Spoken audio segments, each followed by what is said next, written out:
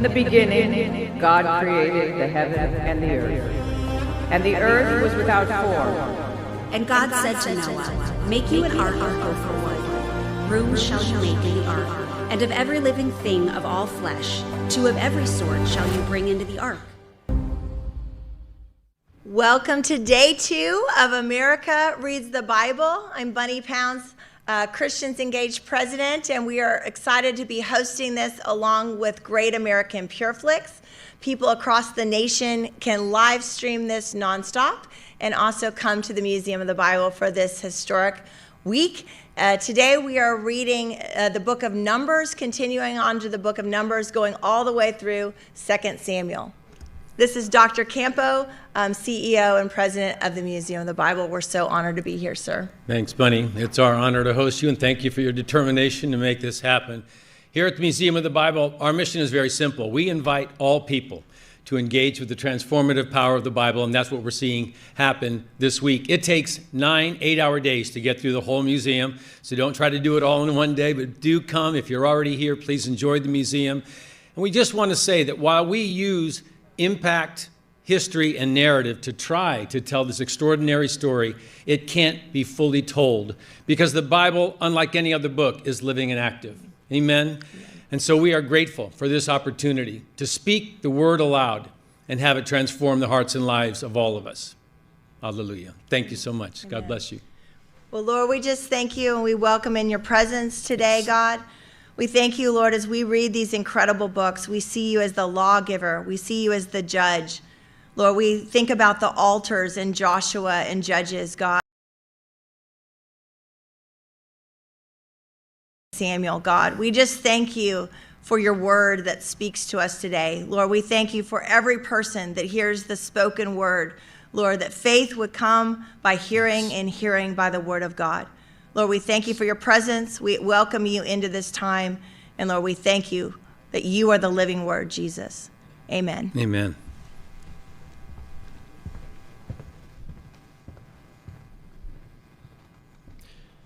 And the Lord spoke to Moses and to Aaron, saying, "This is the ordinance of the law which the Lord has commanded, saying, Speak to the children of Israel, that they bring you a red heifer without spot, wherein is no blemish, and upon which never came yoke. And you shall give her to Eleazar the priest, that he may bring her forth outside the camp, and one shall slay her before his face. And Eleazar the priest shall take of her blood with his finger, and sprinkle of her blood directly before the tabernacle of the congregation 7 times. And one shall burn the heifer in his sight, her skin and her flesh and her blood with her dung shall he burn. And the priest shall take cedar wood and hyssop and scarlet, and cast it into the midst of the burning of the heifer. And the priest shall wash his clothes, and he shall bathe his flesh in water.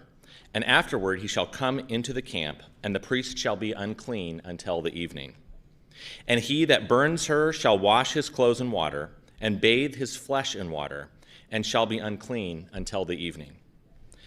And a man that is clean shall gather up the ashes of the heifer, and lay them up outside the camp in a clean place, and it shall be kept for the congregation of the children of Israel for a water of separation. It is a purification for sin. And he that gathers the ashes of the heifer shall wash his clothes, and be unclean until the evening. And it shall be to the children of Israel, and to the stranger that sojourns among them, for a statute forever. He that touches the dead body of any man shall be unclean 7 days. He shall purify himself with it on the 3rd day, and on the 7th day he shall be clean. But if he purify not himself the 3rd day, then the 7th day he shall not be clean. Whosoever touches the dead body of any man that is dead, and purifies not himself, defiles the tabernacle of the Lord. And that soul shall be cut off from Israel, because the water of separation was not sprinkled upon him. He shall be unclean. His uncleanness is yet upon him. This is the law. When a man dies in a tent, all that come into the tent and all that is in the tent shall be unclean 7 days. And every open vessel which has no covering bound upon it, it is unclean. And whosoever touches one that is slain with the sword in the open fields, or a dead body, or a bone of a man, or a grave, shall be unclean 7 days. And for an unclean person they shall take of the ashes of the burned heifer of the purification for sin, and running water shall be put thereto in a vessel.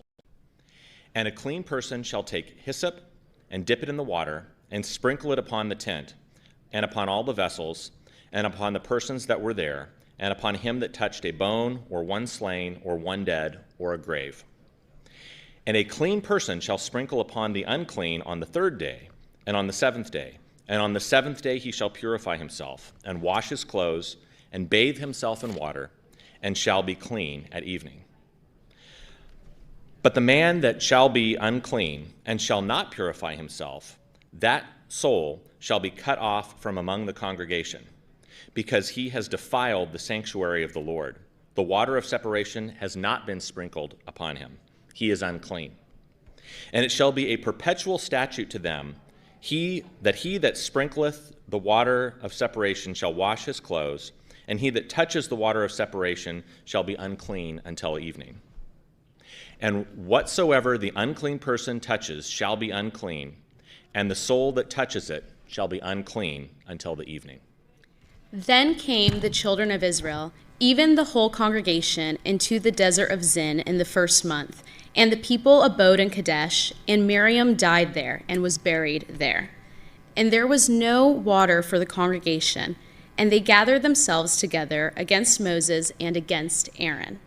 And the people chode with Moses and spoke, saying, Would God that we had died when our brethren died before the Lord. And why have you brought up the congregation of the Lord into this wilderness, that we and our cattle should die there? And wherefore have you made us to come up out of Egypt to bring us into this evil place? It is no place of seed or of figs or of vines or of pomegranates, neither is there any water to drink. And Moses and Aaron went from the presence of the assembly to the door of the tabernacle of the congregation, and they fell upon their faces. And the glory of the Lord appeared to them. And the Lord spoke to Moses, saying, Take the rod and gather you the assembly together, you and Aaron your brother, and speak you to the rock before their eyes, and it shall give forth its water, and you shall bring forth to them water out of the rock. So you shall give the congregation and their beasts drink. And Moses took the rod from before the Lord as he commanded him. And Moses and Aaron gathered the congregation together before the rock, and he said to them, Hear now, you rebels, must we bring you water out of this rock? And Moses lifted up his hand, and with his rod he smote the rock twice, and the water came out abundantly, and the congregation drank, and their beasts also. And the Lord spoke to Moses and Aaron, Because you believed me not to sanctify me in the eyes of the children of Israel, therefore you shall not bring this congregation into the land which I've given them. This is the water of Meribah, because the children of Israel strove with the Lord, and he was sanctified in them. And Moses sent messengers from Kadesh to the king of Edom. Thus says your brother Israel, You know all the travail that has befallen us, how our fathers went down into Egypt, and we have dwelt in Egypt a long time, and the Egyptians vexed us and our fathers. And when we cried to the Lord, he heard our voice and sent an angel, and he has brought us forth out of Egypt. And behold, we are in Kadesh, a city in the uttermost of your border. Let us pass, I pray you, through your country. We will not pass through the fields or through the vineyards, neither will we drink of the water of the wells. We will go by the king's highway. We will not turn to the right hand nor to the left, until we have passed your borders. And Edom said to him, You shall not pass by me, lest I come out against you with the sword. And the children of Israel said to him, We will go by the highway, and if I and my cattle drink of your water, then I will pay for it. I will only, without doing anything else, go through on my feet. And he said, You shall not go through. And Edom came out against him with many people and with a strong hand. Thus Edom refused to give Israel passage through his border, wherefore Israel turned away from him. And the children of Israel, even the whole congregation, journeyed from Kadesh and came to Mount Or. And the Lord spoke to Moses and Aaron in Mount Or, by the coast of the land of Edom, saying, Aaron shall be gathered to his people, for he shall not enter into the land which I have given to the children of Israel, because you rebelled against my word at the water of Meribah.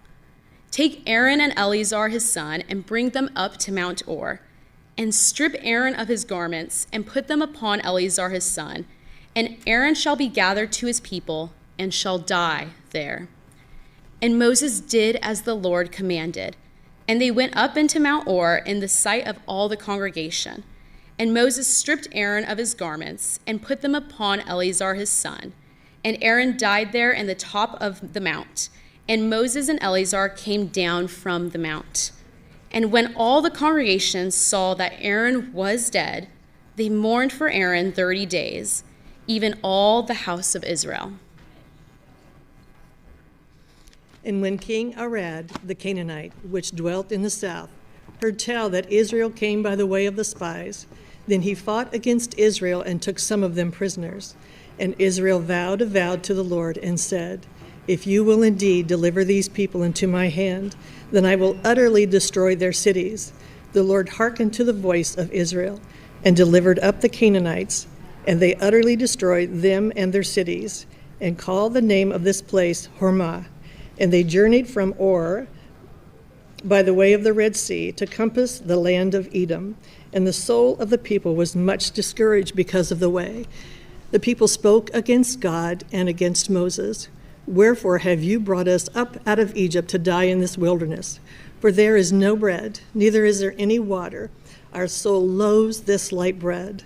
And the Lord sent fiery serpents among the people, and they bit the people. Many of the people of Israel died. Therefore the people came to Moses and said, We have sinned, for we have spoken against the Lord and against you. Pray to the Lord that he take away the serpents from among us. And Moses prayed for the people. And the Lord said to Moses, Make you a fiery serpent and set it on a pole. And it shall come to pass that every one that is bitten, when he looks upon it, shall live.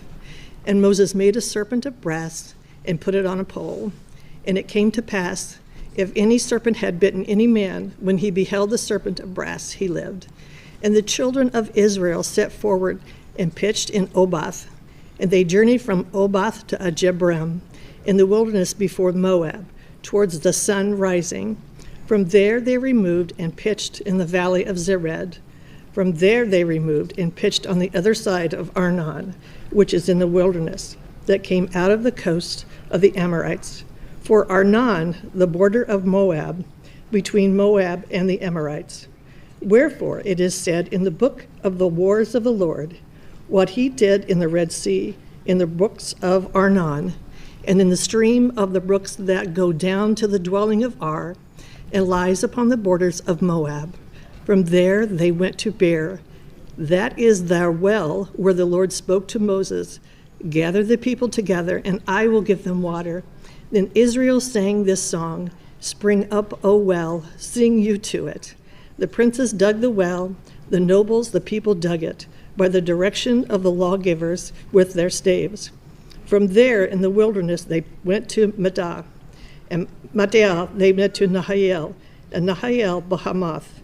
From Bahamath they in the valley, it is a country of Moab, at the top of Zepeg, which looks towards Jehoram.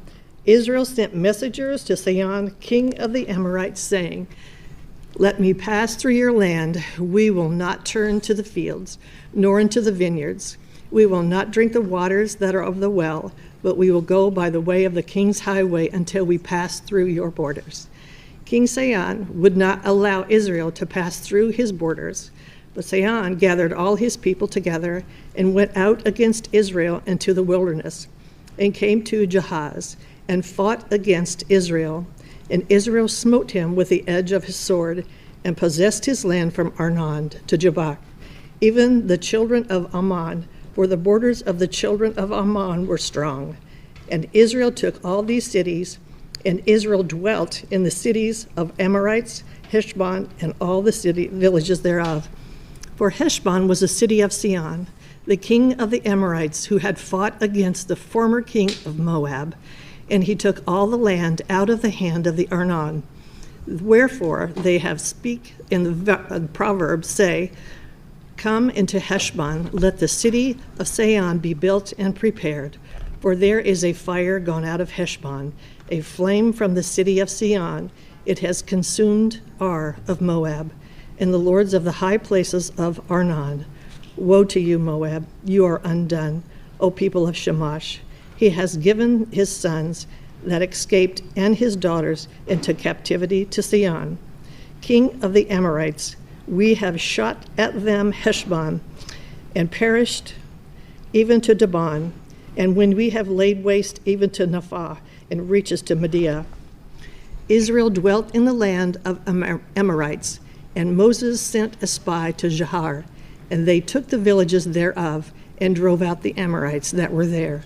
And they turned and went by the way of Bashan, and Og, the king of Bashan, went against them, he and all his people, to the battle of Edrei.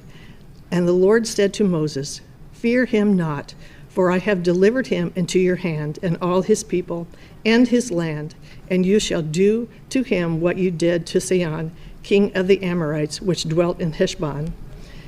They smote him with the edge of his sword, until there was none left of him alive, and they possessed his land. And the children of Israel set forward and pitched in the plains of Moab on this side Jordan by Jericho. And Balak the son of Zippor saw all that Israel had done to the Amorites. And Moab was sore afraid of the people because they were many, and Moab was distressed because of the children of Israel. And Moab said to the elders of Midian, Now shall they company lick up all that are around about us, as the ox licks up the grass of the field. And Balak the son of Zippor was king of the Moabites at that time. He sent messengers, therefore, to Balaam, the son of Peor, to Peor, which is by the river of the land of the children of his people, to call him, saying, Behold, there is a people come out from Egypt. Behold, they cover the face of the earth, and they abide opposite me. Come now, therefore, I pray you, curse me this people, for they are too mighty for me. Perhaps I shall prevail, that we may smite them, and that I may drive them out of the land. For I know that he whom you bless is blessed, and he whom you curse is cursed. And the elders of Moab and the elders of Midian departed with the rewards of divination in their hand. And they came to Balaam and spoke to him the words of Balak. And he said to them, Lodge here this night, and I will bring you word again, as the Lord shall speak to me. And the princes of Moab abode with Balaam. And God came to Balaam and said, What men are these with you? And Balaam said to God, Balak, the son of Zippor, king of Moab, has sent to me, saying, Behold, there is a people come out of Egypt, which covers the face of the earth. Come now, curse me them. Perhaps I shall be able to overcome them and drive them out. And God said to Balaam, You shall not go with them. You shall not curse the people, for they are blessed. And Balaam rose up in the morning and said to the princes of Balak, Get you into your land, for the Lord refuses to give me leave to go with you. And the princes of Moab rose up, and they went to Balak and said, Balaam refuses to come with us. And Balak said, Yet princes more and more honorable than they. And they came to Balaam and said to him, Thus says Balak, that son of Zippor, let nothing, I pray you, hinder you from coming to me. For I will promote you to very great honor, and I will do whatsoever you say to me. Come, therefore, I pray you, curse me this people. And Balaam answered and said to the servant of Balak, if Balak would give me his house full of silver and gold, I cannot go beyond the word of the Lord my God, to do less or more. Now therefore I pray you, tarry you also here this night, that I may know what the Lord will say to me more. And God came to Balaam at night and said to him, if the men come to call you, rise up and go with them. But yet the word which I shall say to you, that you shall do. And Balaam rose up in the morning and saddled his ass and went with the princes of Moab. And God's anger was kindled because he went. And the angel of the Lord stood in the way for an adversary against him. Now he was riding upon his ass, and his 2 servants were with him. And the ass saw the angel of the Lord standing in the way, and his sword drawn in his hand.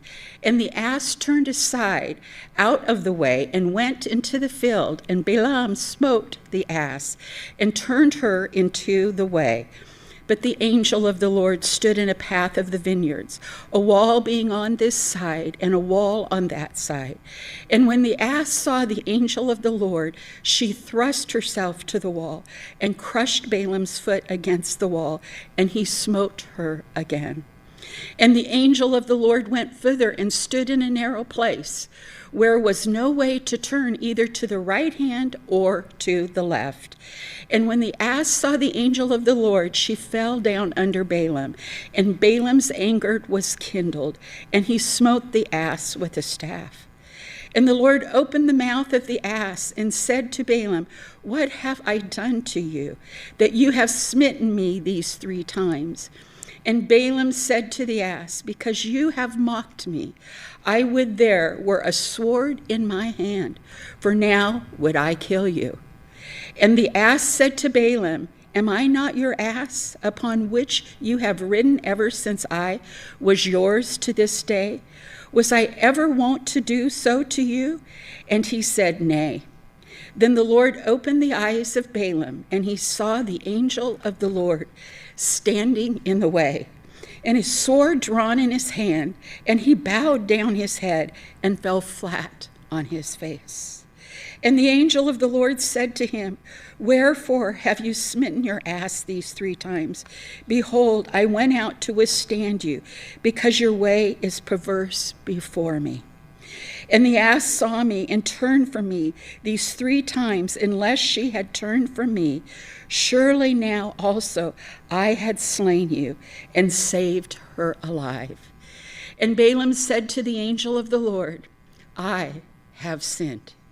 For I knew not that you stood in the way against me. Now therefore, if it displeased you, I will get me back again. And the angel of the Lord said to Balaam, go with the men, but only the word that I shall speak to you, that you shall speak. So Balaam went with the princes of Balak. And when Balak heard that Balaam was come, he went out to meet him to the city of Moab, which is in the border of Arnon, which is in the utmost coast. And Balak said to Balaam, did I not earnestly send to you, call you? Wherefore come you not to me? Am I not able indeed to promote you to honor? And Balaam said to Balak, lo, I come to you. Have I now any power at all to say anything? The word that God puts in my mouth, that shall I speak. And Balaam went with Balak, and they came to Kiriahusoth. And Balak offered oxen and sheep, and sent to Balaam and to the princes that were there with him. And it came to pass on the morrow that Balak took Balaam and brought him up into the high places of Baal, that from there he might see the utmost part of the people. And Balaam said to Balak, build me here 7 altars, and prepare me here 7 oxen and 7 rams. And Balak did as Balaam had spoken, and Balak and Balaam offered on every altar a bullock and a ram. And Balaam said to Balak, "Stand by your burnt offering, and I will go. Perhaps the Lord will come to meet me, and whatsoever he shows me, I will tell you." And he went to a high place. And God met Balaam, and he said to him, "I have prepared 7 altars, and I have offered upon every altar a bullock and a ram." And the Lord put a word in Balaam's mouth and said, "Return to Balak, and thus shall you speak." And he returned to him, and lo, he stood by his burnt sacrifice, he and all the princes of Moab. And he took up his parable and said, "Balak, the king of Moab, has brought me from Aram, out of the mountains of the east, saying, 'Come, curse me, Jacob, and come, defy Israel.' How shall I curse whom God has not cursed? Or how shall I defy whom the Lord has not defied?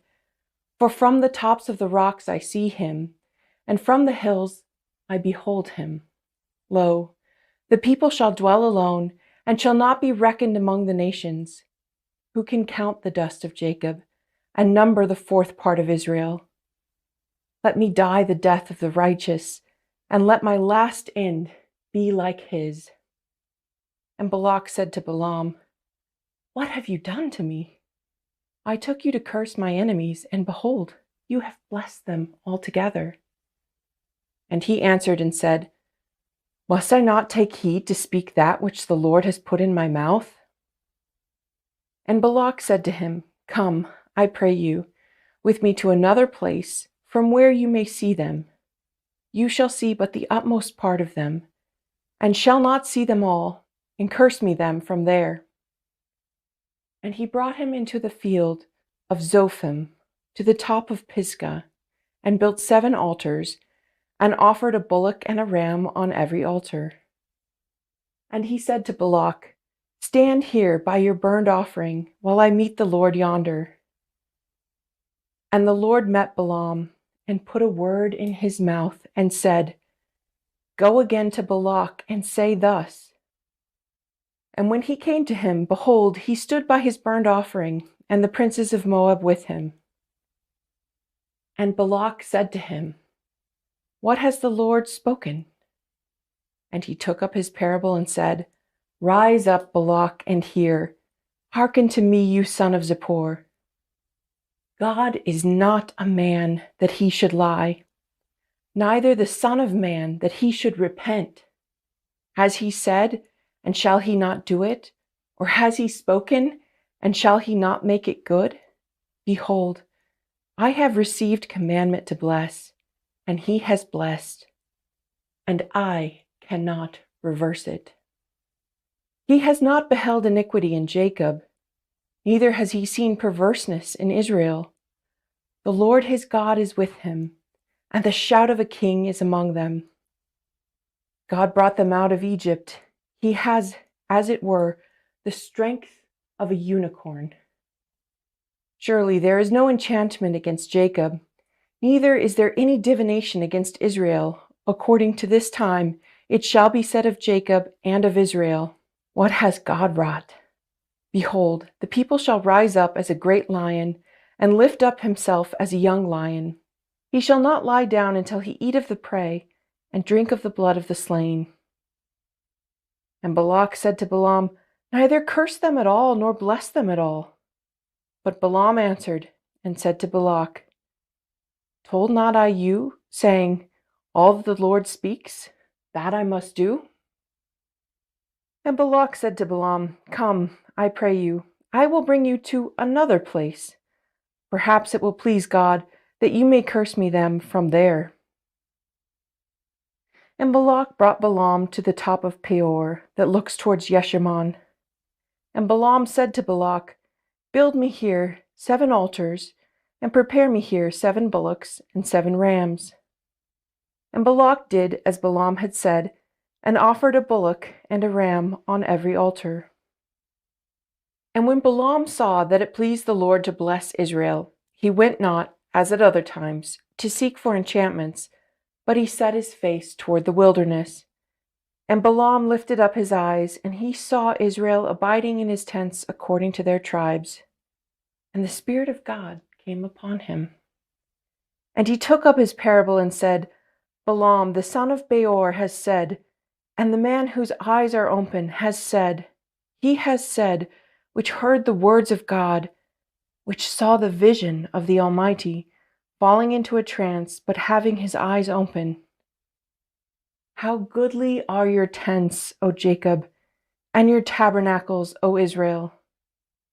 As the valleys are spread forth, as gardens by the river's side, as the trees of ligonallows which the Lord has planted, and as cedar trees besides the waters.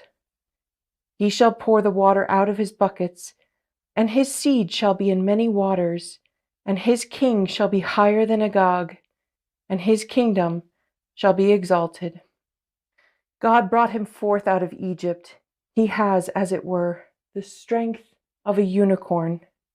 He shall eat up the nations, his enemies, and he shall break their bones and pierce them through with his arrows. He couched, he lay down as a lion, and as a great lion, who shall stir him up? Blessed is he that blesses you, and cursed is he that curses you. And Balak's anger was kindled against Balaam, and he smote his hands together. And Balak said to Balaam, I called you to curse my enemies, and behold, you have altogether blessed them these 3 times. Therefore, now flee you to your place. I thought to promote you to great honor, but lo, the Lord has kept you from honor. And Balaam said to Balak, Spoke I not also to your messengers, which you sent me, saying, If Balak would give me his house full of silver and gold, I cannot go beyond the commandment of the Lord, to do either good or bad of my own mind. But what the Lord says, that will I speak. And now, behold, I go to my people. Come, therefore, and I will advertise you what this people shall do to your people in the latter days. And he took up his parable and said, Balaam the son of Peor has said, and the man whose eyes are open has said, he has said, which heard the words of God, and knew the knowledge of the Most High, which saw the vision of the Almighty, falling into a trance, but having his eyes open. I shall see him, but not now. I shall behold him, but not near. There shall come a star out of Jacob, and a scepter shall rise out of Israel, and shall smite the corners of Moab, and destroy all the children of Sheth. And Edom shall be a possession, Seir also shall be a possession for his enemies, and Israel shall do valiantly. Out of Jacob shall come he that shall have dominion, and shall destroy him that remains of the city. And when he looked on Abimelech, he took up his parable and said, Abimelech was the first of the nations, but his latter end shall be that he perish forever. And he looked on the Kenites and took up his parable and said, Strong is your dwelling place, and you put your nest in a rock. Nevertheless, the Kenite shall be wasted, until Asshur shall carry you away captive. And he took up his parable and said, Alas, who shall live when God does this? And ships shall come from the coast of Chittim, and shall afflict Asshur, and shall afflict Eber, and he shall also perish forever. And Balaam rose and went up and returned to his place, and Balak also went his way. And Israel abode in Shechem, and the people began to commit whoredom with the daughters of Moab. And they called the people to the sacrifices of their gods, and the people did eat, and bowed down to their gods. And Israel joined himself to Baal Peor, and the anger of the Lord was kindled against Israel. And the Lord said to Moses, Take all the heads of the people, and hang them up before the Lord against the sun, that the fierce anger of the Lord may be turned away from Israel. And Moses said to the judges of Israel, Slay you every one of his men that were joined to Baal Peor. And behold, one of the children of Israel came and brought to his brethren a Midianitish woman in the sight of Moses, and in the sight of all the congregation of the children of Israel, who were weeping before the door of the tabernacle of the congregation.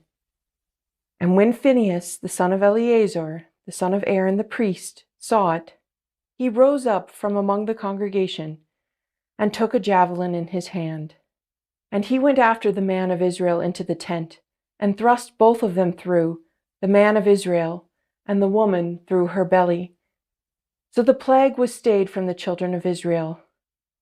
And those that died in the plague were 24,000. And the Lord spoke to Moses, saying, Phinehas, the son of Eleazar, the son of Aaron the priest, has turned my wrath away from the children of Israel, while he was zealous for my sake among them, that I consumed not the children of Israel in my jealousy.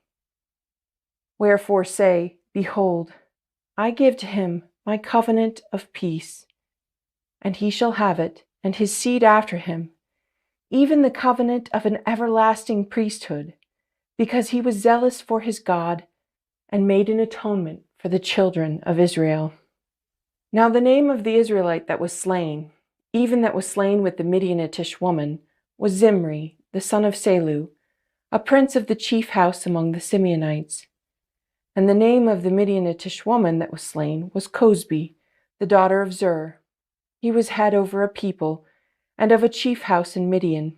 And the Lord spoke to Moses, saying, Vex the Midianites and smite them, for they vex you with their wiles, wherewith they have beguiled you in the matter of Peor, and in the matter of Cosbi, the daughter of a prince of Midian, their sister, which was slain in the day of the plague for Peor's sake.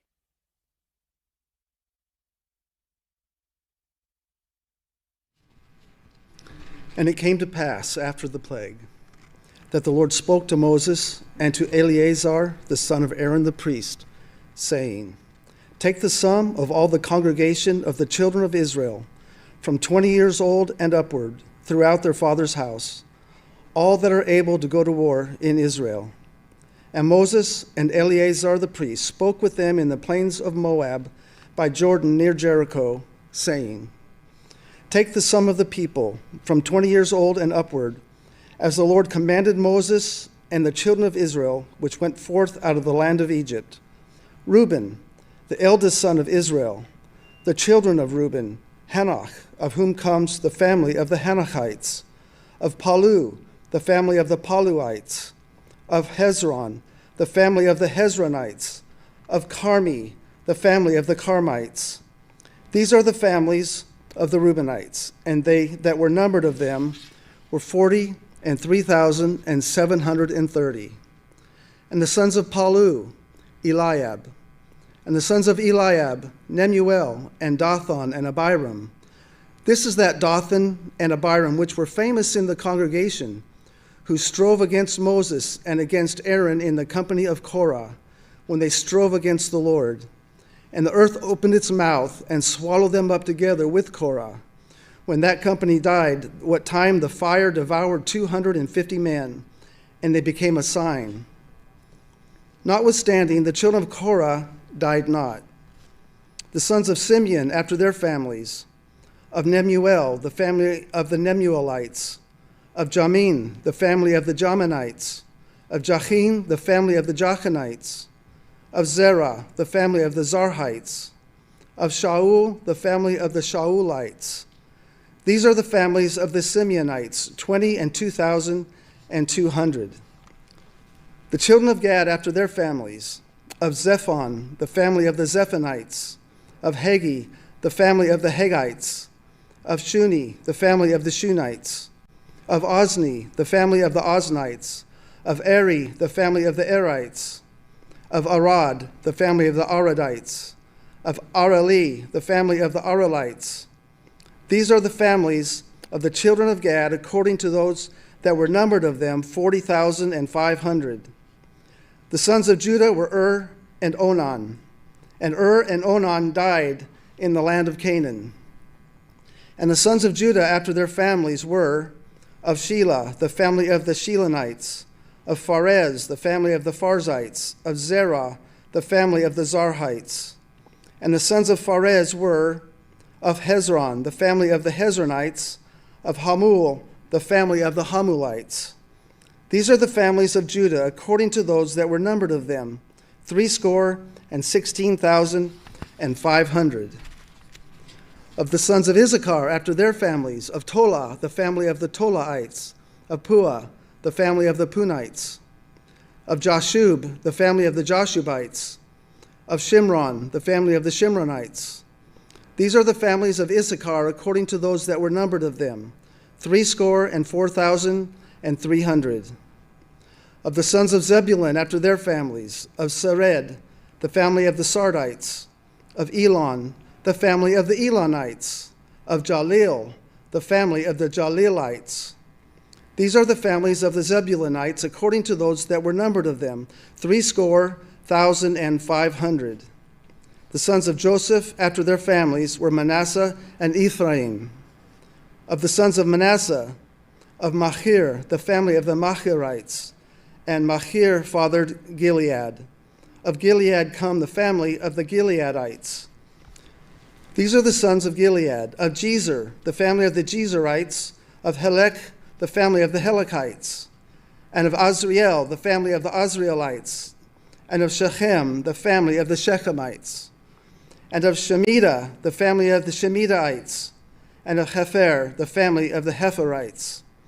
And Zelophehad, the son of Hefer, had no sons, but daughters.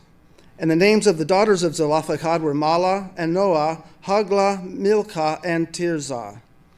These are the families of Manasseh, and those that were numbered of them, 52,700. These are the sons of Ephraim after their families, of Shuthelah, the family of the Shuthalites, of Becher, the family of the Bachrites, of Tehan, the family of the Tehanites. And these are the sons of Shuthelah, of Iran, the family of the Iranites. And these are the families of the sons of Ephraim, according to those that were numbered of them, 30,205. These are the sons of Joseph after their families. The sons of Benjamin after their families, of Bela, the family of the Belaites, of Ashbel, the family of the Ashbelites, of Ahiram, the family of the Ahiramites, of Shupham, the family of the Shuphamites, of Hupham, the family of the Huphamites. And the sons of Bela were Ard and Naaman. Of Ard, the family of the Ardites, and of Naaman, the family of the Naamites. These are the sons of Benjamin after their families, and they that were numbered of them were 40,500. These are the sons of Dan after their families, of Shuham, the family of the Shuhamites. These are the families of Dan after their families. All the families of the Shuhamites, according to those that were numbered of them, were 64,400. Of the children of Asher after their families, of Jimnah, the family of the Jimnites, of Jesui, the family of the Jesuites, of Beriah, the family of the Berites. Of the sons of Beriah, of Heber, the family of the Heberites, of Malchiel, the family of the Malchielites, and the name of the daughter of Asher was Sarah. These are the families of the sons of Asher, according to those that were numbered of them, who were 53,400. Of the sons of Naphtali, after their families, of Jazeel, the family of the Jazeelites, of Guni, the family of the Gunites, of Jezer, the family of the Jezerites, of Shalem, the family of the Shilemites. These are the families of Naphtali according to their families, and they that were numbered of them were 40,500. These were the numbered of the children of Israel, 600,730. And the Lord spoke to Moses, saying, To these the land shall be divided for an inheritance according to the number of names. To many you shall give the more inheritance, and to few you shall give the less inheritance. To everyone shall his inheritance be given according to those that were numbered of him. Notwithstanding, the land shall be divided by lot. According to the names of the tribes of their fathers they shall inherit. According to the lot shall the possession thereof be divided between many and few.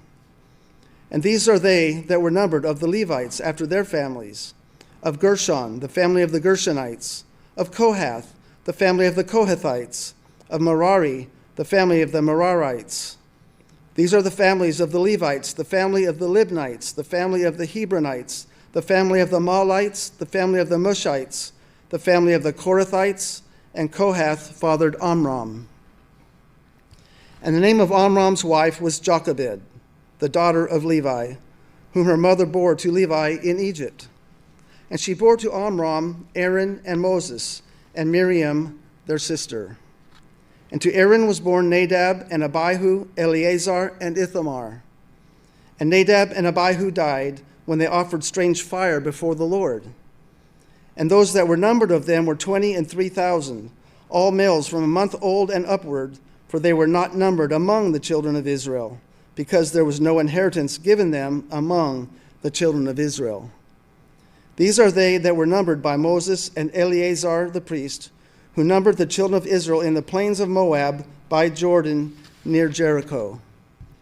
But among these there was not a man of them whom Moses and Aaron the priest numbered, when they numbered the children of Israel in the wilderness of Sinai. For the Lord had said of them, they shall surely die in the wilderness. And there was not left a man of them, save Caleb the son of Jephunneh, and Joshua the son of Nun. Then came the daughters of Zelophehad, the son of Hepher, the son of Gilead, the son of Machir, the son of Manasseh, of the families of Manasseh, the son of Joseph. And these are the names of his daughters, Mahlah, Noah, and Haglah, and Milcah, and Tirzah. And they stood before Moses, and before Eleazar the priest, and before the princes and all the congregation, by the door of the tabernacle of the congregation, saying, Leaders of our father died in the wilderness, and he was not in the company of them that gathered themselves together against the Lord in the company of Korah, but died in his own sin, and had no sons. Why should the name of our father be done away from among his family? Because he has no son. Give to us, therefore, a possession among the brethren of our father. And Moses brought their cause before the Lord. And the Lord spoke to Moses, saying, The daughters of Zelophehad speak right. You shall surely give them a possession of an inheritance among their father's brethren, and you shall cause the inheritance of their father to pass to them. And you shall speak to the children of Israel, saying, If a man die and have no son, then you shall cause his inheritance to pass to his daughter. And if he have no daughter, then you shall give his inheritance to his brethren. And if he have no brethren, then you shall give his inheritance to his father's brethren. And if his father have no brethren, then you shall give his inheritance to his kinsman that is next to him of his family, and he shall possess it. And it shall be to the children of Israel a statute of judgment, as the Lord commanded Moses.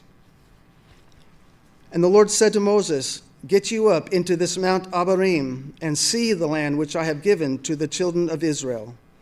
And when you have seen it, you also shall be gathered to your people, as Aaron your brother was gathered. For you rebelled against my commandment in the desert of Zin, in the strife of the congregation, to sanctify me at the water before their eyes, that is, the water of Meribah in Kadesh, in the wilderness of Zin. And Moses spoke to the Lord, saying, Let the Lord, the God of the spirits of all flesh, set a man over the congregation, which may go out before them, and which may go in before them, and which may lead them out, and which may bring them in, that the congregation of the Lord be not as sheep which have no shepherd. And the Lord said to Moses, Take you Joshua, the son of Nun, a man in whom is the Spirit, and lay your hand upon him, and set him before Eleazar the priest, and before all the congregation, and give him a charge in their sight. And you shall put some of your honor upon him, that all the congregation of the children of Israel may be obedient. And he shall stand before Eleazar the priest, who shall ask counsel for him after the judgment of Urim before the Lord. At his word shall they go out, and at his word they shall come in, both he and all the children of Israel with him, even all the congregation. And Moses did as the Lord commanded him, and he took Joshua and set him before Eleazar the priest and before all the congregation. And he laid his hands upon him and gave him a charge, as the Lord commanded by the hand of Moses. And the Lord spoke to Moses, saying, Command the children of Israel and say to them, My offering and my bread for my sacrifices made by fire, for a sweet savor to me, shall you observe to offer to me in their due season. And you shall say to them, This is the offering made by fire, which you shall offer to the Lord. 2 lambs of the first year without spot day by day, for a continual burnt offering. The 1 lamb shall you offer in the morning, and the other lamb shall you offer at evening. And a 10th part of an ephah of flour for a meat offering, mingled with the 4th part of a hin of beaten oil. It is a continual burnt offering, which was ordained in Mount Sinai for a sweet savor, a sacrifice made by fire to the Lord. And the drink offering thereof shall be the 4th part of a hin. For the 1 lamb in the holy place shall you cause the strong wine to be poured to the Lord for a drink offering. And the other lamb shall you offer at evening as the meat offering of the morning, and as the drink offering thereof. You shall offer it a sacrifice made by fire, of a sweet savor to the Lord. And on the Sabbath day, 2 lambs of the first year without spot, 2/10 deals of flour for a meat offering, mingled with oil, and the drink offering thereof. This is the burnt offering of every Sabbath, beside the continual burnt offering and its drink offering.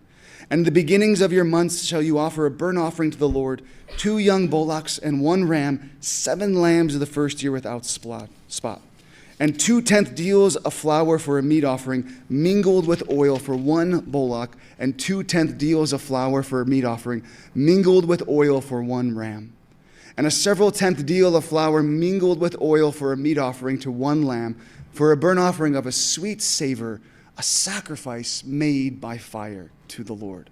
And their drink offering shall be a half a hin of wine to a bullock, and the 3rd part of a hin to a ram, and the 4th part of a hin to a lamb. This is the burnt offering of every month throughout the months of the year. And the 1 kid of the goats for a sin offering to the Lord shall be offered, beside the continual burnt offering and his drink offering. And the 14th day of the first month is the Passover to the Lord. And the 15th day of this month is the feast. 7 days shall unleavened bread be eaten. And the first day shall be a holy convocation. You shall do no manner of servile work therein, but you shall offer a sacrifice made by fire for a burnt offering to the Lord. 2 young bullocks and 1 ram and 7 lambs of the first year, they shall be to you without blemish. And their meat offering shall be of flour mingled with oil.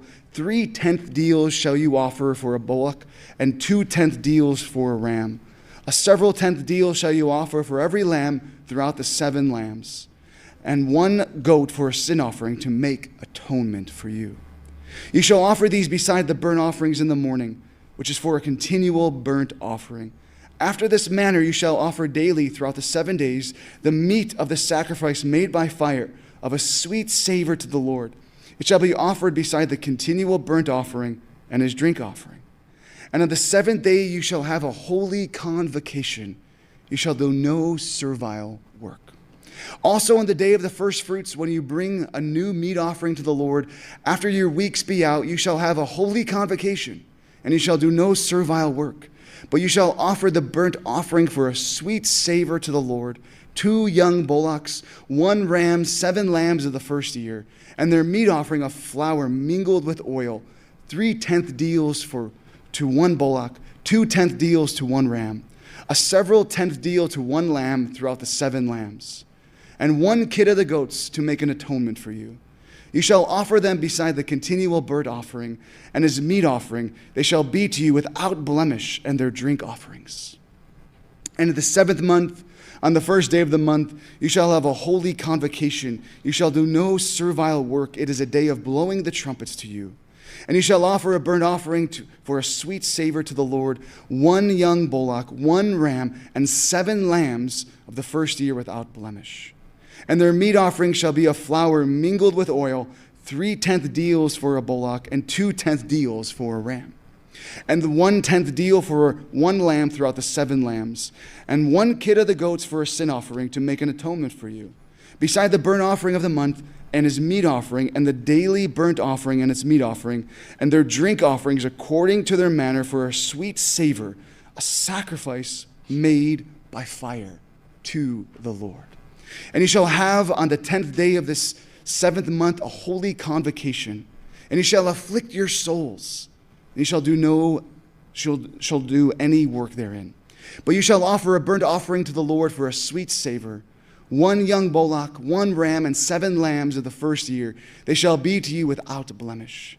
And their meat offering shall be of flour mingled with oil, 3/10 deals to a bullock, and 2/10 deals to 1 ram.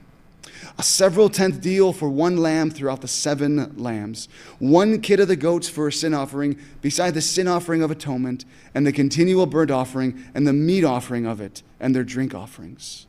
And on the 15th day of the 7th month, you shall have a holy convocation. You shall do no servile work, and you shall keep a feast to the Lord 7 days.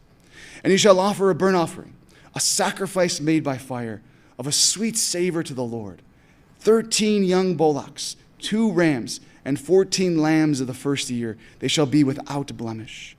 And their meat offering shall be of flour mingled with oil, 3/10 deals to every bullock of the 13 bullocks, 2/10 deals to each ram of the 2 rams, and a several tenth deal to each lamb of the 14 lambs. And 1 kid of the goats for a sin offering, beside the continual burnt offering, its meat offering and its drink offering. And on the 2nd day, you shall offer 12 young bullocks, 2 rams, 14 lambs of the first year without spot. And their meat offering and their drink offerings for the bullocks, for the rams and for the lambs shall be according to their number, after the manner. And 1 kid of the goats for a sin offering, beside the continual burnt offering and the meat offering thereof and their drink offerings. And on the 3rd day, 11 bullocks, 2 rams, 14 lambs of the first year without blemish, and their meat offering and their drink offerings for the bullocks, for the rams and for the lambs, shall be according to their number, after the manner. And 1 goat for a sin offering, beside the continual burnt offering, and its meat offering and its drink offering. And on the 4th day, 10 bullocks, 2 rams, and 14 lambs of the first year without blemish, and their meat offerings and their drink offerings for the bullocks, for the rams, for the lambs, shall be according to the number, after the manner. And 1 kid of the goats for a sin offering, beside the continual burnt offering, its meat offering and its drink offering. And on the 5th day, 9 bullocks, 2 rams, and 14 lambs of the first year without spot. And their meat offering and their drink offerings for the bullocks, for the rams, and for the lambs shall be according to their number, after the manner. And 1 goat for a sin offering, beside the continual burnt offering, and its meat offering and its drink offering. And on the 6th day, 8 bullocks, 2 rams, and 14 lambs of the first year without blemish. And their meat offering and their drink offerings for the bullocks, for the rams, and for the lambs shall be according to their number, after the manner. And 1 goat for a sin offering, beside the continual burnt offering, and its meat offering and its drink offering. And on the 7th day, 7 bullocks, 2 rams, and 14 lambs of the first year without blemish. And their meat offering and their drink offerings for the bullocks, for the rams, and for the lambs shall be according to their number, after the manner. And 1 goat for a sin offering, beside the continual burnt offering, its meat offering and its drink offering. And on the 8th day you shall have a solemn assembly. You shall do no servile work therein, but you shall offer a burnt offering, a sacrifice made by fire, of a sweet savor to the Lord, 1 bullock, 1 ram, 7 lambs of the first year without blemish. Their meat offerings and their drink offerings for the bullock, for the ram, and for the lamb shall be according to their number, after the manner. And 1 goat for a sin offering, beside the continual burnt offering, and its meat offerings and its drink offering. These things you shall do to the Lord in your set feast, beside your vows and your free will offerings, for your burnt offerings, and for your meat offerings, and for your drink offerings, and for your peace offerings. And Moses told the children of Israel according to all that the Lord commanded Moses. And Moses spoke to the heads of the tribes concerning the children of Israel, saying, "This is the thing which the Lord has commanded. If a man vow a vow to the Lord, or swear an oath to bind his soul with a bond, he shall not break his word. He shall do according to all that proceeds out of his mouth. If a woman also vow a vow to the Lord, and bind herself with a bond, being in her father's house in her youth, and her father hear her vow, and her bond wherewith she has bound her soul, and her father shall hold his peace at her, then all her vows shall stand, and every bond wherewith she has bound her soul shall stand. But if her father disallow her in the day that he hears, not any of her vows, or of her bonds wherewith she has bound her soul, shall stand. And the Lord shall forgive her, because her father disallowed her. And if she had at all a husband when she vowed, or uttered anything out of her lips wherewith she bound her soul, and her husband heard it, and held his peace at her in the day that he heard it, then her vows shall stand, and her bonds wherewith she bound her soul shall stand. But if her husband disallowed her on the day that he heard it, then he shall make her vow which she vowed, and that which she uttered with her lips, wherewith she bound her soul, of no effect, and the Lord shall forgive her. But every vow of a widow, and of her that is divorced, wherewith they have bound their souls, shall stand against her. And if she vowed in her husband's house, or bound her soul by a bond with an oath, and her husband heard it, and held his peace at her, and disallowed her not, then all her vows shall stand, and every bond wherewith she bound her soul shall stand. But if her husband has utterly made them void on the day he heard them, then whatsoever proceeded out of her lips concerning her vows, or concerning the bond of her soul, shall not stand. Her husband has made them void, and the Lord shall forgive her. Every vow and every binding oath to afflict the soul, her husband may establish it, or her husband may make it void. But if her husband altogether hold his peace at her from day to day, then he establishes all her vows, or all her bonds, which are upon her. He confirms them, because he held his peace at her in the day that he heard them. But if he shall any ways make them void after that he has heard them, then he shall bear her iniquity. These are the statutes which the Lord commanded Moses, between a man and his wife, between the father and his daughter, being yet in her youth and in her father's house.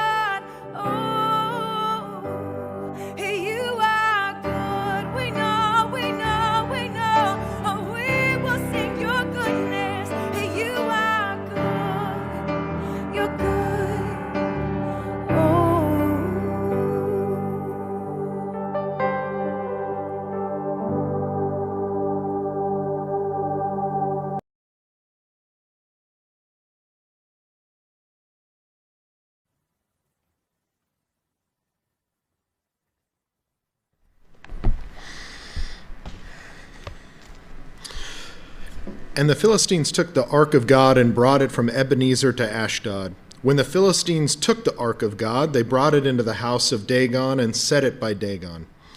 And when they of Ashdod arose early on the morrow, behold, Dagon was fallen upon his face to the earth before the ark of the Lord. And then they took Dagon and set him in his place again. And when they arose early on the morrow morning, behold, Dagon was fallen upon his face to the ground before the ark of the Lord, and the head of Dagon and both the palms of his hands were cut off upon the threshold. Only the stump of Dagon was left to him. Therefore neither the priests of Dagon nor any that come into Dagon's house tread on the threshold of Dagon in Ashdod to this day. But the hand of the Lord was heavy upon them of Ashdod, and he destroyed them and smote them with emerods, even Ashdod and the coasts thereof. And when the men of Ashdod saw it, was so, they said, the ark of the God of Israel shall not abide with us, for his hand is sore upon us and upon Dagon our God. They then sent, therefore, and gathered all the lords of the Philistines to them, and said, what shall we do with the ark of God of Israel? And they answered, let the ark of the God of Israel be carried out about to Gath. And they carried the ark of the God of Israel about there. And it was so that after they had carried it about, the hand of the Lord was against the city with a very great destruction, and he smote the men of the city, both small and great. And they had emerods in their secret parts.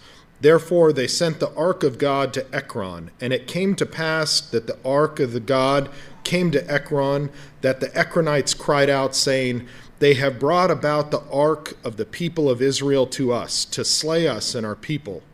So they sent and gathered together all the lords of the Philistines and said, send away the ark of God of Israel, and let it go again to its own place, that it slay us not and our people. For there was a deadly destruction throughout all the city, and the hand of God was very heavy there.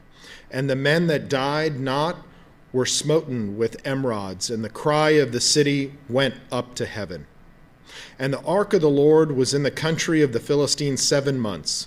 And the Philistines called for the priests and the diviners, saying, what shall we do to the ark of the Lord? Tell us wherewith we shall send it to its place. And they said, if you send away the ark of the God of Israel, send it not empty, but in any wise return him a trespass offering. Then you shall be healed, and it shall be known to you why his hand is not removed from you. Then they said, what shall be the trespass offering which shall be returned to him? They answered, 5 golden emerods and 5 golden mice, according to the number of the lords of the Philistines, for one plague was you all on the hands of your lords. Wherefore you shall make the image of your emerods and images of your mice that mar the land, and you shall give glory to the God of Israel. Perhaps he will lighten his hand from off you, and from off your gods, and from off your land. Wherefore then do you have hardened your hearts, as the Egyptians and Pharaoh hardened their hearts, when he had wrought wonderfully among them? Did they not let the people go, and they departed? Now therefore make a new cart, and take 2 milk cows, on which there has come no yoke, and tie the cows to the cart, and bring their calves home from them. And take the ark of the Lord and lay it upon the cart, and put the jewels of gold which you return for your trespass offering in the coffer by the side thereof, and send it away that it may go. And see if it goes up by the way of its own coast to Bethshemesh. Then he has done us this great evil. But if not, then we shall know that it is not his hand that smote us, it was chance that happened to us. And the men did so, and took 2 milk cows, and tied them to a cart, and shut up their calves at home. And they laid the ark of the Lord upon the cart and the coffer, with the mice of gold and the images of their emerods. And the cows took the straight way to the way of Bethshemesh, and went along the highway lowing as they went, and turned not aside to the right hand or to the left. And the lords of the Philistines went after them to the border of Bethshemesh. And they of Bethshemesh were reaping their wheat harvest in the valley, and they lifted up their eyes and saw the ark, rejoiced to see it. And the cart came into the field of Joshua, a Bethshemite, and stood there. And there was a great stone, and they split the wood of the cart and offered the cows as a burnt offering to the Lord. And the Levites took down the ark of the Lord and the coffer that was with it, wherein the jewels of gold were, and put them on the great stone. And the men of Bethshemesh offered burnt offerings and sacrifices the same day to the Lord. And when the 5 lords of the Philistines had seen it, they returned to Ekron the same day. And these are the golden emerods which the Philistines returned for trespass offering to the Lord. For Ashdod 1, for Gaza 1, for Askelon 1, for Gath 1, for Ekron 1. And the golden mice according to the number of all cities of the Philistines belonging to the 5 lords, both of fenced cities and country villages, even to the great stone of Abel, wherein they set down the ark of the Lord, which stone remains to this day in the field of Joshua the Beshemite. And he smote the men of Bethshemesh because they had looked into the ark of the Lord. Even he smote the people of 50,010 men. And the people lamented because the Lord had smitten many of the people with great slaughter. And the men of Bethshemesh said, who is able to stand before the holy Lord God? And to whom shall he go from us? And they sent messengers into Gibeonites of Kirjarim, saying, the Philistines have brought again the ark of the Lord. Come you down and bring it up to you. And the men of Kirjarim came, brought up the ark of the Lord, and brought it into the house of Abinab in the hill, and sanctified Eleazar his son to keep the ark of the Lord. And it came to pass, while the ark abode in Kirjarim, that the time was long, for it was 20 years, and all the house of Israel lamented after the Lord. And Samuel spoke to all the house of Israel, saying, if you do return the Lord with all your hearts, then put away the strange gods and Ashtaroth from among you, and prepare your hearts to the Lord, and serve him only, and he will deliver you out of the hand of the Philistines. The children of Israel did put away Balaam and Asheroth and serve the Lord only. And Samuel said, gather all Israel to Mizpeh, and I will pray for you to the Lord. And they gathered together in Mizpeh and drew water and poured it there before the Lord and fasted on that day and said, there we have sinned against the Lord. And Samuel judged the children of Israel in Mizpeh. And then the Philistines heard that the children of Israel were gathered together in Mizpeh. The lords of the Philistines went up against Israel. And when the children of Israel heard it, they were afraid of the Philistines. And the children of Israel said to Samuel, cease not to cry to the Lord our God for us, that he will save us out of the hand of the Philistines. And Samuel took a sucking lamb, offered it as a burnt offering to the holy Lord. And Samuel cried to the Lord for Israel, and the Lord heard him. And Samuel was offering up the burnt offering. The Philistines drew near, battling against Israel. But the Lord thundered with a great thunder on that day upon the Philistines, and discomfited them, and they were smitten before Israel. And the men of Israel went out to Mizpeh and pursued the Philistines, and smote them until they came under Beth-kar. Then Samuel took a stone and set it between Mizpeh and Shen, and called the name of it Ebenezer, saying, thus far has the Lord helped us. So the Philistines were subdued, and they came no more into the coast of Israel, and the hand of the Lord was against the Philistines all the days of Samuel. And the cities which the Philistines had taken from Israel were restored to Israel, from Ekron even to Gath, and the coast thereof did Israel deliver out the hands of the Philistines, and there was peace between Israel and the Amorites. And Samuel judged Israel all the days of his life, and he went from year to year in circuit to Bethel and Gilgal and Mizpeh, and judged Israel in all those places. And his return was to Ramah, for there was his house, and he judged Israel, and there he built an altar to the Lord.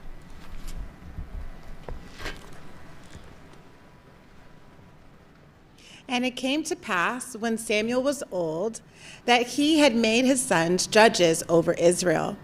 Now the name of his firstborn was Joel, and the second Abiah, and they were judges in Beersheba. And his sons walked not in his ways, but turned aside after lucre, and took bribes, and perverted judgment. Then all the elders of Israel gathered themselves together, and came to Samuel at Ramah, and said to him, behold, you are old, and your sons walk not in your ways. Now make us a king to judge us like all the nations. But the thing displeased Samuel, when they said, give us a king to judge us. And Samuel prayed to the Lord. And the Lord said to Samuel, hearken to the voice of the people in all that they say to you. For they have not rejected you, they have rejected me, that I should not reign over them. According to all the works which they have done, since the day I brought them out of Egypt, even to this day, wherewith they have forsaken me and served other gods, so do they also to you. Now therefore hearken to their voice, however yet protest solemnly to them, and show them the manner of the king that shall reign over them. And Samuel told all the words of the Lord to the people that asked him a king. And he said, this will be the manner of the king that shall reign over you. He will take your sons and appoint them for himself, for chariots and to be his horsemen, and some shall run before his chariots. And he will appoint him captains over thousands and captains over 50s, and will set them to ear his ground, and to reap his harvest, and to make his instruments of war and instruments of his chariots. And he will take your daughters to be confectionaries, and to be cooks, and to be bakers. And he will take your fields and your vineyards and your olive yards, even the best of them, and give them to his servants. And he will take the tenth of your seed and all your vineyards, and give to his officers and to his servants. And he will take your manservants and your maidservants and your goodliest young man and your asses, and put them to work. He will take the tenth of your sheep, and you shall be his servants. And you shall cry out in that day because of your king, which you shall have chosen, and the Lord will not hear you in that day. Nevertheless, the people refused to obey the voice of Samuel, and they said, nay, but we will have a king over us, that we also may be like the nations, and that our king may judge us and go out before us and fight our battles. And Samuel heard all the words of the people, and he rehearsed them in the ears of the Lord. And the Lord said to Samuel, hearken to their voice, and make them a king. And Samuel said to the men over Israel, go you, every man to his city. Now there was a man of Benjamin whose name was Kish, the son of Abiel, the son of Zeror, the son of Bechereth, the son of Ahiah, a Benjamite, a mighty man of power. And he had a son whose name was Saul, a choice young man, a goodly. And there was not among the children of Israel a goodlier person than he, for his shoulders and upward he was higher than any of the people, handsome, more handsome. And the asses of Kish, Saul's father, were lost. And Kish said to his son, take now one of the servants with you, and rise and go seek the asses. And he passed through the Mount Ephraim, and passed through the land of Shalisha, but found them not. Then they passed through the land of Shalim, and there they were not. And he passed through the land of the Benjamites, but they found them not. And when they were come to the land of Zuph, Saul said to his servant that was with him, come and let us return, lest my father leave caring for the asses and take thought for us. And he said to him, behold now, there is in this city a man of God, and he is an honorable man. All that he says surely comes to pass. Now let us go there. Perhaps he can show us our way that we should go. Then Saul said to his servant, behold, if we go, what shall we bring the man? For the bread is spent in our vessels, and there is not a present to bring to the man of God. What have we? And the servant answered Saul again and said, behold, I have here a hand, the fourth of a shekel of silver, that I will give to the man of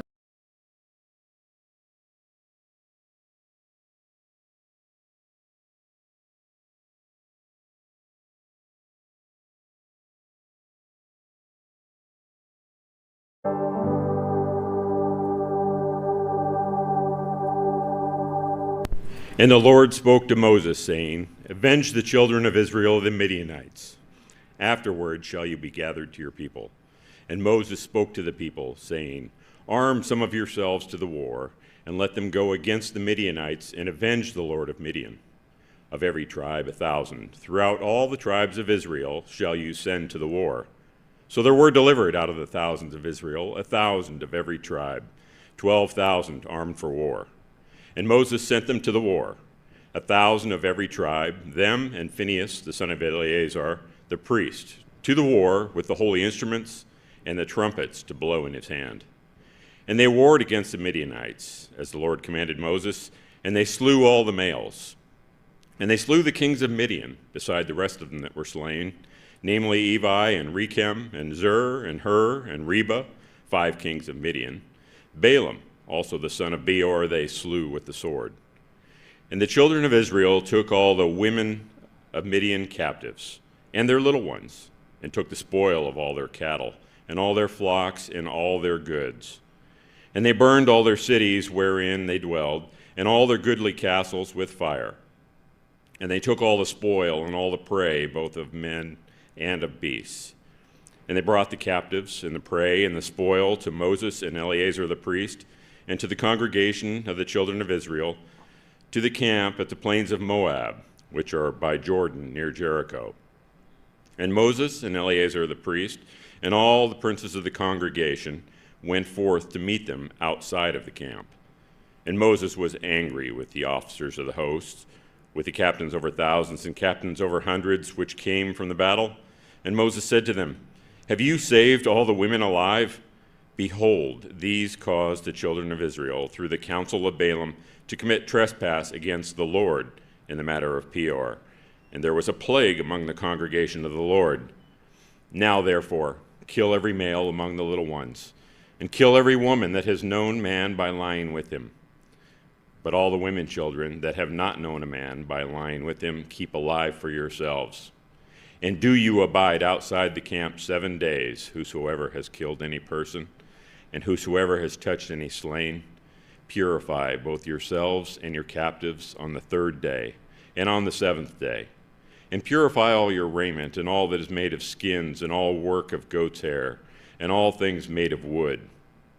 And Eleazar the priest said to the men of war which went to the battle, "This is the ordinance of the law which the Lord commanded Moses. Only the gold and silver, the brass, the iron, the tin and the lead, everything that may abide the fire, you shall make it go through the fire, and it shall be clean. Nevertheless, it shall be purified with the water of separation. And all that abides not the fire, you shall make go through the water. And you shall wash your clothes on the 7th day, and you shall be clean, and afterward you shall come into the camp." And the Lord spoke to Moses, saying, "Take the sum of the prey that was taken, both of man and of beast, you and Eleazar the priest, and the chief fathers of the congregation, and divide the prey into 2 parts, between them that took the war upon them, who went out to battle, and between all the congregation. And levy a tribute to the Lord of the men of war which went out to battle, 1 soul of 500, both of persons, and of the beeves, and of the asses, and of the sheep. Take it of their half, and give it to Eleazar the priest, for a heave offering of the Lord. And the children of Israel's half you shall take 1 portion of 50, of the persons, of the beeves, of the asses, and of the flocks, and of all manner of beasts, and give them to the Levites, which keep the charge of the tabernacle of the Lord." And Moses said to Eleazar the priest, "Did as the Lord commanded Moses."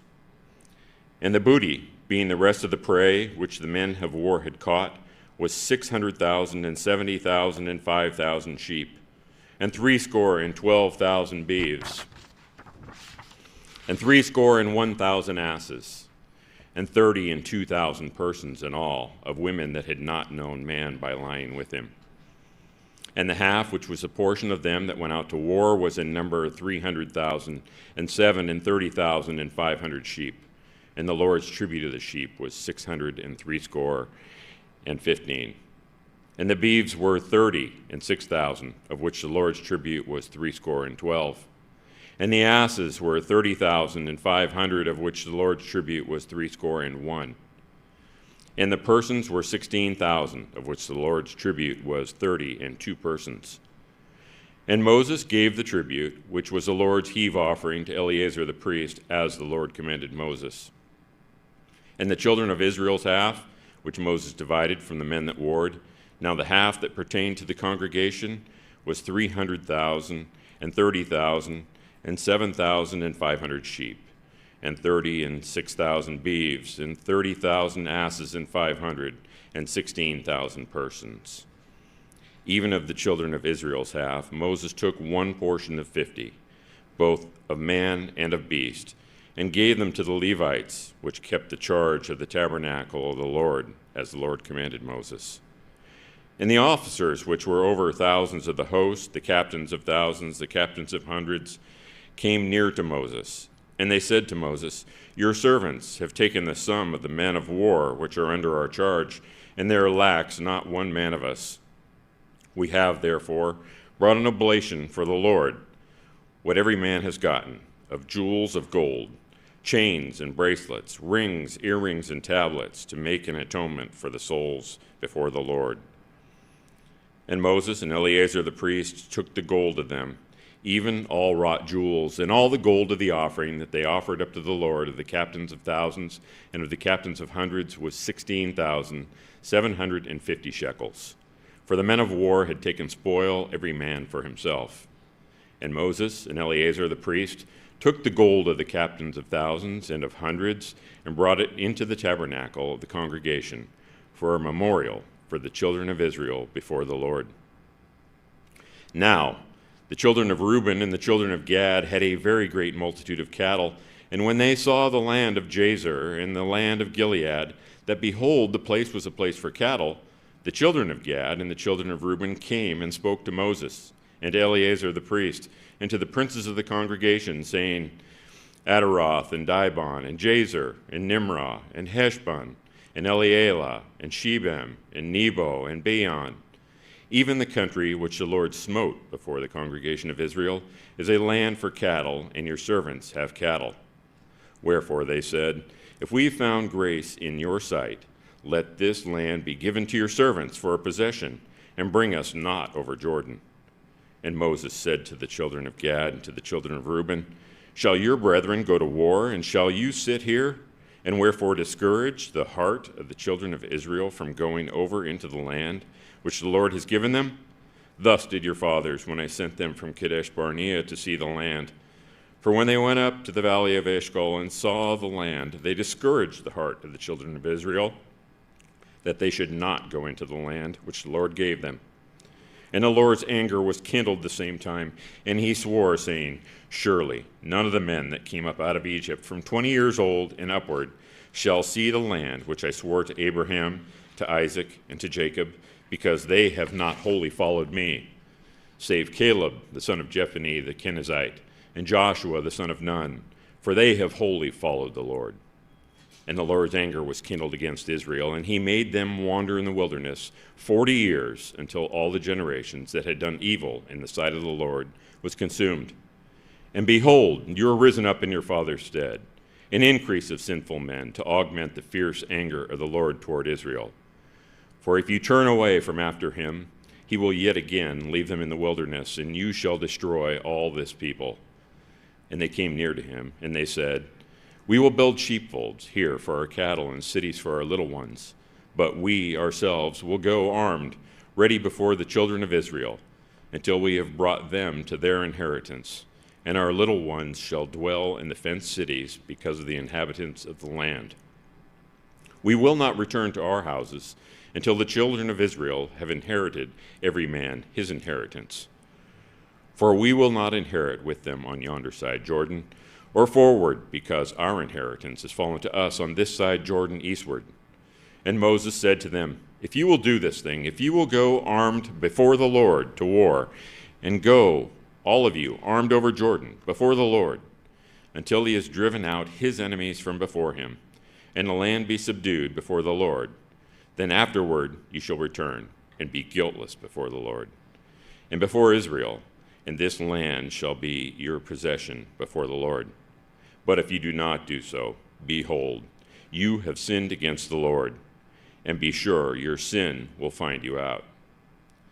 Build you cities for your little ones, and folds for your sheep, and do that which has proceeded out of your mouth. And the children of Gad and the children of Reuben spoke to Moses, saying, Your servants will do as my Lord commands. Our little ones, our wives, our flocks, and all our cattle shall be there in the cities of Gilead. But your servants will pass over, every man armed for war, before the Lord to battle, as my Lord says. So, concerning them, Moses commanded Eleazar the priest and Joshua the son of Nun and the chief fathers of the tribes of the children of Israel. And Moses said to them, If the children of Gad and the children of Reuben will pass over with you over the Jordan, every man armed to battle before the Lord, and the land shall be subdued before you, then you shall give them the land of Gilead for a possession. But if they will not pass over with you armed, they shall have possession among you in the land of Canaan. And the children of Gad and the children of Reuben answered, saying, As the Lord has said to your servants, so will we do. We will pass over armed before the Lord into the land of Canaan, that the possession of our inheritance on this side Jordan may be ours. And Moses gave to them, even to the children of Gad and the children of Reuben, and to half the tribe of Manasseh, the son of Joseph, the kingdom of Sihon, king of the Amorites, and the kingdom of Og, king of Bashan, the land with the cities thereof in the coast, even the cities of the country round about. And the children of Gad built Dibon, and Adaroth, and Aroer, and Atroth, Shophan, and Jazer, and Jogbehah, and Beth Nimrah, and Beth Haron, fenced cities and folds for sheep. And the children of Reuben built Heshbon, and Elealeh, and Kirjathaim, and Nebo, and Balameon, their names being changed, and Shibmah, and gave other names to the cities which they built. And the children of Machir, the son of Manasseh, went to Gilead and took it and dispossessed the Amorite which was in it. And Moses gave Gilead to Machir, the son of Manasseh, and he dwelled therein. And Jair, the son of Manasseh, went and took the small towns thereof, and called them Havoth Jair. And Nobah went and took Kenath, and the villages thereof, and called it Nobah, after his own name. These are the journeys of the children of Israel, which went forth out of the land of Egypt with their armies under the hand of Moses and Aaron. And Moses wrote their goings out according to their journeys by the commandment of the Lord.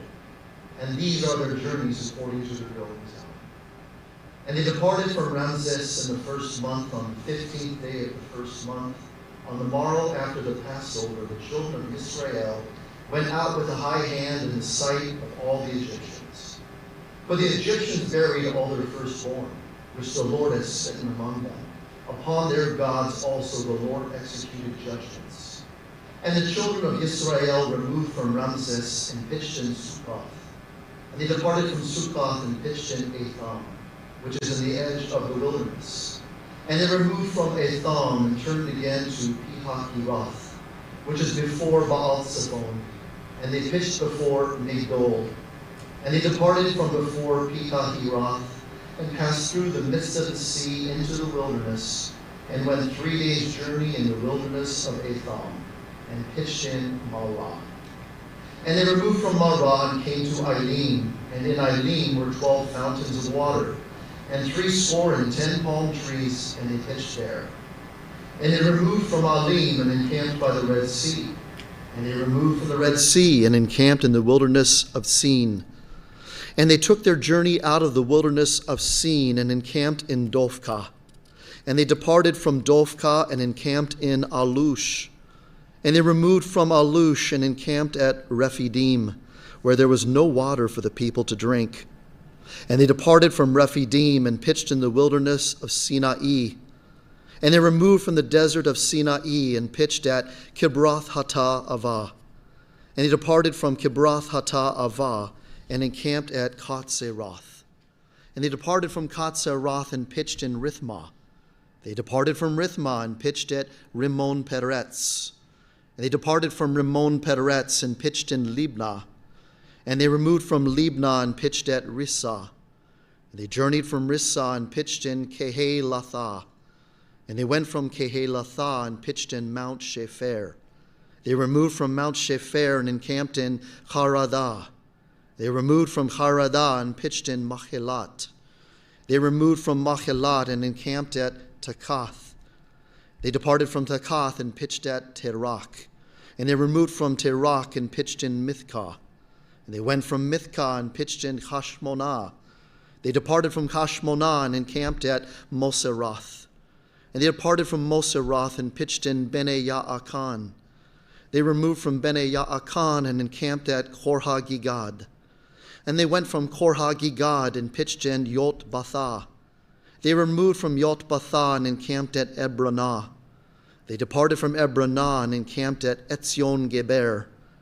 They removed from Etzion Geber and pitched in the wilderness of Sin, which is Kadesh. And they removed from Kadesh and pitched in Mount Hor, in the edge of the land of Edom. And Aaron the priest went up into Mount Hor at the commandment of the Lord and died there, in the 40th year after the children of Israel came out from the land of Egypt, in the first day of the 5th month. And Aaron was 123 years old when he died in Mount Hor. And King Arad the Canaanite dwelt in the south in the land of Canaan, heard of the coming of the children of Israel. And they departed from Mount Hor and then pitched in Zalmonah. They departed from Zalmonah and pitched in Punan. They departed from Punan and pitched in Abath. They departed from Abath and pitched in Iya-Abarim in the border of Moab. They departed from Iyim and pitched in Dibongad. They removed from Dibongad and encamped in Alman Diblathayim. And they removed from Alman Diblathayim and pitched in the mountains of Abarim before Nebo. And they departed from the mountains of Abarim and pitched in the plains of Moab by Yardan near Jericho. And they pitched by Yardan from Beth Yesh-Emoth, even to Abel Shittim in the plains of Moab. And the Lord spoke to Moses in the plains of Moab by Yardan near Jericho, saying, Speak to the children of Israel, and say to them, when you are passed over Yardan in the land of Canaan, then you shall drive out all the inhabitants of the land before you, and destroy their pictures, and destroy all their molten images, and quite pluck down all their high places. And you shall dispossess the inhabitants of the land and dwell therein, for I have given you the land to possess it. And you shall divide the land by lot for an inheritance among families, and to the more you shall give the more inheritance, and to the fewer you shall give the less inheritance. Every man's inheritance shall be in the place where his lot falls. According to the tribes of your fathers you shall inherit. But if you will not drive out the inhabitants of the land before you, then it shall come to pass that those which you let remain of them shall be pricks in your eyes and thorns in your sides, and shall vex you in the land wherein you dwell. Moreover, it shall come to pass that I shall do to you as though I do to them. And the Lord spoke to Moses, saying, Command the children of Israel, and say to them, when you come into the land of Canaan, this is the land that shall fall to you for your inheritance, even the land of Canaan with the coast thereof. Then your south quarter shall be from the wilderness of Tzin along by the coast of Edom, and your south border shall be the utmost coast of the salt sea eastward. And your border shall turn from the south to the ascent of Akrabim, and pass on to Tzin. And the going forth thereof shall be from the south to Kadesh Barnea, and shall go on to Hatz Aradar, and pass on to Atzmon. And the border shall circle around from Atzmon to the river of Egypt, and the goings out of it shall be at the sea. And as for the western border, you shall even have the great sea for a border. This shall be your west border. And this shall be your north border. From the great sea you shall point out for you Mount Hor. And from Mount Hor you shall point out your border to the entrance of Hamath. And the goings forth of the border shall be to Tzetad. And the border shall go on to Zephron, and the goings out of it shall be at Katzar Ainan. This shall be your north border. And you shall point out your east border from Katzar Ainan to Shepham. And the coast shall go down from Shepham to Riblah on the east side of Ayin. And the border shall descend and shall reach to the side of the sea of Kinneroth eastward. And the border shall go to Yardan, and the goings out of it shall be at the salt sea. This shall be your land with the coasts thereof round about.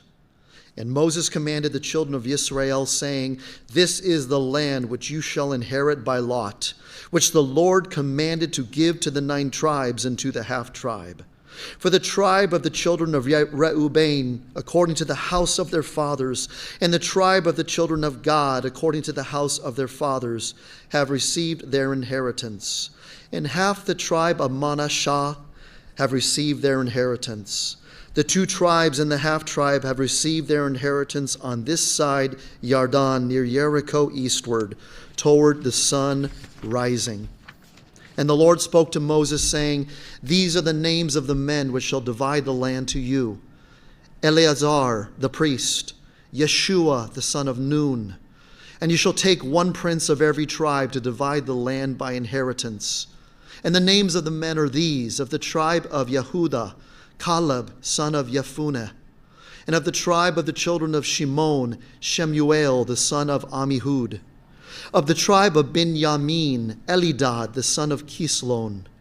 And of the prince of the tribe of the children of Dan, Buki the son of Yogli. The prince of the children of Yosef from the tribe of the children of Menashah, Chaniel the son of Ephod. And the prince of the tribe of the children of Ephraim, Kemuel the son of Shiftan. And the prince of the tribe of the children of Zebulun, Elizaphan the son of Parnak. And the prince of the tribe of the children of Issachar, Paltial the son of Atzan. And the prince of the tribe of the children of Asher, Achihud the son of Shelomi. And the prince of the tribe of the children of Naphtali, Pedahel the son of Ammihud.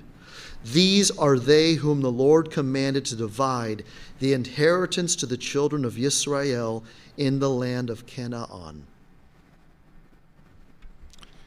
And the Lord spoke to Moses in the plains of Moab, by Jordan near Jericho, saying, Command the children of Israel that they give to the Levites of the inheritance of their possession cities to dwell in.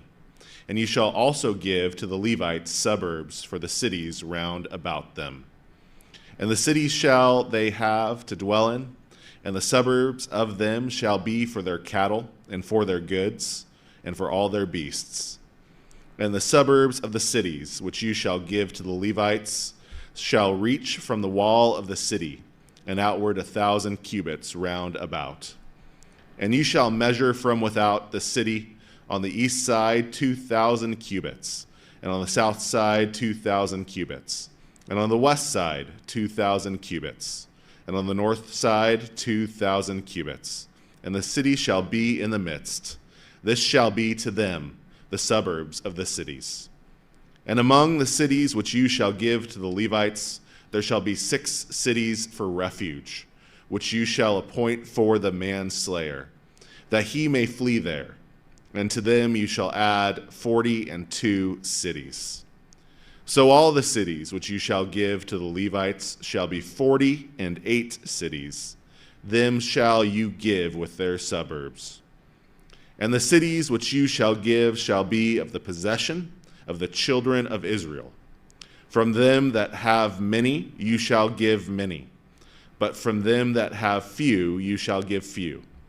And every one shall give of his cities to the Levites according to his inheritance which he inherits.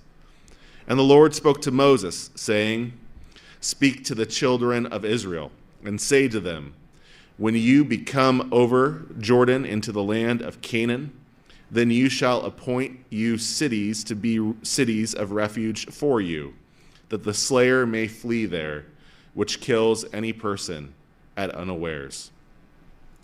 And they shall be to you cities for refuge from the avenger, that the manslayer die not, until he stand before the congregation in judgment.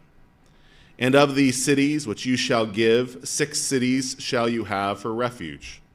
You shall give 3 cities on this side Jordan, and 3 cities shall you give in the land of Canaan, which shall be cities of refuge. These 6 cities shall be a refuge, both for the children of Israel, and for the stranger, and for the sojourner among them, that everyone that kills any person unawares may flee there. And if he smite him with an instrument of iron, so that he die. He is a murderer. The murderer shall surely be put to death. And if he smite him with throwing a stone, wherewith he may die, and he die, he is a murderer.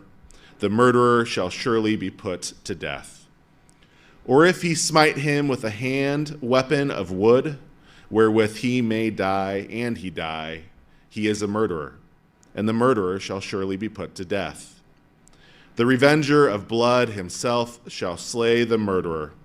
When he meets him, he shall slay him. But if he thrust him of hatred, or hurl at him by laying of weight, that he die, or in enmity smite him with his hand, that he die, he that smote him shall surely be put to death, for he is a murderer. The revenger of blood shall slay the murderer when he meets him.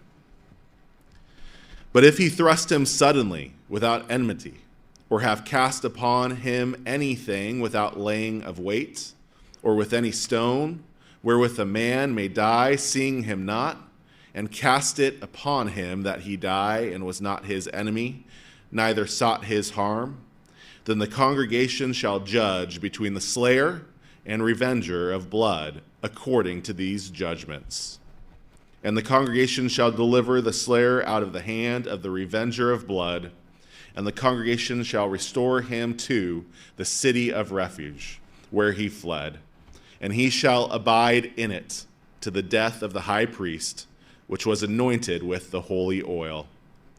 But if the slayer shall at any time come outside the border of the city of his refuge, where he was fled, and the revenger of blood find him without the borders of the city of his refuge, and the revenger of blood kill the slayer, he shall not be guilty of blood, because he should have remained in the city of his refuge until the death of the high priest. But after the death of the high priest, the slayer shall return into the land of his possession. So these things shall be for a statute of judgment to you throughout you generations in all you dwellings. Whoso kills any person, the murderer shall be put to death by the mouth of witnesses. But one witness shall not testify against any person to cause him to die. Moreover, you shall take no satisfaction for the life of a murderer, which is guilty of death, but he shall be surely put to death. And you shall take no satisfaction for him that is fled to the city of his refuge, that he should come again to dwell in the land until the death of the priest. So you shall not pollute the land wherein you are, for blood it defiles the land, and the land cannot be cleansed of the blood that is shed therein, but by the blood of him that shed it. Defile not therefore the land which you shall inhabit, wherein I dwell, for I, the Lord, dwell among the children of Israel. And the chief fathers of the families of the children of Gilead, the son of Machir, the son of Manasseh, of the families of the sons of Joseph, came near, and spoke before Moses, and before the princes, the chief fathers of the children of Israel. And they said, The Lord commanded my Lord to give the land for an inheritance by lot to the children of Israel. And my Lord was commanded by the Lord to give the inheritance of Zelophehad, our brother, to his daughters. And if they be married to any of the sons of the other tribes of the children of Israel, then shall their inheritances be taken from the inheritance of our fathers, and shall be put to the inheritance of the tribe whereto they are received. So shall it be taken from the lot of our inheritance. And when the jubilee of the children of Israel shall be, then shall their inheritance be put to the inheritance of the tribe whereto they are received. So shall their inheritance be taken away from the inheritance of the tribe of our fathers. And Moses commanded the children of Israel according to the word of the Lord, saying, The tribe of the sons of Joseph has said well. This is the thing which the Lord does command concerning the daughters of Zelophehad, saying, let them marry to whom they think is best. Only to the family of the tribe of their father shall they marry. So shall not the inheritance of the children of Israel remove from tribe to tribe. For every one of the children of Israel shall keep himself to the inheritance of the tribe of his fathers. And every daughter that possesses an inheritance in any tribe of the children of Israel shall be wife to one of the family of the tribe of her father, that the children of Israel may enjoy every man the inheritance of his fathers. Neither shall the inheritance remove from one tribe to another tribe, but every one of the tribes of the children of Israel shall keep himself to his own inheritance. Even as the Lord commanded Moses, so did the daughters of Zelophehad. For Mahlah, Tirzah, Hoglah, and Milcah, and Noah, the daughters of Zelophehad, were married to their father's brothers' sons.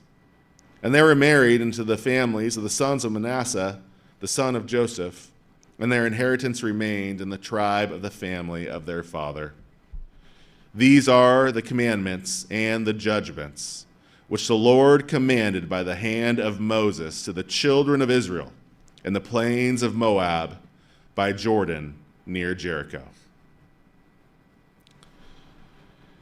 These be the words which Moses spoke to all Israel on this side Jordan in the wilderness, in the plain opposite the Red Sea, between Paran and Tophel and Laban and Hazeroth and Dizahab. These are 11 days' journey from Horeb by way of Mount Seir to Kadesh Barnea. And it came to pass in the 40th year, in the 11th month, on the first day of the month, that Moses spoke to the children of Israel, according to all that the Lord had given him in commandment to them, after he had slain Sihon, the king of the Amorites, which dwelt in Heshbon, and Og, the king of Bashan, which dwelled at Ashtaroth and Edrei. On this side Jordan, in the land of Moab, became Moses to declare this law, saying, the Lord our God spoke to us in Horeb, saying, you have dwelled long enough in this mount. Turn you and take you journey, and go to the mount of the Amorites, and to all the places near thereto, in the plain, in the hills, and in the vale, and in the south, and by the seaside, to the land of the Canaanites, and to Lebanon, to the great river, the river Euphrates. Behold, I have set the land before you. Go in and possess the land which the Lord swore to you fathers, Abraham, Isaac, and Jacob, to give to them and to their seed after them. And I spoke to you at that time, saying, I am not able to bear you myself alone. The Lord, you God, has multiplied you, and behold, you are this day as the stars of heaven for multitude. The Lord God of you fathers make you 1,000 times so many more as you are, and bless you as he has promised you. How can I myself alone bear cumbrance, and you burden, and you strife? Take you, wise men, and understanding, and known among you tribes, and I will make them rulers over you. And you answered me and said, the thing which you have spoken is good for us to do. So I took the chief of you tribes, wise men and known, and made them heads over you, captains over thousands, and captains over hundreds, and captains over 50s, and captains over 10s, and officers among your tribes.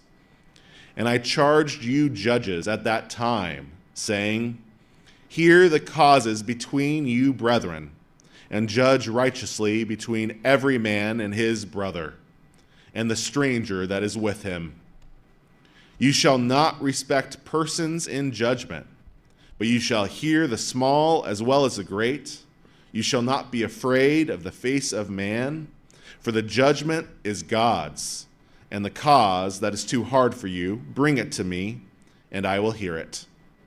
And I commanded you at that time all the things which you should do. And when we departed from Horeb, we went through that great and terrible wilderness, which you saw by the way of the mountain of the Amorites, as the Lord our God commanded us, and we came to Kadesh Barnea. And I said to you, you are come to the mountain of the Amorites, which the Lord our God does give to us. Behold, the Lord your God has set the land before you. Go up and possess it, as the Lord God of your fathers has said to you. Fear not, neither be discouraged. And you came near to me and said to you, we will send men before us, and they shall search out the land and bring us word again. That way we must go up, and into the cities we shall come. And they saying pleased me well. I took 12 men of you, one of a tribe. And they turned and went into the mountain and came to the valley of Eshcol and searched it out. And they took the fruit of the land in their hands and brought it down to us and brought us word again and said, it is good. It is a good land which the Lord our God does give to us. Notwithstanding you would not go up, you rebelled against the commandment of the Lord your God.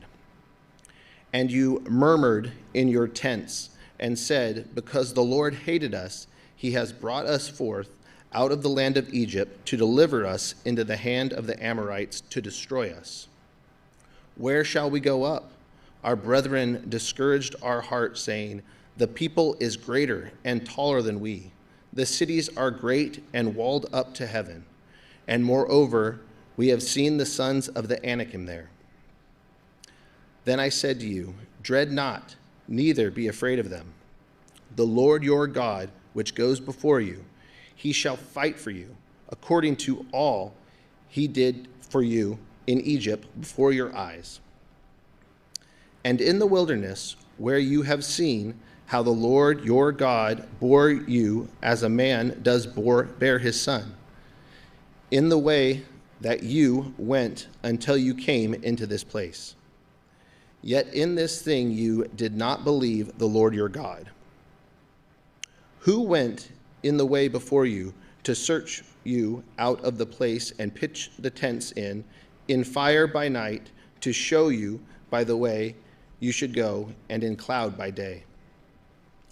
The Lord heard the voice of your words and was angry and swore, saying, surely there shall not be one of these men that is of this evil generation see the good land which I swore to give to your fathers, save Caleb, the son of Jephunneh, who shall see it, and him will I give the land that he has trodden upon, and to his children, because he has wholly followed the Lord. Also, the Lord was angry with me for your sakes, saying, you shall not go in there, but Joshua, the son of Nun, which stands before you, he shall go in there. Encourage him, for he shall cause Israel to inherit it. Moreover, your little ones, which you should be prey to your children, which in that day had no knowledge between good and evil, they shall go in there, and to them will I give, and they shall possess it. But as for you, turn you, and take your journey into the wilderness by the way of the Red Sea. Then you answered and said, we have sinned against the Lord. We will go up and fight, according to all that the Lord God commanded us. And when you girdled your every man with weapons of war, you were ready to go up into the hill. And the Lord said, say to them, go not up, neither fight, for I am not among you, lest you be smitten before your enemies. So I spoke to you, and you would not hear, but rebelled against the commandment of the Lord. And you went presumptively into the hill. And the Ammonites, which dwelled in the mountain, came out against you, and chased you, as bees do, and destroyed you in Siren, even to Hormah. And you returned and wept before the Lord, but the Lord would not be hearkened to your voice, nor give ear to you. So you abode in Kadesh many days, according to the days that you abode there. Then we turned and took our journey into the wilderness by the way of the Red Sea, as the Lord spoke to me, and we compassed Mount Seir many days. And the Lord spoke to me, saying, You have compassed the mountain long enough. Now turn northward. And command you the people, saying that you are to pass through the coast, your brethren, children of Esau, which dwell in Seir, and they shall be afraid of you. Take you good heed to yourselves, therefore. Meddle not with them, for I will not give you their land, no, not so much as a foot breadth, because I have given Mount Seir to Esau for a possession. You shall buy meat from them for money, that you may eat. You shall buy water for them with money, so that you may drink. For the Lord your God has blessed you in all the works of your hand. He knows you're walking through the great wilderness these 40 years, and the Lord your God has been with you. You have lacked for nothing. And when we passed by our brethren, the children of Esau, which dwelt in Seir, through the way of the plain of Elath and Ezargaber, we turned and passed by the way of the wilderness of Moab. And the Lord said to me, Distress not, Moabites, neither contend with them for battle, for I will not give you their land for possession, because I have given it to Ar, the children of Lot, for a possession. The Emims dwelled therein times past, that people great and many and tall as the Anakim, which also were accounted giants as the Anakim, but the Moabites call their Emim. The Horim, who dwell in Seir before the children of Esau, succeeded them, and they destroyed them from before them, and dwelled in their stead, as Israel did the land of his possession, that the Lord had gave to them. Now rise up, said I, and get you over the brook of Zered. And we went over the brook of Zered. And the space in which we came from, Kadesh Barnea, until we then came over the brook of Zered, was 38 years, until the generation of men of war were wasted away from among the host of the Lord who swore to them. For indeed the hand of the Lord was against them, to destroy them for among the host until they were consumed. So it came to pass, when all the men were consumed and dead among the people, the Lord spoke to me, saying, You are to pass over the Ar, the coast of Moab, this day. And when you come near to the children of Ammon, distress them not, nor meddle with them. For I will not give you their land, the children of Ammon, any possession, because I have given it to the children of Lot for a possession. And also was accounted the land of giants. Giants dwelled therein in old time, and the Ammonites called them Zamzumim. A people great and many, tall as the Anakim, and the Lord destroyed them before them, and they succeeded them and dwelled in their stead. As he did to the children of Esau, which dwelled in Seir, when he destroyed the Horim from before them, and they succeeded them and dwelled in their stead, even to this day. And the Avim, which dwelled in Hazarim, even to Azur, the Cataphorim, which came forth from the Caphator, destroyed them and dwelled in their stead. Rise up, take up your journey, and pass over the river Arnon. Behold, I have given into your hands Sihon, the Ammonite king of Heshbon. And this land begin to possess it and contend with him in battle. This day I will again to put the dread of you and the fear of you upon nations that under the whole heaven who shall hear reports of you and shall tremble and be anguished because of you. And I sent messengers to the wilderness of Kedemoth, to Sihon, the king of Heshbon, in the words of peace, saying, let me pass through this land. I will go along by the highway. I will neither turn to the right nor to the left. You shall sell me meat for money that I may eat, and give me water for money that I may drink. Only will I pass through on my feet. As the children of Esau, which dwell in Seir, and the Moabites who dwell in Ar did to me, until I shall pass over Jordan into the land which the Lord God gives us. But Sihon, the king of Heshbon, would not let us pass. The Lord your God hardened his spirit and made his heart obstinate, and he delivered him into the hands as it appears this day. And the Lord said, behold, I have begun to give Sihon and his land before you. Begin to possess and inherit his land. Then Sihon came out against us and all his people to fight at Jahaz. And the Lord our God delivered him before us, and we smote him and his sons and all his people. And we took all his cities at that time and utterly destroyed the men and the women and the little ones. Of every city we left none to remain. Only the cattle we took for prey ourselves, and the spoil of the cities which we took. From Aroer, which is by the brink of the river Arnon, and from the city which is by the river even to Gilead, there is not one city too strong for us, and the Lord our God delivered all to us. Only the land of the children of Ammon you came not, nor any place of the river Jabbok, nor to the city in the mountains, nor to whatsoever the Lord our God forbode us. Then we turned and went up the way of Bashan, and Og, the king of Bashan, came out against us. He and all his people battled at Edrei.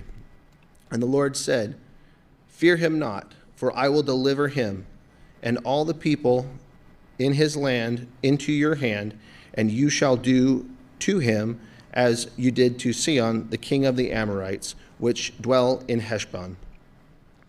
So the Lord our God delivered into our hands Og, also the king of Bashan, and all his people. We smote him until none were left to him remaining.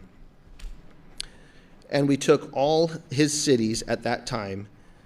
There was not a city which we took not from them, 80 cities, all the regions of Argob, and the kingdom of Og in Bashan.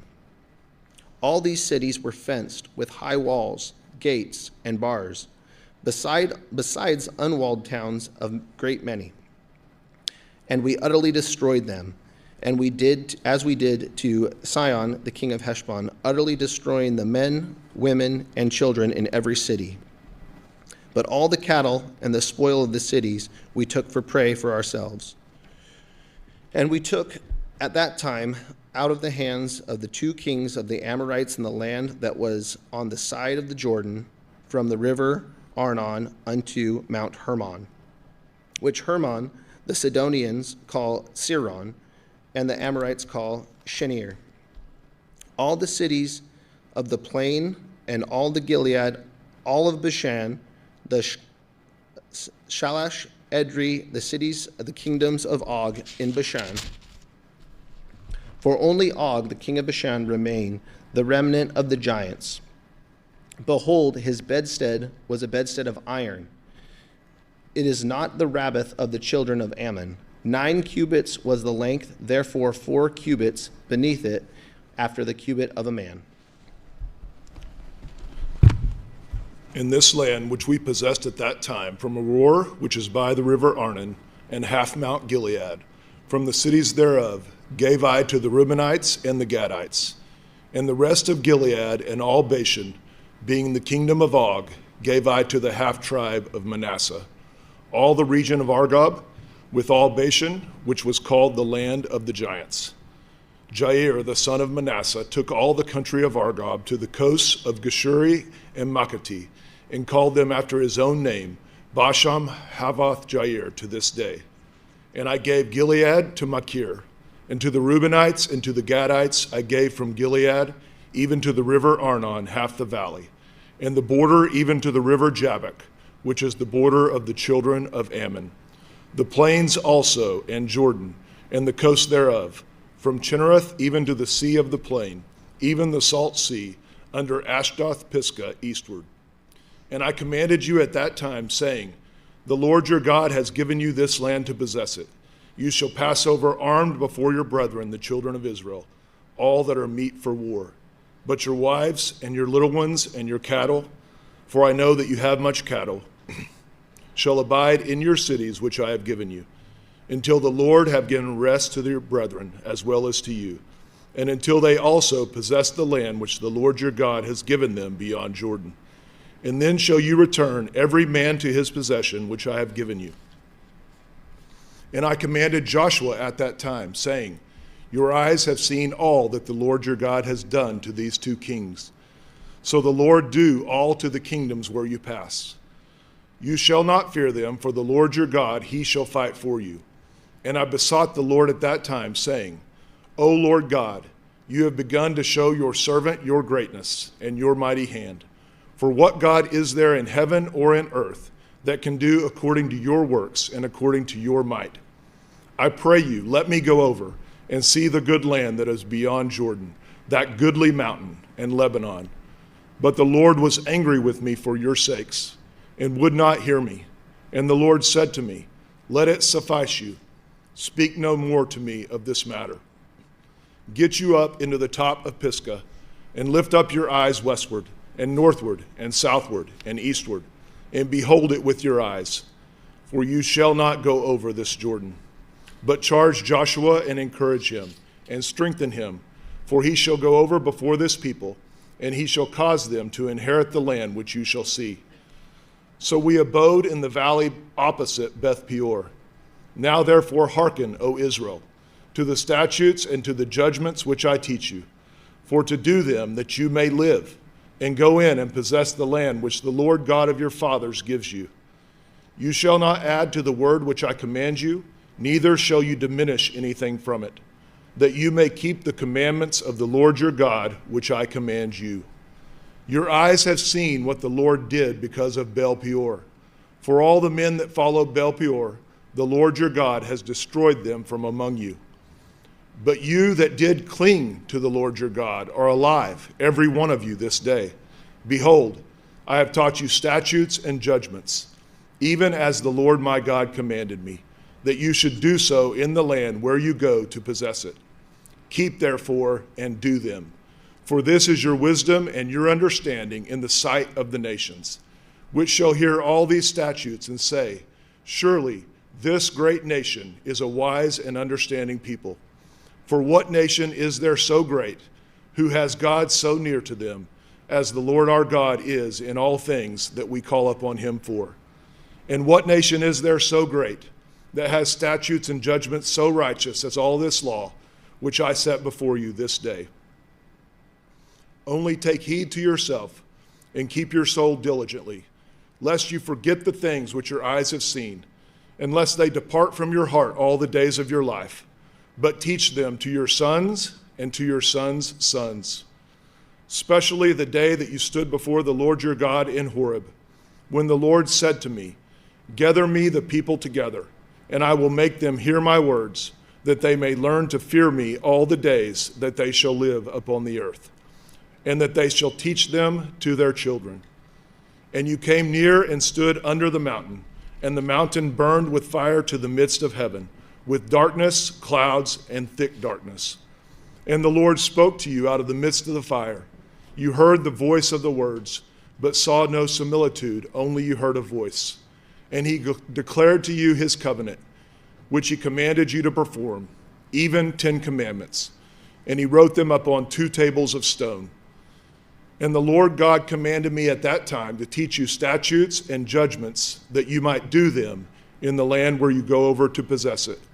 Take you therefore good heed to yourselves, For you saw no manner of similitude on the day that the Lord spoke to you in Horeb out of the midst of the fire, lest you corrupt yourselves and make you a graven image, the similitude of any figure, the likeness of male or female, the likeness of any beast that is on the earth, the likeness of any winged fowl that flies in the air, the likeness of anything that creeps on the ground, like the likeness of any fish that is in the waters beneath the earth. Unless you lift up your eyes to heaven, and when you see the sun and the moon and the stars, even all the host of heaven, should be driven to worship them and serve them, which the Lord your God has divided to all nations under the whole heaven. But the Lord has taken you and brought you forth out of the iron furnace, even out of Egypt, to be to him a people of inheritance, as you are this day. Furthermore, the Lord was angry with me for your sakes, and swore that I should not go over Jordan, and that I should not go into that good land, which the Lord your God gives you for an inheritance. But I must die in this land. I must not go over Jordan, but you shall go over and possess the good land. Take heed to yourselves, lest you forget the covenant of the Lord your God, which he made with you, and make you a graven image, or the likeness of anything which the Lord your God has forbidden you. For the Lord your God is a consuming fire, even a jealous God. When you shall father children and children's children, and you shall have remained long in the land, and shall corrupt yourselves, and make a graven image, or the likeness of anything, and shall do evil in the sight of the Lord your God, to provoke him to anger. I call heaven and earth to witness against you this day, that you shall soon utterly perish from off the land whereto you go over Jordan to possess it. You shall not prolong your days upon it, but shall utterly be destroyed. And the Lord shall scatter you among the nations, and you shall be left few in number among the heathen, where the Lord shall lead you. And there you shall serve gods, the work of men's hands, wood and stone, which neither see, nor hear, nor eat, nor smell. But if from there you shall seek the Lord your God, you shall find him, if you seek him with all your heart and with all your soul. When you are in tribulation, and all these things are come upon you, even in the latter days, if you turn to the Lord your God and shall be obedient to his voice. For the Lord your God is a merciful God. He will not forsake you, neither destroy you, nor forget the covenant of your fathers which he swore to them. For ask now of the days that are past, which were before you, since the day that God created man upon the earth, and ask from the one side of heaven to the other, whether there has been any such thing as this great thing is, or has been heard like it. Did ever people hear the voice of God speaking out of the midst of the fire, as you have heard and lived? Or has God essayed to go and make him a nation from the midst of another nation, by temptations, by signs, and by wonders, and by war, and by a mighty hand, and by an outstretched arm, and by great terrors, according to all that the Lord your God did for you in Egypt before your eyes? To you it was showed, that you might know that the Lord, he is God. There is none else beside him. Out of heaven he made you to hear his voice, that he might instruct you. And up on earth he showed you his great fire, and you heard his words out of the midst of the fire. And because he loved your fathers, therefore he chose their seed after them, and brought you out in his sight with his mighty power out of Egypt, to drive out nations from before you greater and mightier than you are, to bring you in, to give you their land for an inheritance, as it is this day. Know therefore this day, and consider it in your heart, that the Lord, he is God, in heaven above and upon the earth beneath. There is none else. You shall keep therefore his statutes and his commandments, which I command you this day, that it may go well with you and with your children after you, and that you may prolong your days upon the earth, which the Lord your God gives you forever.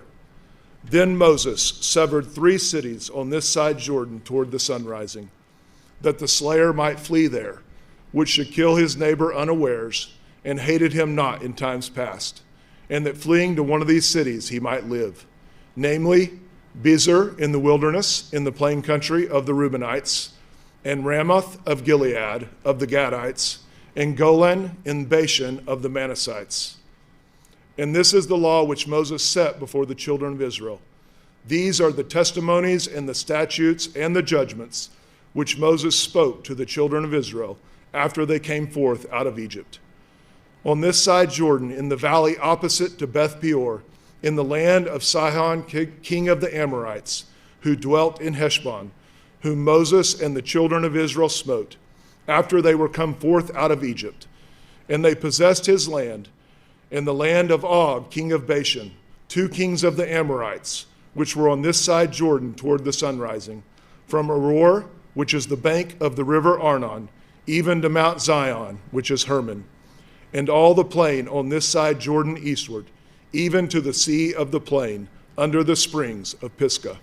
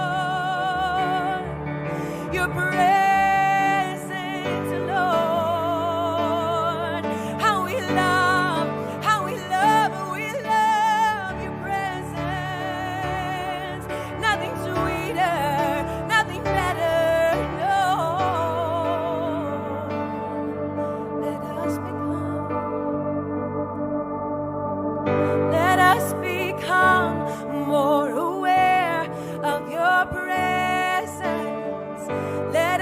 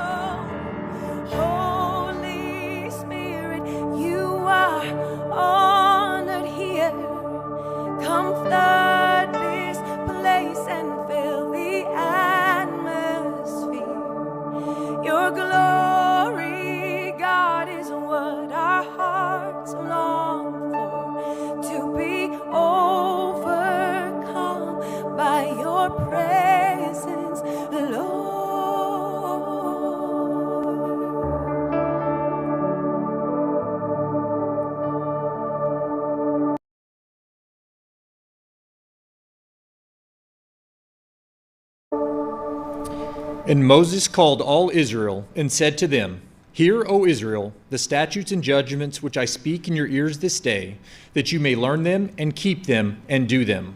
The Lord our God made a covenant with us in Horeb. The Lord made not this covenant with our fathers, but with us, even us who are all of us here alive this day. The Lord talked with you face to face in the mount out of the midst of the fire. I stood between the Lord and you at the time to show you the word of the Lord, for you were afraid by reason of the fire, and went not up into the mount, saying, I am the Lord your God, which brought you out of the land of Egypt from the house of bondage. You shall have no other gods before me. You shall not make any graven image or any likeness of anything that is in heaven above, or that is in the earth beneath, or that is in the waters beneath the earth. You shall not bow down yourself to them, nor serve them. For I, the Lord your God, am a jealous God, visiting the iniquity of the fathers upon the children to the third and fourth generation of them that hate me, and showing mercy to thousands of them that love me and keep my commandments. You shall not take the name of the Lord your God in vain, for the Lord will not hold him guiltless that takes his name in vain. Keep the Sabbath day to sanctify it, as the Lord your God has commanded you. 6 days you shall labor and do all your work. But the seventh day is the Sabbath of the Lord your God. In it you shall not do any work, you, nor your son, nor your daughter, nor your manservant, nor your maidservant, nor your ox, nor your ass, nor any of your cattle, nor your stranger that is inside your gates, that your manservant and your maidservant may rest as well as you. And remember that you were a servant in the land of Egypt, and that the Lord your God brought you out from there through a mighty hand and by a stretched out arm. Therefore the Lord your God commanded you to keep the Sabbath day. Honor your father and your mother as the Lord your God has commanded you, that your days may be prolonged, and that it may go well with you in the land which the Lord your God gives you. You shall not kill, neither shall you commit adultery, neither shall you steal, neither shall you bear false witness against your neighbor. Neither shall you desire your neighbor's wife, neither shall you covet your neighbor's house, his field, or his manservant, or his maidservant, his ox, or his ass, or anything that is your neighbor's. These words the Lord spoke to all your assembly in the mount out of the midst of the fire, of the cloud, and of the thick darkness with a great voice. And he added no more. He wrote them in 2 tables of stone and delivered them to me. And it came to pass, when you heard the voice out of the midst of the darkness, for the mountain did burn with fire, that you came near to me, even all the heads of your tribes and your elders. And you said, Behold, the Lord our God has showed us his glory and his greatness, and we have heard his voice out of the midst of the fire. We have seen this day that God does talk with man, and he lives. Now therefore, why should we die? For this great fire will consume us. If we hear the voice of the Lord our God any more, then we shall die. For who is there of all flesh that has heard the voice of the living God speaking out of the midst of the fire as we have and lived? Go ye near and hear all that the Lord our God shall say, and speak you to us all that the Lord our God shall speak to you, and we will hear it and do it. And the Lord heard the voice of your words when you spoke to me, and the Lord said to me, I have heard the voice of the words of this people, which they have spoken to you. They have well said all that they have spoken. Oh, that there were such a heart in them, that they would fear me and keep my commandments always, that it might be well with them and with their children forever. Go say to them, Go you into your tents again. But as for you, stand you here by me, and I will speak to you all the commandments and the statutes and the judgments which you shall teach them, that they may do them in the land which I give them to possess it. You shall observe to do therefore as the Lord your God has commanded you. You shall not turn aside to the right hand or to the left. You shall walk in all the ways which the Lord your God has commanded you, that you may live, and that it may be well with you, and that you may prolong your days in the land which you shall possess. Now these are the commandments, the statutes, and the judgments which the Lord your God commanded to teach you, that you might do to them in the land where you go to possess it, that you might fear the Lord your God, to keep all his statutes and his commandments, which I command you and your son's son, all the days of your life, and that your days may be prolonged. Hear therefore, O Israel, and observe to do it, that it may be well with you, and that you may increase mightily, as the Lord God of your fathers has promised you, in the land that flows with milk and honey. Hear, O Israel, the Lord our God is one Lord, and you shall love the Lord your God with all your heart, and with all your soul, and with all your might. And these words which I command you this day shall be in your heart. And you shall teach them diligently to your children, and shall talk of them when you sit in the house, and when you walk by the way, and when you lie down, and when you rise up. And you shall bind them for a sign upon your head, and they shall be as frontlets between your eyes. and you shall write them upon the posts of your house and on your gates. And it shall be, when the Lord your God shall have brought you into the land which he swore to your fathers, to Abraham, to Isaac, and to Jacob, to give you great and goodly cities, which you builded not, and houses full of all good things, which you filled not, and wells dug, which you dug not, vineyards and olive trees, which you planted not, when you shall have eaten and be full. Then beware lest you forget the Lord, which brought you forth out of the land of Egypt from the house of bondage. You shall fear the Lord your God, and serve him, and shall swear by his name. You shall not go after other gods of the gods of the people which are about you, for the Lord your God is a jealous God among you, lest the anger of the Lord your God be kindled against you and destroy you from off the face of the earth. You shall not tempt the Lord your God as you tempted him in Massah. You shall diligently keep the commandments of the Lord your God and his testimonies and his statutes which he has commanded you. And you shall do that which is right and good in the sight of the Lord, that it may be well with you, and that you may go in and possess the good land which the Lord swore to your fathers, to cast out all your enemies from before you, as the Lord has spoken. And when your son asks you in time to come, saying, What mean the testimonies and the statutes and the judgments which the Lord our God has commanded you? Then you shall say to your son, We were Pharaoh's bondmen in Egypt, and the Lord brought us out of Egypt with a mighty hand. And the Lord showed great signs, great and sore, upon Egypt, upon Pharaoh, and upon all his household before our eyes. And he brought us out from there, that he might bring us in, to give us the land which he swore to our fathers. And the Lord commanded us to do all these statutes, to fear the Lord our God for our good always, that he might preserve us alive, as it is at this day. And it shall be our righteousness, if we observe to do all these commandments before the Lord our God, as he has commanded us. When the Lord your God shall bring you into the land where you go to possess it, and has cast out many nations before you, the Hittites and the Girgashites and the Amorites and the Canaanites and the Perizzites and the Hivites and the Jebusites, 7 nations greater and mightier than you. And when the Lord your God shall deliver them before you, you shall smite them and utterly destroy them. You shall make no covenant with them, nor show mercy to them. Neither shall you make marriages with them. Your daughter shall not give to his son, nor your daughter shall you take to your son. For they will turn away your son from following me, that they may serve other gods. So will the anger of the Lord be kindled against you, and destroy you suddenly. But thus you shall deal with them. You shall destroy their altars, and break down their images, and cut down their groves, and burn their graven images with fire.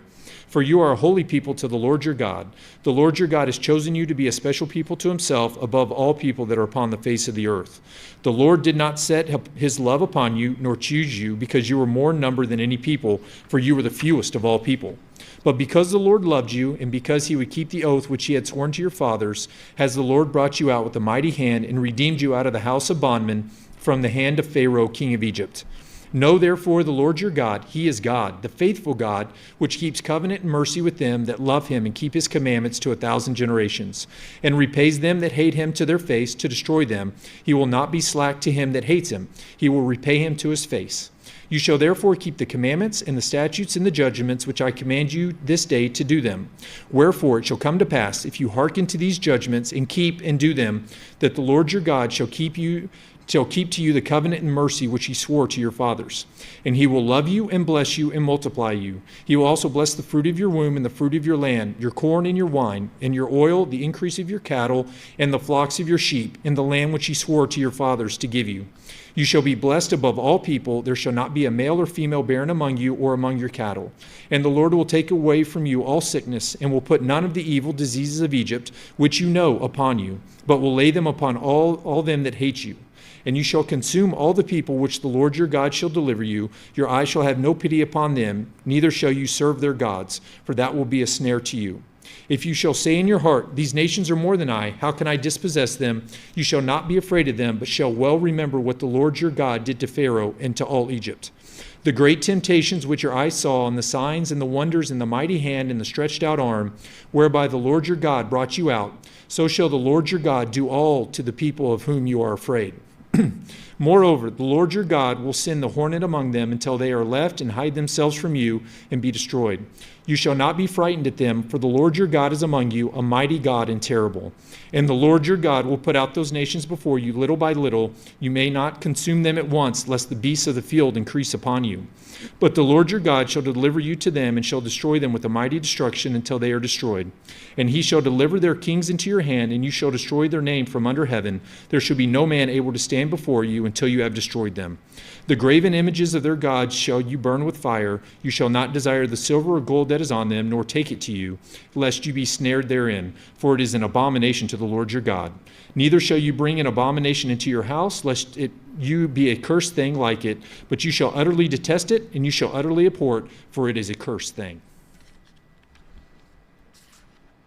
All the commandments which I command you this day shall you observe, to do, that you may live and multiply, and go in and possess the land which the Lord swore to your fathers. And you shall remember all the way which the Lord your God led you these 40 years in the wilderness, to humble you and to prove to you and to know what was in your heart, whether you would keep his commandments or no. And he humbled you, and he allowed you to hunger, and fed you with manna, which you knew not, neither did your fathers know, that he might make you know that man does not live by bread alone, but by every word that proceeds out of the mouth of the Lord does man live. Your raiment waxed not old upon you, neither did your foot swell these 40 years. You shall also consider in your heart, just as a man chastens his son, so the Lord your God chastens you. Therefore you shall keep the commandments of the Lord your God, to walk in his ways and to fear him.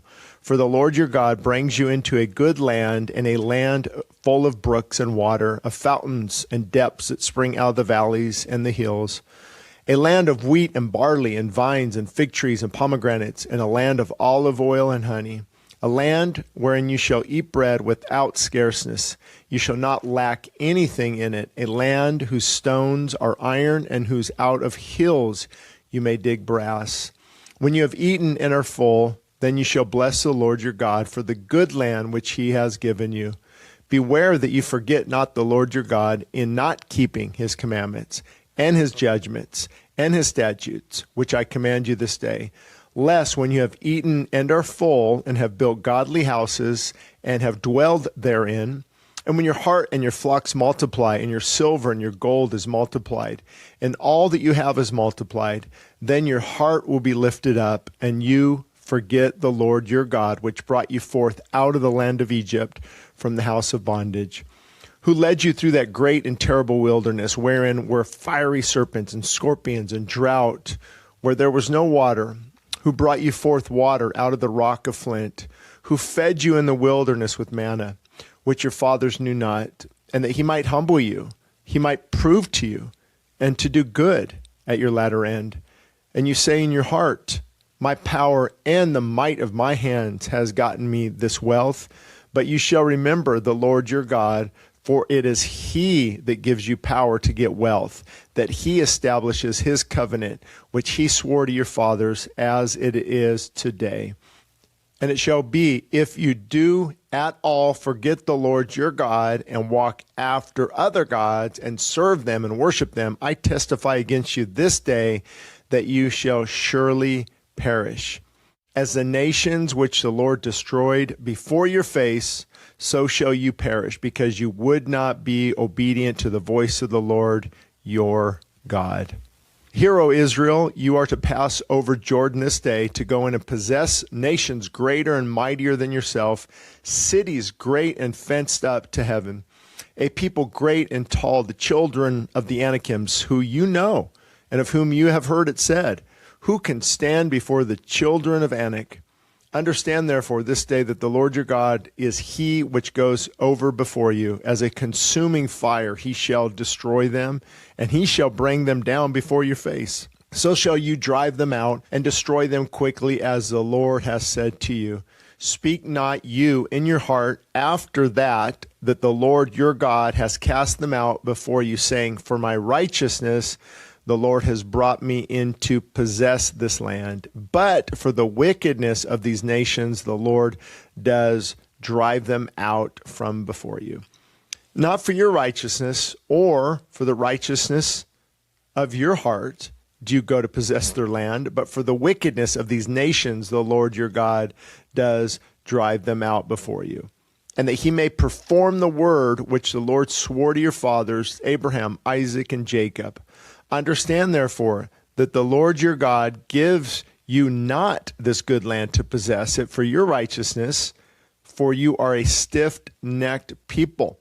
Remember and forget not how you provoked the Lord your God to wrath in the wilderness from the day that you did not depart out of the land of Egypt. Until you came into this place, you have been rebellious against the Lord. Also in Horeb, you provoked the Lord to wrath, so that the Lord was angry with you to have destroyed you. When I was gone up into the mount to receive the tables of stone, even the tables of the covenant which the Lord made with you, then I abode in the mount 40 days and 40 nights. I neither did eat bread nor drink water. And the Lord delivered me 2 tablets of stone written with the finger of God, and on them written according to all the words which the Lord spoke with you in the mount out of the midst of the fire in the day of the assembly. And it came to pass at the end of 40 days and 40 nights that the Lord gave me the 2 tables of stone, even the tables of the covenant. And the Lord said to me, Arise, get you down quickly from here, for your people which you have brought forth out of Egypt have corrupted themselves, and they are quickly turned aside out of the way which I commanded them. They have made them a molten image. Furthermore, the Lord spoke to me, saying, I have seen this people, and behold, it is a stiff-necked people. Let me alone that I may destroy them and blot out their name from under heaven, and I will make of you a nation mightier and greater than they. So I turned and came down from the mount, and the mount burned with fire, and the 2 tables of the covenant were in my 2 hands. And I looked, and behold, you had sinned against the Lord your God, and you had made a molten calf.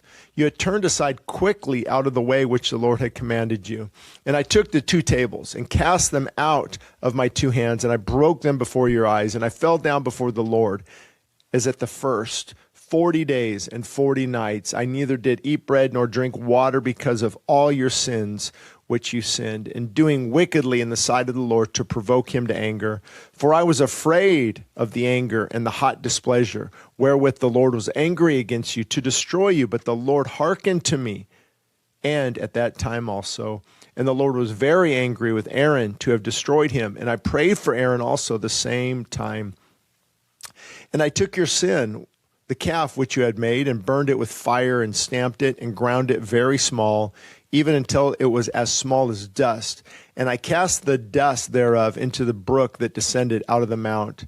And at Terebeth and Manas and Kibroth Haroth you provoked the Lord to wrath. Likewise, when the Lord sent you from saying, Go up and possess the land which I have given you, then you rebelled against the commandment of the Lord your God, and you believed him not, nor hearkened to his voice. You have been rebellious against the Lord from the day that I knew you. Thus I fell down before the Lord 40 days and 40 nights, as I fell down at first, because the Lord had said he would destroy you. I prayed therefore to the Lord and said, O Lord God, destroy not your people and your inheritance, which you have redeemed through your greatness, which you have brought forth out of Egypt with a mighty hand. Remember your servants, Abraham, Isaac, and Jacob. Look not to the stubbornness of this people, nor to the wickedness, nor to their sin, lest the land where you brought us out say, because the Lord was not able to bring them into the land which he promised them, and because he hated them, he has brought them out to slay them in the wilderness. Yet they are your people and your inheritance, which you brought out by your mighty power and by your outstretched arm. At that time the Lord said to me, Hew you 2 tables of stone like at first, and come to me into the mount, and make you an ark of wood. And I will write on the tables the words that were in the first tables, which you broke, and you shall put them in the ark. And I made an ark of smitten wood, and hewn 2 tables of stone like at the first. And I went up into the mount, having 2 tables in my hand. And I wrote on these tables, according to the first writing, the 10 commandments which the Lord spoke to you in the mount out of the midst of the fire in the day of the assembly. And the Lord gave them to me. And I turned myself and came down from the mount, and put the tables in the ark which I had made. And there they be, as the Lord commanded me. As the children of Israel took their journey from Beroth of the children of Jekaram to Moserah, there Aaron died, and there he was buried. And Eleazar his son ministered to the priests at that office instead.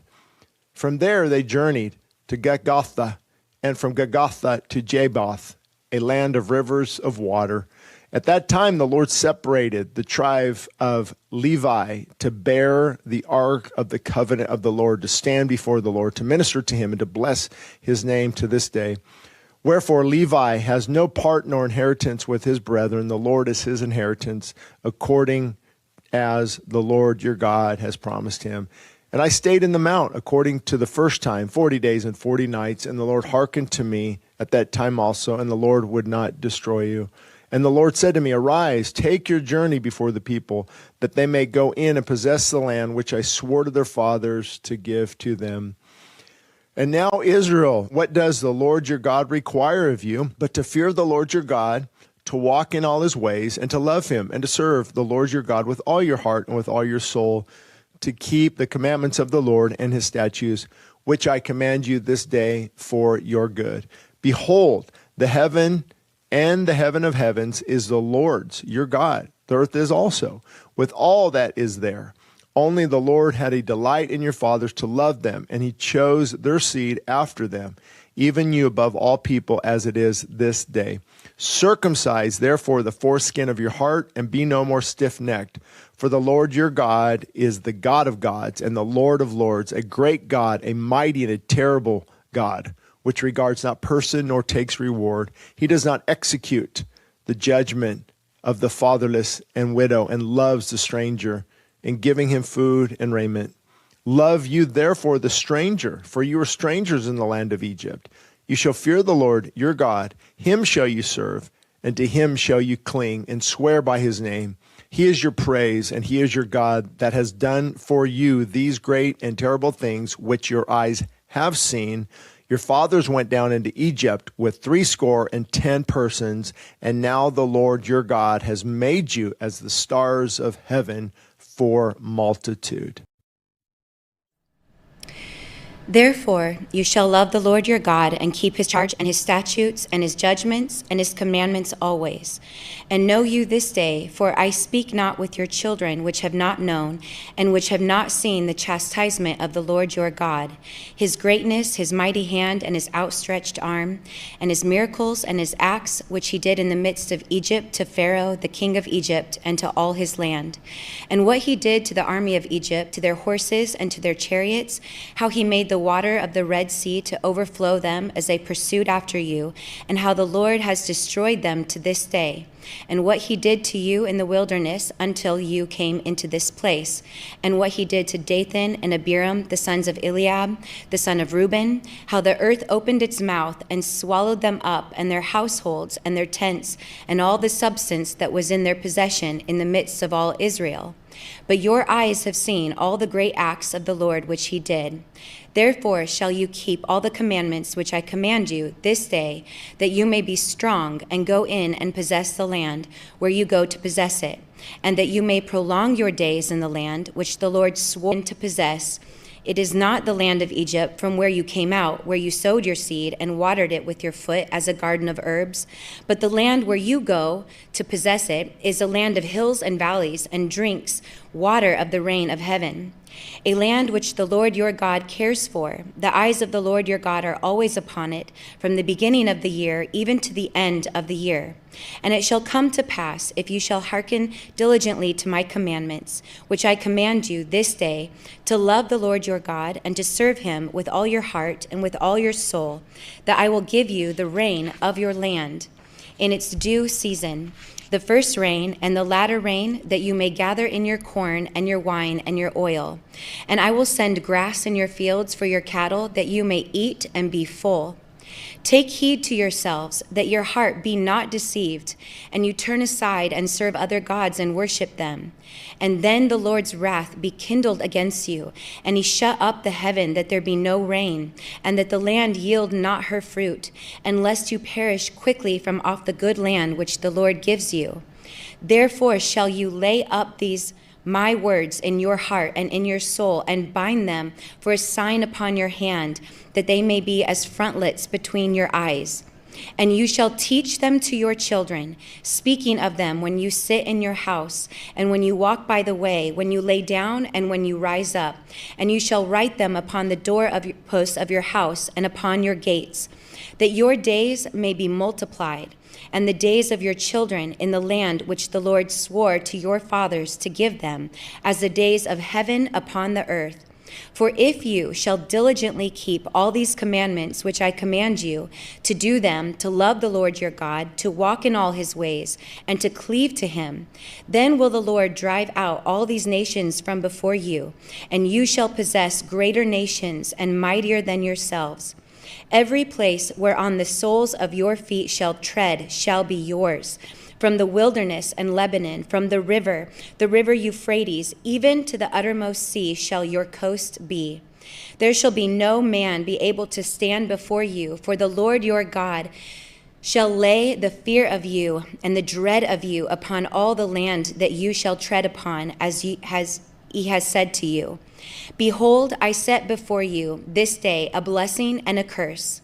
A blessing if you obey the commandments of the Lord your God, which I command you this day, and a curse if you will not obey the commandments of the Lord your God, but turn aside out of the way which I command you this day to go after other gods which you have not known.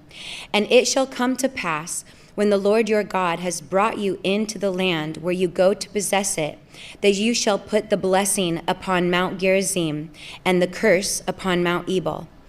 Are they not on the other side Jordan, by the way where the sun goes down, in the land of the Canaanites, which dwell in the champaign opposite Gilgal, beside the plains of Moreh? For you shall pass over Jordan to go in to possess the land which the Lord your God gives you, and you shall possess it and dwell therein. And you shall observe to do all the statutes and judgments which I set before you this day. These are the statutes and judgments which you shall observe to do in the land which the Lord God of your fathers gives you to possess it, all the days that you live upon the earth. You shall utterly destroy all the places wherein the nations which you shall possess served their gods, upon the high mountains and upon the hills and under every green tree. And you shall overthrow their altars and break their pillars and burn their groves with fire. And you shall hew down the graven images of their gods and destroy the names of them out of that place. You shall not do so to the Lord your God, but to the place which the Lord your God shall choose out of all your tribes to put his name there, even to his habitation shall you seek, and there you shall come. And there you shall bring your burnt offerings and your sacrifices, and your tithes and heave offerings of your hand, and your vows and your freewill offerings, and the firstlings of your herds and of your flocks. And there you shall eat before the Lord your God, and you shall rejoice in all that you put your hand to you, and your households wherein the Lord your God has blessed you. You shall not do after all the things that we do here this day. Every man whatsoever is right in his own eyes. For you are not as yet come to the rest and to the inheritance which the Lord your God gives you. But when you go over Jordan and dwell in the land which the Lord your God gives you to inherit, and when he gives you rest from all your enemies round about, so that you dwell in safety, there shall be a place which the Lord your God shall choose to cause his name to dwell there. There shall you bring all that I command you, your burnt offerings and your sacrifices, your tithes, and the heave offering of your hand, and all your choice vows which you vow to the Lord. And you shall rejoice before the Lord your God, you and your sons and your daughters, and your men servants and your maidservants, and the Levite that is inside your gates, for as much as he has no part nor inheritance with you. Take heed to yourself that you offer not your burnt offerings in every place that you see, but in the place which the Lord shall choose in one of your tribes. There you shall offer your burnt offerings, and there you shall do all that I command you. Notwithstanding, you may kill and eat flesh in all your gates, whatsoever your soul lusts after, according to the blessing of the Lord your God, which he has given you. The unclean and the clean may eat thereof, as of the roebuck and as of the hart. Only you shall not eat the blood, you shall pour it upon the earth as water. You may not eat inside your gates the tithe of your corn, or of your wine, or of your oil, or the firstlings of your herds, or of your flock, nor any of your vows which you vow, nor your freewill offerings or heave offering of your hand. But you must eat them before the Lord your God in the place which the Lord your God shall choose you, and your son and your daughter and your manservant and your maidservant and the Levite that is inside your gates, and you shall rejoice before the Lord your God in all that you put your hands to. Take heed to yourself that you forsake not the Levite as long as you live upon the earth. When the Lord your God shall enlarge your border as he has promised you, and you shall say, I will eat flesh because your soul longs to eat flesh, you may eat flesh whatsoever your soul lusts after. If the place which the Lord your God has chosen to put his name there be too far from you, then you shall kill of your herd and of your flock which the Lord has given you, as I have commanded you, and you shall eat in your gates whatsoever your soul lusts after. Even as the roebuck and the hart is eaten, so you shall eat them. The unclean and the clean shall eat of them alike. Only be sure that you eat not the blood, for the blood is the life, and you may not eat the life with the flesh. You shall not eat it, you shall pour it upon the earth as water. You shall not eat it, that it may go well with you and with your children after you, when you shall do that which is right in the sight of the Lord. Only your holy things which you have and your vows you shall take, and go to the place which the Lord shall choose. And you shall offer your burnt offerings, the flesh and the blood, upon the altar of the Lord your God. And the blood of your sacrifices shall be poured out upon the altar of the Lord your God, and you shall eat the flesh. Observe and hear all these words which I command you, that it may go well with you and with your children after you forever, when you do that which is good and right in the sight of the Lord your God. When the Lord your God shall cut off the nations from before you, where you go to possess them, and you succeed them and dwell in their land, take heed to yourself that you be not snared by following them. After that they be destroyed from before you, and that you inquire not after their gods, saying, how did these nations serve their gods? Even so will I do likewise.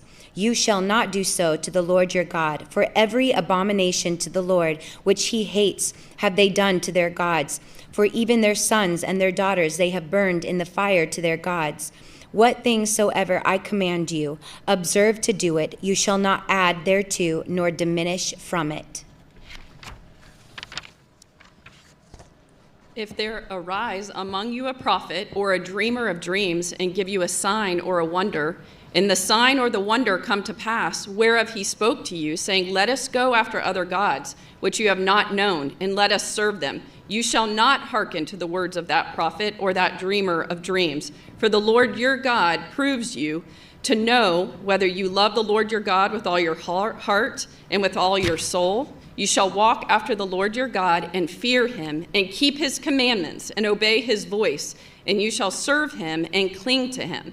And that prophet or that dreamer of dreams shall be put to death, because he has spoken to turn you away from the Lord your God, which brought you out of the land of Egypt and redeemed you out of the house of bondage, to thrust you out of the way which the Lord your God commanded you to walk in. So shall you put the evil away from the midst of you. If your brother, the son or your mother, or your son or your daughter, or the wife of your bosom, or your friend, which is as your own soul, enticed you secretly, saying, let us go and serve other gods, which you have not known, you nor your fathers, namely of the gods of the people which are round about you, near to you or far off from you, from the one end of the earth even to the other end of the earth, you shall not consent to him, nor hearken to him, neither shall your eye pity him, neither shall you spare, neither shall you conceal him. But you shall surely kill him, your hand shall be first upon him to put him to death, and afterwards the hand of all the people. And you shall stone him with stones, that he die, because he has sought to thrust you away from the Lord your God, which brought you out of the land of Egypt, from the house of bondage. And all Israel shall hear and fear, and shall do no more any such wickedness as this is among you. If you shall hear say in one of your cities, which the Lord your God has given you to dwell there, saying, certain men, the children of Belial, are gone out from among you, and have withdrawn the inhabitants of their city, saying, let us go and serve other gods, which you have not known. Then shall you inquire and make search and ask diligently, and behold, if it be true, and the thing certain, that such abomination is wrought among you. You shall surely smite the inhabitants of that city with the edge of the sword, destroying it utterly, and all that is therein, and the cattle thereof with the edge of the sword. And you shall gather all the spoil of it into the midst of the street thereof, and shall burn with fire the city, all the spoil thereof, every piece, for the Lord your God, and it shall be a heap forever. It shall not be built again. And there shall cling nothing of the cursed thing to your hand, that the Lord may turn from the fierceness of his anger and show you mercy and have compassion upon you and multiply you, as he has sworn to your fathers. When you shall hearken to the voice of the Lord your God, to keep all his commandments, which I command you this day, to do that which is right in the eyes of the Lord your God. You are the children of the Lord your God. You shall not cut yourselves, nor make any baldness between your eyes for the dead, for you are a holy people to the Lord your God, and the Lord has chosen you to be a treasured possession to himself above all the nations that are upon the earth. You shall not eat an abominable thing. These are the beasts which you shall eat: the ox, the sheep, and the goat, the stag, the gazelle, and the fallow deer, and the wild goat, and the antelope, and the wild ox, and the mountain sheep, and every beast that parts the hoof and splits the cleft into two claws, and chews the cud among the beasts, that you shall eat. Nevertheless, these you shall not eat of them that chew the cud, or of them that divide the cloven hoof, as the camel, and the hare, and the coney, for they chew the cud, but divide not the hoof, therefore they are unclean to you. And the swine, because it divides the hoof, yet chews not the cud. It is unclean to you. You shall not eat of their flesh, nor touch their dead carcass. These you shall eat of all that are in the waters. All that have fins and scales shall you eat, and whatsoever has not fins and scales you may not eat. It is unclean to you. Of all clean birds you shall eat. But these are they of which you shall not eat: the eagle, the ostrich, and the osprey, and the buzzard, and the falcon, and the vulture after its kind, and every raven after its kind, and the owl, and the nighthawk, and the gull, and the hawk after its kind, the little owl, and the great owl, and the swan, and the pelican, and the gier eagle, and the cormorant, and the stork, and the heron after its kind, and the lapwing, and the bat. And every creeping thing that flies is unclean to you. They shall not be eaten. But of all clean fowls you may eat. You shall not eat anything that dies of itself. You shall give it to the stranger that is in your gates, and that he may eat it. Or you may sell it to an alien, for you are a holy people to the Lord your God, and you shall not see the kid in its mother's milk. You shall truly tithe all the increase of your seed that the field brings forth by year. And you shall eat before the Lord your God in the place which he shall choose to place his name there, the tithe of your corn, of your wine, and of your oil, and the firstlings of your herds and of your flocks, that you may learn to fear the Lord your God always. And if the way be too long for you, so that you are not able to carry it, or if the place be too far from you, which the Lord your God shall choose to set his name there, when the Lord your God has blessed you, then shall you turn it into money, and bind up the money in your hand, and shall go to the place which the Lord your God shall choose. And you shall bestow that money for whatsoever your soul lust after, for oxen, sheep, or for wine, or for strong drink, or for whatsoever your soul desires. And you shall eat there before the Lord your God, and you shall rejoice, you and your households. And the Levite that is inside your gates, you shall not forsake him, for he has no part nor inheritance with you. At the end of the 3 years, you shall bring forth all the tithe of your increase the same year, and shall lay it up inside your gates. And the Levite, because he has no part nor inheritance with you, and the stranger, and the fatherless, and the widow, which are inside your gates, shall come and shall eat and be satisfied, that the Lord your God may bless you in all the work of your hand which you do. At the end of every 7 years, you shall make a release, a remission of debts. And this is the manner of the release. Every creditor that lends anything to his neighbor shall release it. He shall not exact it of his neighbor or of his brother, because it is called the Lord's release.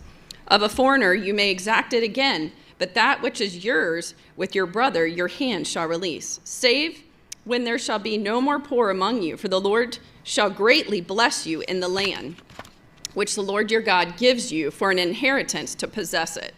Only if you carefully hearken to the voice of the Lord your God to observe to do all these commandments, which I command you this day. For the Lord your God blesses you as he promised you, and you shall lend to many nations, but you shall never borrow. And you shall reign over many nations, but they shall not reign over you.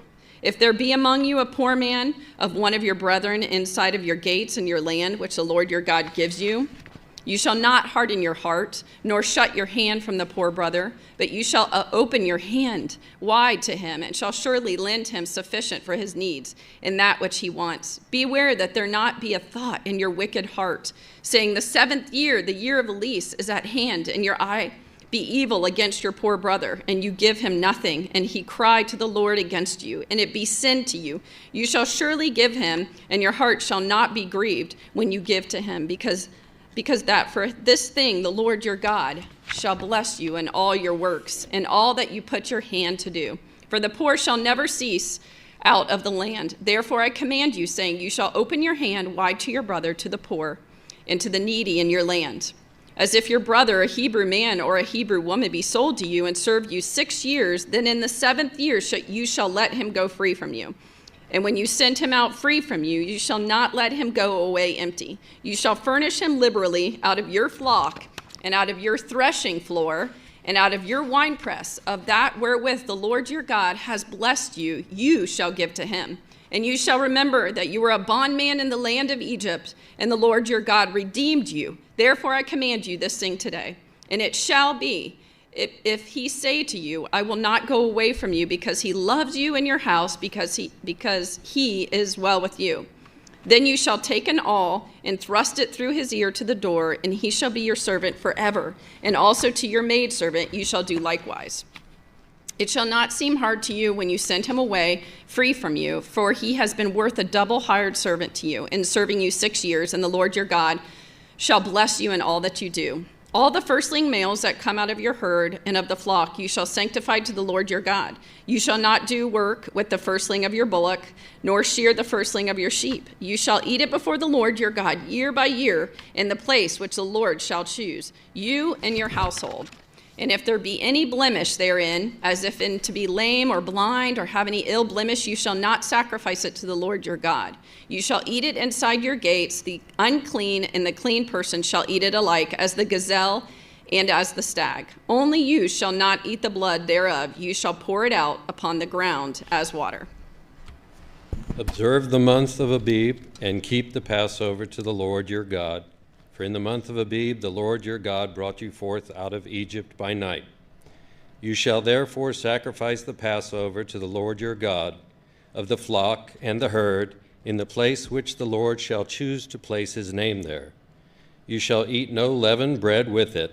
7 days shall you eat unleavened bread therewith, even the bread of affliction, for you came forth out of the land of Egypt in haste, that you may remember the day when you came forth out of the land of Egypt all the days of your life.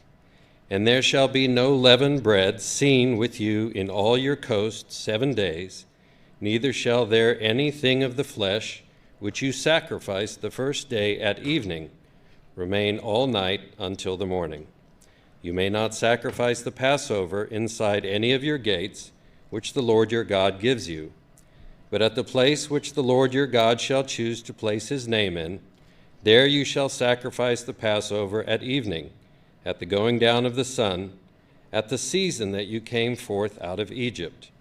And you shall roast and eat it in the place which the Lord your God shall choose, and you shall turn in the morning and go to your tents.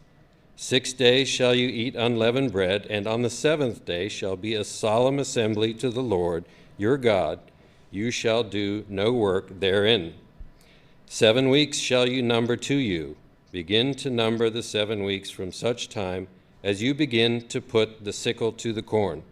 And you shall keep the Feast of Weeks to the Lord your God with a tribute of a freewill offering of your hand, which you shall give to the Lord your God according as the Lord your God has blessed you. And you shall rejoice before the Lord your God, and your son and your daughter, and your manservant, and your maidservant, and the Levite that is inside your gates, and the stranger, and the fatherless, and the widow that are among you, in the place which the Lord your God has chosen to place his name there. And you shall remember that you were a bondman in Egypt, and you shall observe and do these statutes.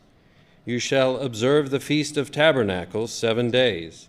After that you have gathered in your corn and your wine. And you shall rejoice in your feast, you and your son, and your daughter, and your manservant, and your maidservant, and the Levite, the stranger, and the fatherless, and the widow that are inside your gates. 7 days shall you keep a solemn feast to the Lord your God in the place which the Lord shall choose, because the Lord your God shall bless you in all your increase, and in all the works of your hands. Therefore you shall surely rejoice. 3 times in a year shall all your males appear before the Lord your God in the place which he shall choose, in the feast of unleavened bread, and in the feast of weeks, and in the feast of tabernacles, and they shall not appear before the Lord empty. Every man shall give as he is able, according to the blessing of the Lord your God which he has given you. Judges and officers shall you make you in all your gates which the Lord your God gives you throughout your tribes, and they shall judge the people with just judgment. You shall not twist judgment. You shall not respect persons, neither take a gift, for a gift does blind the eyes of the wise and pervert the words of the righteous. That which is altogether just shall you follow, that you may live and inherit the land which the Lord your God gives you. You shall not plant you a grove of any trees near the altar of the Lord your God, which you shall make. Neither shall you set up any image which the Lord your God hates. You shall not sacrifice to the Lord your God any bullock or sheep wherein is blemish, or any evil favoredness, for that is an abomination to the Lord your God.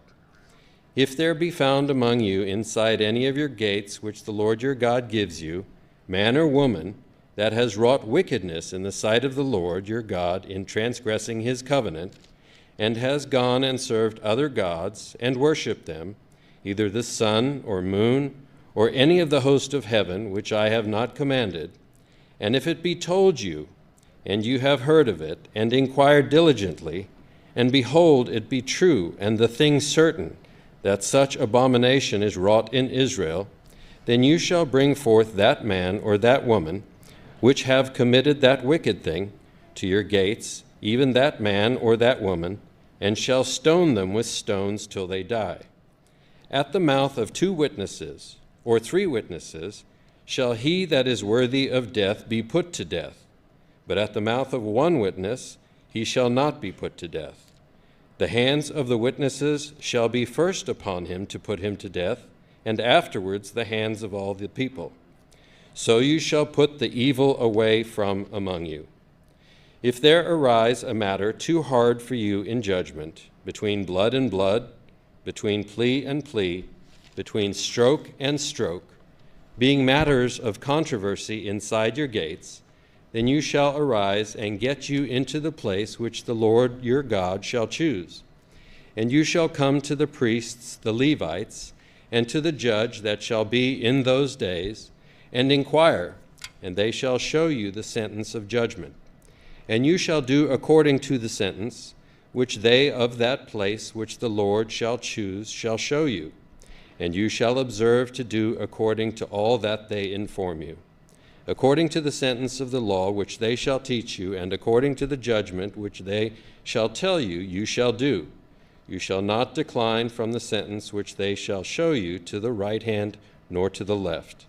And the man that will do presumptuously, and will not hearken to the priest that stands to minister there before the Lord your God, or to the judge, even that man shall die, and you shall put away the evil from Israel. And all the people shall hear and fear, and do no more presumptuously.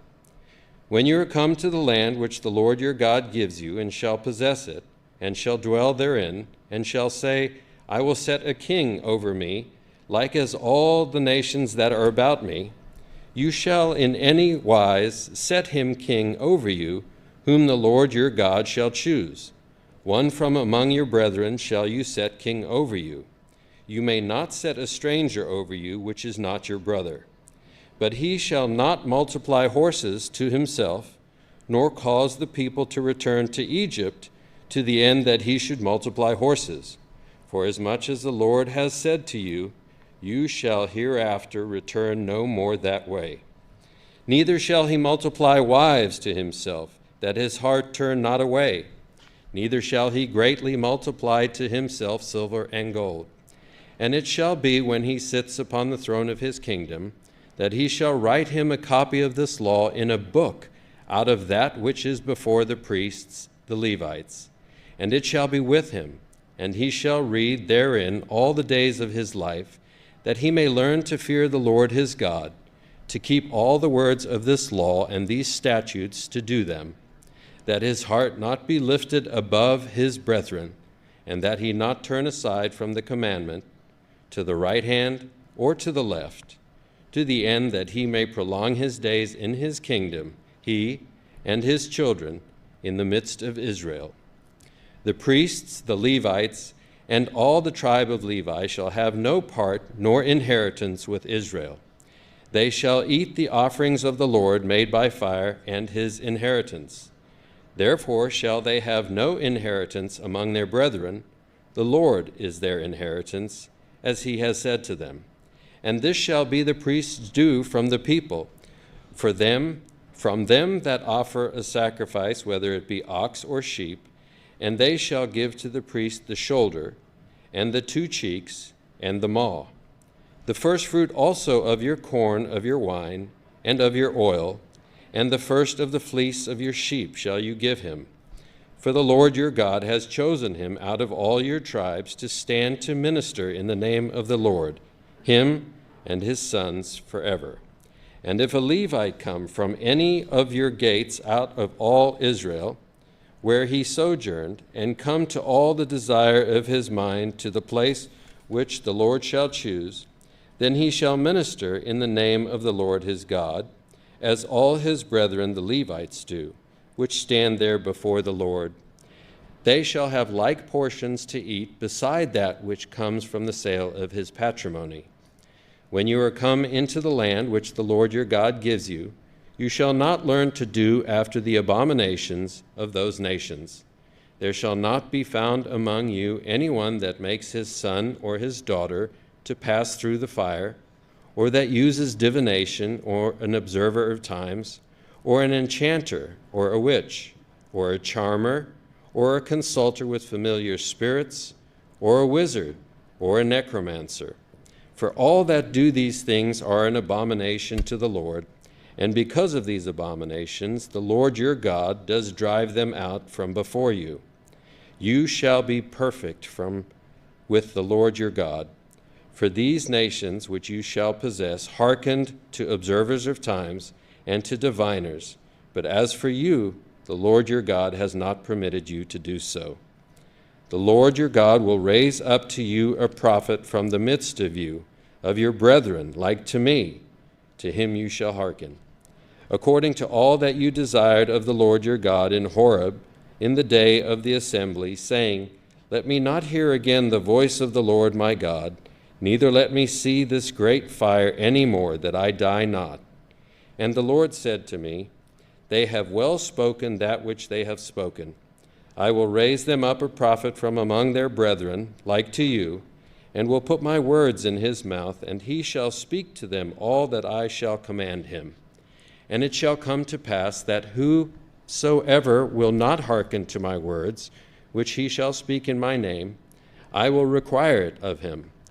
But the prophet which shall presume to speak a word in my name, which I have not commanded him to speak, or that shall speak in the name of other gods, even that prophet shall die.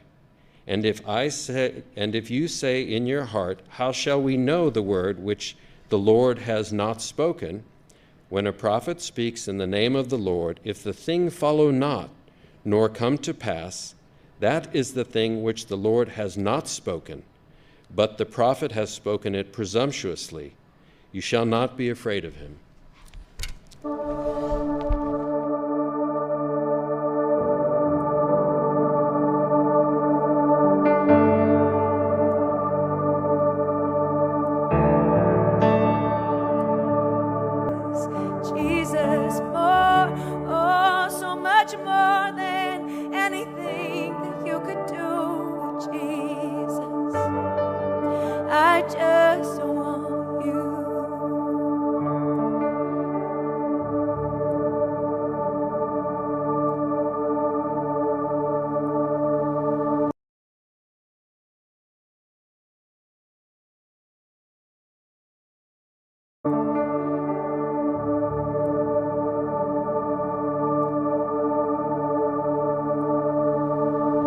Lord your God has cut off the nations, whose land the Lord your God gives you, and you succeed them, and dwell in their cities and in their houses, you shall separate 3 cities for you in the midst of your land, which the Lord your God gives you to possess it.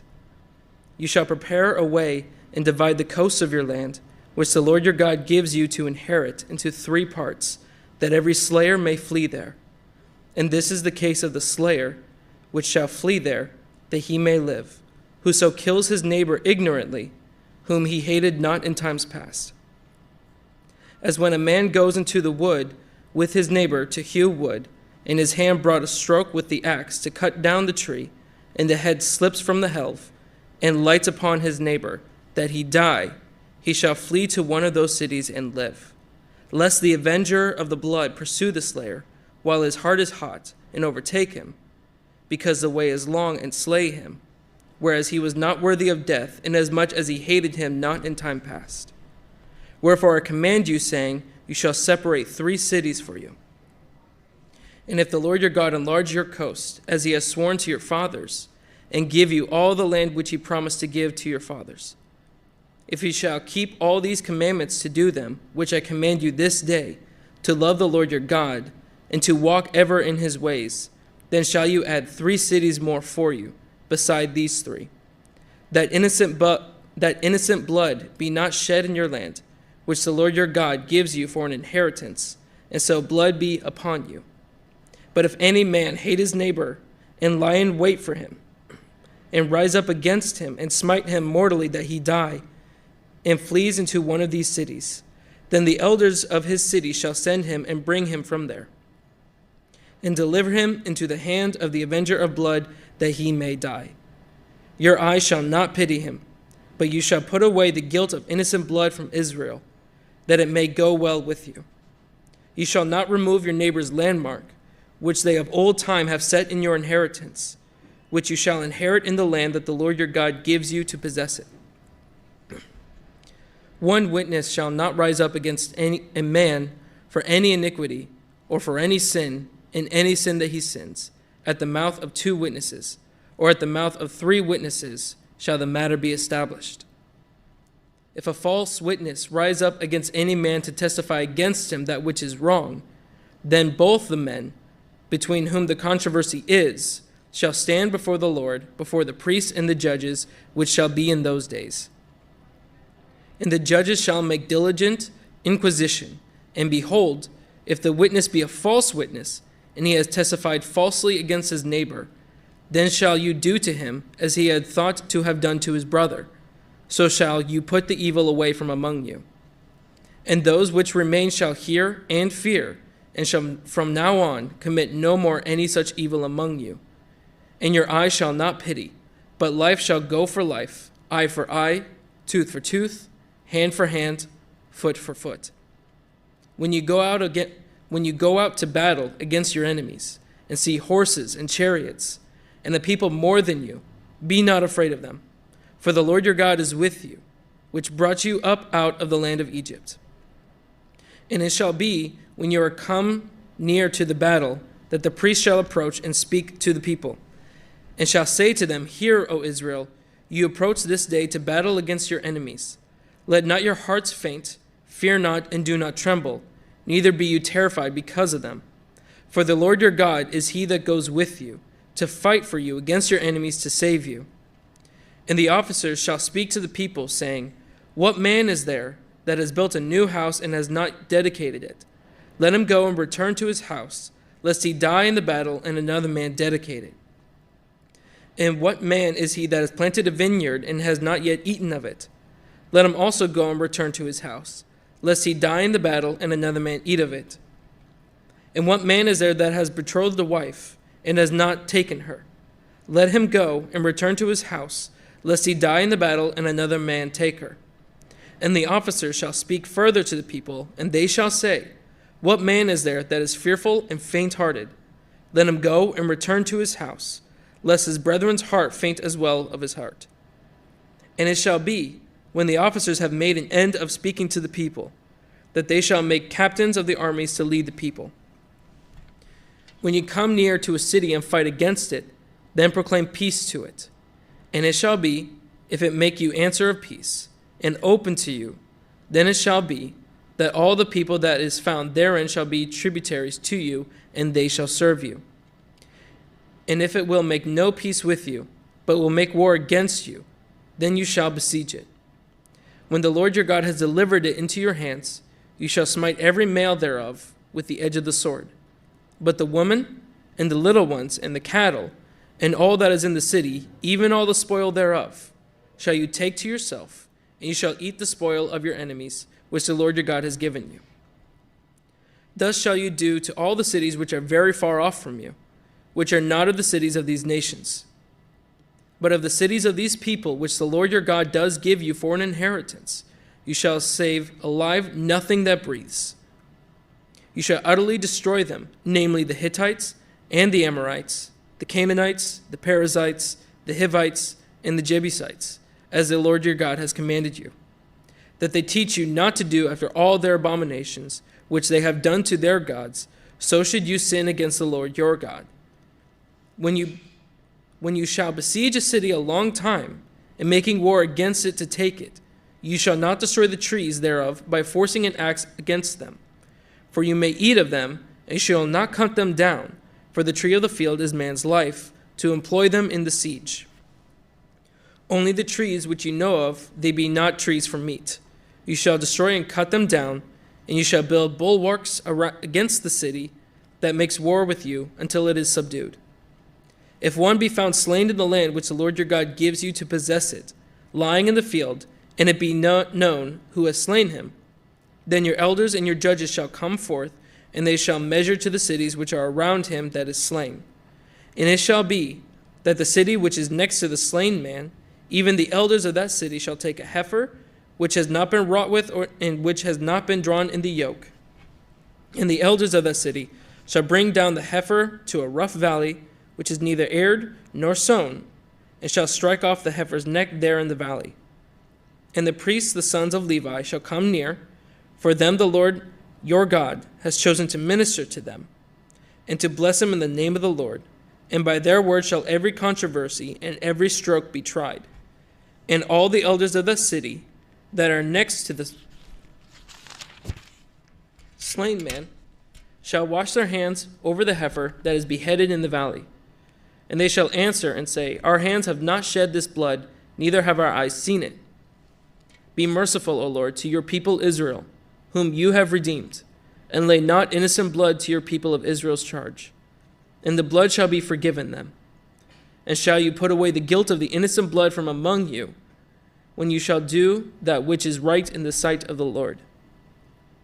When you go forth to war against your enemies, and the Lord your God has delivered them into your hands, and you have taken them captive, you see among the captives a beautiful woman, and have a desire to her, that you would have her to be your wife. Then you shall bring her home to your house, and she shall shave your head and pare her nails. And she shall put a raiment of her captivity from off her, and shall remain in your house, and bewail her father and her mother a full month. And after that you shall go into her, and be her husband, and she shall be your wife. And it shall be, if you have no delight in her, then you shall let her go where she will, but you shall not sell her at all for money. You shall not make her merchandise of her, because you have humbled her. If a man have two wives, one beloved and another hated, and they have borne him children, both the beloved and the hated, and if the firstborn son of hers that was hated, then it shall be, which he makes his sons to inherit that which he has, that he may not make the son of the beloved firstborn before the son of the hated, which is indeed the firstborn. But he shall acknowledge the son of the hated for the firstborn by giving him a double portion of all that he has, for he is the beginning of his strength. The right of the firstborn is his. If a man has a stubborn and rebellious son, which will not obey the voice of his father or the voice of his mother, and that when they have chastened him, will not hearken to them, then shall his father and his mother lay hold on him, and bring him out to the elders of the city and to the gate of his place. And they shall say to the elders of his city, This is our son, is stubborn and rebellious. He will not obey our voice. He is a glutton and a drunkard. And all the men of his city shall stone him with stones, that he die. So shall you put away evil from among you, and all Israel shall hear and fear. And if a man have committed a sin worthy of death, and he be to be put to death, and you hang him on a tree, his body shall not remain all night upon the tree, but you shall in any wise bury him that day, for that he is hanged is a curse from God, that your land be not defiled, which the Lord your God gives you for an inheritance. You shall not see your brother's ox or his sheep go astray, and hide yourself from them. You shall in any case bring them again to your brother. And if your brother be not near to you, or if you know him not, then you shall bring it to your own house. And it shall be with you until your brother seek after it, and you shall restore it to him again. In like manner shall you do with his ass, and so shall you do it with his raiment, and with all lost thing of your brother's, which he has lost and you have found. Shall you do likewise? You may not hide yourself. You shall not see your brother's ass or his ox fall down by the way, and hide yourself from them. You shall surely help him to lift them up again. The woman shall not wear that which pertains to a man, neither shall a man put on a woman's garment. For all that do so are an abomination to the Lord your God. If a bird's nest chance to be before you in the way in any tree or on the ground, whether they be young ones or eggs, and the dam sitting upon the young or upon the eggs, you shall not take the dam with the young, but you shall in any wise let the dam go, and take the young to you, that it may be well with you, and that you may prolong your days. When you build a new house, then you shall make a battlement for your roof, that you bring not blood upon your house, if any man fall from there. You shall not sow your vineyard with divers seeds, lest the fruit of your seed which you have sown, and the fruit of your vineyard be defiled. You shall not plow with an ox and an ass together. You shall not wear a garment of divers sorts, as of woolen and linen together. You shall make fringes upon the four quarters of your vesture, wherewith you cover yourself. If any man take a wife and go in to her, and hate her, and give occasions of speech against her, and bring up an evil name upon her, and say, I took this woman, and when I came to her, I found her not a maid, then shall the father of the damsel and her mother take and bring forth the tokens of the damsel's virginity to the elders of the city in the gate. And the damsel's father shall say to the elders, I gave my daughter to this man as a wife, and he hates her.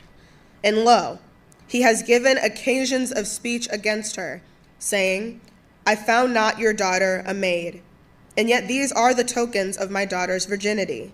And they shall spread the cloth before the elders of the city. And the elders of that city shall take that man and chastise him. And they shall immerse him in 100 shekels of silver, and give them to the father of the damsel, because he has brought up an evil name upon a virgin of Israel. And she shall be his wife. He may not put her away all his days.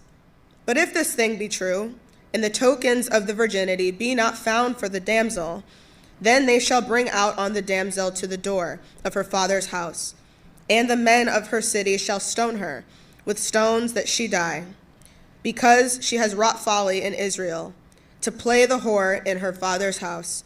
So shall you put evil away from among you. If a man be found lying with a woman married to her husband, then they shall both of them die, both the man that lay with the woman and the woman. So shall you put away evil from Israel. If a damsel that is a virgin be betrothed to a man, and a man find her in the city and lie with her, then you shall bring them both out to the gate of the city, and you shall stone them with stones that they die. The damsel, because she cried not, being in the city, and the man, because he has humbled his neighbor's wife. So you shall put away evil from among you. But if a man had a betrothed damsel in the field, and the man force her and lie with her, then the man only that lay with her shall die. But to the damsel you shall do nothing. There is in the damsel no sin worthy of death. For as when a man rise against his neighbor and slays him, even so is this matter. For he found her in the field, and the betrothed damsel cried, and there was none to save her. If a man find a damsel that is a virgin, which is not betrothed, and lay hold on her, and lie with her, and they be found, then the man that lay with her shall give to the damsel's father 50 shekels of silver, and she shall be his wife, because he has humbled her. He may not put her away all his days. A man shall not take his father's wife, nor discover his father's skirt. He that is wounded in the stones, or has privy member cut off, shall not enter into the congregation of the Lord. An illegitimate child shall not enter into the congregation of the Lord. Even to his 10th generation shall he not enter into the congregation of the Lord. An Ammonite or Moabite shall not enter into the congregation of the Lord. Even to their 10th generation shall they not enter into the congregation of the Lord forever. Because they met you, not with bread and with water in the way, when you came forth out of Egypt, and because they hired you against you, Balaam, the son of Peor, of Mesopotamia, to curse you. Nevertheless, the Lord your God would not hearken to Balaam, but the Lord your God turned the curse into a blessing to you, because the Lord your God loved you. You shall not seek their peace, nor their prosperity all your days forever. You shall not abhor the Edomite, for he is your brother. You shall not abhor the Egyptian, because you were a stranger in his land. The children that are begotten of them shall enter into the congregation of the Lord in the 3rd generation. When the host goes forth against your enemies, then keep you from every wicked thing. If there be among you any man that is not clean by reason of uncleanness, that chances him by night, then shall he go abroad out of the camp. He shall not come inside the camp. But it shall be, when evening comes on, he shall wash himself with water, and when the sun is down, he shall come into the camp again. You shall have a place also outside of the camp, where you shall go forth abroad. And you shall have a paddle upon your weapon, and it shall be, when you will ease yourself abroad, you shall dig therewith, and shall turn back, and cover that which comes from you. For the Lord your God walks in the midst of your camp to deliver you, to give up your enemies before you. Therefore shall your camp be holy, that he see no unclean thing in you, and turn away from you. You shall not deliver to his master the servant which is escaped from his master to you. He shall dwell with you, even among you, in that place which he shall choose in one of your gates, where it likes him best. You shall not oppress him. Therefore shall be no whore of the daughters of Israel, nor a sodomite of the sons of Israel. You shall not bring the hire of a whore or the price of a dog into the house of the Lord your God for any vow. For even both these are abomination to the Lord your God. You shall not lend upon usury to your brother, usury of money, usury of victuals, usury of anything that is lent upon usury. To a stranger you may lend upon usury, but to your brother you shall not lend upon usury, that the Lord your God may bless you in all that you set your hand to in the land where you go to possess it. When you shall vow a vow to the Lord your God, you shall not slack to pay it, for the Lord your God will surely require it of you, and it would be sin in you. But if you shall forbear to vow, it shall be no sin in you. That which is gone out of your lips you shall keep and perform, even a free will offering, according as you vowed unto the Lord your God, which you have promised with your mouth.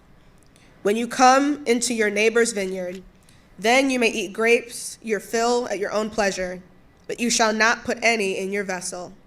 When you come into the standing corn of your neighbor, then you may pluck the ears with your hand, but you shall not move a sickle to your neighbor's standing corn.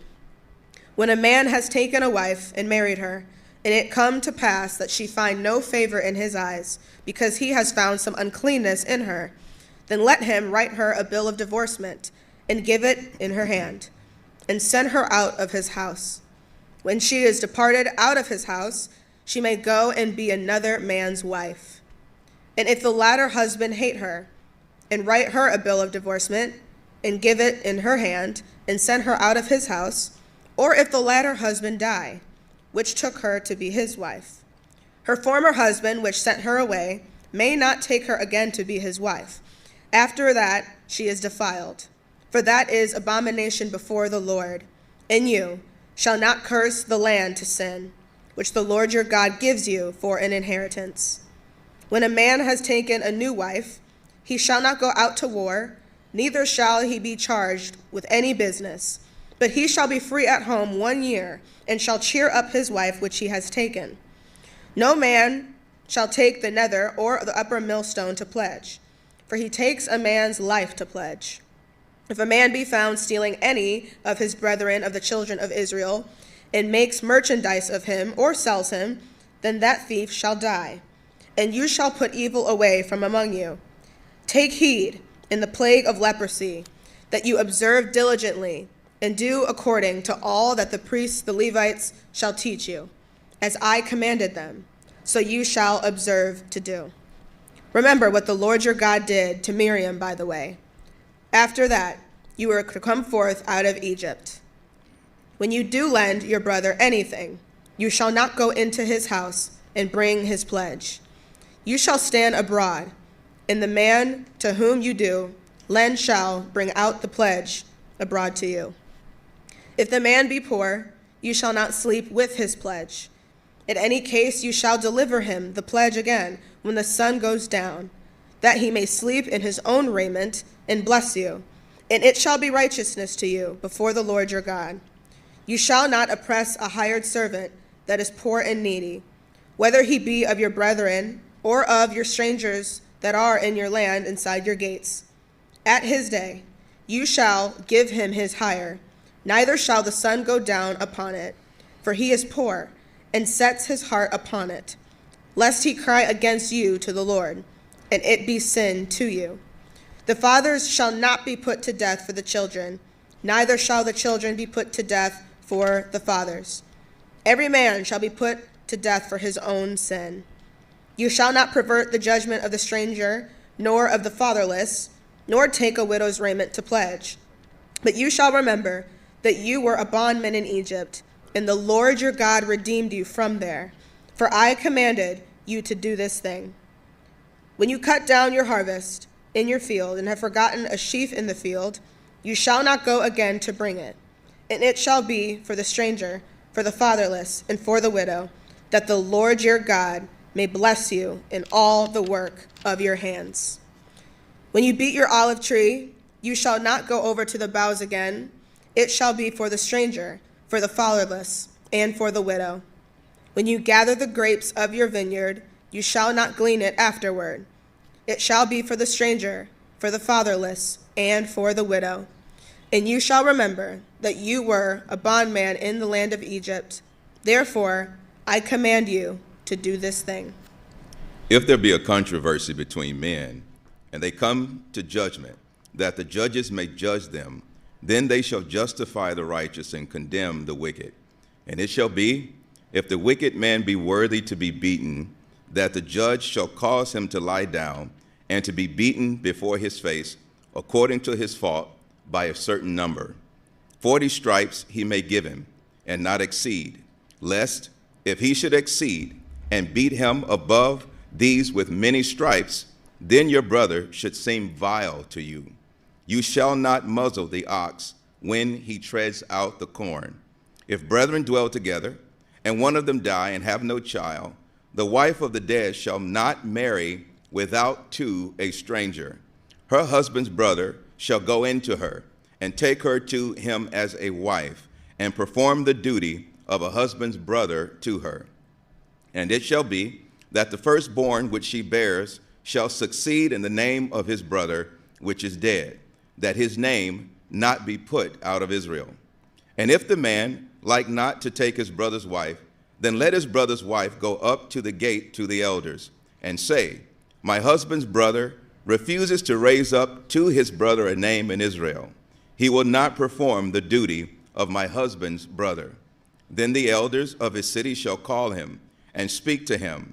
And if he stands to it and say, I like not to take her, then shall his brother's wife come to him in the presence of the elders, and loose his shoe from off his foot, and spit in his face, and shall answer and say, so shall it be done to that man that will not build up his brother's house.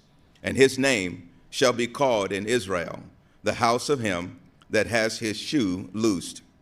When men strive together, one with another, and the wife of the one draws near for to deliver her husband out of the hand of him that smite him, and puts forth her hand, and takes him by the secrets, then you shall cut off her hand. Your eye shall not pity her. You shall not have in your bags divers weights, and a great and a small. You shall not have in your house divers measures, a great and a small. But you shall have a perfect and just weight, a perfect and just measure shall you have, that your days may be lengthened in the land which the Lord your God gives you. For all that you do such things, and all that do unrighteously, are an abomination to the Lord your God. Remember what Abimelech did to you by the way, when you were come forth out of Egypt, how he met you by the way, and smote the hindmost of you, even all that were feeble behind you, when you were faint and weary, and he feared not God. Therefore it shall be, when the Lord your God has given you rest from all your enemies round about, in the land which the Lord your God gives you for an inheritance to possess it, that you shall blot out the remembrance of Abimelech from under heaven, you shall not forget it. And it shall be, when you are come in to the land which the Lord your God gives you for an inheritance, and possess it, and dwell therein, that you shall take of the first of all the fruit of the earth, which you shall bring of your land that the Lord your God gives you, and shall put it in a basket, and shall go to the place which the Lord your God shall choose to place his name there.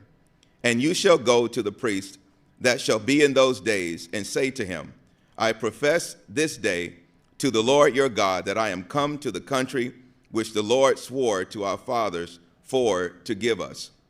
And the priest shall take the basket out of your hand, and set it down before the altar of the Lord your God. And you shall speak and say before the Lord your God, a Syrian ready to perish was my father, and went down to Egypt, and sojourned there with a few, and became there a nation, great, mighty, and populous. And the Egyptians evil entreated us, and afflicted us, and laid upon us hard bondage. And when we cried to the Lord of our fathers, the Lord heard our voice, and looked on our affliction, and our labor, and our oppression. And the Lord brought us forth out of Egypt with a mighty hand, and with an outstretched arm, and with great terribleness, and with signs, and with wonders. And he has brought us into this place, and has given us this land, even a land that flows with milk and honey. And now, behold, I have brought the firstfruits of the land, which you, O Lord, have given me. And you shall set it before the Lord your God, and worship before the Lord your God. And you shall rejoice in every good thing which the Lord your God has given to you, and to your house, you and the Levite, and the stranger that is among you. When you have made an end of tithing all the tithes of your increase the third year, which is the year of tithing, and have given it to the Levite, the stranger, the fatherless, and the widow, that they may eat inside your gates and be filled. Then you shall say before the Lord your God, I have brought away the hallowed things out of my house, and also have given them to the Levite, and to the stranger, to the fatherless, and to the widow, according to all your commandments which you have commanded me. I have not transgressed your commandments, neither have I forgotten them. I have not eaten thereof in my mourning, neither have I taken away aught thereof for any unclean use, nor given aught thereof for the dead, but I have hearkened to the voice of the Lord my God, and have done according to all you have commanded me. Look down from your holy habitation, from heaven, and bless your people Israel, and the land which you have given us, as you swore to our fathers, a land that flows with milk and honey. This day the Lord your God commanded you to do these statutes and judgments. You shall therefore keep and do them with all your heart and with all your soul. You have avouched the Lord this day to be your God, and to walk in his ways, and to keep his statutes, and his commandments, and his judgments, and to hearken to his voice. And the Lord has avouched you this day to be his peculiar people, as he has promised you, and that you should keep all his commandments, and to make you high above all nations which he has made, in praise, and in name, and in honor, and that you may be a holy people to the Lord your God, as he has spoken. And Moses, with the elders of Israel, commanded the people, saying, keep all the commandments which I command you this day. And it shall be on the day when you shall pass over Jordan to the land which the Lord your God gives you, that you shall set up great stones and plaster them with plaster. And you shall write upon them all the words of this law when you are passed over, that you may go in to the land which the Lord your God gives you, a land that flows with milk and honey, as the Lord of your fathers has promised you. Therefore, it shall be when you be gone over Jordan, that you shall set up these stones, which I command you this day, in Mount Ebal, and you shall plaster them with plaster. And there you shall build an altar to the Lord your God, an altar of stones. You shall not lift up any iron tool upon them. You shall build the altar of the Lord your God of whole stones, and you shall offer burnt offerings thereon to the Lord your God. And you shall offer peace offerings, and shall eat there, and rejoice before the Lord your God. And you shall write these stones all the words of this law very plainly. And Moses and the priests, the Levites, spoke to all Israel, saying, take heed and hearken, O Israel, this day you are become the people of the Lord your God. You shall therefore obey the voice of the Lord your God, and do his commandments and statutes, which I command you this day. And Moses charged the people the same day, saying, these shall stand upon Mount Gerizim to bless the people, when you are come over Jordan, Simeon and Levi, and Judah and Issachar, and Joseph and Benjamin. And these shall stand upon Mount Ebal to curse Reuben, Gad, and Asher, and Zebulun, Dan, and Naphtali. And the Levites shall speak and say to the men of Israel with a loud voice, cursed be the man that makes any graven or molten image, an abomination to the Lord, the work of the hands of the craftsman, and put in it a secret place. And all the people shall answer and say, Amen. Cursed be he that sets light by his father or his mother, and all the people shall say, Amen. Cursed be he that removes his neighbor's landmark, and all the people shall say, Amen. Cursed be he that makes the blind to wander out of the way, and all the people shall say, Amen. Cursed be he that perverts the judgment of the stranger, fatherless, and widow, and all the people shall say, Amen. Cursed be he that lies with his father's wife, because he uncovers his father's skirt, and all the people shall say, Amen. Cursed be he that lies with any manner of beast, and all the people shall say, Amen. Cursed be he that lies with his sister, the daughter of his father, or the daughter of his mother, and all the people shall say, Amen. Cursed be he that lies with his mother-in-law, and all the people shall say, Amen. Cursed be he that smites his neighbor secretly, and all the people shall say, Amen. Cursed be he that takes reward to slay the innocent person, and all the people shall say, Amen. Cursed be he that confirms not all the words of this law to do them, and all the people shall say, Amen. And it shall come to pass, if you shall hearken diligently to the voice of the Lord your God, to observe and to do all of his commandments, which I command you this day, that the Lord your God will set you on high above all nations of the earth.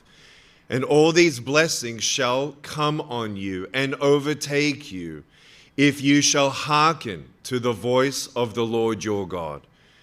Blessed shall you be in the city, and blessed shall you be in the field. Blessed shall be the fruit of your body, and the fruit of your ground, and the fruit of your cattle, the increase of your cattle, and the flocks of your sheep. Blessed shall be your basket and your store. Blessed shall you be when you come in, and blessed shall you be when you go out. The Lord shall cause your enemies that rise up against you to be smitten before your face.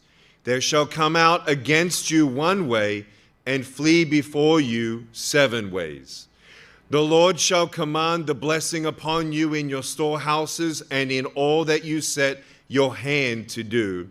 And he shall bless you in the land which the Lord your God gives you. The Lord shall establish you a holy people to himself, as he has sworn to you, if you shall keep the commandments of the Lord your God and walk in his ways. And all people of the earth shall see that you are called by the name of the Lord, and they shall be afraid of you. And the Lord shall make you plenteous in goods, in the fruit of your body, and in the fruit of your cattle, and in the fruit of your ground, in the land which the Lord swore to your fathers to give you. The Lord shall open to you his good treasure, the heaven, to give the rain to your land in its season, and to bless all the work of your hand, and you shall lend to many nations, and you shall not borrow. And the Lord shall make you the head, and not the tail, and you shall be above only, and you shall not be beneath, if that you hearken to the commandments of the Lord your God, which I command you this day to observe and to do them. And you shall not go aside from any of the words which I command you this day, to the right hand or to the left, to go after other gods to serve them. But it shall come to pass, if you will not hearken to the voice of the Lord your God, to observe to do all his commandments and his statutes which I command you this day, that all these curses shall come upon you and overtake you. Cursed shall you be in the city, and cursed shall you be in the field. Cursed shall you be your basket and your store. Cursed be the fruit of your body and the fruit of your land, the increase of your cattle and the flocks of your sheep. Cursed shall you be when you come in, and cursed shall be you when you go out. The Lord shall send upon you cursing, vexation, and rebuke in all that you set your hand to for to do, until you be destroyed, and until you perish quickly, because of the wickedness of your doings, whereby you have forsaken me. The Lord shall make the pestilence cling to you until he consumed you from off the land where you go to possess it. The Lord shall smite you with a consumption, and with a fever, and with an inflammation, and with an extreme burning, and with the sword, and with blasting, and with mildew, and they shall pursue you until you perish. And your heaven that is over your head shall be brass, and the earth that is under you shall be iron. The Lord shall make the rain of your land powder and dust. From heaven shall it come down upon you until you be destroyed. The Lord shall cause you to be smitten before your enemies. You shall go out one way against them and flee 7 ways before them, and shall be removed into all the kingdoms of the earth. And your carcass shall be meat to all fowls of the air, and to the beasts of the earth, and no man shall fray them away. The Lord will smite you with the botch of Egypt, and with the Amorites, and with the scab, and with the itch, whereof you cannot be healed. The Lord shall smite you with madness, and blindness, and astonishment of heart. And you shall grope at noonday as the blind gropes in darkness, and you shall not prosper in your ways, and you shall be only oppressed and spoiled evermore, and no man shall save you. You shall betroth a wife, and another man shall lie with her. You shall build a house, and you shall not dwell therein.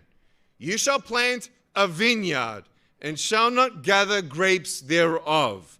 Your ox shall be slain before your eyes, and you shall not eat thereof. Your ass shall be violently taken away from you before your face, and shall not be restored to you.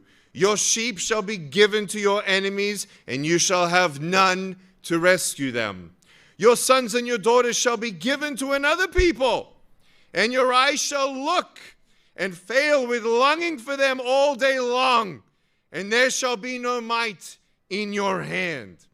The fruit of your land and all your labors shall a nation which you know not eat up, and you shall be only oppressed and crushed always, so that you shall be mad for the sight of your eyes, which you shall see.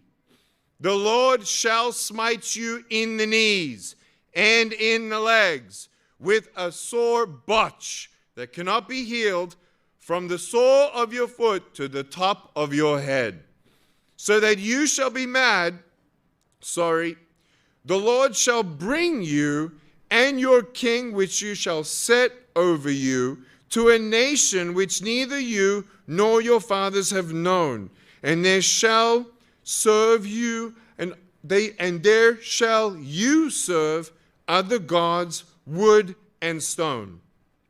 And you shall become an astonishment, a proverb, and a byword among all nations where the Lord shall lead you. You shall carry much seed out into the field, and shall gather but little in, for the locust shall consume it. You shall plant vineyards and dress them, but shall neither drink of the wine nor gather the grapes, for the worms shall eat them. You shall have olive trees throughout all your coasts, but you shall not anoint yourself with the oil, for your olive shall cast its fruit. You shall father sons and daughters, but you shall not enjoy them, for they shall go into captivity. All your trees and fruit of your land shall the locust consume. The stranger that is inside you shall get up above you very high, and you shall come down very low. He shall lend to you, and you shall not lend to him. He shall be the head, and you shall be the tail. Moreover, all these curses shall come upon you, and shall pursue you and overtake you till you be destroyed, because you hearkened not to the voice of the Lord your God, to keep his commandments and his statutes, which he commanded you. And they shall be upon you for a sign and for a wonder, and upon your seed forever. Because you served not the Lord your God with joyfulness and with gladness of heart for the abundance of all things, therefore shall you serve your enemies, which the Lord shall send against you in hunger, and in thirst, and in nakedness, and in want of all things. And he shall put a yoke of iron upon your neck until you have been destroyed. The Lord shall bring a nation against you from afar, from the end of the earth, as swift as the eagle flies, a nation whose tongue you shall not understand, a nation of fierce countenance, which shall not regard the person of old, or show favor to the young? And he shall eat the fruit of your cattle and the fruit of your land until you be destroyed, which also shall not leave you either corn, wine, or oil, or the increase of your cattle, or flocks of your sheep, until he have destroyed you. And he shall besiege you in all your gates, until your high and fenced walls come down, wherein you're trusted throughout all your land. And he shall besiege you in all your gates throughout all your land, which the Lord your God has given you. And you shall eat the fruit of your own body, the flesh of your sons and of your daughters, which the Lord your God has given you in the siege and in the straitness wherewith your enemies shall distress you. So that the man that is tender among you and very delicate, his eye shall be evil toward his brother, and toward the wife of his bosom, and toward the remnant of his children, which he shall leave. So that he will not give to any of them the flesh of his children whom he shall eat, because he has nothing left in him in the siege and in the straitness, wherewith your enemies shall distress you in all your gates. The tender and delicate woman among you, which would not adventure to set the sole of her foot upon the ground for delicateness and tenderness, her eye shall be evil toward the husband of her bosom, and toward her son, and toward her daughter, and toward her young one that comes out from between her feet, and toward her children which she shall bear, for she shall eat them for want of all things secretly in the siege and straitness, wherewith your enemies shall distress you in your gates. If you will not observe to do all the words of this law that are written in this book, that you may fear this glorious and fearful name, the Lord your God, then the Lord will make your plagues wonderful, and plagues of your seed, even great plagues, and of long continuance, and sore sickness, and of long continuance. Moreover, he will bring upon you all the diseases of Egypt, which you were afraid of, and they shall cling to you. Also, every sickness and every plague, which is not written in the book of this law, them will the Lord bring upon you until you be destroyed. And you shall be left few in number, whereas the stars of heaven for multitude, because you would not obey the voice of the Lord your God. And it shall come to pass that as the Lord rejoiced over you to do you good and to multiply you, so the Lord will rejoice over you to destroy you and to bring you to nothing. And you shall be plucked from off the land where you go to possess it, and the Lord shall scatter you among all people, from the one end of the earth even to the other, and there you shall serve other gods, which neither you nor your fathers have known, even wood and stone. And among these nations shall you find no ease, neither shall the sole of your foot have rest, but the Lord shall give you there a trembling heart, and failing eyes, and sorrow of mind, and your life shall hang in doubt before you. And you shall fear day and night, and shall have no assurance of your life. In the morning you shall say, would God it were evening, and at evening you shall say, would God it were morning. For the fear of your heart wherewith you shall fear, and for the sight of your eyes which you shall see. And the Lord shall bring you into Egypt again with ships, by the way whereof I spoke to you. You shall see it no more again, and there you shall be sold to your enemies for bondmen and bondwomen, and no man shall buy you.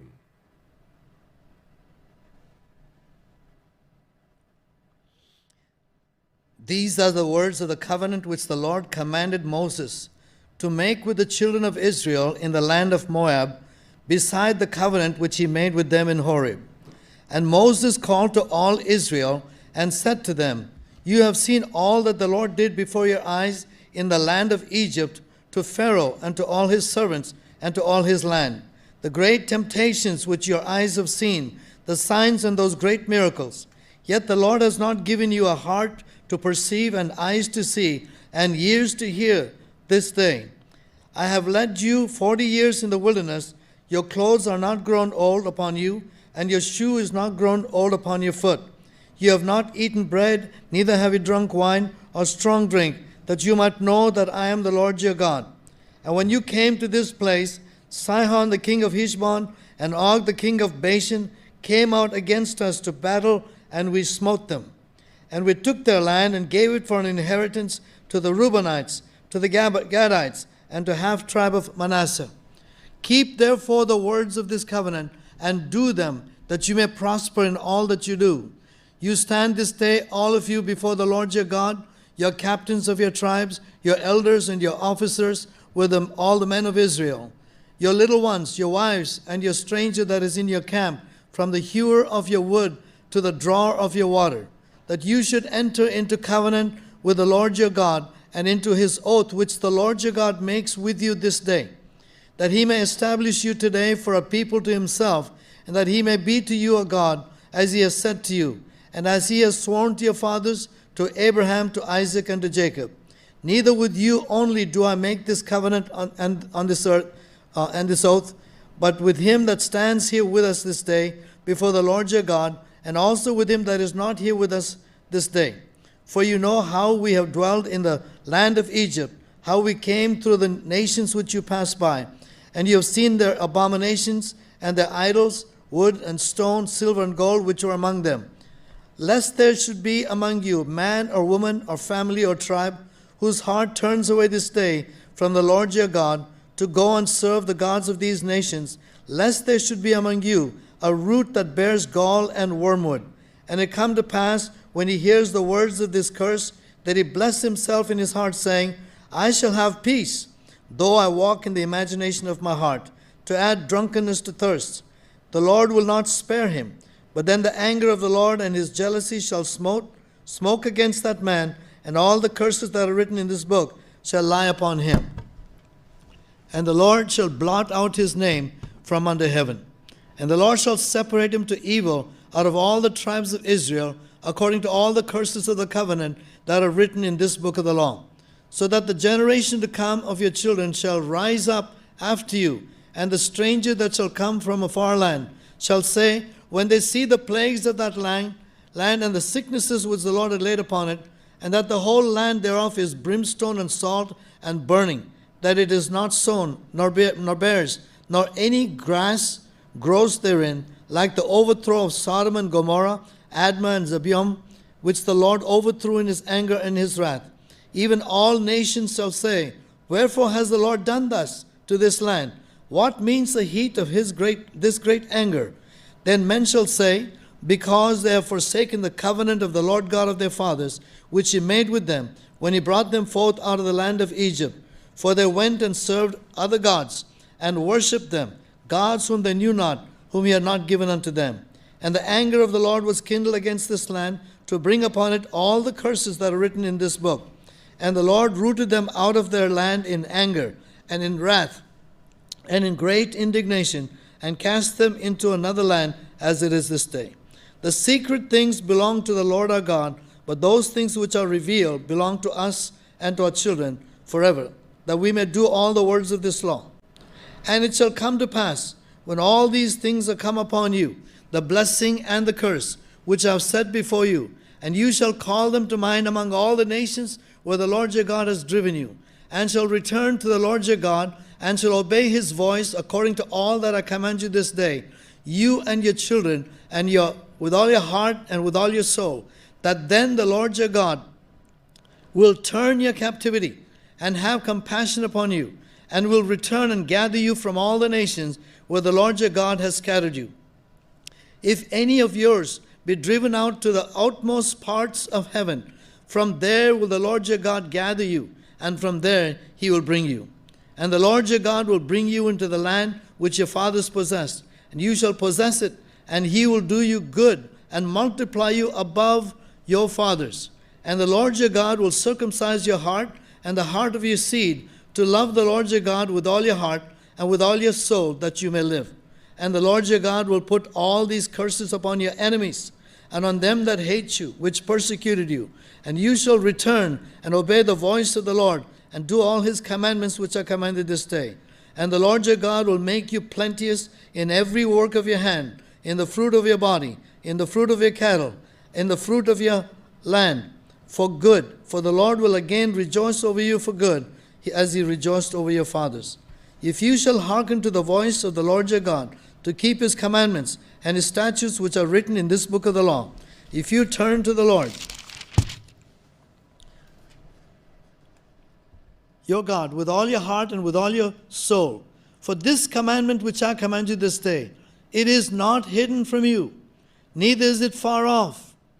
It is not in heaven, that you should say, who shall go up for us to heaven, and bring it unto us, that we may hear it and do it?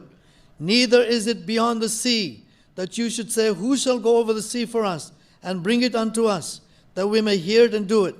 But the word is very near to you, in your mouth and in your heart, that you may do it. See, I have set before you this day life and good, death and evil. In that I command you this day to love the Lord your God, to walk in his ways, and to keep his commandments and his statutes and his judgments, that you may live and multiply. And the Lord your God shall bless you in the land where you go to possess it. But if your heart turn away, so that you will not hear, but shall be drawn away and worship other gods and serve them, I denounce to you this day that you shall surely perish, and that you shall not prolong your days upon the land where you pass over Jordan to go possess it. I call heaven and earth to record this day against you, that I have set before you life and death, blessing and cursing. Therefore choose life, that both you and your seed may live, that you may love the Lord your God, and that you may obey his voice, and that you may cling to him. For he is your life and the length of your days, that you may dwell in the land which the Lord sware to your fathers, to Abraham, to Isaac, and to Jacob, to give them. And Moses went and spoke these words to all Israel. And he said to them, I am 120 years old this day. I can no more go out and come in. Also the Lord has said to me, you shall not go over this Jordan. The Lord your God, he will go before you, and he will destroy these nations from before you. And you shall possess them, and Joshua, he shall go over before you, as the Lord has said. And the Lord shall do to them as he did to Sihon and to Og, kings of the Amorites, and to the land of them whom he destroyed. And the Lord shall give them up before your face, that you may do to them according to all the commandments which I have commanded you. Be strong and of a good courage. Fear not, nor be afraid of them. For the Lord your God, he it is that does go with you. He will not fail you, nor forsake you. And Moses called to Joshua, and said to him in the sight of all Israel, be strong and of a good courage, for you must go with this people to the land which the Lord has sworn to their fathers to give them, and you shall cause them to inherit it. And the Lord, he it is that does go before you. He will be with you. He will not fail you, neither forsake you. Fear not, neither be dismayed. And Moses wrote this law and delivered to the priests, the sons of Levi, which have the ark of the covenant of the Lord, and to all the elders of Israel. And Moses commanded them, saying, at the end of every 7 years, in the solemnity of the year of release, in the feast of the tabernacles, when all Israel is come to appear before the Lord your God, in the place which he shall choose, you shall read this law before all Israel in their hearing.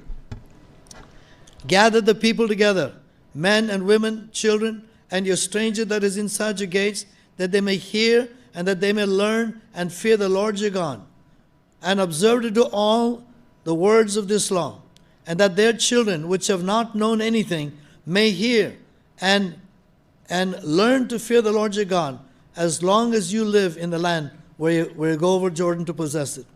And the Lord said to Moses, Behold, your days approach that you must die. Call Joshua and present yourselves to the tabernacle of the congregation, that I may give him a charge. And Moses and Joshua went and presented themselves in the tabernacle of the congregation. And the Lord appeared in the tabernacle in a pillar of cloud, and the pillar of cloud stood over the door of the tabernacle. And the Lord said to Moses, Behold, you shall sleep with your fathers, and this people will rise up and go a-whoring with the gods of the strangers of the land where they go to be among them, and will forsake me and break my covenant which I have made with them. And then my anger shall be kindled against them in that day, and I will forsake them. I will hide my face from them, and they shall be devoured, and many evils and troubles shall befall them, so that they will say in that day, Are not these evils come upon us, because our God is not among us? And I will surely hide my face in that day, for all the evils which they shall have wrought, in that they are turned to other gods. Now therefore, write this song for you and to teach to the children of Israel. Put it in their mouths, and that this song may be a witness for me against the children of Israel. And when I shall have brought them this land, which I swore to their fathers, that flows with milk and honey, and they shall have eaten and filled themselves and become fat, they will turn to other gods and serve them, and provoke me and break my covenant. It shall come to pass, when many evils and troubles have befallen them, that this song shall testify against them as a witness, for it shall not be forgotten out of the mouths of their seed. For I know their imagination which they go about, even now, before I have brought them into the land which I swore. Moses therefore wrote this song the same day, and taught it to the children of Israel. And he gave Joshua the son of Nun a charge, and said, Be strong and of a good courage, for you shall bring the children of Israel into the land which I swore to them, and I will be with you.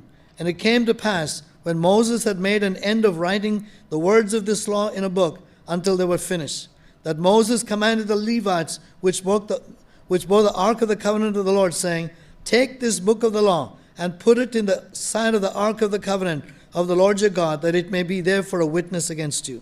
For I know your rebellion and your stiff neck.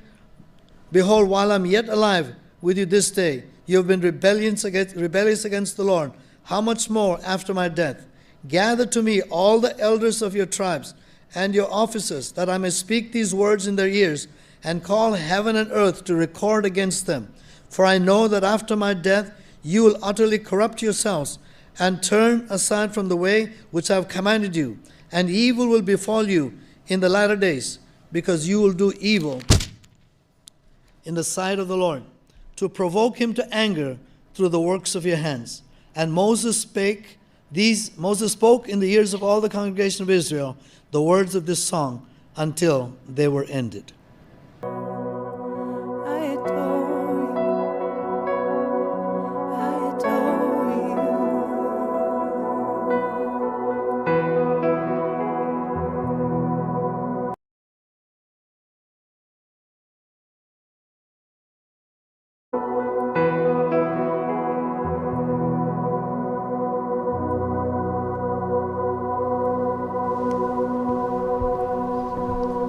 Give ear, O you heavens, and I will speak, and hear, O earth, the words of my mouth. My doctrine shall drop as the rain, my speech shall distill as the dew, as the small rain upon the tender herb, and as the showers upon the grass. Because I will publish the name of the Lord, ascribe you greatness to our God.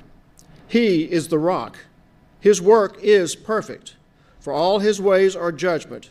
A God of truth and without iniquity, just and right is he. They have corrupted themselves. Their spot is not the spot of his children. They are a perverse and crooked generation. Do you thus repay the Lord, O foolish people and unwise? Is not he your father that has bought you? Has he not made you and established you? Remember the days of old. Consider the years of many generations. Ask your father, and he will show you, your elders, and they will teach you. When the Most High divided to the nations their inheritance, when he separated the sons of Adam, he set the bounds of the people according to the number of children of Israel. For the Lord's portion is his people. Jacob is the lot of his inheritances. He found him in a desert land, and in the waste howling wilderness. He led him about. He instructed him. He kept him as the apple of his eye.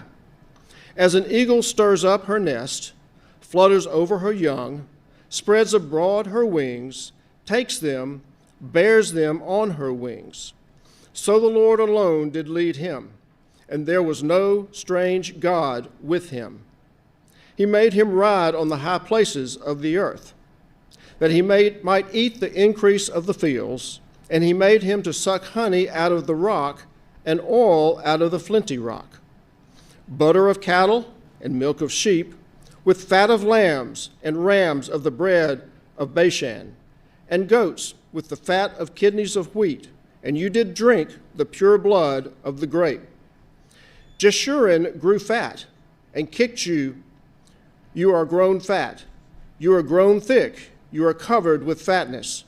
Then he forsook God which made him, and lightly esteemed the rock of his salvation. They provoked him to jealousy with strange gods, and abominations provoked they him to anger. They sacrificed to devils, not to gods whom they knew not, to new gods who came newly up, whom your fathers feared not. Of the rock that fathered you, you are unmindful, and have forgotten God that formed you. And when the Lord saw it, he abhorred them because of the provoking of his sons and of his daughters. And he said, I will hide my face from them. I will see that what their end shall be, for they are very froward generation, children in whom there is no faith.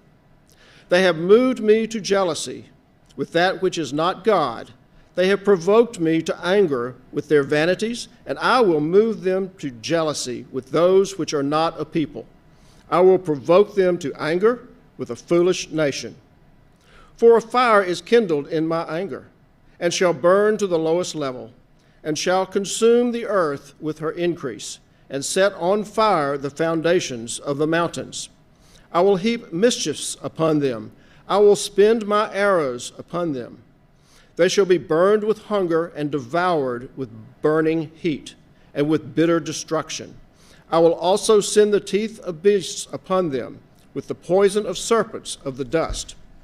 The sword outside and terror inside shall destroy both the young man and the virgin, the suckling also with the man of gray hairs.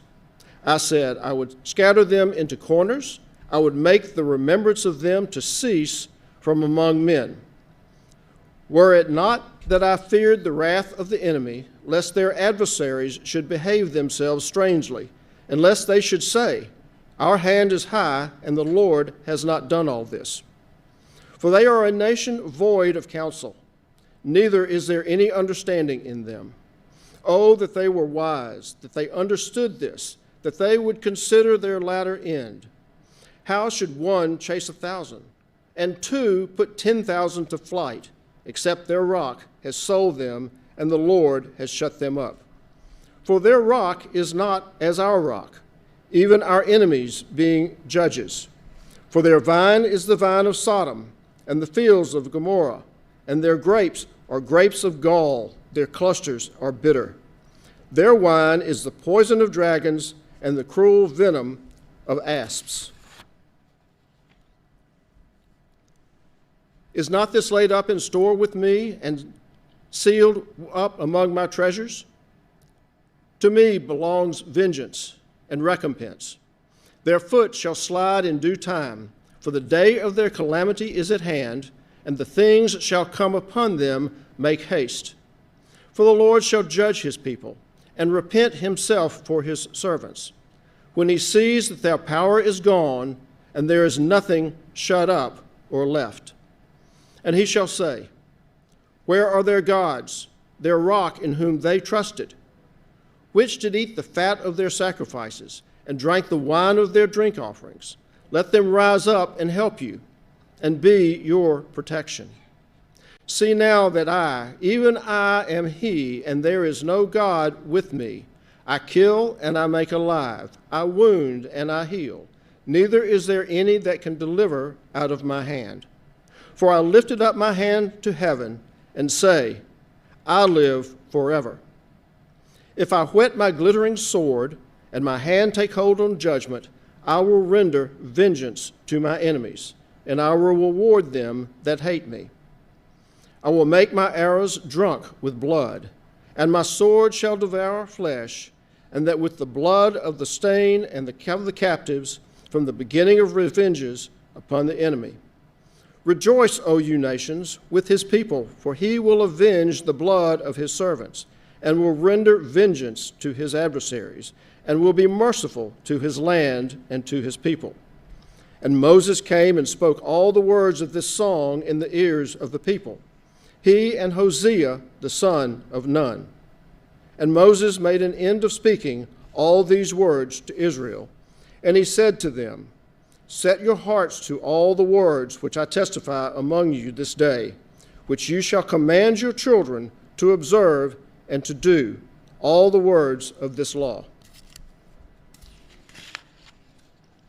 For it is not a vain thing for you, because it is your life, and through this thing you shall produce your days in the land where you go over Jordan to possess it.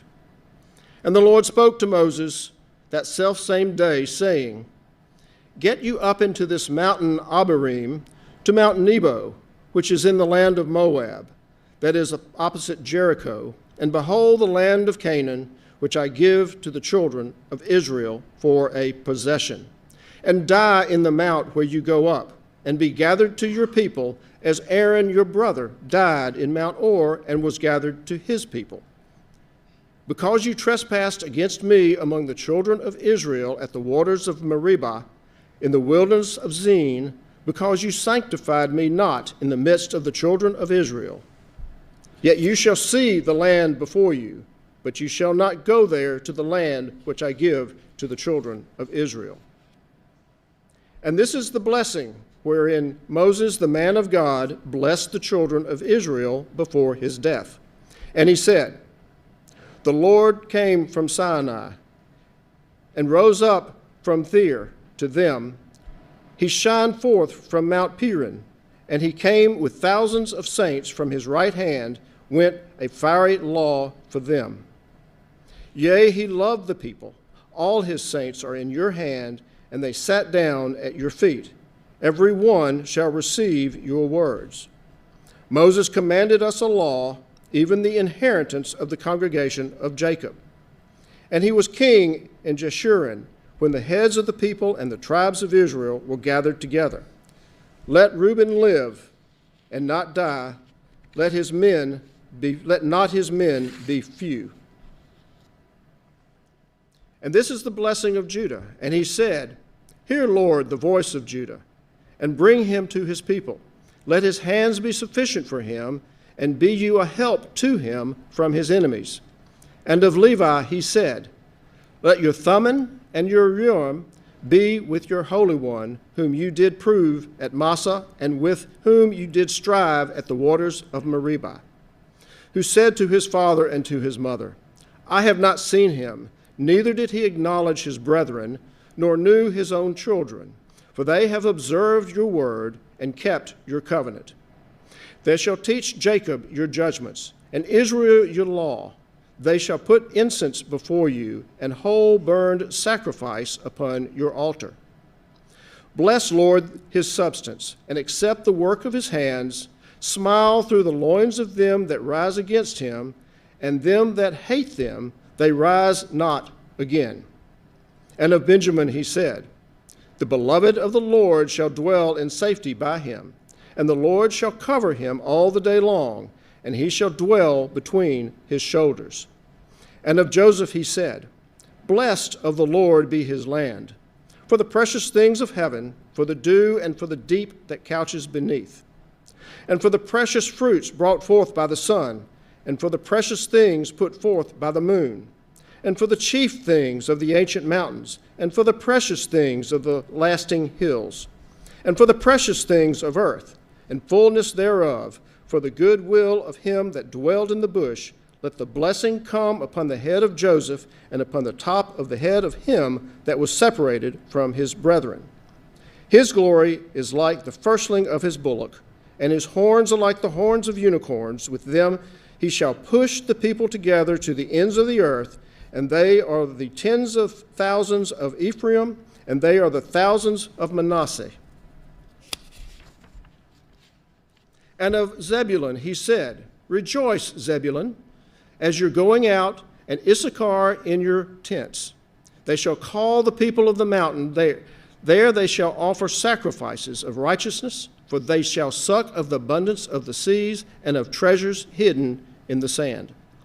And of Gad he said, Blessed be he that enlarged Gad, and dwells as a lion, and tears the arm with the crown of the head. And he provided the first part for himself, because there in a portion of the lawgiver was he seated. And he came with the heads of the people. He executed the justice of the Lord and his judgments with Israel. And of Dan he said, Dan is a lion's whelp. He shall leap from Bashan. And of Naphtali he said, O Naphtali, satisfied with favor and full with the blessings of the Lord, possess you the west and the south. And of Asher he said, Let Asher be blessed with children. Let him be acceptable to his brethren, and let him dip his foot in oil. Your shoes shall be iron and brass, and as your days, so shall your strength be. There is none like the God of Jeshurun, who rides upon the heaven in your help, and in his excellency on the sky. The eternal God is your refuge, and underneath are the everlasting arms, and he shall thrust out the enemy from before you, and shall say, Destroy them. Israel then shall dwell in safety, alone. The fountain of Jacob shall be upon a land of corn and wine. Also his heavens shall drop down dew. Happy are you, O Israel. Who is like to you, O people saved by the Lord, the shield of your help, and who is the sword of your excellency? And your enemies shall be found liars to you, and you shall tread upon their high places. And Moses went up from the plains of Moab to the mountain of Nebo, to the top of Pisgah, that is opposite Jericho. And the Lord showed him all the land of Gilead to Dan, and all Naphtali, and the land of Ephraim and Manasseh, and all the land of Judah to the utmost sea, and the south, and the plain of the valley of Jericho, the city of palm trees, to Zoar. And the Lord said to him, This is the land which I swore to Abraham, to Isaac, and to Jacob, saying, I will give it to your seed. I have caused you to see it with your eyes, but you shall not go over there. So Moses, the servant of the Lord, died there in the land of Moab, according to the word of the Lord. And he buried him in a land in a valley in the land of Moab, opposite Beth Peor, but no man knows of his sepulchre to this day. And Moses was 120 years old when he died. His eye was not dim, nor his natural force abated. And the children of Israel wept for Moses in the plains of Moab 30 days. So the days of weeping and mourning for Moses were ended. And Joshua, the son of Nun, was full of the spirit of wisdom, for Moses had laid his hands upon him. And the children of Israel hearkened to him, and did as the Lord commanded Moses. And there arose not a prophet since in Israel like to Moses, whom the Lord knew face to face, in all the signs and the wonders which the Lord sent him to do in the land of Egypt to Pharaoh and to all his servants and to all his land, and in all that mighty hand, and in all the great terror which Moses showed in the sight of all Israel. Now after the death of Moses, the servant of the Lord, it came to pass that the Lord spoke to Joshua the son of Nun, Moses' minister, saying, Moses, my servant, is dead. Now therefore arise, go over this Jordan, you and all this people, to the land which I give to them, even to the children of Israel. Every place that the sole of your foot shall tread upon, that have I given to you, as I said to Moses. From the wilderness and this Lebanon, even to the great river, the river Euphrates, and all the land of the Hittites, and to the great sea toward the going down of the sun, shall be your coast. There shall not any man be able to stand before you all the days of your life. As I was with Moses, so I will be with you. I will not fail you, nor forsake you. Be strong and of a good courage, for to this people shall you divide for an inheritance the land which I swore to your fathers to give them. Only be you strong and very courageous, that you may observe to do according to all the law which Moses my servant commanded you. Turn not from it to the right hand or to the left, that you may prosper wherever you go. This book of the law shall not depart out of your mouth, but you shall meditate therein day and night, that you may observe to do according to all that is written therein. For then you shall make your way prosperous, and then you shall have good success. Have not I commanded you? Be strong and of a good courage.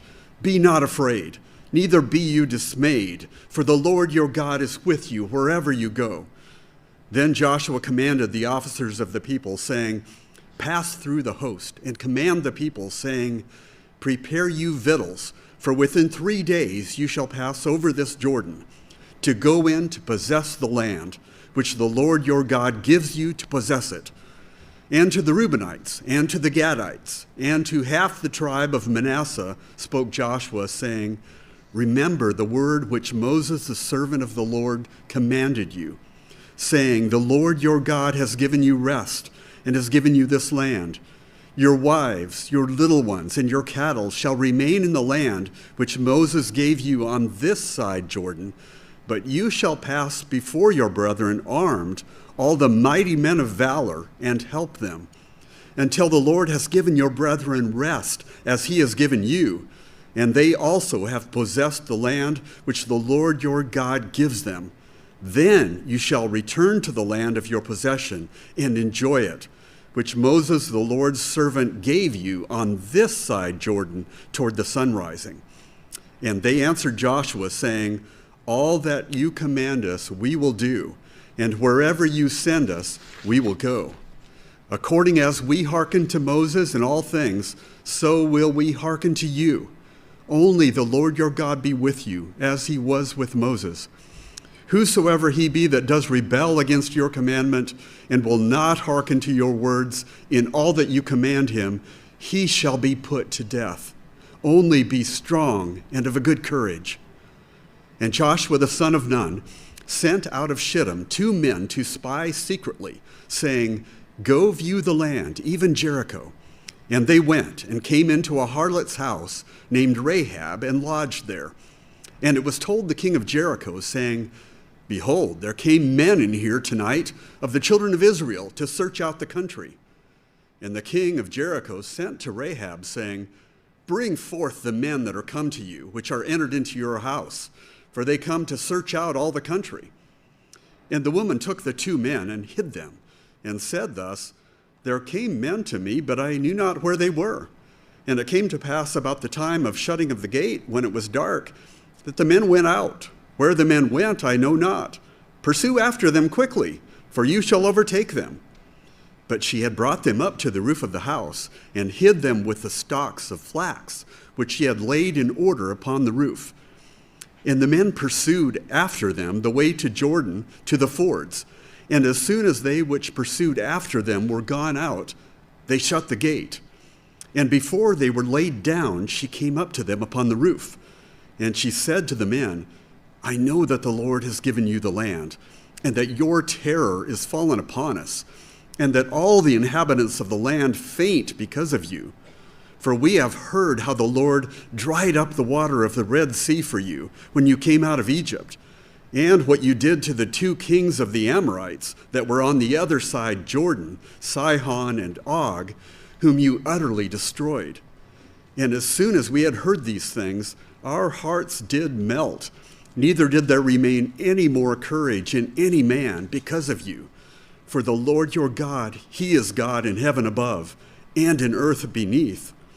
Now therefore I pray you, swear to me by the Lord, since I have showed you kindness, that you will also show kindness to my father's house, and give me a true token, and that you will save alive my father and my mother and my brethren and my sisters and all that they have, and deliver our lives from death. And the men answered her, Our life for yours, if you utter not this our business. And it shall be, when the Lord has given us this land, that we will deal kindly and truly with you. Then she let them down by a cord through the window, for her house was upon the town wall, and she dwelled upon the wall. And she said to them, Get you to the mountain, lest the pursuers meet you, and hide yourselves there 3 days, until the pursuers be returned, and afterward you may go your way. And the men said to her, We will be blameless of this your oath, which you have made us swear. Behold, when we come into the land, you shall bind this line of scarlet thread in the window which you did let us down by, and you shall bring your father and your mother and your brethren and all your father's household home to you. And it shall be that whosoever shall go out of the doors of your house into the street, his blood shall be upon his head, and we will be guiltless. And whosoever shall be with you in the house, his blood shall be on our head, if any hand be upon him. And if you utter this our business, then we will be quit of your oath which you have made us to swear. And she said, According to your words, so be it. And then she sent them away, and they departed, and she bound the scarlet line in the window. And they went and came to the mountain and abode there 3 days, until the pursuers were returned. And the pursuers sought them throughout all the way, but found them not. So the 2 men returned and descended from the mountain and passed over, and came to Joshua the son of Nun, and told him all things that befell them. And they said to Joshua, Truly the Lord has delivered into our hands all the land, for even all the inhabitants of the country do faint because of us. And Joshua rose early in the morning, and they removed from Shittim and came to Jordan, he and all the children of Israel, and lodged there before they passed over. And it came to pass after 3 days that the officers went through the host, and they commanded the people, saying, When you see the ark of the covenant of the Lord your God, and the priests, the Levites, bearing it, then you shall remove from your place and go after it. Yet there shall be a space between you and it, about 2,000 cubits by measure. Come not near to it, that you may know the way by which you must go, for you have not passed this way heretofore. And Joshua said to the people, Sanctify yourselves, for tomorrow the Lord will do wonders among you. And Joshua spoke to the priests, saying, Take up the ark of the covenant and pass over before the people. And they took up the ark of the covenant and went before the people. And the Lord said to Joshua, This day will I begin to magnify you in the sight of all Israel, that they may know that as I was with Moses, so I will be with you. And you shall command the priests that bear the ark of the covenant, saying, When you are come to the brink of the water of Jordan, you shall stand still in Jordan. And Joshua said to the children of Israel, Come here and hear the words of the Lord your God. And Joshua said, Hereby you shall know that the living God is among you, and that he will without fail drive out from before you the Canaanites, the Hittites, the Hivites, and the Perizzites, and the Girgashites, and the Amorites, and the Jebusites. Behold, the ark of the covenant of the Lord of all the earth passes over before you into Jordan. Now therefore, take you 12 men out of the tribes of Israel, out of every tribe a man. And it shall come to pass, as soon as the soles of the feet of the priests that bear the ark of the Lord of all the earth, shall rest in the waters of Jordan, that the waters of Jordan shall be cut off from the waters that come down from above, and they shall stand upon a heap.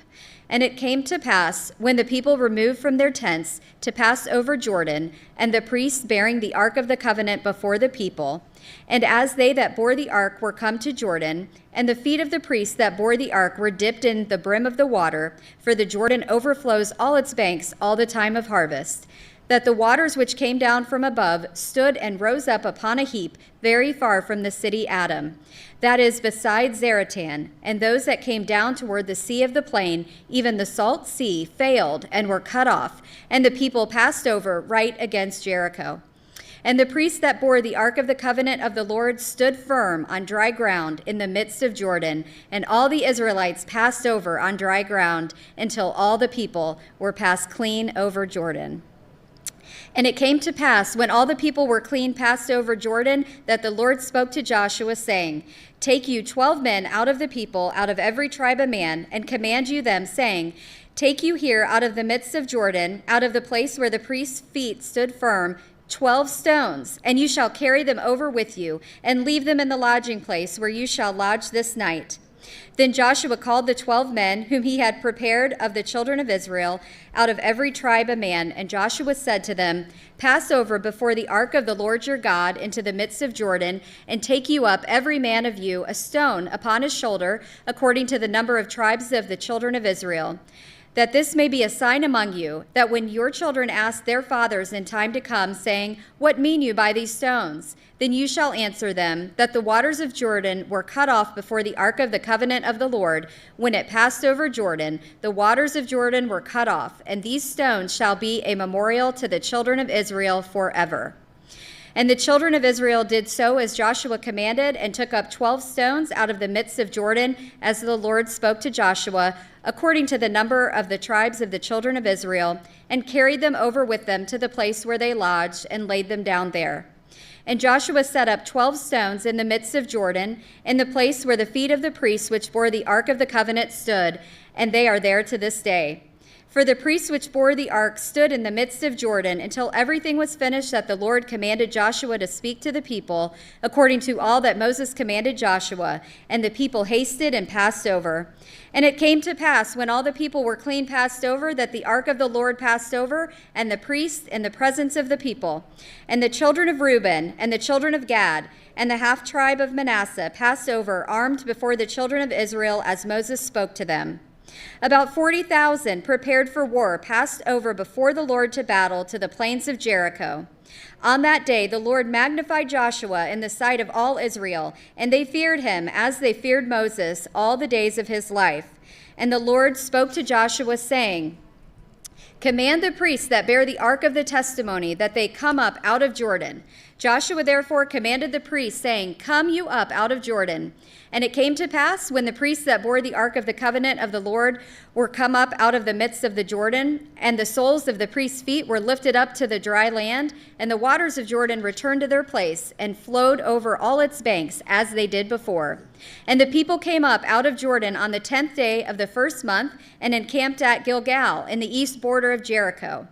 And those 12 stones which they took out of the Jordan did Joshua pitch in Gilgal.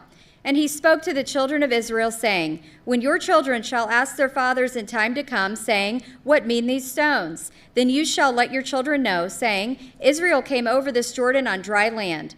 For the Lord your God dried up the waters of Jordan from before you, until you were passed over, as the Lord your God did to the Red Sea, which he dried up from before us, until we were gone over.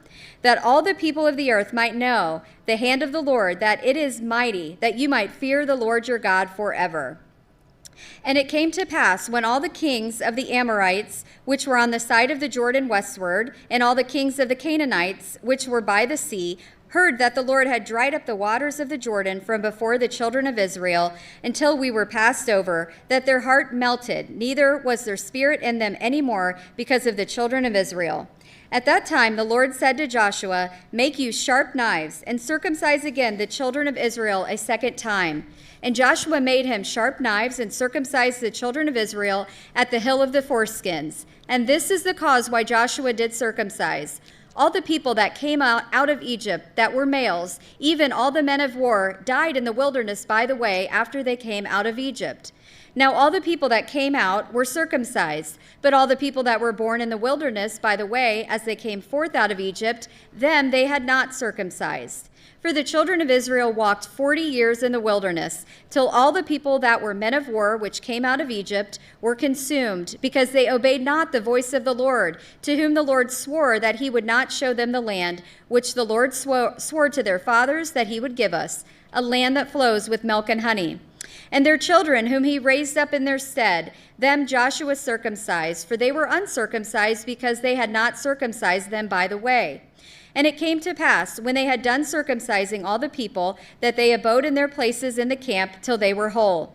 And the Lord said to Joshua, This day I have rolled away the reproach of Egypt from off you. Wherefore the name of the place is called Gilgal to this day. And the children of Israel encamped in Gilgal, and kept the Passover on the 14th day of the month at evening in the plains of Jericho. And they did eat of the old corn of the land on the morrow after Passover, unleavened cakes and parched corn in the selfsame day. And the manna ceased on the morrow after they had eaten of the old corn of the land. Neither had the children of Israel manna any more, but they did eat of the fruit of the land of Canaan that year. And it came to pass, when Joshua was by Jericho, that he lifted up his eyes and looked, and behold, there stood a man opposite him with his sword drawn in his hand. And Joshua went to him and said to him, Are you for us or for our adversaries? And he said, Nay, but as captain of the hosts of the Lord am I now come. And Joshua fell on his face to the earth and did worship, and said to him, What says my Lord to his servant? And the captain of the Lord's host said to Joshua, Loose your shoe from off your foot, for the place whereon you stand is holy. And Joshua did so. Now Joshua was straitly shut up because of the children of Israel. None went out, and none came in. And the Lord said to Joshua, See, I have given into your hand Jericho, and the king thereof, and the mighty men of valor. And you shall compass the city, all you men of war, and go round about the city once. Thus shall you do 6 days. And 7 priests shall bear before the ark 7 trumpets of ram's horns, and the 7th day you shall compass the city 7 times, and the priests shall blow with the trumpets. And it shall come to pass that when they make a long blast with the ram's horn, and when you hear the sound of the trumpet, all the people shall shout with a great shout, and the wall of the city shall fall down flat, and the people shall ascend up every man straight before him. And Joshua the son of Nun called the priests and said to them, Take up the ark of the covenant, and let 7 priests bear 7 trumpets of ram's horns before the ark of the Lord. And he said to the people, Pass on and compass the city, and let him that is armed pass on before the ark of the Lord. And it came to pass, when Joshua had spoken to the people, that the 7 priests bearing the 7 trumpets of ram's horns passed on before the Lord and blew with the trumpets, and the ark of the covenant of the Lord followed them. And the armed men went before the priests that blew with the trumpets, and the rearward came after the ark, the priests going on and blowing with the trumpets. And Joshua had commanded the people, saying, You shall not shout, nor make any noise with your voice, neither shall any word proceed out of your mouth until the day I bid you, shout, then shout shall you. So the ark of the Lord compassed the city, going about it once, and they came into the camp and lodged in the camp. And Joshua rose early in the morning, and the priests took up the ark of the Lord. And 7 priests bearing 7 trumpets of ram's horns before the ark of the Lord went on continually, and blew with the trumpets, and the armed men went before them. But the rearward came after the ark of the Lord, the priests going on and blowing with the trumpets.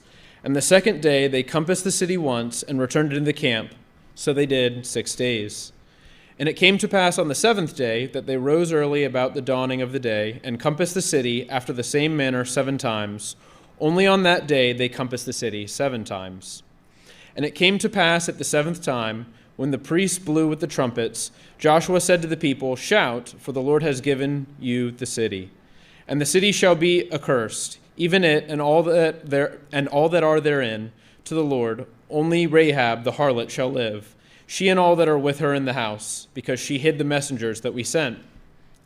And you in any wise keep yourselves from the accursed thing, lest you make yourselves accursed when you take of the accursed thing, and make the camp of Israel curse and trouble it. But all the silver and gold and vessels of brass and iron are consecrated to the Lord. They shall come into the treasury of the Lord. So the people shouted when the priests blew with the trumpets, and it came to pass, when the people heard the sound of the trumpet, and the people shouted with a great shout, that all the wall fell down flat, so that the people went up into the city, every man straight before him, and they took the city. And they utterly destroyed all that was in the city, both man and woman, young and old, and ox and sheep and ass with the edge of the sword. But Joshua had said to the 2 men that had spied out the country, "Go into the harlot's house and bring out from there the woman and all that she has, as you swore to her." And the young men that were spies went in, and brought out Rahab and her father and mother and her brethren and all that she had. And they brought out all her kindred and left them outside the camp of Israel. And they burned the city with fire, and all that was therein. Only the silver and the gold and the vessels of brass and of iron they put into the treasury of the house of the Lord. And Joshua saved Rahab the harlot alive, and her father's household and all that she had, and she dwells in Israel even to this day, because she hid the messengers which Joshua sent to spy out Jericho. And Joshua adjured them at the time, saying, "Cursed be the man before the Lord that rises up and builds the city Jericho. He shall lay the foundation thereof in, and his firstborn and in his youngest son shall set up the gates of it." So the Lord was with Joshua, and his flame was noised throughout all the country. But the children of Israel committed a trespass in the accursed thing. For Achan, the son of Carmi, the son of Zabdi, and the son of Zerah of the tribe of Judah took of the accursed thing, and the anger of the Lord was kindled against the children of Israel. And Joshua sent men from Jericho to Ai, which is beside Bethaven, and the east side of Bethel, and spoke to them, saying, "Go up and view the country." And the men went up and viewed Ai. And they returned to Joshua and said to him, "Let not all the people go up, but let about 2,000 or 3,000 men go up and smite Ai, and make not all of the people to the labor there, for they are but few." So there went up there of the people about 3,000 men, and they fled before the men of Ai. And the men of Ai smote of them about 36 men, for they chased them from before the gate even to Shebarim, and smote them in the going down. Wherefore the hearts of the people melted and became as water. And Joshua rent his clothes and fell to the earth upon his face before the ark of the Lord until the evening, he and the elders of Israel, and put dust upon their heads. And Joshua said, "Alas, O Lord God, why have you at all brought this people over Jordan to deliver us in the hand of the Amorites to destroy us? Would to God we had been content and dwelled on the other side Jordan? O Lord, what shall I say when Israel turns their backs before their enemies? For the Canaanites and all the inhabitants of the Lord shall hear of it, and shall environ us around, and cut off our name from the earth. And what will you do to your great name?" And the Lord said to Joshua, "Get you up, while you lie you thus upon your face. Israel has sinned, and they have also transgressed my covenant, which I command them, for they have even taken of the accursed thing, and have also stolen and dissembled. Also they have put even among their own stuff. Therefore the children of Israel could not stand before their enemies, but turned their backs before their enemies, because they were accursed. Neither will I be with you any more, except you destroyed the accursed from among you. Up, sanctify the people, and say, sanctify yourselves for tomorrow. For thus says the Lord God of Israel, there is an accursed thing in the midst of you. O Israel, you cannot stand before your enemies until you take away the accursed thing from among you.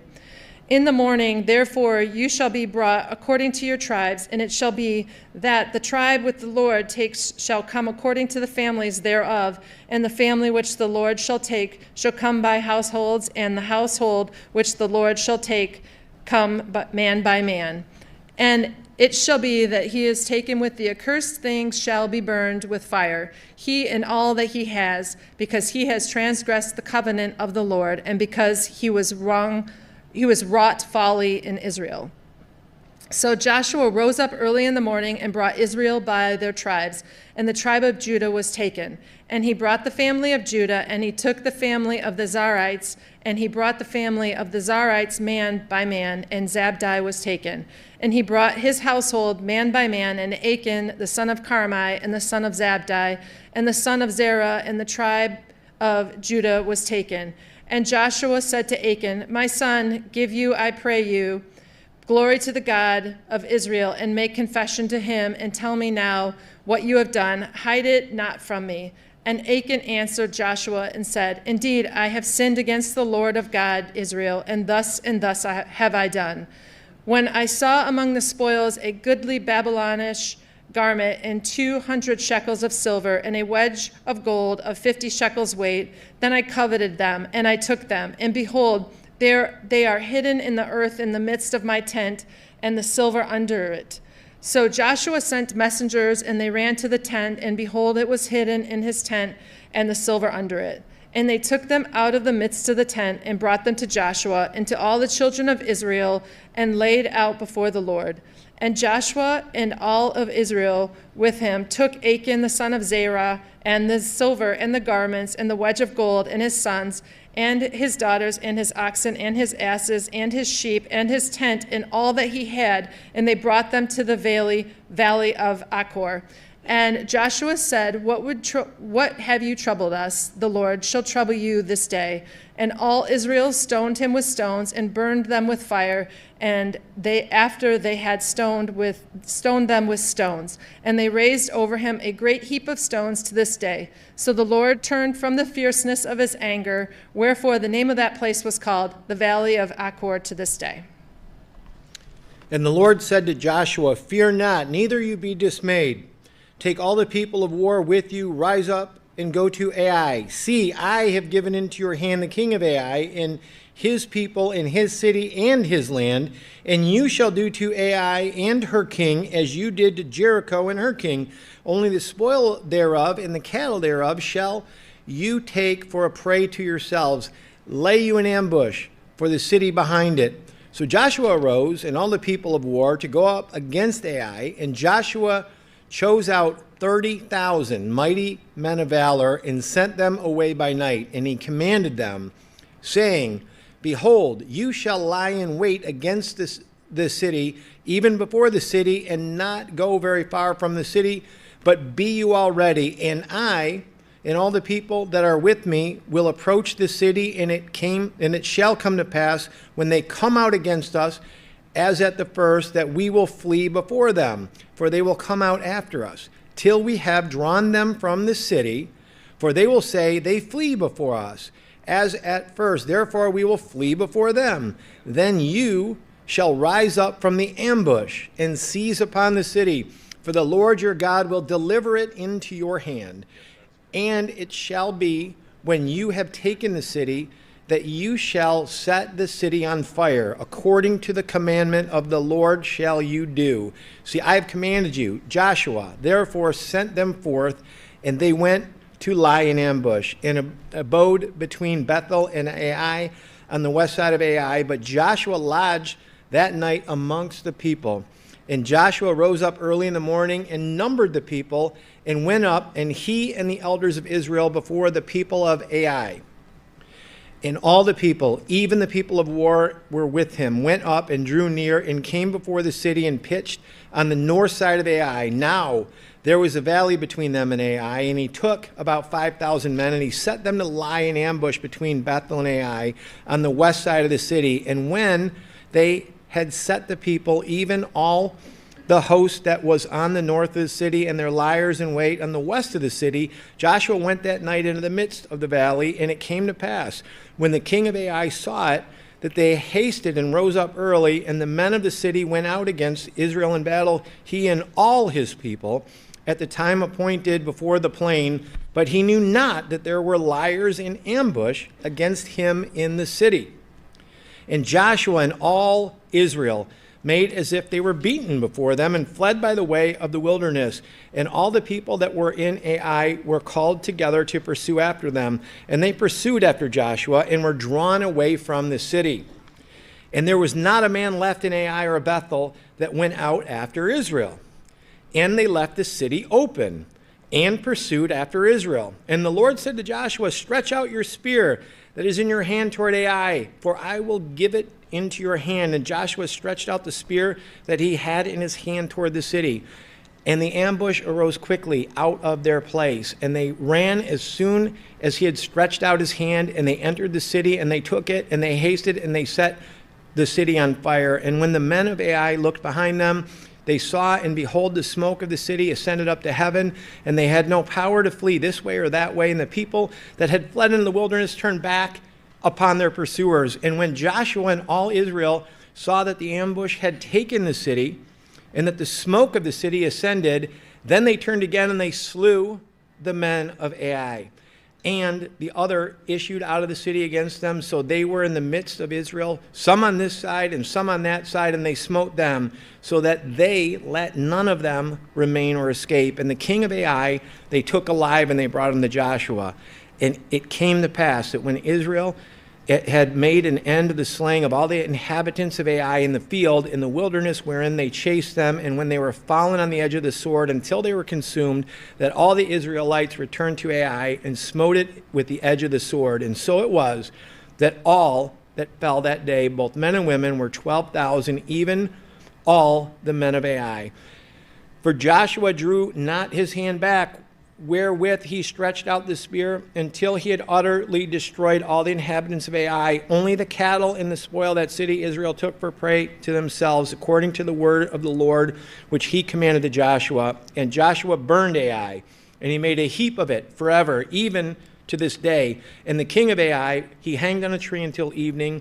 And as soon as the sun went down, Joshua commanded that they should take his carcass down from the tree and cast it into the entering of the gate of the city, and raise thereon a great heap of stone that remains to this day.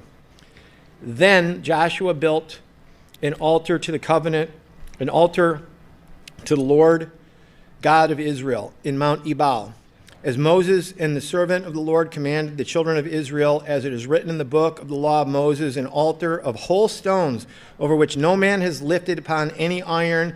And they offered thereon burnt offerings to the Lord, and sacrificed peace offerings. And he wrote upon the stones the copy of the law of Moses, which he wrote in the presence of the children of Israel. And all of Israel, and their elders, and officers, and their judges stood on this side of the ark, and on that side before the priests, the Levites, which bore the ark of the covenant of the Lord, as well as the stranger, as that was born among them, half of them opposite Mount Gerizim, and half of them opposite Mount Ebal, as Moses, the servant of the Lord, had commanded before, that they should bless the people of Israel. And afterward he read all the words of the law, the blessings and the curses, according to all that is written in the book of the law. There was not a word of all that Moses commanded that Joshua read not before all the congregation of Israel, with the women and the little ones and the strangers that were conversant among them.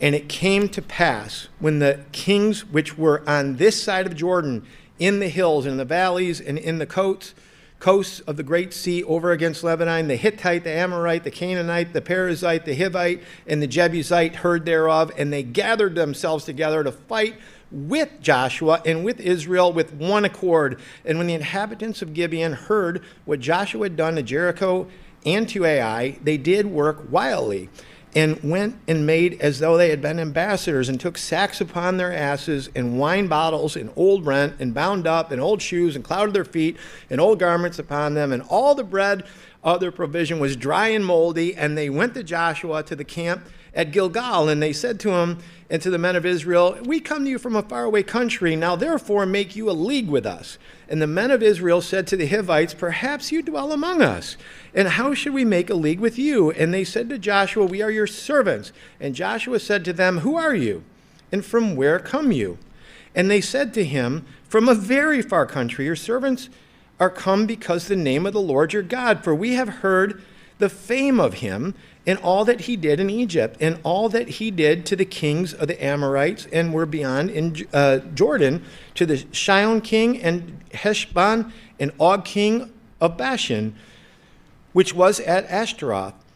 Wherefore our elders and all the inhabitants of our country spoke to us, saying, take victuals with you for the journey, and meet them, and with them we are your servants. Therefore now make a league with us. This is our bread. We took hot from our provision out of our houses the day we came forth to you, but behold, now it's dry and moldy. And these are the bottles of wine which were filled and new, and behold, they are rent. And these are the garments and our shoes that had become old by reason of a very long journey. And the men took the victuals and asked them not counsel at the mouth of the Lord. And Joshua made peace with them, and he made a league with them, and he let them live. And the princes of the congregation swore to them, and it came to pass at the end of 3 days after that they were in league with them, and that they heard, and that's when they heard that they were neighbors, and that they dwelled among them. And the children of Israel journeyed and came to their cities on the third day. Now their cities were Gibeon and Shapira and Beeroth and Kirjatharim. And the children of Israel smote them not, because the princes of the congregation swore to them by the Lord God of Israel, and all the congregations murmured against these princes. But all the princes said to the congregation, we have sworn to them by the Lord God of Israel. Now therefore we may not touch them. This we will do to them. We will even let them live, lest wrath be upon us, because the oath which we swore to them. And the princes said to them, let them live, but let them be hewers of wood and drawers of water to all the congregation, as the princes had promised them. And Joshua called for them, and he spoke to them, saying, Wherefore have you beguiled us, saying, we are very far from you when you dwell among us. Now therefore you are cursed, and therefore shall none of you be freed from being bondmen, and hewers of wood and drawers of water for the house of my God. And they answered Joshua and said, because it is certainly told by your servants how that the Lord your God commanded his servant Moses to give you all the land and to destroy all the inhabitants of the land from before you. Therefore we were sore afraid of our lives because of you, and have done this thing. And now behold, we are in your hand, and it seems good and right to you to do to us, do. And so did he to them, and delivered them out of the hand of the children of Israel, that they slew him not. And Joshua made them that day hewers of wood and drawers of water for the congregation, for the altar of the Lord, even to this day, in the place which he should choose.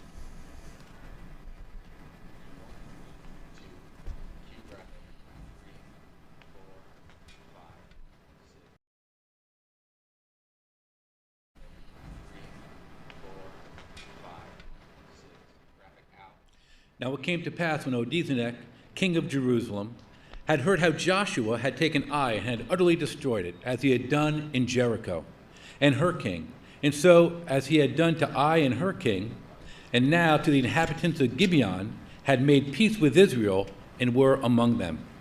That they feared greatly, because Gibeon was a great city, and one of the royal cities, and because it was greater than Ai, and all the men were mighty. Therefore Adonizedek, king of Jerusalem, sent to Holam, king of Hebron, and Piram, and Jarmuth, and Japheth, and the king of Lachish, and Debir, and Eglon, saying, come up to me and help me, so that we may attack Gibeon. For he has made peace with Joshua and with the children of Israel. So the 5 kings of the Amorites, the king of Jerusalem, the king of Hebron, the king of Jarmuth, the king of Lachish, and the king of Eglon, gathered together and went up. They and all their armies encamped before Gibeon and made war against it. And the men of Gibeon sent Joshua at the camp in Gilgal, saying, do not hold back your hand from your servants. Come up to us quickly, save us, and help us. For all the kings of the Amorites who dwell in the mountains are gathered against us. So Joshua went up from Gilgal, he and all the people of war with him, and all the mighty men of valor. And the Lord said to Joshua, do not fear them, for I have delivered them into your hand. Not a man of them shall stand before you. Joshua therefore came upon them suddenly, having marched all night from Gilgal. And the Lord routed them before Israel, struck them with great slaughter at Gibeon, chased them along the road of Beth-horon, and struck them down at Azekah and Makkedah. And it came to pass, as they fled before Israel, and on the descent of Beth-horon, that the Lord cast down large hailstones from heaven upon them, as far as Azekah, and they died. There, those who were died from the hailstones, than those whom the children of Israel killed with the sword. Then Joshua spoke to the Lord in the day of when the Lord delivered up the Amorites before the children of Israel, and said in the sight of Israel, sun, stand still over Gibeon, and moon in the valley of Ajalon. So the sun stood still, and the moon stopped, till the people had revenge on their enemies. Is it not written in the book of Jasher? So the sun stood still in the midst of heaven, and did not hasten to go down for about a whole day. And there had been no day like that before it or after it, that the Lord heeded the voice of a man, for the Lord had fought for Israel. Then Joshua returned and all Israel with him to the camp at Gilgal. But these 5 kings had fled and hidden themselves in the cave at Makkedah. And it was told to Joshua, saying, the 5 kings have been found hidden in the cave at Makkedah. So Joshua said, roll large stones against the mouth of the cave and set men by it to guard it. And do not stay there yourselves, but pursue your enemies and attack their rear guard. Do not allow them to enter the cities, for the Lord your God has delivered them into your hand. Then it happened, while Joshua and the children of Israel made an end of slaying them with a very great slaughter, till they had finished, that all those who escaped entered fortified cities. And all the people returned to the camp to Joshua at Makkedah in peace. No one moved his tongue against any of the children of Israel. Then Joshua said, open the mouth of the cave and bring out those 5 kings to me from the cave. And they did so, and they brought out those 5 kings to him from the cave, the king of Jerusalem, the king of Hebron, the king of Jarmuth, the king of Lachish, and the king of Eglon. So it was, when they brought out those kings to Joshua, that Joshua called all the men of Israel, and said to the captains of the men of war who went with him, come near, put your feet on their necks of these kings. And they drew near and put their feet on their necks. Then Joshua said to them, do not be afraid, nor be dismayed. Be strong and of good courage, for thus the Lord will do to all of your enemies against whom you fight. And afterwards Joshua struck them and killed them, and hanged them on 5 trees, and they were hanging upon the trees until evening. So it was at that time they were going down of the sun that Joshua commanded, and they took them down from the trees, cast them into the cave where they had been hiding, and laid large stones against the cave's mouth, which remain until this very day. On that day Joshua took Makkedah and struck it and its king with the edge of the sword. He utterly destroyed them. All the people who were in it, he let none remain. He did to the king of Makkedah as he had done to the king of Jericho. When Joshua passed from Makkedah and all Israel with him to Libnah, and he fought against Libnah. And the Lord also delivered it and its king into the hand of Israel. He struck it and all the people who were in it with the edge of the sword. He let none remain in it, but did to its king as he had done to the king of Jericho. Then Joshua passed from Libnah and all of Israel with him to Lachish, and encamped against it and fought against it. And the Lord delivered Lachish into the hand of Israel, who took it on the 2nd day, and struck it and all the people who were in it with the edge of the sword, according all that he had done at Libnah. Then Horam, king of Gezer, came from the help of Lachish. Then Joshua defeated him and his people, until he left nothing remaining. From Lachish Joshua passed to Eglon, and all of Israel with him, and they encamped against it and fought against it. They took it on that day and struck it with the edge of the sword. All the people who were in it he utterly destroyed that day, according to all he had done at Lachish. So Joshua went from Eglon and all Israel with him to Hebron, and they fought against it. And they took it and struck it with the edge of the sword, its king, all of its cities, and all the people who were in it. He left nothing remaining, according to all that he had done to Eglon, but destroyed it and all the people who were in it. Then Joshua returned and Israel with him to Peor, and fought against it. And he took it and its king and all of its cities. They struck them with the edge of the sword and utterly destroyed the people who were in it. He left none remaining. As he had done to Hebron, so he did to Peor and its king, as he had also done to Libnah and its king. So Joshua conquered all the land, the mountain country and the south, and the lowland and the wilderness slopes, and all their kings. He left nothing remaining, but utterly destroyed all that breathed, as the Lord God of Israel had commanded. Joshua conquered them from Kadesh Barnea as far as Gaza, and from the country of Goshen, even as far as Gibeon. All these kings and their land Joshua took at one time, because the Lord God of Israel fought for Israel. Then Joshua returned and all Israel with him to the camp at Gilgal. And it came to pass, when Jabin, king of Hazor, heard these things, that he sent Joab, king of Madon, to the king of Shimron, to the king of Ashkaf.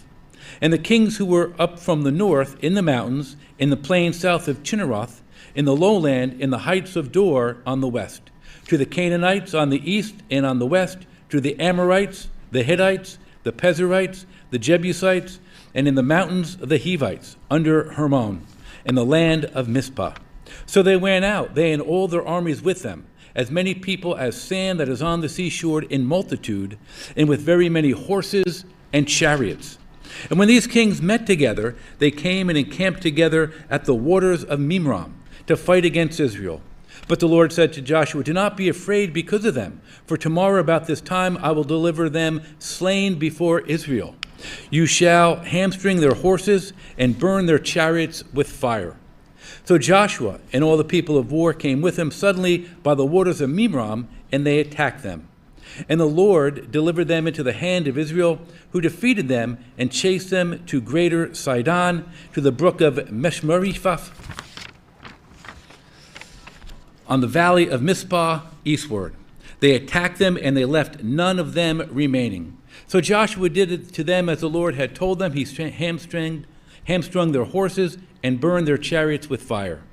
Joshua turned back at the time and took Hazor and struck its king with the sword, for Hazor was formerly the head of all the kingdoms. And they struck all the people who were in it with the edge of the sword, utterly destroying them. There was none left breathing. Then he burned Hazor with fire. So all the cities and those kings and all their kings Joshua took and struck by the edge of the sword. He utterly destroyed them, as Moses, the servant of the Lord, had commanded. But as for the cities that stood on the mounds, Israel burned none of them, except Hazor only, which Joshua burned. And all the spoil of the cities and all the livestock the children of Israel took as booty for themselves. But they struck every man with the edge of the sword until they had destroyed them, and they left nothing breathing.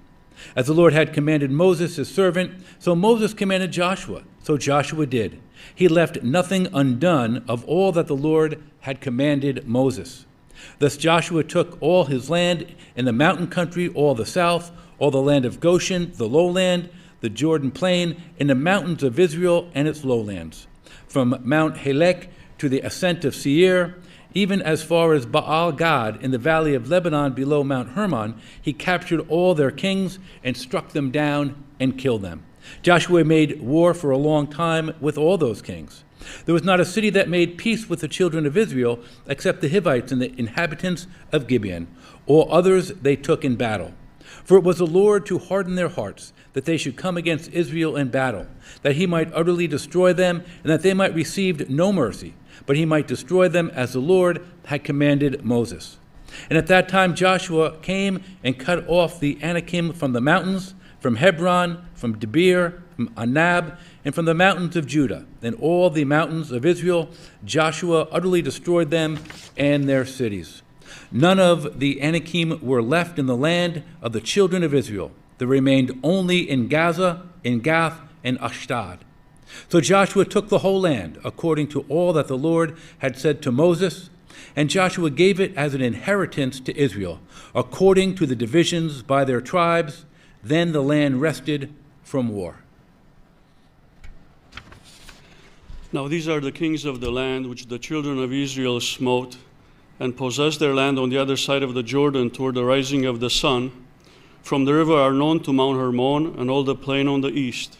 Sihon, king of the Amorites, who dwelt in Heshbon, and ruled from Aroer, which is upon the bank of the river Arnon, and from the middle of the river, and from half Gilead, even to the river Jabbok, which is near the border of the children of Ammon, and from the plain to the sea of Kinneroth on the east, and to the sea of the plain, even the Salt Sea on the east, and the way to Bet Jeshimoth, and from the south, under Ashdod Pisgah, and the coast of Og, king of Bashan, which was of the remnant of the giants, and dwelt at Ashtaroth and at Edrei, and reigned in the Mount Hermon, and in Salcah, and in all Bashan, to the border of the Geshurites and the Maacaatites, and half Gilead, and the border of Sihon, king of Heshbon.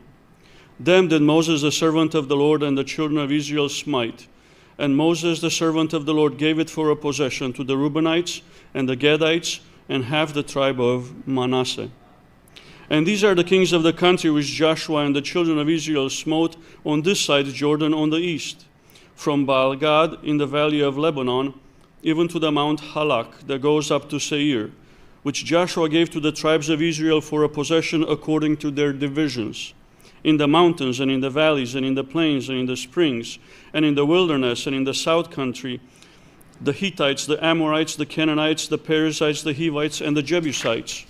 The king of Jericho won, the king of Ai, which is beside Bethel, won, the king of Jerusalem won, the king of Hebron won, the king of Jarmuth won, the king of Lachish won, the king of Eglon won, the king of Gezer won, the king of Dabir won, the king of Geder won, the king of Hormah won, the king of Arad won, the king of Libnah won, the king of Adullam won, the king of Makedah won, the king of Bethel won, the king of Tapua won, the king of Hefer won, the king of Aphek won, the king of Lasharon won, the king of Madon won, the king of Chatzor won, the king of Shimromeron won, the king of Achshaph won, the king of Ta'anak won, the king of Megiddo won, the king of Kedesh won, the king of Jokneam of Carmel won, the king of Dor in the coast of Dor won, the king of the nations of Gilgal won, the king of Tirzah won, all the kings 30-1. Now Joshua was old and stricken in years, and the Lord said to him, You are old and stricken in years, and there remains yet very much land to be possessed. This is the land that yet remains, all the borders of the Philistines, and all Geshuri, from Sihor, which is before Egypt, even to the borders of Ekron northward, which is counted with the Canaanite, 5 lords of the Philistines, the Gezatites, and the Ashdodites, the Ashkelonites, and the Gittites, and the Ekronites, and the Avites, from the south, all the land of the Canaanites, and Me'arah, that is beside the Sidonians, to affect to the borders of Amorites, and the land of the Gibeonites, and all Lebanon toward the sunrising from Baal-Gad under Mount Hermon to the entering into Hamath. All the inhabitants of the hill country from Lebanon to Misrephot Mayim, and all the Sidonians, them I will drive out from before the children of Israel. Only divide you it by lot to the Israelites for an inheritance, as I have commanded you.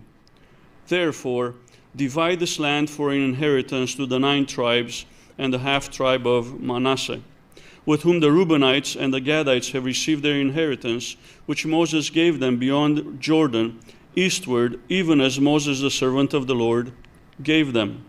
From Aroer that is upon the bank of the river Arnon, and the city that is in the midst of the river, and all the plain of Medeba to Dibon, and all the cities of Sihon, king of the Amorites, which reigned in Heshbon, to the border of the children of Ammon, and Gilead, and the border of the Geshurites, and Maccathites, and all Mount Hermon, and all Bashan to Salcah, all the kingdom of Og in Bashan, who reigned in Ashtaroth, and in Edrei, who remained of the remnant of the giants, for these did Moses smite and cast them out.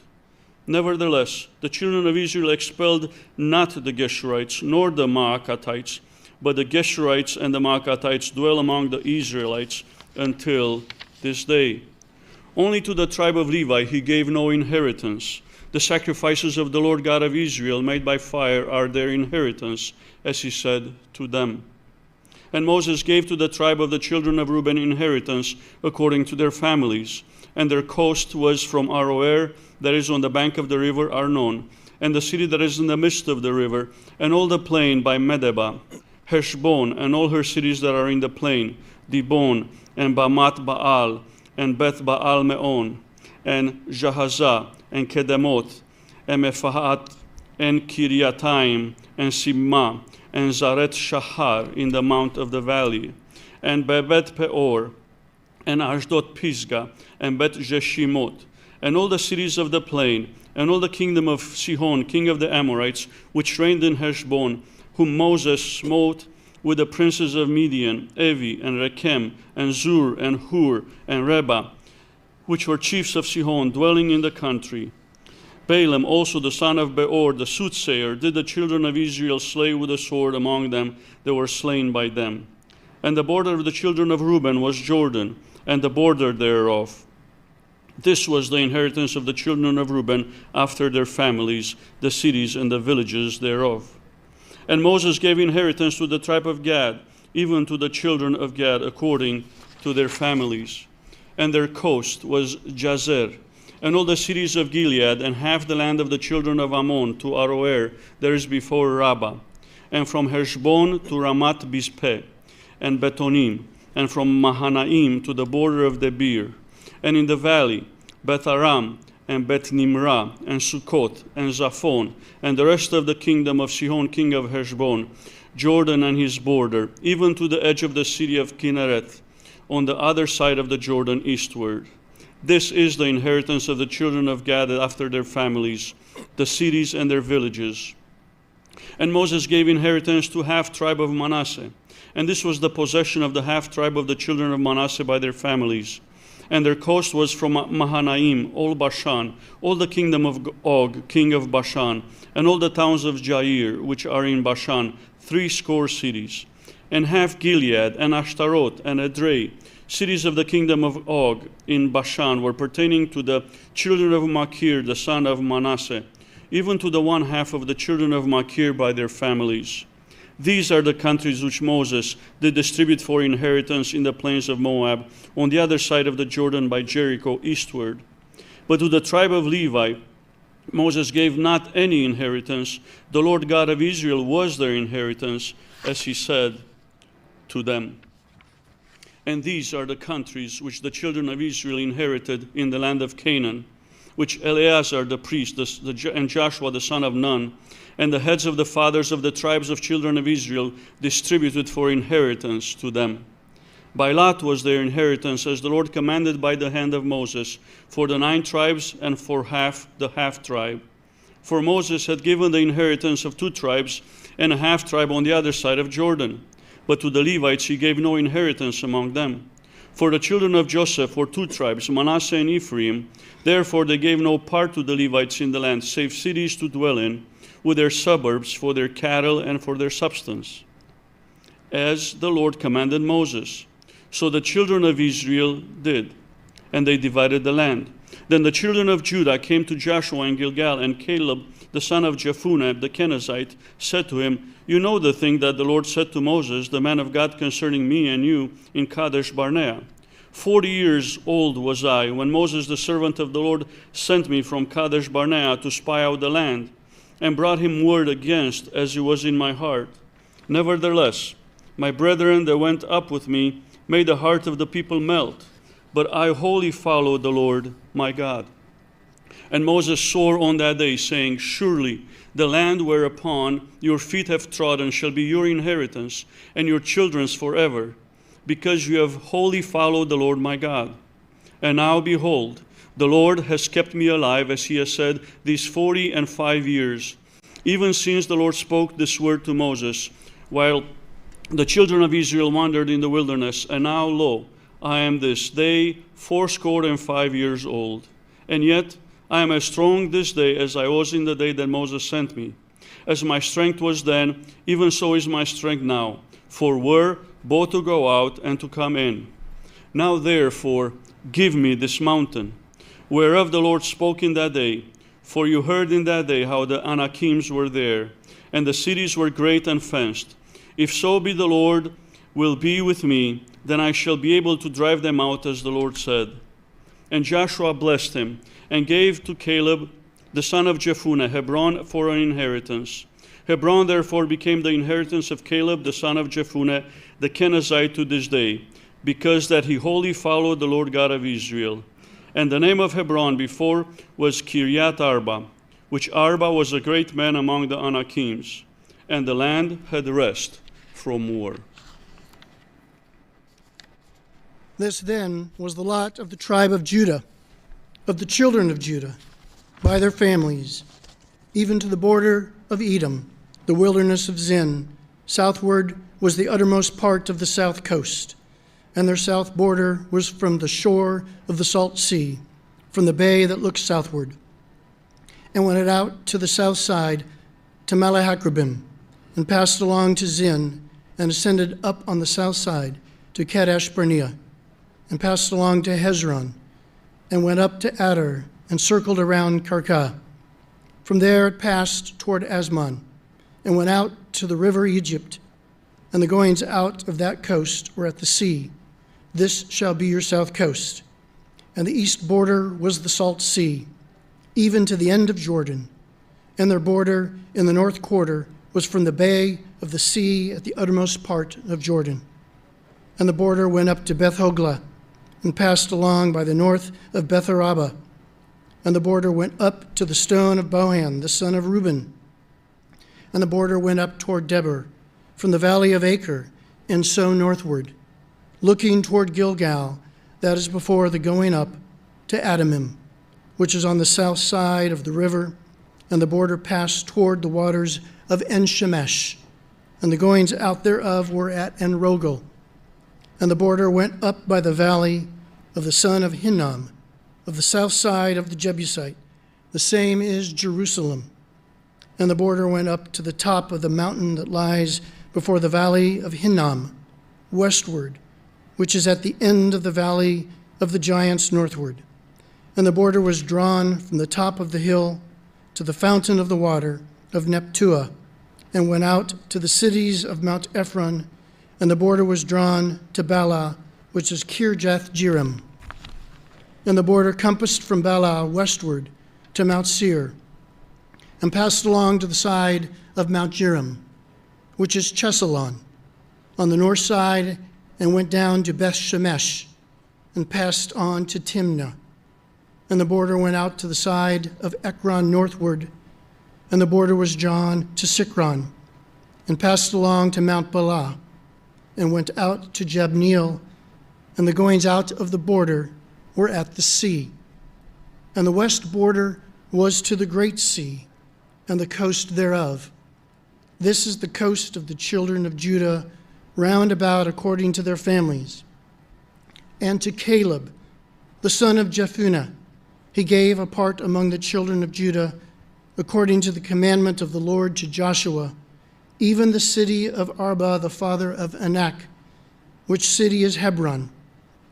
And Caleb drove from there the three sons of Anak, Sheshai, and Ahiman, and Talmai, the children of Anak.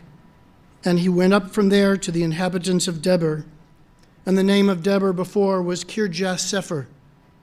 And Caleb said, He that smites Kirjath-Sepher and takes it, to him will I give Achsah, my daughter, as a wife.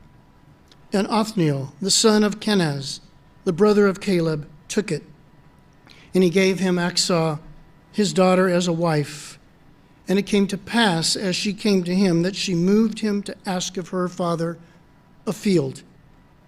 And she lighted off the ass, and Caleb said to her, What would you? Who answered, Give me a blessing, for you have given me a south land. Give me also springs of water. And he gave her the upper springs and the nether springs. This is the inheritance of the tribe of the children of Judah, according to their families. And the uttermost cities of the tribe of the children of Judah, toward the coast of Edom southward, were Kabzeel, and Eder, and Jagur, and Kinnah, and Dimona, and Adadah, and Kadesh, and Hazar, and Ithnan, Ziph, and Telem, and Bealoth, and Hezer, and Hadattah, and Kiriath, and Hezron, which is Hazar, Amam, and Shema, and Moladah, and Hazargada, and Heshmon, and Bethpelet, and Hazar-Shual, and Beersheba, and Bizjathcha, Bala, and Lim, and Azim, and Eltadad, and Chesil, and Hormah, and Ziklag, and Madmenah, and Sansannah, and Lebaoth, and Shilhim, and Ain, and Rimmon. All the cities are 29 with their villages. And in the valley, Eshtaol, and Zoriah, and Ashna, and Zanoah, and Eganim, Tapua, and Enam, Jarmuth, and Adullam, Soko, and Azekah, and Sheraim, and Adithaim, and Gederah, and Gederothaim, 14 cities with their villages.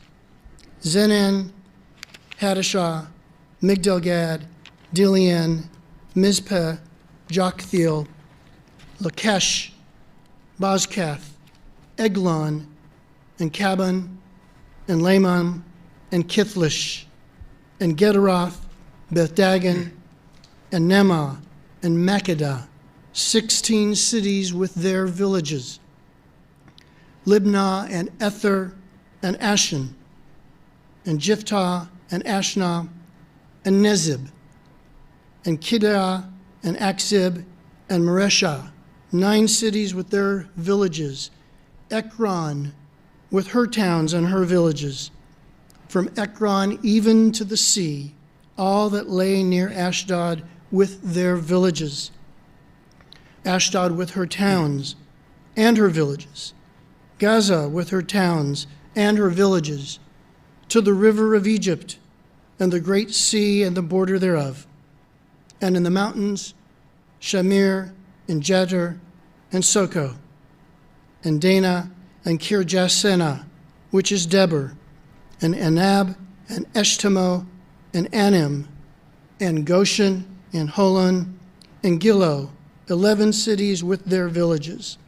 Arab, and Duma, and Eshion, and Janam, and Beth Tappuah, and Aphekah, and Humtah, and Kirjath Arba, which is Hebron, and Zior, 9 cities with their villages.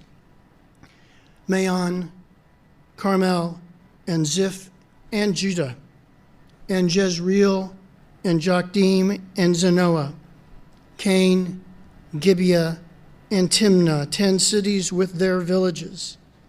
Halhul, Beth-zur, and Gedor, and Marath, and Benanoth, and Elkatan, 6 cities with their villages. Kirjath-baal, which is Kirjath-jearim, and Rabbah, 2 cities with their villages. In the wilderness, Beth-arabah, Midian, and Sekakah, and Nibshan, and the city of salt, and En-gedi, 6 cities with their villages.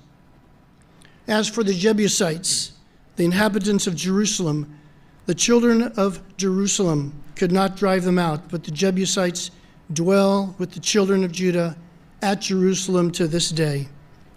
And the lot of the children of Joseph fell from Jordan by Jericho, to the water of Jericho to the east, to the wilderness that goes up from Jericho throughout Mount Bethel, and goes out from Bethel to Luz, and passes along to the borders of Archi to Adaroth, and goes down westward to the coast of Japhleti, to the coast of Bethoron, the Nether, and to Gezer, and the goings out are at the sea.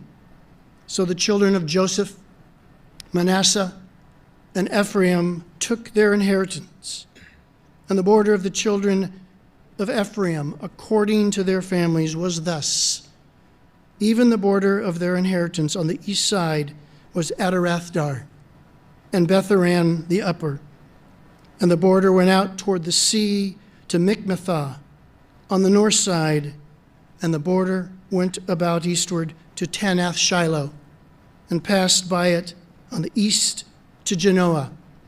And it went down from Genoa to Adarath and to Nerath, and came to Jericho, and went out at Jordan. The border went out from Tappuah westward to the river Cana, and the goings out thereof were at the sea. This is the inheritance of the tribe of the children of Ephraim by their families. And the separate cities of the children of Ephraim were among the inheritance of the children of Manasseh, all the cities with their villages. And they drove not out the Canaanites that dwelled in Gezer, but the Canaanites dwell among the Ephraimites to this day and serve under tribute. There was also a lot for the tribe of Manasseh, for he was the firstborn of Joseph. That is, for Maschar, the firstborn of Manasseh, the father of Gilead, because he was a man of war. Therefore he had Gilead and Bashan.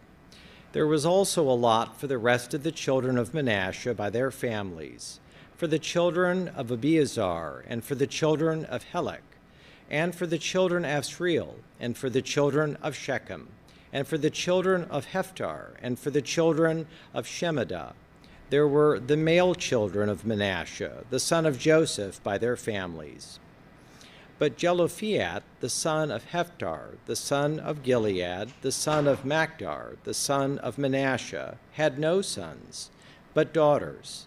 And these are the names of his daughters: Mahlah, and Noah, Hoglah, Milcah, and Tirzah. And they came near after Eleazar the priest, and before Joshua the son of Nun, and before the princes, saying, "The Lord commanded Moses to give us an inheritance among our brethren. Therefore, according to the commandment of the Lord, he gave them an inheritance among the brethren of their father. And there fell 10 portions of Manasseh, beside the land of Gilead and Bashan, which were on the side of the Jordan, because the daughters of Manasseh had an inheritance among his sons, and the rest of Manasseh's sons had the land of Gilead. And the coast of Manasseh was from Asher to Michmeth, that lie before Shechem, and the border went along on the right hand to the inhabitants of Ephthah. Now Manasseh had the land of Tupia, but Tupia on the border of Manasseh belonged to the children of Ephraim. And the coast descended to the river Cana, southward of the river. These cities of Ephraim are among the cities of Manasseh. The coast of Manasseh also was on the north side of the river, and the outgoings of it were at the sea. Southward it was Ephraim's, and northward it was Manasseh's, and the sea is his border. And they met together in Asher on the north, and in Issachar on the east. And Manasseh had in Issachar and in Asher Bethshean and her towns, and Ibleam and her towns, and the inhabitants of Dor and her towns, and the inhabitants of Endor and her towns, and the inhabitants of Tanakh and her towns, and the inhabitants of Megiddo and her towns, even 3 countries. Yet the children of Manasseh could not drive out the inhabitants of those cities, but the Canaanites would dwell in that land. Yet it came to pass, when the children of Israel were waxed strong, that they put the Canaanites to tribute, but did not utterly drive them out. And the children of Joseph spoke to Joshua, saying, "Why have you given me but one lot, and one portion to inherit, seeing I am a great people, forasmuch as the Lord has blessed me until now?" And Joshua answered them, "If you be a great people, then get you up to the wood country, and cut down for yourself there in the land of the Perizzites and of the giants, if Mount Ephraim be too narrow for you." And the children of Joseph said, "The hill is not enough for us, and all the Canaanites that dwell in the land of the valley have chariots of iron, both they who are of Bethshean and her towns, and they who are of the valley of Jezreel." And Joshua spoke to the house of Joseph, even to Ephraim and to Manasseh, saying, "You are a great people, and have great power. You shall not have one only lot. But the mountain shall be yours, for it is a wood, and you shall cut it down, and the outgoings of it shall be yours. For you shall drive out the Canaanites, though they have iron chariots, and though they be strong." And the whole congregation of the children of Israel assembled together at Shiloh, and set up the tabernacle of the congregation there, and the land was subdued before them. And there remained among the children of Israel 7 tribes, which had not yet received their inheritance. And Joshua said to the children of Israel, "How long are you slack to go to possess the land which the Lord God of your fathers has given you? Give out from among you 3 men for each tribe, and I will send them, and they shall rise and go through the land and describe it according to the inheritance of them, and they shall come again to me. And they shall divide it into 7 parts. Judah shall abide in their coast on the south, and the house of Joseph shall abide in their coasts on the north. You shall therefore describe the land into 7 parts, and bring the description here to me, that I may cast lots for you here before the Lord our God.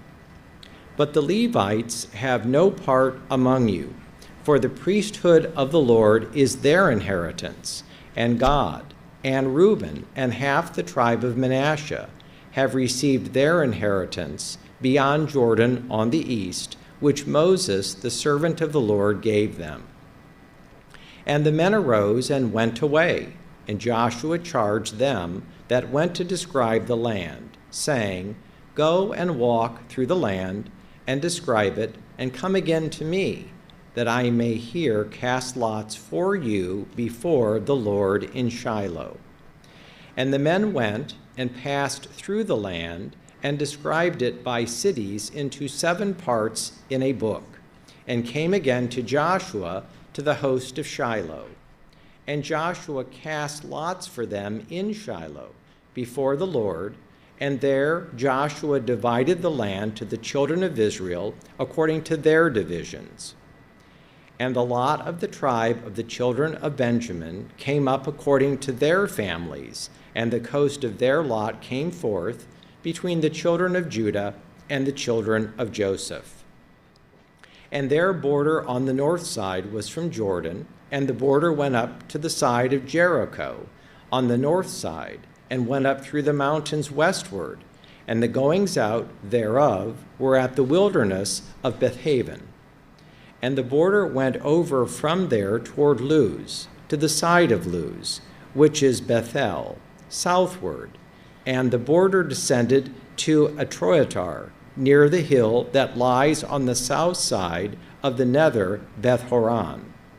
And the border was drawn from there, and compassed the north of the sea southward, from the hill that lies before Beth-horon, southward, and the goings out thereof were at Kil-hajar-baal, which is Kirjath-jearim, a city of the children of Judah. This was the west quarter. And the south quarter was from the end of Kiriath-jearim, and the border went out on the west, and went out to the well of waters at Nephtoah.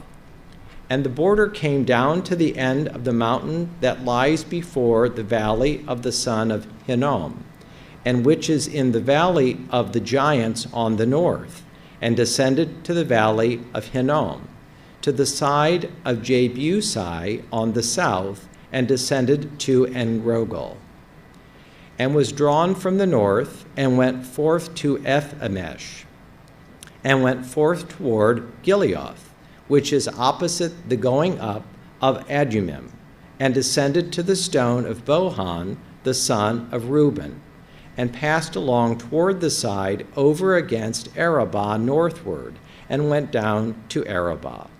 And the border passed along to the side of Beth-hoglah northward, and outgoings of the border were at the north bay of the Salt Sea, at the south end of Jordan. This was the south coast. And Jordan was the border of it on the east side. This was the inheritance of the children of Benjamin, by the coasts thereof round about, according to their families.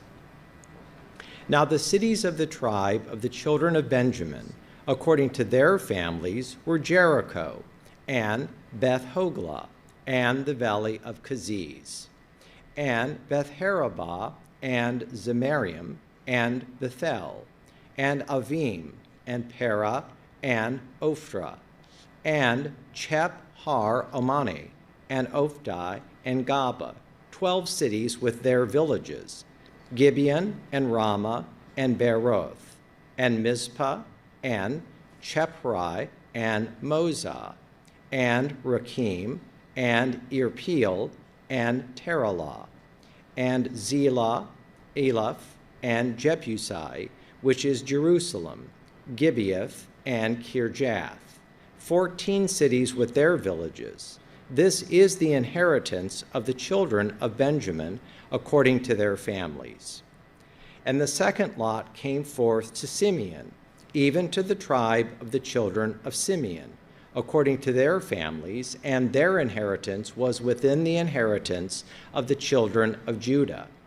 And they had in their inheritance Bathsheba, or Sheba, and Moladah, and Hareth Shual, and Bala, and Azim, and Elotad, and Bethuel, and Hormah, and Ziklag, and Beth Mar Okoboth, and Hazararoth, and Bethobaoth, and Sheruah, 13 cities and their villages, Ain, Rimmon, and Ether, and Ashan, 4 cities and their villages, and all the villages that were round about these cities, to Baalthbeer, Ramoth of the south.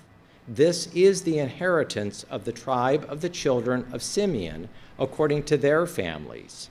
Out of the portion of the children of Judah was the inheritance of the children of Simeon, for the part of the children of Judah was too much for them. Therefore, the children of Simeon had their inheritance within the inheritance of them. And the third lot came up for the children of Zebulun, according to their families, and the border of their inheritance was to Sarid. And their border went up toward the sea, and Maralah, and reached to Dabbathet, and reached to the river that is before Jokanim, and turned from Sarad eastward toward the sun rising to the border of Chisloth-Tabar, and then goes out to Dabrath, and goes up to the Jephthah, and from there passes on along to the east of Gilathar to Iskazin, and goes out to the Ramelah-Thar to Neel, and the border compasses it on the north side to the Hanalathon, and the outborings therefore are in the valley of Jephthah, and Kata, and Natalal, and Shemar, and Idolah, and Bethlehem, 12 cities with their villages. This is the inheritance of the children of Zebulun, according to their families, these cities with their villages. And the fourth lot came out to Issachar, for the children of Issachar, according to their families. And their border was toward Jezreel, and Shishaloth, and Shunem, and Haphrim, and Shiloh, and Anaharath, and Rabinth, and Kishion, and Abiz, and Remeth, and En-Gammon, and Endagah, and Bezpazaz. And the coast reaches to Tabar, and Shasamiah, and Beth-Shemesh, and outgoings to their border were at Jordan, 16 cities with their villages. This is the inheritance of the tribe of the children of Issachar, according to their families, the cities and their villages. And the fifth lot came out from the tribe of the children of Asher, according to their families. And their border was Helkath, Halai, Bitin, and Akshaph, and Elimelech, and Amad, and Mishael, and reaches to Carmel westward, and to Shehor Libnath, and turns toward the sun rising to Beth Dagon, and reaches to Zebulun, and to the valley of Jephthah, toward the north side of Bethemech and Nael, and goes to Kabul on the left hand, and Hebron, and Rahab, and Haman, and Kanah, even to great Zidon. And then the coast turns to Ramah, and to the strong city of Tyre, and the coast turns to Hoshah, and the outgoings thereof at the sea from the coast to Akzib, Umah also, and Aphek, and Rahab, 22 cities with their villages. This is the inheritance of the tribe of the children of Asher, according to their families, these cities with their villages. The sixth lot came out to the children of Naphtali, even for the children of Naphtali according to their families. And their coast was from Heleph, from Alan, Zabanim, Adamai, Nekev, Janael, Lakum, and the outgoings thereof were at Jordan. And then the coast turns westward, the Aznath Tabor, and goes out from there to Hukuk, and reaches the Zebulun on the south side, and reaches the Asher on the west side, and to unto Judah upon Jordan, toward the sun rising. And the fenced cities were Zidim, Zer, Hamath, Rakah, and Chinnereth, and Adamah, and Ramah, and Hazor, and Kadesh, and Edrei, and En Hazor, and Aran, and Migdal, Horem, Bathanath, and Beth Shemesh, 19 cities with their villages, and Aran, and Migdal, Horem, and Bethanath, and Beth Shemesh, 19 cities with their villages. This is the inheritance of the tribe of the children of Naphtali, according to their families, the cities, and their villages. And the seventh lot came out for the tribe of the children of Dan, according to their families. And the coast of their inheritance was Zorah, Eshtaol, and Ir-Shemesh, and Sha'alabin, and Ajalon, and Jethlah, Elan, Tiphnathah, Ekron, El-Tekah, Gibbethon, and Baalath, and Jehud, and Ben-Nebarek, and Gath-Rimmon, and Mir-Jachan, and Rakan, with a border before Japho. And the coast of the children of Dan went out too little for them. Therefore the children of Dan went up to fight against Leshem, and took it, and smote it with the edge of the sword, and possessed it, and dwelled therein, and called Leshem Dan, after the name of their father. This is the inheritance of the tribe of the children of Dan, according to their families, these cities and their villages, when they had made an end of the dividing the land of the inheritance by their coasts. The children of Israel gave an inheritance to Joshua the son of Nun among them. According to the word of the Lord, they gave him the city which he asked, even Timnath-Serah in Mount Ephraim, and he built the city and dwelt therein. These are the inheritances which Eleazar the priest and Joshua the son of Nun and the heads of the fathers of the tribes of the children of Israel divided for an inheritance by lot in Shiloh before the Lord, at the door of the tabernacle of the congregation. So they made an end of the dividing of the country.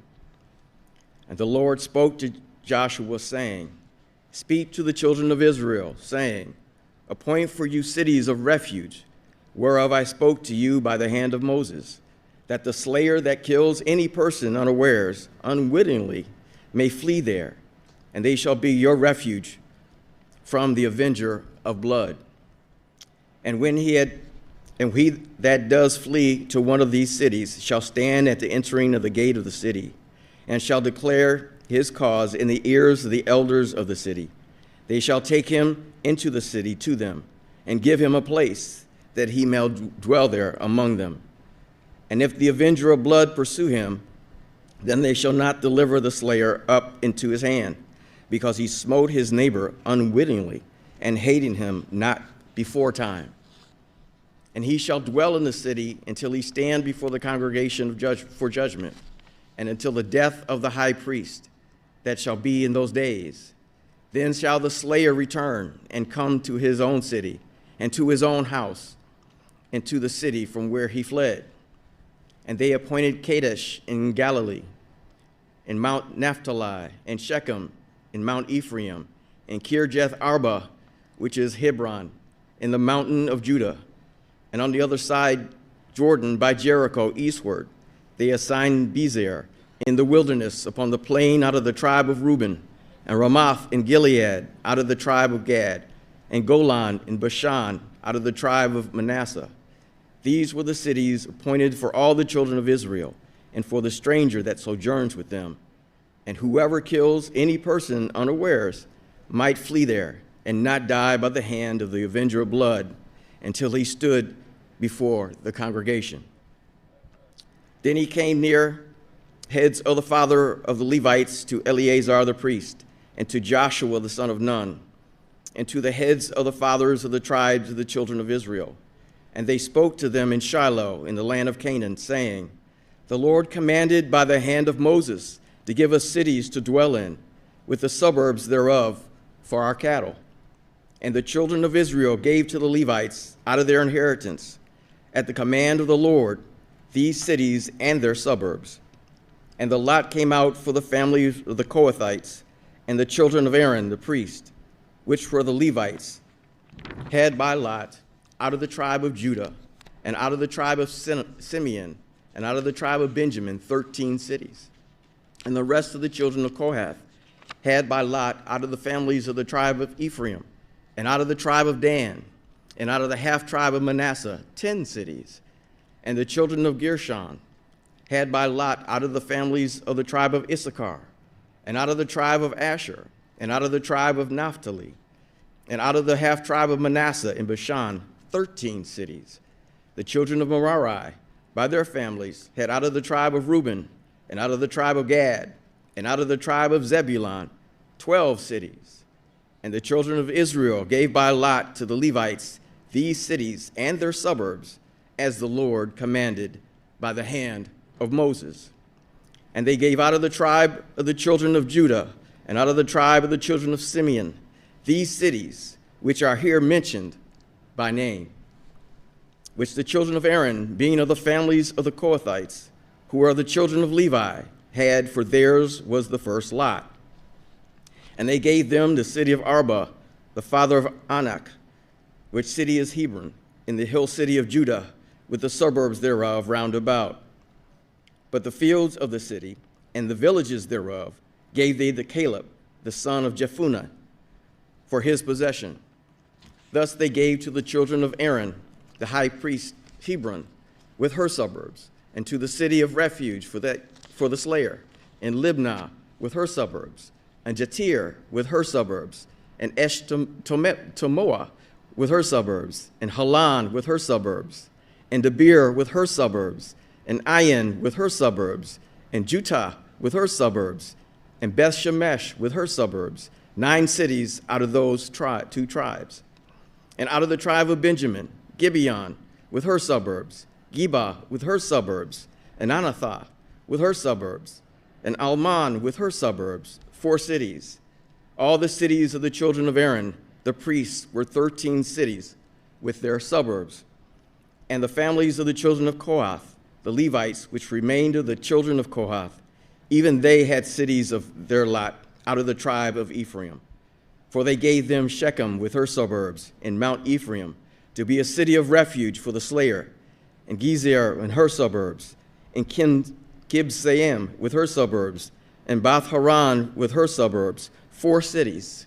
And out of the tribe of Dan, El-Tekah with her suburbs, and Gibbethon with her suburbs, and Aijalon with her suburbs, and Githramon with her suburbs, 4 cities. And out of the half tribe of Manasseh, Tanakh with her suburbs, and Gath-Ramon with her suburbs, 2 cities. All the cities were 10 with their suburbs for the families of the children of Kohath that remained. And to the children of Gershon, of the families of the Levites, out of the other half tribe of Manasseh, they gave Golan and Bashan with her suburbs to be a city of refuge for the slayer, and Bishterah with her suburbs, 2 cities. And out of the tribe of Issachar, Kishan and her suburbs, Deborah with her suburbs, Jarmuth with her suburbs, and Enganim with her suburbs, 4 cities. And out of the tribe of Asher, Mishal with her suburbs, Abdon with her suburbs, Helkath with her suburbs, and Rehob with her suburbs, 4 cities. And out of the tribe of Naphtali, Kadesh in Galilee with her suburbs, to be a city of refuge for the slayer, and Hamath Dor with her suburbs, Kartan with her suburbs, 3 cities. In the cities of the Gershonites, according to their families, were 13 cities with their suburbs. And to the families of the children of Merari, the rest of the Levites, out of the tribe of Zebulun, Jokneam and her suburbs, and Kartah with her suburbs, Dimnah with her suburbs, and Nahaal with her suburbs, 4 cities. And out of the tribe of Reuben, Bezir with her suburbs, and Jahazah with her suburbs, and Kedemoth with her suburbs, and Me'aphaath with her suburbs, 4 cities. And out of the tribe of Gad, Ramoth in Gilead with her suburbs, to be a city of refuge for the slayer, and Mahanaim with her suburbs, Heshbon with her suburbs, Jazir with her suburbs, 4 cities in all. So all the cities of the children of Merari, by their families, which were remaining of the families of the Levites, were by their lot 12 cities. All the cities of the Levites within the possession of the children of Israel were 48 cities with their suburbs. These cities were every one with their suburbs round about them. Thus were all these cities. And the Lord gave to Israel all the land which he swore to give to their fathers, and they possessed it and dwelled therein. And the Lord gave them rest around about, according to all that he swore to their fathers. And there stood not a man of all their enemies before them. The Lord delivered all their enemies into their hand. There failed nothing of any good thing which the Lord had spoke to the house of Israel. All came to pass.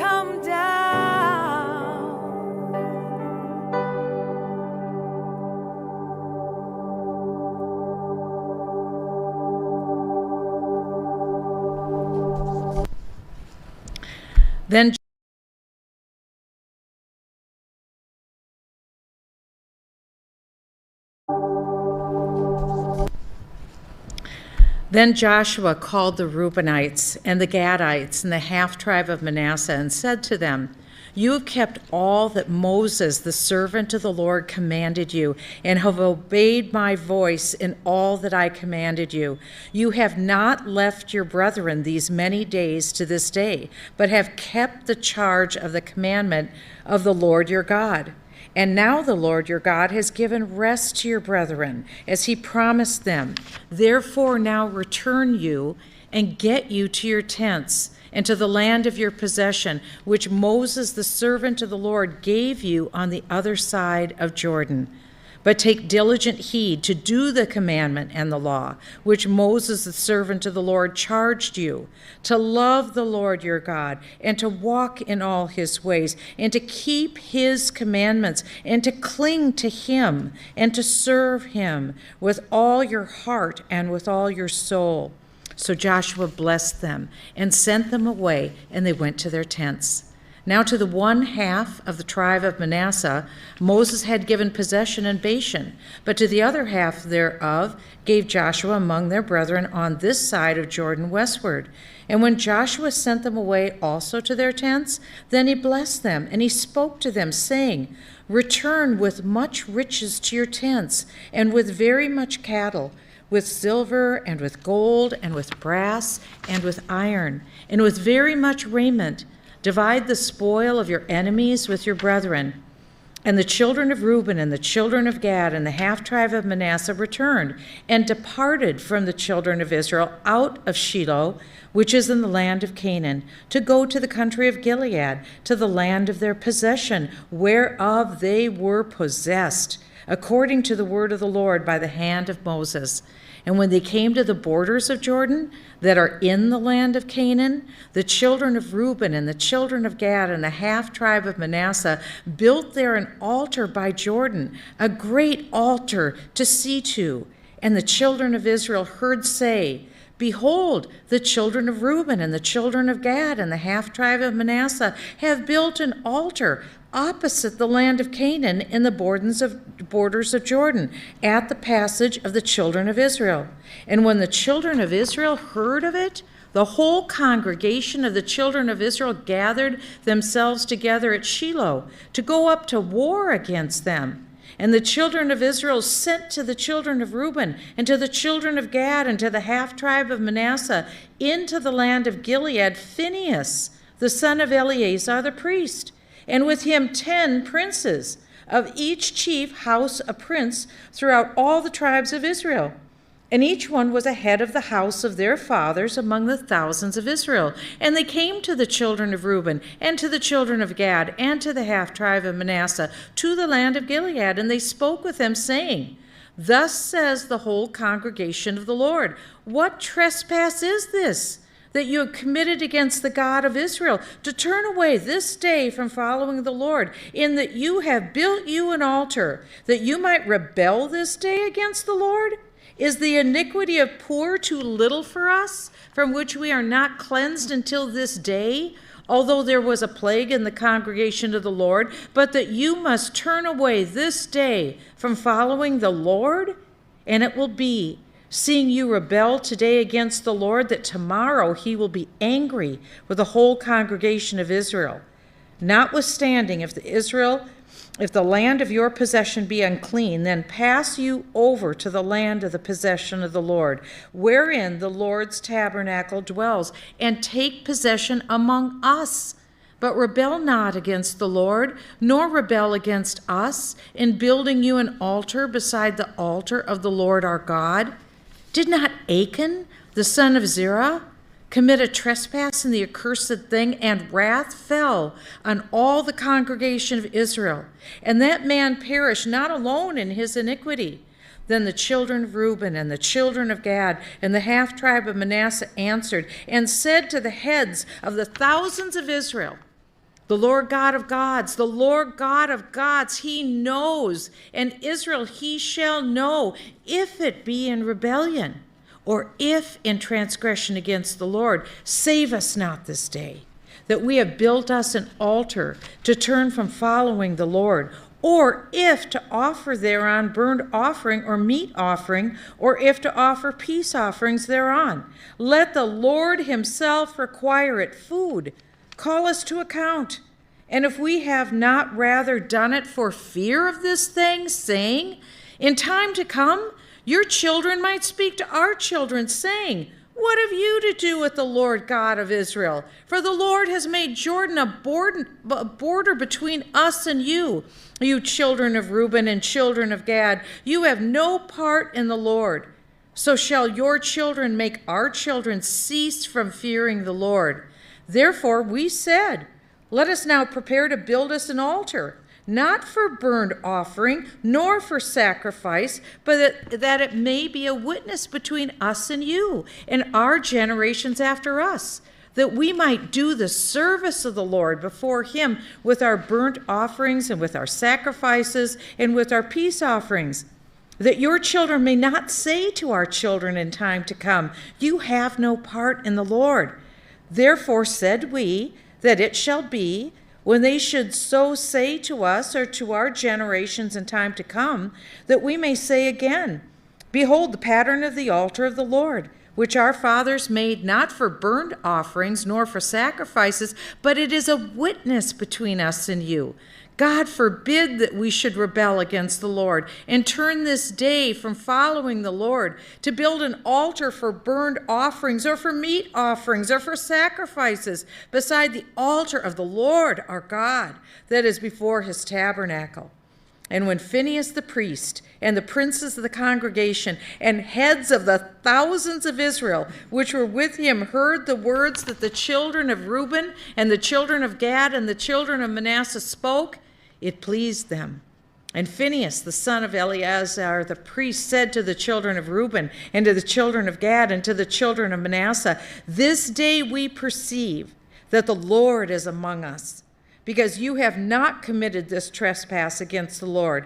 Now you have delivered the children of Israel out of the hand of the Lord. And Phinehas, the son of Eleazar the priest, and the princes returned from the children of Reuben and from the children of Gad out of the land of Gilead to the land of Canaan to the children of Israel, and brought them word again. And the thing pleased the children of Israel. And the children of Israel blessed God and did not intend to go up against them in battle, to destroy the land wherein the children of Reuben and Gad dwelled. And the children of Reuben and the children of Gad called the altar Ed, for it shall be a witness between us that the Lord is God. And it came to pass a long time after that, the Lord had given rest to Israel from all their enemies round about, that Joshua waxed old and stricken in age. And Joshua called for all Israel, and for their elders, and for their heads, and for their judges, and for their officers, and said to them, I am old and stricken in age, and you have seen all that the Lord your God has done to all these nations because of you. For the Lord your God is he that has fought for you. Behold, I have divided to you by lot these nations that remain, to be an inheritance for your tribes from Jordan, with all the nations that I have cut off, even to the great sea westward. And the Lord your God, he shall expel them from before you and drive them from out of your sight, and you shall possess their land, as the Lord your God has promised to you. Be you therefore very courageous to keep and to do all that is written in the book of the law of Moses, that you turn not aside therefrom to the right hand or to the left, that you come not among these nations, these that remain among you, neither make mention of the name of their gods, nor cause to swear by them, neither serve them, nor bow yourselves to them, but cling to the Lord your God, as you have done to this day. For the Lord has driven out from before you great nations and strong. But as for you, no man has been able to stand before you to this day. One man of you shall chase 1,000. For the Lord your God, he it is that fights for you, as he has promised you. Take good heed, therefore, to yourselves, that you love the Lord your God. Else if you do in any wise go back and cling to the remnant of these nations, even these that remain among you, and shall make marriages with them and go into them, and they to you, know for a certainty that the Lord your God will no more drive out any of these nations from before you, but they shall be snares and traps to you, and scourges in your sides, and thorns in your eyes, until you perish from off this good land, which the Lord your God has given you. And behold, this day I am going the way of all the earth.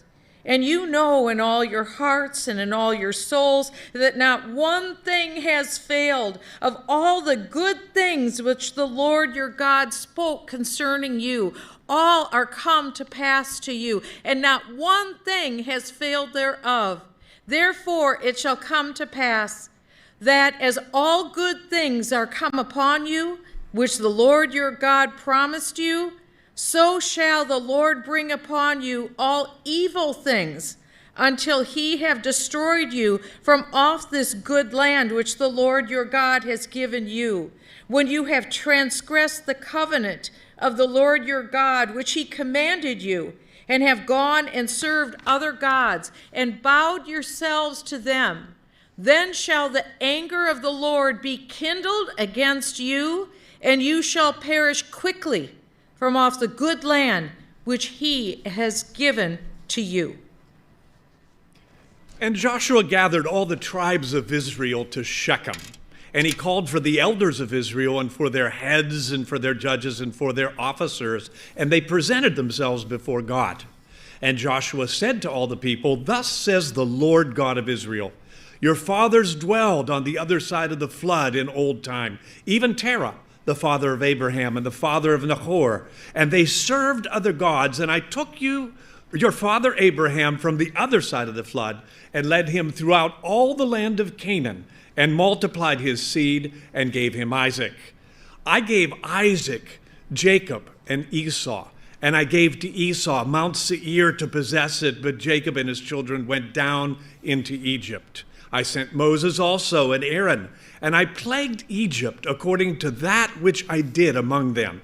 And afterwards I brought you out, and I brought your fathers out of Egypt, and you came to the sea, and the Egyptians pursued you after your fathers, and chariots and horsemen to the Red Sea.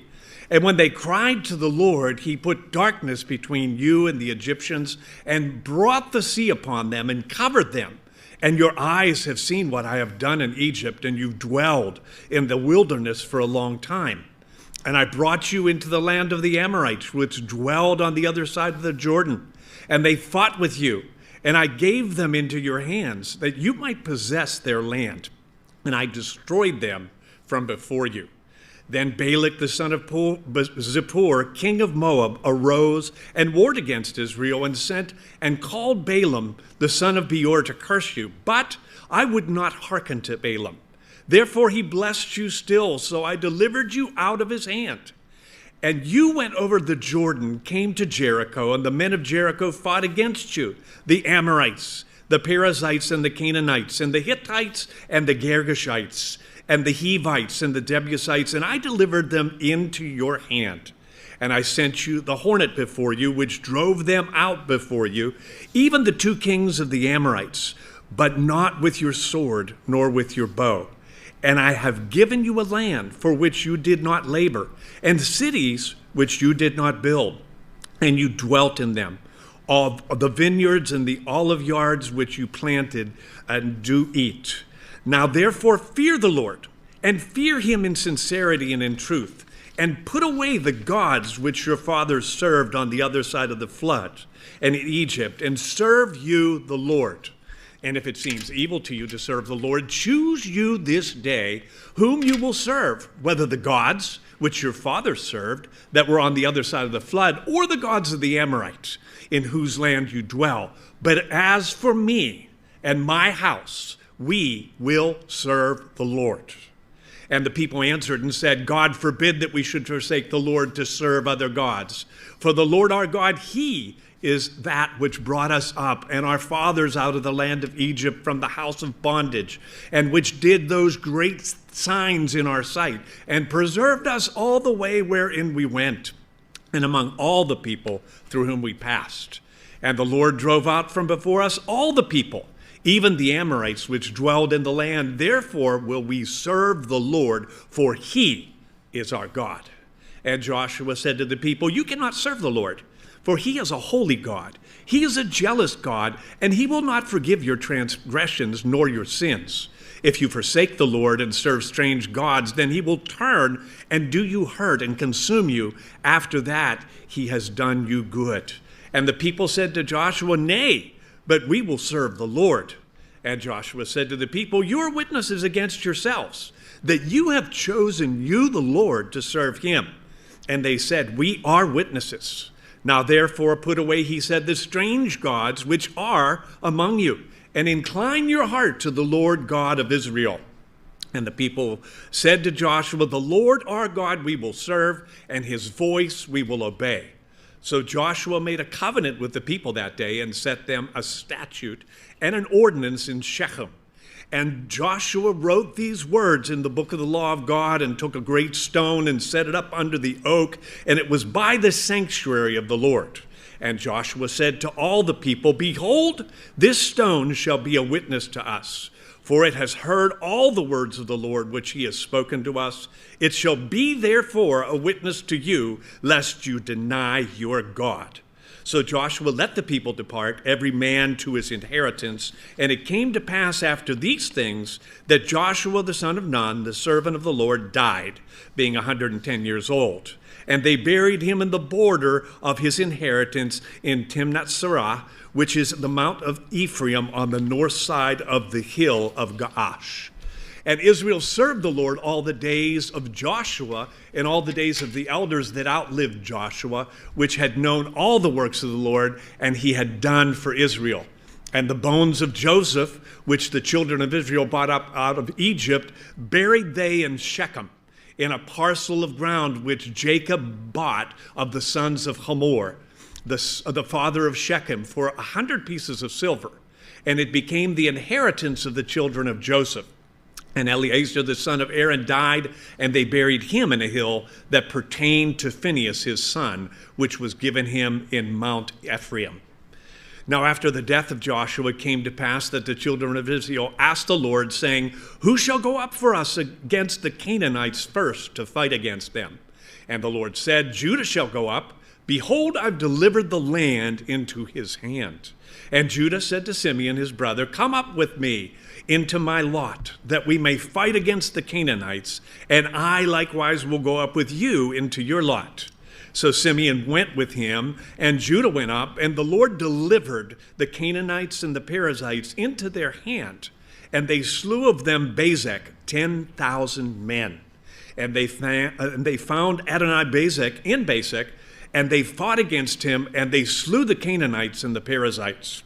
But Adonai-Bezek fled, and they pursued him, and caught him, and cut off his thumbs and his great toes. And Adonai-Bezek said, 70 kings have their thumbs and their great toes cut off, gathered their meat under my table as I have done, so the Lord has requited me. And they brought him to Jerusalem, and there he died. Now the children of Judah had fought against Jerusalem, and had taken it and smitten it with the edge of the sword, and set the city on fire. And afterwards the children of Judah went down to fight against the Canaanites that dwelled in the mountain, and in the south, and in the valley. And Judah went against the Canaanites that dwelled in Hebron. Now the name Hebron was before Kiriath Arba. And they slew Sheshai, and Ahiman, and Talmai. And from there he went against the inhabitants of Debir. And the name of Debir before was Kiriath Sepher. And Caleb said, "He that smiles Kiriath Sepher and takes it, to him will I give Achsah, my daughter, as wife." And Othniel the son of Kenaz, Caleb's younger brother, took it, and he gave him Achsah, his daughter, as his wife. And it came to pass when she came to him that she moved him to ask of her father a field. And she lighted from off the ass. And Caleb said to her, "What will you?" And she said to him, "Give me a blessing, for you've given me the south land. Give me also the springs of water." And Caleb gave her the upper springs and the nether springs. And the children of Kenite, Moses' father-in-law, went up out of the city of the palm trees with the children of Judah into the wilderness of Judah, which lies in the south of Arad. And they went and dwelt among the people. And Judah went with Gibeon his brother, and they slew the Canaanites and inhabited Jephthah, and utterly destroyed it. And the name of the city was called Hormah. And Judah took Gaza with the coast thereof, and Ashkelon with the coast thereof, and Ekron with the coast thereof. And the Lord was with Judah, and he drove out the inhabitants of the mountain, but could not drive out the inhabitants of the valley, because they had chariots of iron. And they gave Hebron to Caleb, as Moses said, and he expelled from there the 3 sons of Anak. And the children of Benjamin did not drive out the Jebusites that inhabited Jerusalem, but the Jebusites dwell with the children of Benjamin in Jerusalem to this day. And the house of Joseph, they went up against Bethel, and the Lord was with them. And the house of Joseph sent a decree to Bethel. Now the name of the city before was Luz. And the spies saw a man come forth out of the city, and they said to him, "Show us, we pray you, the entrance into the city, and we will show you mercy."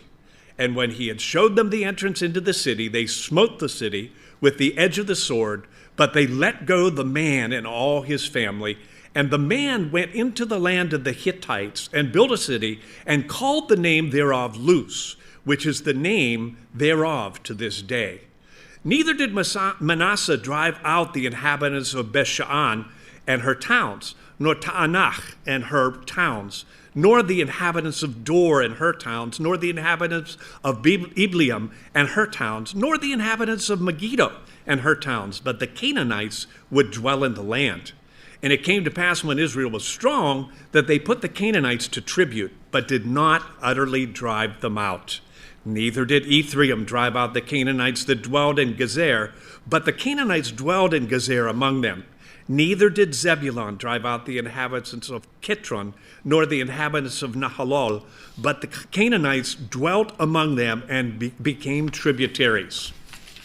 Neither did Asher drive out the inhabitants of Akol, nor the inhabitants of Zidon, nor Achlab, nor of Achzib, nor of Helba, nor of Afik, nor of Rehob. But the Asherites dwelt among the Canaanites, the inhabitants of the land, for they did not drive them out. Neither did Naphtali drive out the inhabitants of Beth-Shemesh, nor the inhabitants of Bethanath, but he dwelt among the Canaanites and the inhabitants of the land. Nevertheless, the inhabitants of Beth-Shemesh and Beth-Tanach became tributaries to them, and the Amorites forced the children of Dan into the mountain, for they would not permit them to come down into the valley. But the Amorites would dwell in the Mount Heres, in Achalon, and in Sha'abim, from the hand of the house of Joseph prevailed, so that they became tributaries. And the coast of the Amorites was from the going off of Akrabim, from the rock and upwards. And an angel of the Lord came up from Gilgal to Bochim, and said, I made you to go up out of Egypt, and have brought you to the land which I swore to your fathers. And I said, I will never break my covenant with you. And you shall make no league with the inhabitants of this land. You shall throw down their altars, but you have not obeyed my voice. Why have you done this? Wherefore I also said, I will not drive them out from before you, but they shall be as thorns in your sides, and their gods shall be a snare to you. And it came to pass, when the angel of the Lord spoke these words to all the children of Israel, that the people lifted up their voice and wept. And they called the name of that place Bochim, and they sacrificed there to the Lord.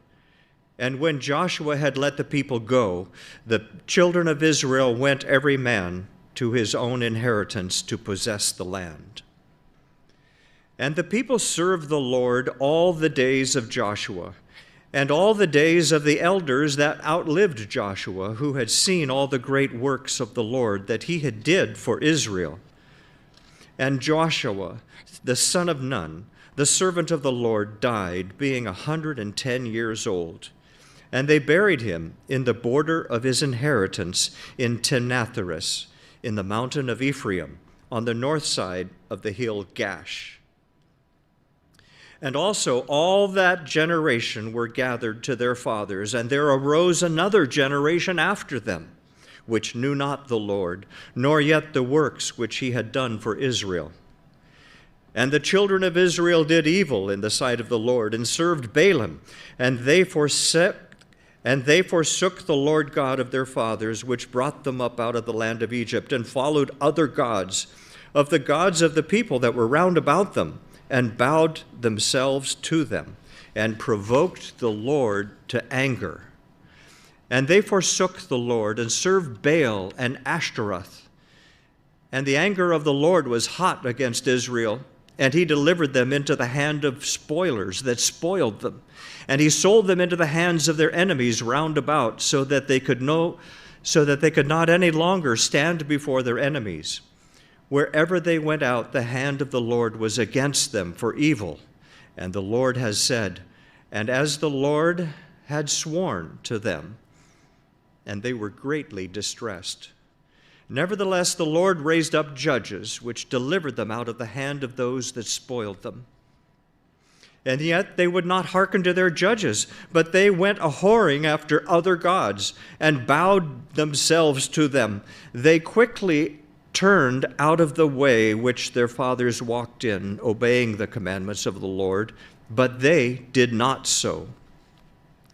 And when the Lord raised them up judges, then the Lord was with the judge, and delivered them out of the hand of their enemies all the days of the judge. For it repented the Lord because of their groanings, by reason of them that oppressed them and vexed them. And it came to pass, when the judge was dead, that they returned and corrupted themselves more than their fathers, and in following other gods to serve them and bow down to them. They ceased not from their own doings, nor from their stubborn way. And the anger of the Lord was hot against Israel. And he said, because that this people has transgressed my covenant, which I commanded their fathers, and have not hearkened to my voice, I also will not hereafter drive out any from before them of the nations which Joshua left when he died, that through them I may prove Israel, whether they will keep the way of the Lord to walk therein, as their fathers did keep it, or not. Therefore the Lord left those nations without driving them out hastily, neither delivered he them into the hand of Joshua. Now these are the nations which the Lord left to prove Israel by them, even as many of Israel had not known all the wars of Canaan. Only that the generations of the children of Israel might know, to teach them war, at the least such as before knew nothing thereof.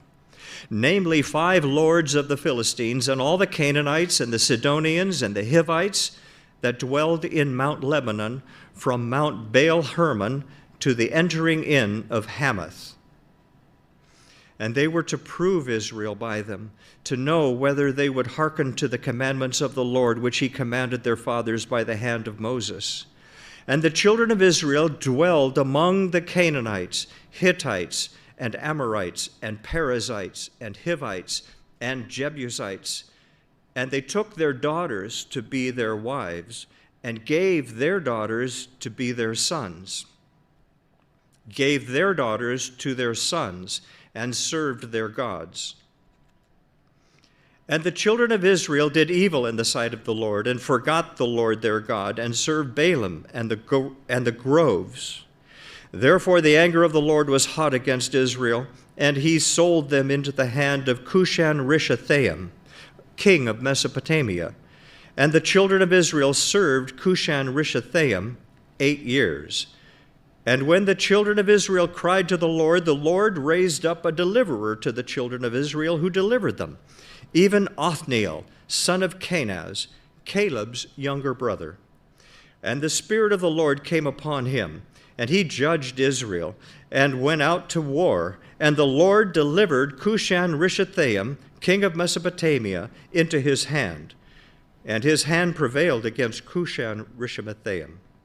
And the land rested 40 years, and Othniel, son of Kenaz, died. And the children of Israel did evil again in the sight of the Lord. And the Lord strengthened Eglon, the king of Moab, against Israel, because they had done evil in the sight of the Lord. And he gathered to him the children of Ammon and Abimelech, and went and smote Israel, and possessed the city of palm trees. So the children of Israel served Eglon, the king of Moab, 18 years. But when the children of Israel cried to the Lord raised them up a deliverer, Ehud, the son of Gera, a Benjamite, a man left-handed. And by him the children of Israel sent a present to Eglon, the king of Moab. But Ehud made him a dagger which had 2 edges of a cubit length, and he did gird it under his raiment upon his right thigh. And he brought the present to Eglon, king of Moab. And Eglon was a very fat man. And when he had made an end to offer the present, he sent the people away that bore the present. But he himself turned again from the quarries that were by Gilgal and said, I have a secret errand to you, O king. Who said, Keep silence. And all that stood by him went out from him. And Ehud came to him, and he was sitting in his summer parlor, which he had for himself alone. And Ehud said, I have a message from God to you. And he rose up out of his seat. And Ehud put forth his left hand and took the dagger from his right thigh and thrust it into his belly. And the haft also went in after the blade, and the fat closed upon the blade, so that he could not draw the dagger out of his belly, and the dirt came out. Then Ehud went forth through the porch and shut the doors upon the parlor upon him and locked them. And when he was gone out, his servants came, and when they saw that, behold, the doors of the parlor were locked, they said, Surely he covers his feet in his summer chamber. And they tarried till they were ashamed. And behold, he opened not the doors of the parlor. Therefore they took a key and opened them. And behold, their Lord was fallen down dead on the earth. And Ehud escaped while they tarried, and passed beyond the quarries, and escaped to Sireth. And it came to pass, when he was come, that he blew a trumpet in the mountain of Ephraim. And the children of Israel went down with him from the mount, and he before them. And he said to them, Follow me, for the Lord has delivered your enemies, the Moabites, into your hand. And they went down after him, and took the fords of Jordan toward Moab, and allowed not a man to pass over. And they slew of Moab at that time about 10,000 men, all lusty and all men of valor, and there escaped not a man. So Moab was subdued that day under the hand of Israel, and the land had rest 80 years. And after him was Shamgar, the son of Anath, which slew of the Philistines 600 men with an ox goad, and he also delivered Israel. And the children of Israel again did evil in the sight of the Lord when Ehud was dead. And the Lord sold them into the hand of Jabin, king of Canaan, that reigned in Hazor, the captain of whose host was Sisera, which dwelt in Harosheth of the Gentiles. And the children of Israel cried to the Lord, for he had 900 chariots of iron, and 20 years he mightily oppressed the children of Israel. And Deborah, a prophetess, the wife of Lapidoth, she judged Israel at the time. And she dwelt under the palm tree of Deborah, between Ramah and Bethel in Mount Ephraim, and the children of Israel came up to her for judgment. And she sent and called Barak, the son of Abinoam, out of Kadesh Naphtali, and said to him, Has not the Lord God of Israel commanded, saying, Go and draw toward Mount Tabor, and take with you 10,000 men of the children of Naphtali and of the children of Zebulun, and I will draw to you to the river Kishon, Sisera, the captain of Jabin's army, with his chariots and his multitude, and I will deliver him into your hand. And Barak said to her, If you will go with me, then I will go. But if you will not go with me, then I will not go. And she said, I will surely go with you, notwithstanding the journey that you take shall not be for your honor, for the Lord shall sell Sisera into the hand of a woman. And Deborah arose and went with Barak to Kadesh. And Barak called Zebulun and Naphtali to Kadesh, and he went up with 10,000 men at his feet, and Deborah went with him. Now Heber the Kenite, which was of the children of Hobab, the father-in-law of Moses, had severed himself from the Kenites and pitched his tent to the plain of Zanim, which is by Kadesh. And they showed Sisera that Barak the son of Abinoam was gone up to Mount Tabor. And Sisera gathered together all his chariots, even 900 chariots of iron, and all the people that were with him, from Harosheth of the Gentiles to the river Kishon. And Deborah said to Barak, "Up, for this is the day in which the Lord has delivered Sisera into your hand. Is not the Lord gone out before you?" So Barak went down from Mount Tabor, and 10,000 men after him. And the Lord discomfited Sisera and all his chariots and all his host with the edge of the sword before Barak, so that Sisera lighted down off his chariot and fled away on his feet. But Barak pursued after the chariots and after the host to Harosheth of the Gentiles, and all the host of Sisera fell upon the edge of the sword, and there was not a man left. However, Sisera fled away on his feet to the tent of Jael, the wife of Heber the Kenite, for there was peace between Jabin the king of Hazor and the house of Heber the Kenite. And Jael went out to meet Sisera and said to him, "Turn in, my lord. Turn in to me, fear not." And when he had turned into her tent, she covered him with a mantle. And he said to her, "Give me, I pray you, a little water to drink, for I am thirsty." And she opened a bottle of milk and gave him a drink and covered him. Again he said to her, "Stand in the door of the tent, and it shall be when any man does come and inquire of you and say, 'Is there any man here?' that you shall say, 'No.'"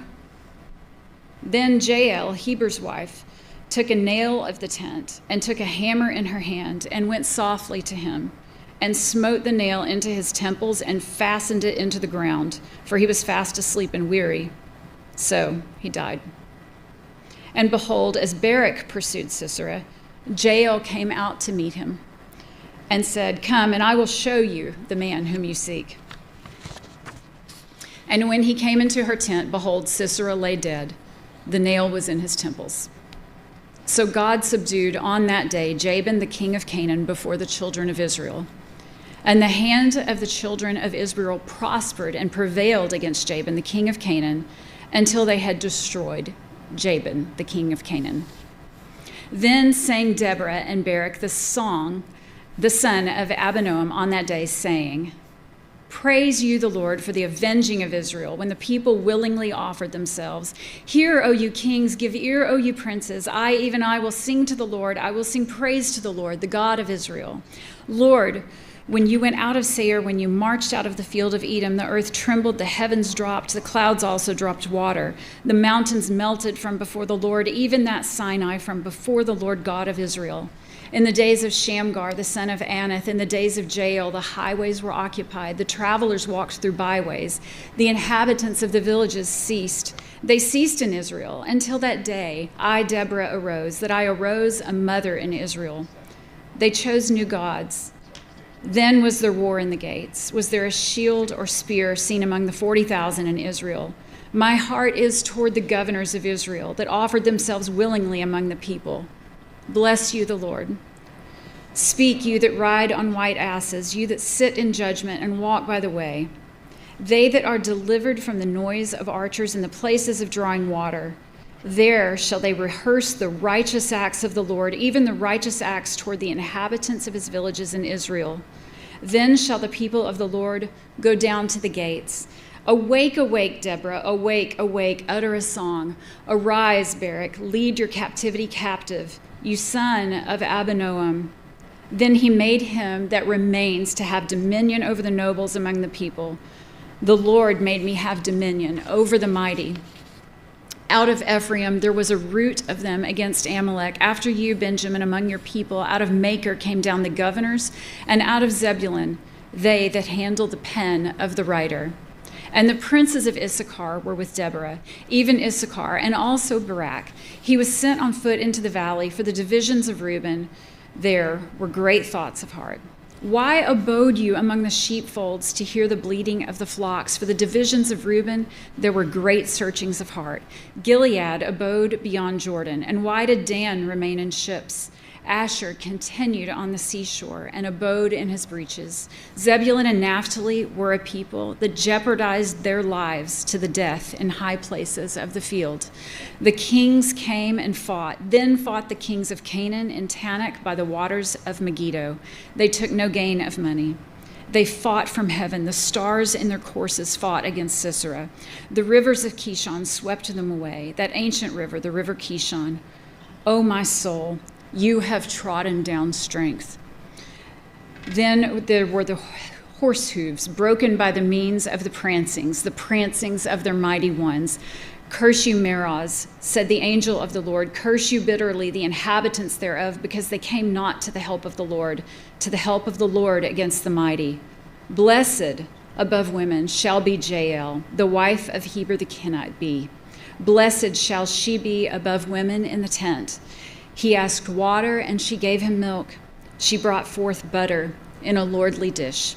She put her hand to the nail, and with her right hand the workman's hammer. And with the hammer she smote Sisera. She smote off his head when she had pierced and stricken through his temples. At her feet he bowed, he fell, he lay down. At her feet he bowed, he fell. Where he bowed, he fell down dead. The mother of Sisera looked out the window and cried through the lattice, "Why is his chariot so long in coming? Why tarry the wheels of his chariot?" Her wise ladies answered her. Yea, she returned answer to herself. Have they not sped? Have they not divided the prey? To every man a damsel or two. To Sisera a prey of divers colors, a prey of divers colors of needlework on both sides, meet for the necks of them that take the spoil. So let all your enemies perish, O Lord. But let them who love him be as the sun when it goes forth in his might. And the land had rest for 40 years. And the children of Israel did evil in the sight of the Lord, and the Lord delivered them into the hand of Midian 7 years.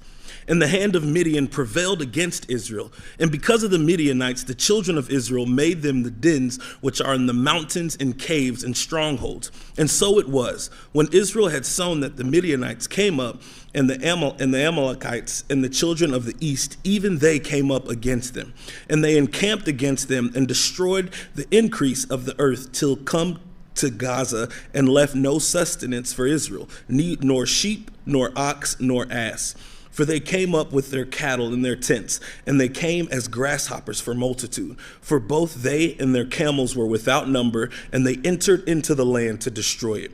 And Israel was greatly impoverished because of the Midianites, and the children of Israel cried to the Lord. And it came to pass, when the children of Israel cried to the Lord because of the Midianites, that the Lord sent a prophet to the children of Israel, which said to them, Thus says the Lord God of Israel, I brought you up from Egypt and brought you forth out of the house of bondage. And I delivered you out of the hand of the Egyptians and out of the hand of all that oppressed you, and drove them out from before you and gave you their land. And I said to you, I am the Lord your God. Fear not the gods of the Amorites, in whose land you dwell, but you have not obeyed my voice. And there came an angel of the Lord and sat under an oak which was in Ophrah, that pertained to Joash the Abiezrite, that and his son Gideon threshed wheat by the winepress to hide it from the Midianites. And the angel of the Lord appeared to him and said to him, The Lord is with you, you mighty man of valor. And Gideon said to him, O my Lord, if the Lord be with us, why then is all this befallen us? And where be all his miracles which our fathers told us, of saying, Did not the Lord bring us up from Egypt? But now the Lord has forsaken us and delivered us into the hands of the Midianites. And the Lord looked upon him and said, Go in this your might, and you shall save Israel from the hand of the Midianites. Have not I sent you? And he said to him, O my Lord, wherewith shall I save Israel? Behold, my family is poor in Manasseh, and I am the least in my father's house. And the Lord said to him, Surely I will be with you, and you shall smite the Midianites as one man. And he said to him, If now I have found grace in your sight, then show me a sign that you talk with me. Depart not from here, I pray you, until I come to you, and bring forth my present and set it before you. And he said, I will tarry until you come again. And Gideon went in and made ready a kid and unleavened cakes of an ephah of flour. The flesh he put in a basket, and he put the broth in a pot and brought it out to him under the oak and presented it. And the angel of God said to him, Take the flesh and the unleavened cakes and lay them upon this rock and pour out the broth. And he did so. Then the angel of the Lord put forth the end of the staff that was in his hand and touched the flesh and the unleavened cakes. And there rose up from fire out of the rock and consumed the flesh and the unleavened cakes. Then the angel of the Lord departed out of his sight. And when Gideon perceived that he was an angel of the Lord, Gideon said, Alas, O Lord, O God, for because I have seen an angel of the Lord face to face. And the Lord said to him, Peace be to you, fear not, you shall not die. Then Gideon built an altar there to the Lord and called it Jehovah Shalom. To this it is yet in Ophrah of the Abiezrites. And it came to pass the same night that the Lord said to him, Take your father's young bullock, even the second bullock of 7 years old, and throw down the altar of Baal that your father has, and cut down the grove that it is by, and build an altar to the Lord your God upon the top of this rock in the ordered place, and take the second bullock and offer a burnt sacrifice with the wood of the grove which you shall cut down. Then Gideon took 10 men and of his servants and did as the Lord had said to him. And so it was, because he feared his father's household and the men of the city, that he could not do it by day, that he did it by night. And when the men of the city arose early in the morning, behold, the altar of Baal was cast down, and the grove was cut down that was by it. And the second bullock was offered upon the altar that was built.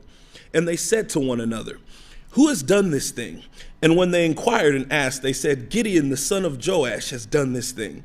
Then the men of the city said to Joash, Bring out your son, that he may die, because he has cast down the altar of Baal, and because he has cut down the grove that was by it. And Joash said to all that stood against him, Will you plead for Baal? Will you save him? He that will plead for him, let him be put to death while it is yet morning. If he is a god, let him plead for himself, because one has cast down his altar. Therefore, on that day he called him Jerubbaal, saying, Let Baal plead against him, because he has thrown down his altar. Then all the Midianites and the Amalekites and the children of East were gathered together and went over and pitched in the valley of Jezreel. But the Spirit of the Lord came upon Gideon, and he blew a trumpet, and Abiezer was gathered after him. And he sent messengers throughout all Manasseh, who also was gathered after him, and he sent messengers to Asher and to Zebulun and to Naphtali, and they came up to meet him. And Gideon said to God, If you will save Israel by my hand, as you have said, behold, I will put a fleece of wool in the floor, and if the dew be on the fleece only, and it be dry upon all the earth beside, then shall I know that you will save Israel by my hand, as you have said. And it was so. For he rose up early on the morrow and thrust the fleece together and wrung the dew out of the fleece, a bowl full of water. And Gideon said to God, Let not your anger be hot against me, and I will speak but this once. Let me prove, I pray you, but this once with the fleece. Let it now be dry only upon the fleece, and upon all the ground let there be dew. And God did so that night, for it was dry upon the fleece only, and there was dew on all the ground. Then Jerubbaal, who is Gideon, and all the people that were with him rose up early and pitched beside the well of Herod, so that the host of the Midianites were on the north side of them, by the hill of Moreh in the valley. And the Lord said to Gideon, The people that are with you are too many for me to give the Midianites into their hands, lest Israel vaunt themselves against me, saying, My own hand has saved me. Now therefore, go to proclaim in the ears of the people, saying, Whosoever is fearful and afraid, let him return and depart early from Mount Gilead. And there returned of the people 22,000, and there remained 10,000. And the Lord said to Gideon, The people are yet too many. Bring them down to the water, and I will try them for you there. And it shall be that of whom I say to you, This shall go with you, the same shall go with you. And whomsoever I say to you, This shall not go with you, the same shall not go. So he brought down the people to the water, and the Lord said to Gideon, Everyone that laps of the water with his tongue as a dog laps, him shall you set by himself. Likewise, everyone that bows down upon his knees to drink. And the number of them that lapped, putting their hands to their mouths, were 300 men, but all the rest of the people bowed down upon their knees to drink water. And the Lord said to Gideon, By the 300 men that lapped will I save you, and deliver the Midianites into your hands, and let all the other people go every man to his place. So the people took victuals in their hands and their trumpets, and he sent all the rest of Israel every man to his tent, and retained those 300 men, and the host of Midian was beneath him in the valley. And it came to pass the same night that the Lord said to him, Arise, get you down to the host, for I have delivered it into your hand. But if you fear to go down, go you with Phurah your servant down to the host, and you shall hear what they say. And afterwards shall your hands be strengthened to go down to the host. Then went he down with Phurah his servant to the outside of the armed men that were in the host. And the Midianites and the Amalekites and all the children of the east lay along in the valley like grasshoppers for multitude, and then camels were without number as the sand by the seaside for multitude. And when Gideon was come, behold, there was a man that told a dream to his fellow and said, Behold, I dreamed a dream.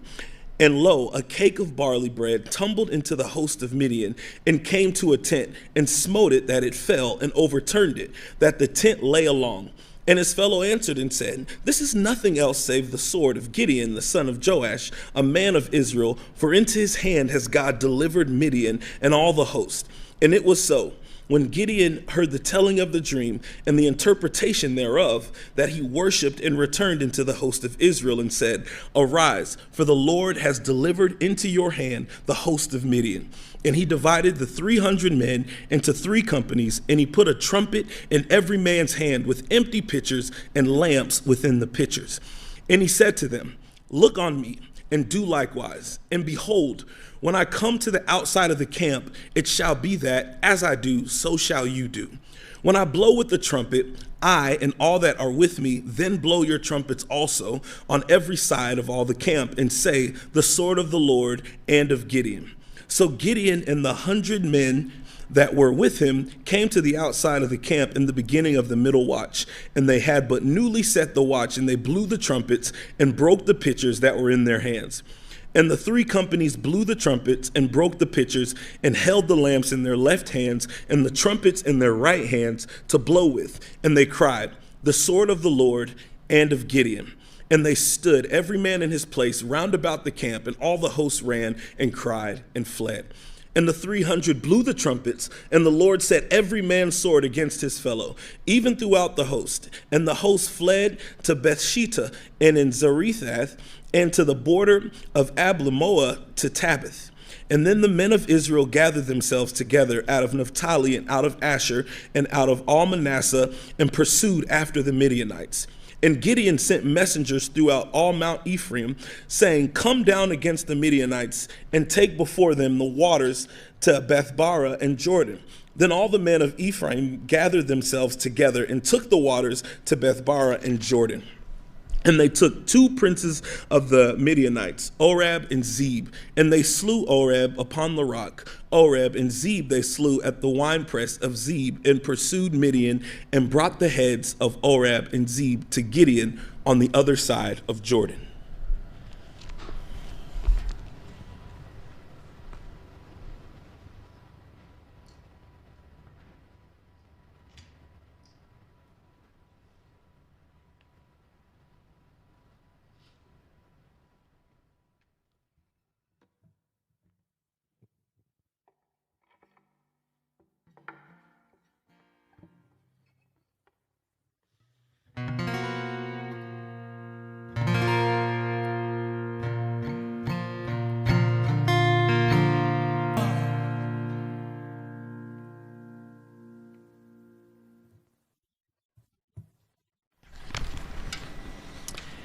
And the men of Ephraim said to him,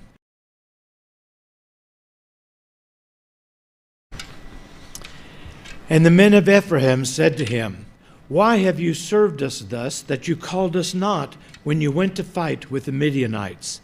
And they did chide him sharply. And he said to them, What have I done now in comparison of you? Is not the gleaning of the grapes of Ephraim better than the vintage of Abiezer? God has delivered into your hands the princes of Midian, Oreb and Zeb. And what was I able to do in comparison of you? Then their anger was abated toward him when he'd said that. And Gideon came to Jordan and passed over, he and the 300 men that were with him, faint, yet pursuing them. And he said to the men of Sukkoth, Give, I pray you, loaves of bread to the people that follow me, for they be faint, and I'm pursuing after Zebah and Zalmunna, kings of Midian. And the princes of Succoth said, Are the hands of Zebah and Zalmunna now in your hand, that we should give bread to your army? And Gideon said, Therefore, when the Lord has delivered Zebah and Zalmunna into my hand, then I will tear your flesh with the thorns of the wilderness and with briars. And he went up from there to Penuel and spoke to them likewise. And the men of Penuel answered him as the men of Succoth had answered him. And he spoke also to the men of Penuel, saying, When I come again in peace, I will break down this tower. Now Zebah and Zalmunna were in Karkor, and their host with them, about 15,000 men, all that were left of all the host of the children of the east, for there fell 120,000 men that drew sword. And Gideon went up by the way of them that dwelled in tents on the east of Nobah and Jogbehah, and smote the host, for the host was secure. And when Zebah and Zalmunna fled, he pursued after them, and took the 2 kings of Midian, Zebah and Zalmunna, and discomfited all the host. And Gideon the sons of Joash returned from battle before the sun was up, and caught a young man of the men of Succoth, and inquired of him. And he described to him the princes of Succoth, and the elders thereof, even 70 men. And he came to the men of Succoth, and said, Behold, Zebah and Zalmunna, with whom you did upbraid me, saying, Are the hands of Zebah and Zalmunna now in your hand, that we should give bread to your men that are weary? And he took the elders of the city, and thorns of the wilderness, and briars, and with him he taught the men of Succoth. And he beat down the tower of Penuel, and slew the men of the city. Then he said to Zebah and Zalmunna, What manner of men were they whom you slew at Tabor? And they answered, As you are, so were they. Each one resembled the children of a king. And he said, They were my brethren, even the sons of my mother. As the Lord lives, if you had saved them alive, I would not slay you. And he said to Jether, his firstborn, Up and slay them. But the youth drew not his sword, for he feared, because he was yet a youth. Then Zebah and Zalmunna said, Rise, you, and fall upon us, for as the man is, so is his strength. And Gideon arose and slew Zebah and Zalmunna, and took away the ornaments that were on the camels' necks. Then the men of Israel said to Gideon, Rule over us, both you and your son's son also, for you have delivered us from the hand of Midian. And Gideon said to them, I will not rule over you, neither shall my son rule over you. The Lord shall rule over you. And Gideon said to them, I would desire a request of you, that you would give every man the earrings of his prey. Give me every man the earrings of his prey, for they had golden earrings, because they were Ishmaelites. And they answered, We will willingly give them. And they spread a garment, and did cast therein every man the earrings of his prey. And the weight of the golden earrings that he requested was 1,700 shekels of gold, beside ornaments and collars and purple raiment that was on the kings of Midian, and beside the chains that were about their camels' necks. And Gideon made an ephod thereof, and put it in his city, even in Ophrah. And all Israel went there, a-whoring after it, which thing became a snare to Gideon and to his house. Thus was Midian subdued before the children of Israel, so that they lifted up their heads no more, and the country was in quietness 40 years in the days of Gideon. And Jeroboam the son of Joash went and dwelled in his own house. And Gideon had 70 sons of his body begotten, for he had many wives. And his concubine that was in Shechem, she also bore him a son, whose name he called Abimelech. And Gideon the son of Joash died in a good old age, and was buried in the sepulchre of Joash his father, in Ophrah of the Abiezerites. And it came to pass, as soon as Gideon was dead, that the children of Israel turned again, and went a whoring after Balaam, and made Baal-berith their god. And the children of Israel remembered not the Lord their God, who had delivered them out of the hands of all their enemies on every side. Neither showed they kindness to the house of Jerubbaal, namely Gideon, according to all the goodness that he had shown to Israel. And Abimelech, the son of Jerubbaal, went to Shechem to his mother's brethren, and communed with them and with all the family of the house of his mother's father, saying, Speak, I pray you, in the ears of all the men of Shechem, whether it is better for you either that all the sons of Jerubbaal, which are 70 persons, reign over you, or that one reign over you. Remember also that I am your bone and your flesh. And his mother's brethren spoke of him in the ears of all the men of Shechem all these words, and their hearts inclined to follow Abimelech, for they said, He is our brother. And they gave him 70 pieces of silver out of the house of Baal-berith, wherein Abimelech hired vain and light persons which followed him. And he went to his father's house at Ophrah, and slew his brethren, the sons of Jerubbaal, being 70 persons upon one stone. Notwithstanding yet, Jotham, the youngest son of Jerubbaal, was left, for he hid himself.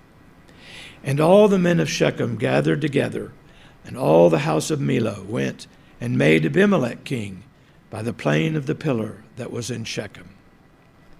And when they had told it to Jotham, he went and stood in the top of Mount Gerizim, and lifted up his voice, and cried, and said to them, Hearken to me, you men of Shechem, that God may hearken to you.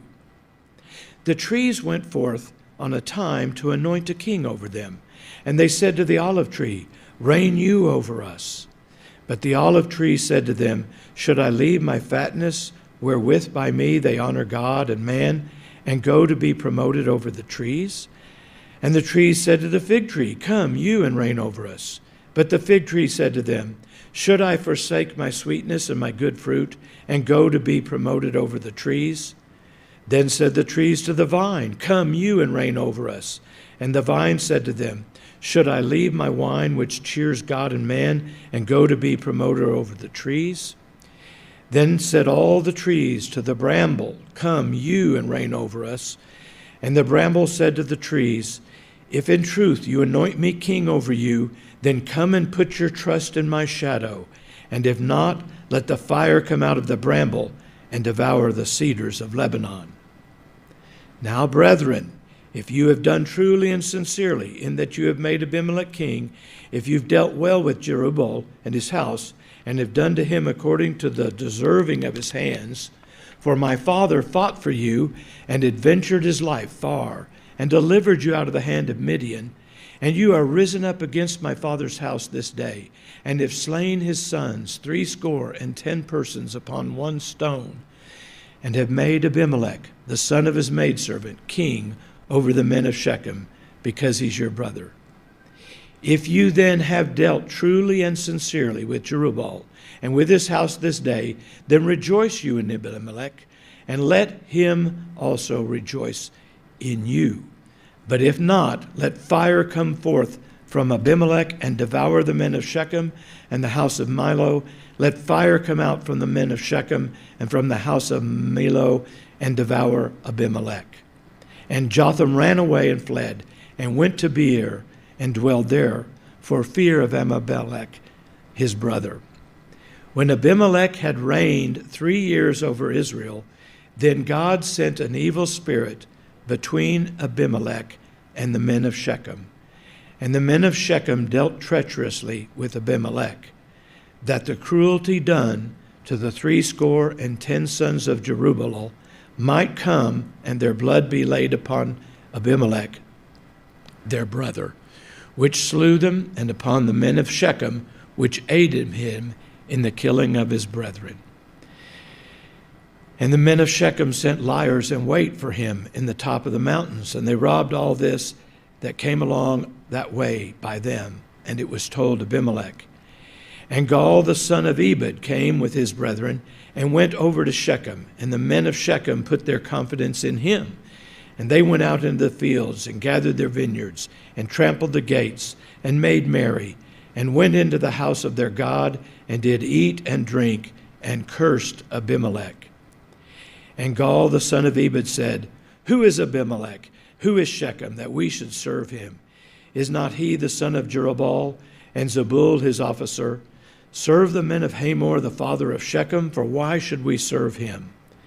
And would to God this people were under my hand, then would I remove Abimelech. And he said to Abimelech, Increase your army and come out. And when Zebul, the ruler of the city, heard the words of Gaal, the son of Ebed, his anger was kindled.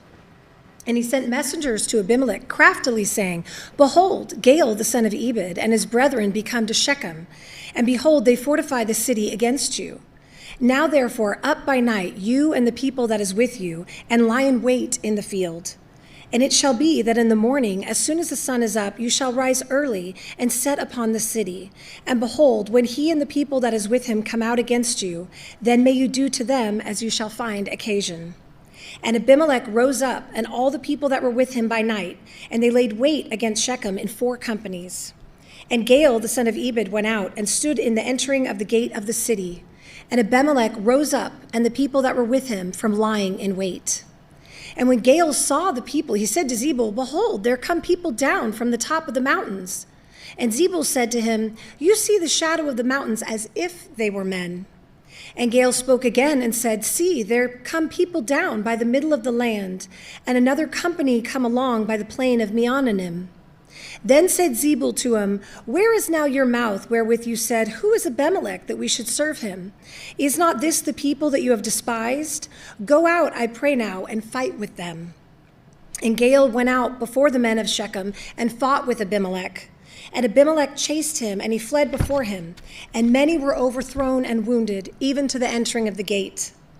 And Abimelech dwelled at Uraimah, and Zebul thrust out Gaal and his brethren, that they should not dwell in Shechem. And it came to pass on the morrow that the people went out into the field, and they told Abimelech. And he took the people and divided them into 3 companies, and laid wait in the field, and looked, and behold, the people were come forth out of the city. And he rose up against them and smote them. And Abimelech and the company that was with him rushed forward and stood in the entering of the gate of the city. And the 2 other companies ran upon all the people that were in the fields and slew them.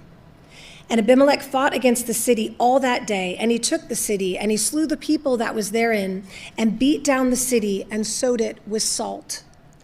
And when all the men of the tower of Shechem heard that, they entered into a hold of the house of the god Berith.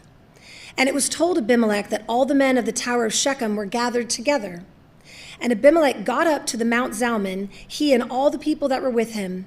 And Abimelech took an axe in his hand and cut down a bough from the trees, and took it and laid it on his shoulder, and said to the people that were with him, What you have seen me do, make haste and do as I have done. And all the people likewise cut down every man his bough, and followed Abimelech, and put them to the hold, and set the hold on fire upon them, so that all the men of the tower of Shechem died also, about 1,000 men and women. Then went Abimelech to Tebez, and encamped against Tebez, and took it.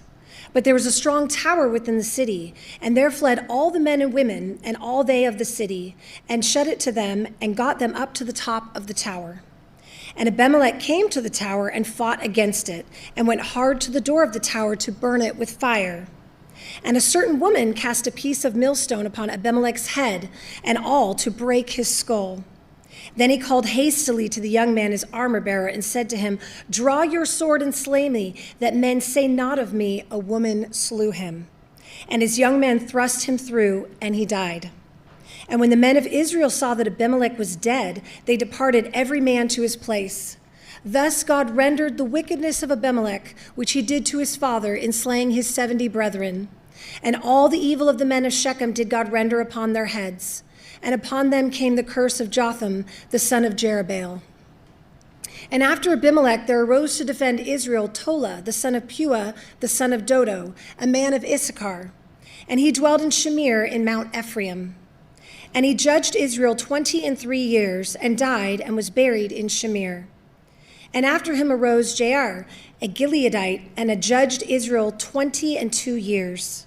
And he had 30 sons that rode on 30 ass colts, and they had 30 cities, which are called Havothjar to this day, which are in the land of Gilead. And Jair died and was buried in Canaan.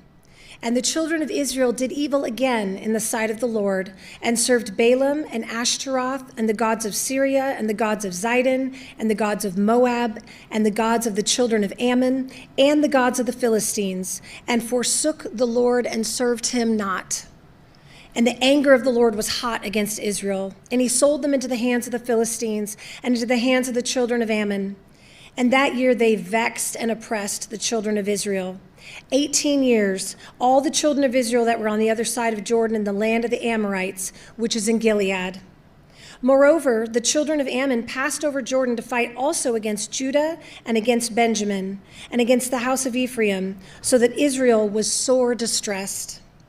And the children of Israel cried to the Lord, saying, "We have sinned against you, both because we've forsaken our God and also served Balaam." And the Lord said to the children of Israel, "Did not I deliver you from the Egyptians and from the Amorites, from the children of Ammon and from the Philistines? The Gibeonites also and the Amalekites and the Maonites did oppress you, and you cried to me, and I delivered you out of their hand. Yet you have forsaken me and served other gods. Wherefore I will deliver you no more. Go and cry to the gods which you have chosen. Let them deliver you in the time of your tribulation."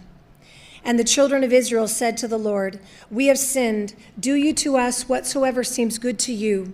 Deliver us only, we pray you, this day." And they put away the strange gods from among them and served the Lord. And his soul was grieved for the misery of Israel.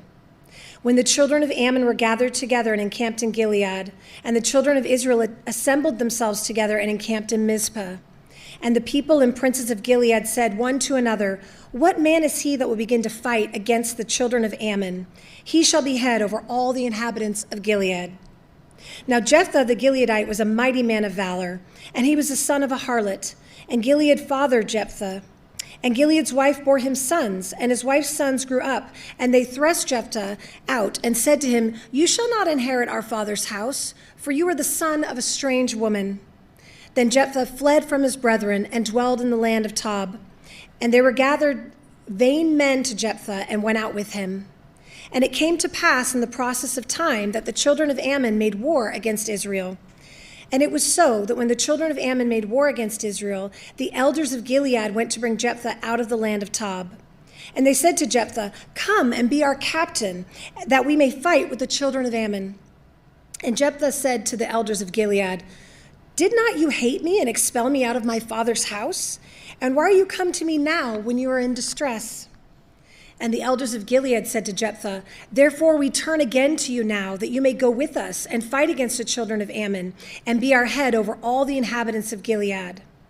And Jephthah said to the elders of Gilead, "If you bring me home again to fight against the children of Ammon, and the Lord deliver them before me, shall I be your head?"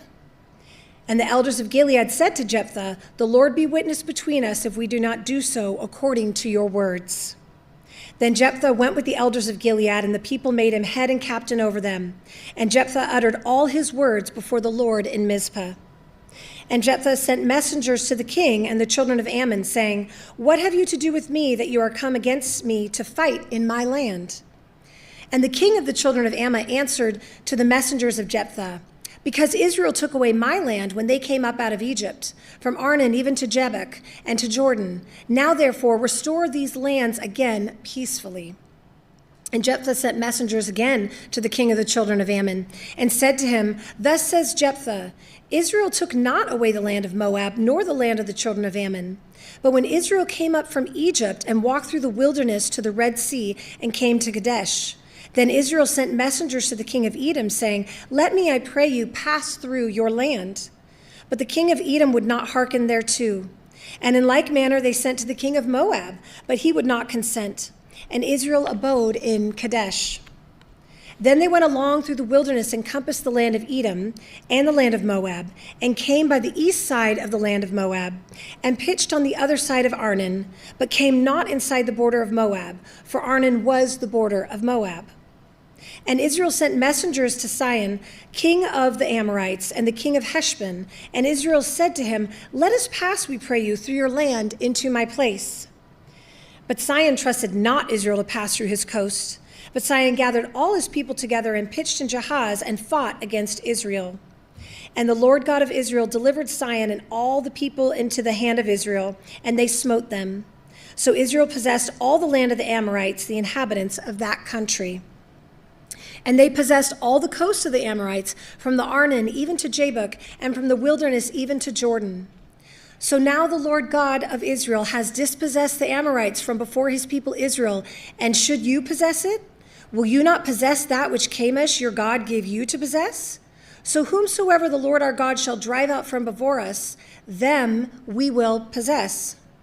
And now, are you on any better thing than Balak the son of Zippor, king of Moab? Did he ever strive against Israel, or did he ever fight against them? While Israel dwelled in Heshbon and her towns, and in Aroer and her towns, and in all the cities belonging by the coast of Arnon, 300 years. Why, therefore, did you not recover them within that time? Wherefore I have not sinned against you, but you do me wrong to war against me.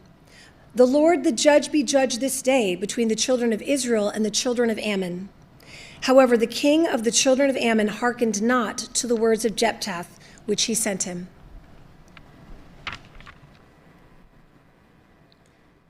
Then the Spirit of the Lord came upon Jephthah, and he passed over Gilead and Manasseh, and passed over Mizpah of Gilead, and from Mizpah of Gilead he passed over to the children of Ammon. And Jephthah vowed a vow to the Lord, and said, "If you shall without fail deliver the children of Ammon into my hands, then it shall be that whatsoever comes forth of the doors of my house to meet me, when I return in peace from the children of Ammon, shall surely be the Lord's, and I will offer it up, a burnt offering." So Jephthah passed over to the children of Ammon to fight against them, and the Lord delivered them into his hands. And he smote them from Aroer even till you come to Minnith, even 20 cities, and to the plain of the vineyards with a very great slaughter. Thus the children of Ammon were subdued before the children of Israel. And Jephthah came to Mizpah to his house, and behold, his daughter came out to meet him with timbrels and with dances, and she was his only child. Beside her he had neither son nor daughter. And it came to pass when he saw her that he rent his clothes and said, "Alas, my daughter, you have brought me very low, and you are one of them that troubles me. For I have opened my mouth to the Lord, and I cannot go back." And she said to him, "My father, if you have opened your mouth to the Lord, do to me according to that which has proceeded out of your mouth. For as much as the Lord has taken vengeance for you of your enemies, even to the children of Ammon." And she said to her father, "Let this thing be done for me. Let me alone 2 months, that I may go up and down upon the mountains and bewail my virginity, and I and my fellows." And he said, "Go." And he sent her away for 2 months, and she went with her companions and bewailed her virginity upon the mountains. And it came to pass at the end of 2 months that she returned to her father, who did with her according to his vow which he had vowed. And she knew no man. And it was a custom in Israel that the daughters of Israel went yearly to lament the daughter of Jephthah, the Gileadite, 4 days in a year. And the men of Ephraim gathered themselves together and went northward and said to Jephthah, "Wherefore passed you over to fight against the children of Ammon, and did not call us to go with you? We will burn your house upon you with fire." And Jephthah said to them, I and my people were at great strife with the children of Ammon, and when I called you, you delivered me not out of their hands. And when I saw that you delivered me not, I put my life in my hands, and passed over against the children of Ammon. And the Lord delivered them into my hand. Wherefore then are you come up to me this day, to fight against me? Then Jephthah gathered together all the men of Gilead, and fought with Ephraim, and the men of Gilead smote Ephraim, because they said, You Gileadites are fugitives of Ephraim among the Ephraimites and among the Manassites. And the Gileadites took the passages of Jordan before the Ephraimites. And it was so, that when those Ephraimites which were escaped said, Let me go over, that the men of Gilead said to him, Are you an Ephraimite? If he said, Nay, they said to him, Say now, Shibboleth. And he said, Sibboleth, for he could not frame to pronounce it right. Then they took him and slew him at the passages of Jordan. And there fell at that time of the Ephraimites 42,000. And Jephthah judged Israel 6 years. Then died Jephthah the Gileadite, and was buried in one of the cities of Gilead. And after him Ibzan of Bethlehem judged Israel. And he had 30 sons and 30 daughters, whom he sent abroad, and took in 30 daughters from abroad for his sons. And he judged Israel 7 years. Then died Ibzan, and was buried at Bethlehem. And after him Elon, a Zebulunite, judged Israel, and he judged Israel 10 years. And Elon the Zebulunite died, and was buried in Aijalon, in the country of Zebulun. And after him Abdon, the son of Hillel, a Pirathonite, judged Israel. And he had 40 sons and 30 nephews, that rode on 70 ass colts, and he judged Israel 8 years.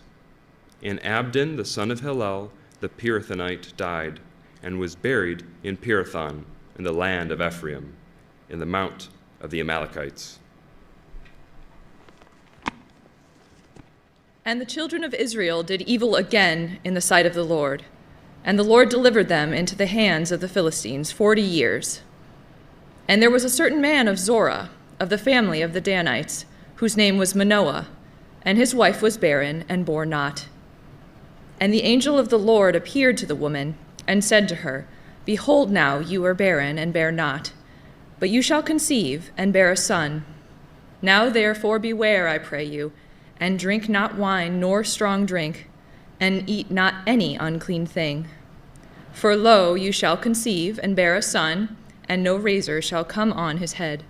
For the child shall be a Nazarite to God from the womb, and he shall begin to deliver Israel out of the hand of the Philistines. Then the woman came and told her husband, saying, A man of God came to me, and his countenance was like the countenance of an angel of God, very terrible.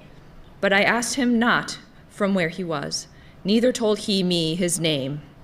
But he said to me, Behold, you shall conceive and bear a son, and now drink no wine nor strong drink, neither eat any unclean thing, for the child shall be a Nazarite to God from the womb to the day of his death. Then Manoah entreated the Lord, and said, O my Lord, let the man of God which you did send come again to us, and teach us what we shall do to the child that shall be born. And God hearkened to the voice of Manoah, and the angel of God came again to the woman as she sat in the field, but Manoah her husband was not with her. And the woman made haste and ran and showed her husband, and said to him, Behold, the man has appeared to me that came to me the other day. And Manoah arose and went after his wife, and came to the man and said to him, Are you the man that spoke to the woman? And he said, I am. And Manoah said, Now let your words come to pass. How shall we order the child, and how shall we do to him? And the angel of the Lord said to Manoah, Of all that I said to the woman, let her beware. She may not eat of anything that comes of the vine, neither let her drink wine or strong drink, nor eat any unclean thing. All that I commanded her, let her observe. And Manoah said to the angel of the Lord, I pray you, let us detain you until we shall have made ready a kid for you. And the angel of the Lord said to Manoah, Though you detain me, I will not eat of your bread. And if you will offer a burnt offering, you must offer it to the Lord. For Manoah knew not that he was an angel of the Lord. And Manoah said to the angel of the Lord, What is your name, that when your sayings come to pass we may do you honor? And the angel of the Lord said to him, Why ask you thus after my name, seeing it is secret? So Manoah took a kid with a meat offering and offered it upon a rock to the Lord. And the angel did wondrously, and Manoah and his wife looked on. For it came to pass, when the flame went up toward heaven from off the altar, that the angel of the Lord ascended in the flame of the altar. And Manoah and his wife looked on it, and fell on their faces to the ground. But the angel of the Lord did no more appear to Manoah and to his wife. Then Manoah knew that he was an angel of the Lord. And Manoah said to his wife, We shall surely die, because we have seen God. But his wife said to him, If the Lord were pleased to kill us, he would not have received a burnt offering and a meat offering at our hands, neither would he have showed us all these things, nor would, as at that time, have told us such things as these. And the woman bore a son, and called his name Samson. And the child grew, and the Lord blessed him. And the Spirit of the Lord began to move him at times in the camp of Dan between Zorah and Eshtaol. And Samson went down to Timnath, and saw a woman in Timnath of the daughters of the Philistines. And he came up, and he told his father and his mother, and said, I have seen a woman in Timnath of the daughters of the Philistines. Now therefore, get her for me as a wife. Then his father and his mother said to him, Is there never a woman among the daughters of your brethren, or among all my people, that you go and take a wife of the uncircumcised Philistines? And Samson said to his father, Get her for me, for she pleases me well. But his father and his mother knew not that it was the Lord, that he sought an occasion against the Philistines, for at that time the Philistines had dominion over Israel. Then went Samson down, as his father and his mother, to Timnath, and came to the vineyards of Timnath. And behold, a young lion roared against him. And the Spirit of the Lord came mightily upon him, and he rent him as he would have rent a kid. But he told not his father and mother what he had done. And he went down and talked with the woman, and she pleased Samson well. And after a time he had returned to take her, and he turned aside to see the carcass of the lion, and behold, there was a swarm of bees and honey in the carcass of the lion. And he took thereof in his hands, and went eating, and came to his father and mother, and he gave them, and they did eat. But he told them not where he had taken the honey out of the carcass of the lion. So his father went down to the woman, and Samson made a feast, for so used the young men to do. And it came to pass, when they saw him, that they brought 30 companions to be with him. And Samson said to them, I will now put forth a riddle to you. If you can certainly declare it me within 7 days of the feast, and find it out, then I will give you 30 sheets and 30 change of garments. But if you cannot declare it me, then you shall give me 30 sheets and 30 change of garments. And they said to him, Put forth your riddle, that we may hear it. And he said to them, Out of the eater came forth meat, and out of the strong came forth sweetness. And they could not in these days expound the riddle. And it came to pass on the 7th day that they said to Samson's wife, Entice your husband, that he may declare to us the riddle, lest we burn you and your father's house with fire. Have you called us to take what we have? Is it not so? And Samson's wife wept before him and said, You do but hate me and love me not. You have put forth a riddle to the children of my people and have not told it to me. And he said to her, Behold, I have not told it my father nor mother, and shall I tell it to you? And she wept before him the 7 days, while their feast lasted. And it came to pass on the 7th day that he told her, because she lay sore upon him, and she told the riddle to the children of her people. And the men of the city said to him on the 7th day before the sun went down, what is sweeter than honey, and what is stronger than a lion? And he said to them, if you had not plowed with my heifer, you had not found out my riddle. And the Spirit of the Lord came upon him, and he went down to Ashkelon, and he slew 30 men of them, and took their spoil, and gave change of garments to them, which expounded the riddle. And his anger was so kindled, and he went up to his father's house. But Samson's wife was given to his companion, whom he had used as his friend. But it came to pass within a little while after, in the time of the wheat harvest, that Samson visited his wife with a kid, and he said, I will go into my wife into the chamber. But her father would not allow him to go in. And her father said, I verily thought that you had utterly hated her. Therefore I gave her to your companion. Is not her younger sister fairer than she? Take her, I pray, instead of her.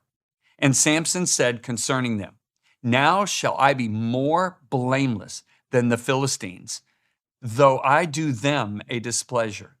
And Samson went and caught 300 foxes, took firebrands, and turned tail to tail, and put firebrand in the midst between two tails.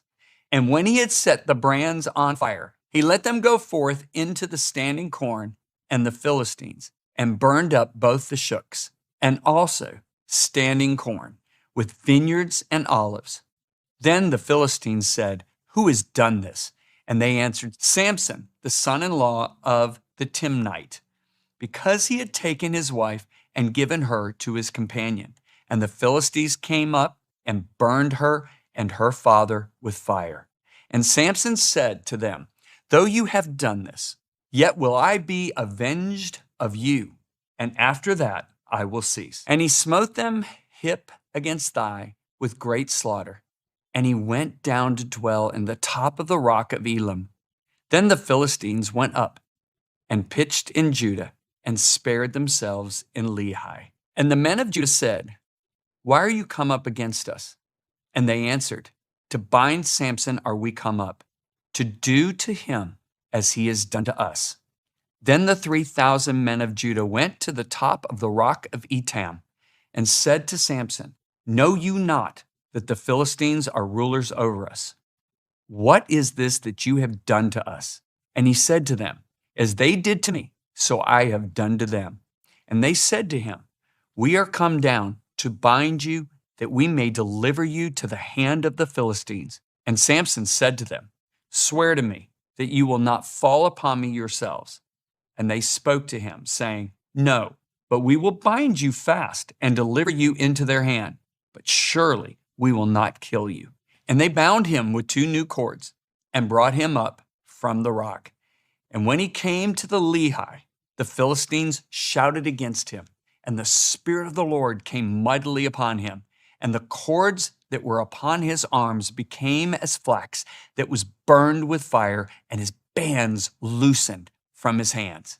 And he found a new jawbone of an ass, and put forth his hand, and took it, and slew 1,000 men therewith. And Samson said, with the jawbone of an ass, heaps upon heaps, with the jawbone of an ass have I slain 1,000 men. And it came to pass, when he had made an end of speaking, that he cast away the jawbone out of his hand, and called that place Ramathalehi.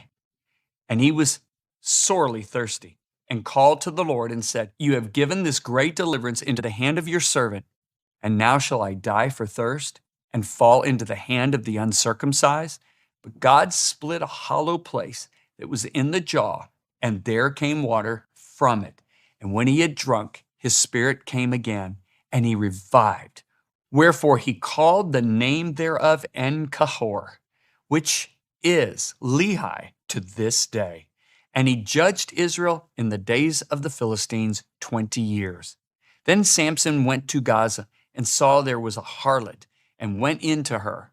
And it was told the Gazites, saying, Samson has come here. And they compassed him in and laid wait for him all night in the gate of the city, and were quiet and all night, saying, This morning, when it is day, we shall kill him.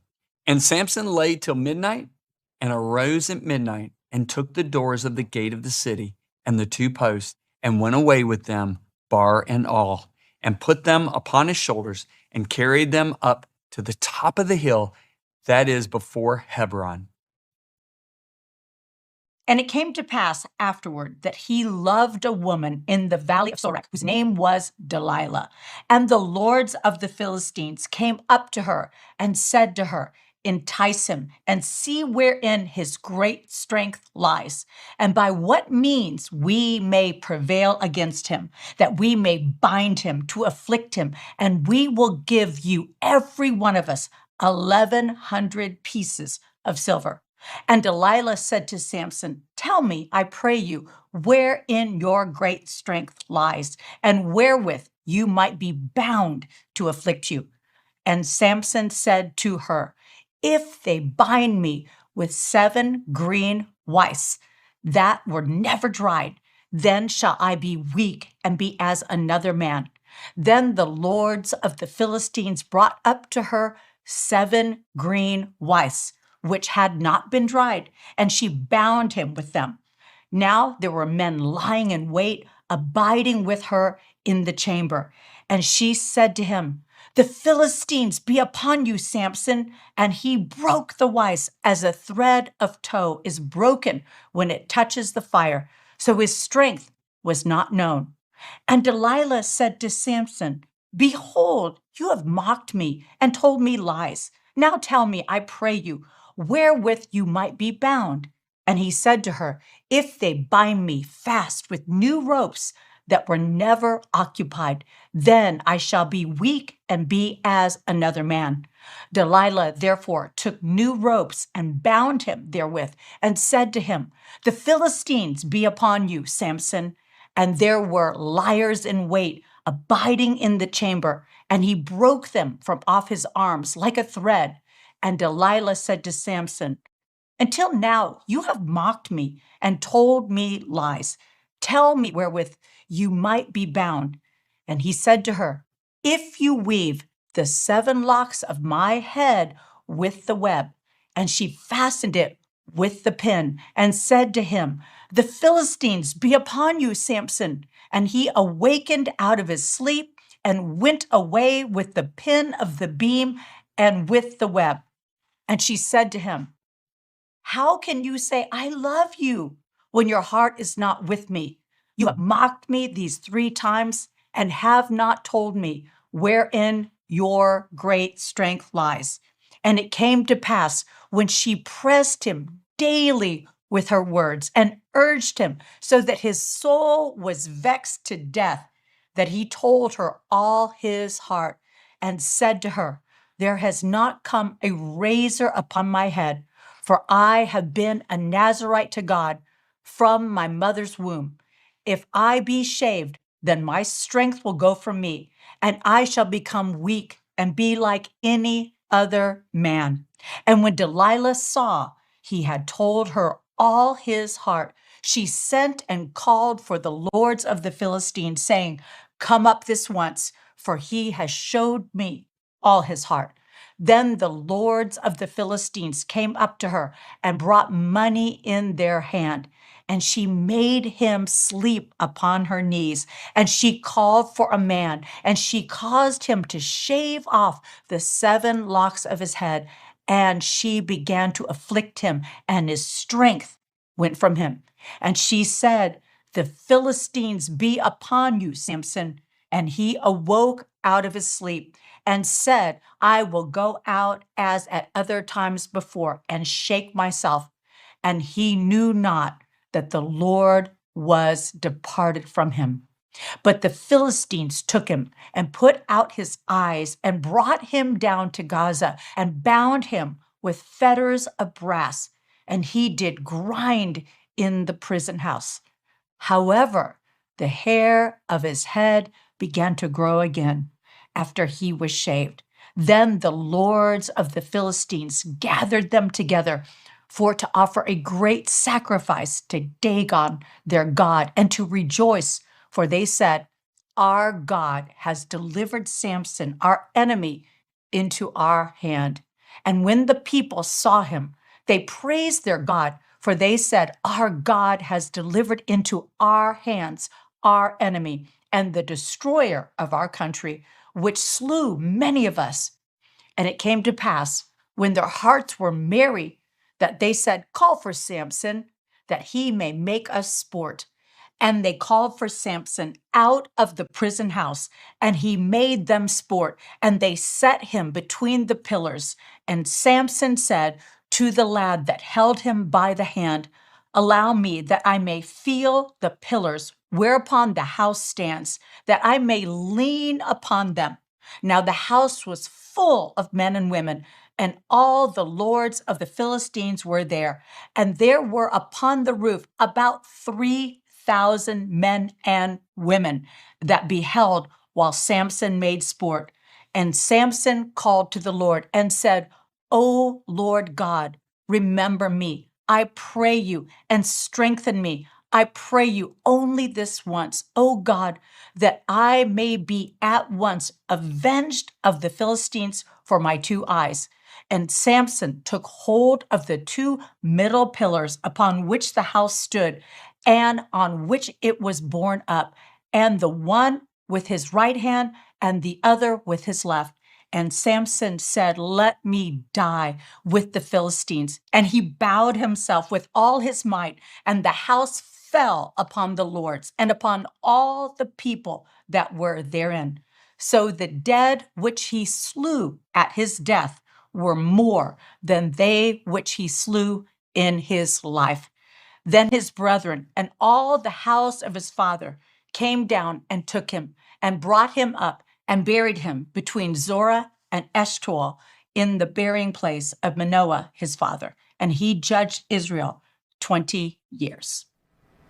And there was a man of Mount Ephraim whose name was Micah.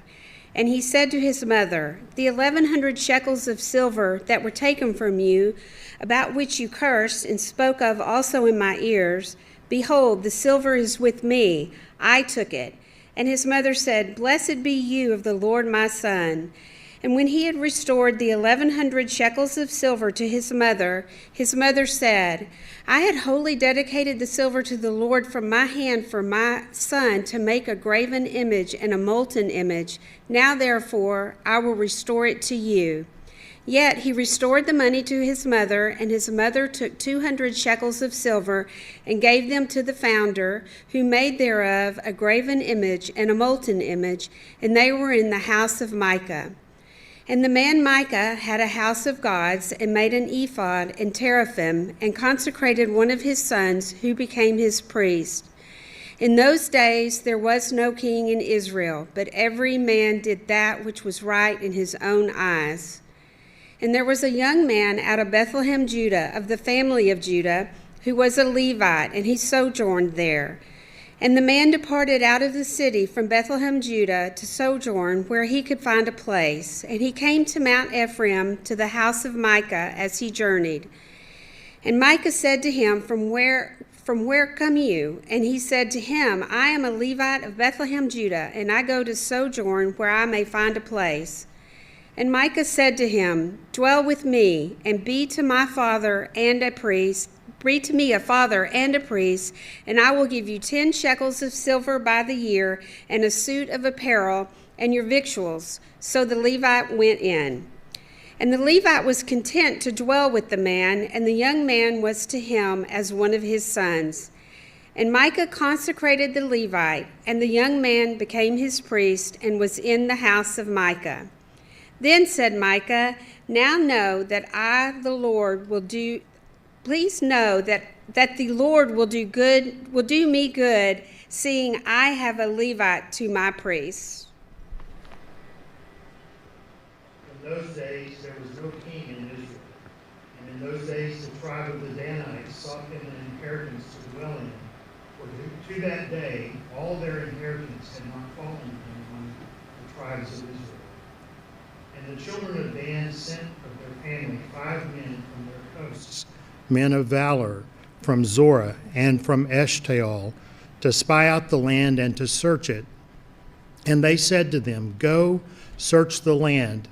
Who, when they came to Mount Ephraim, to the house of Micah, they lodged there.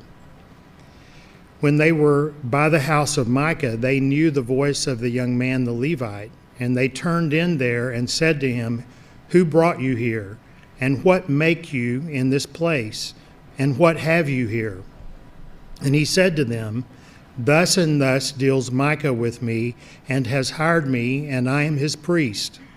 And they said to him, Ask counsel, we pray you, of God, that we may know whether our way which we go shall be prosperous. And the priest said to them, Go in peace, before the Lord is your way wherein you go. Then the 5 men departed and came to Laish, and saw the people that were therein, how they dwelled careless after the manner of the Zidonians, quiet and secure.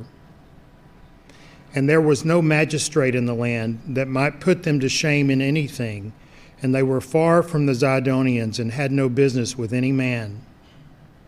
And when they came to their brethren to Zorah and Eshtaol, and their brethren said to them, What say you? And they said, Arise, that we may go up against them, for we have seen the land, and behold, it is very good. And are you still?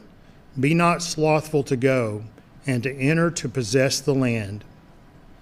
When you go, you shall come to a people secure and to a large land, for God has given it into your hands, a place where there is no want of anything that is in the earth. And there went from there of the family of the Danites, out of Zorah and out of Eshtaol, 600 men appointed with weapons of war. And they went up and pitched in Kirjath-jearim in Judah. Wherefore they called that place Mahanadan to this day. Behold, it is behind Kirjath-jearim. And they passed from there to Mount Ephraim, and came to the house of Micah. Then answered the 5 men that went to spy out the country of Laish, and said to their brethren, Do you know that there is in these houses an ephod and teraphim and a graven image and a molten image? Now therefore consider what you have to do. And they turned aside there and came to the house of the young man the Levite, even to the house of Micah, and saluted him. And the 600 men appointed with their weapons of war, which were of the children of Dan, stood by the entering of the gate. And the 5 men that went out to spy the land went up and came in there, and took the graven image, and the ephod, and the teraphim, and the molten image. And the priest stood in the entering of the gate with the 600 men that were appointed with weapons of war. And these went into Micah's house and brought the carved image, the ephod, the teraphim, and the molten image. Then said the priest to them, What do you? And they said to him, Hold your peace. Lay your hand upon your mouth, and go with us, and be to us a father and a priest. Is it better for you to be a priest to the house of one man, or that you be a priest to a tribe and a family in Israel? And the priest's heart was glad, and he took the ephod and the teraphim and the graven image, and went in the midst of the people. So they turned and departed, and put the little ones in the cattle and the carriage before them. And when they were a good way from the house of Micah, the men that were in the houses near to Micah's house were gathered together and overtook the children of Dan. And they cried to the children of Dan, and they turned their faces and said to Micah, What ails you that you come with such good company? And he said, You have taken away my gods which I made, and the priest, and you are gone away, and what have I more? And what is this that you say to me, What ails you? And the children of Dan said to him, Let not your voice be heard among us, lest angry fellows run upon you, and you lose your life with the lives of your household. And the children of Dan went back their way. And when they saw that they were too strong for him, he turned and went back to his house. And they took the things which Micah had made, and the priest which he had made, which he had, and came to Laish, to a people that were at quiet and secure. And they smote them with the edge of the sword and burned the city with fire. And there was no deliverer, because it was far from Zidon, and they had no business with any man. And it was in the valley that lies by Beth-rehob. And they built a city and dwelled therein. And they called the name of the city Dan, after the name of Dan their father, who was born to Israel. However, the name of the city was Laish at the first. And the children of Dan set up the graven image.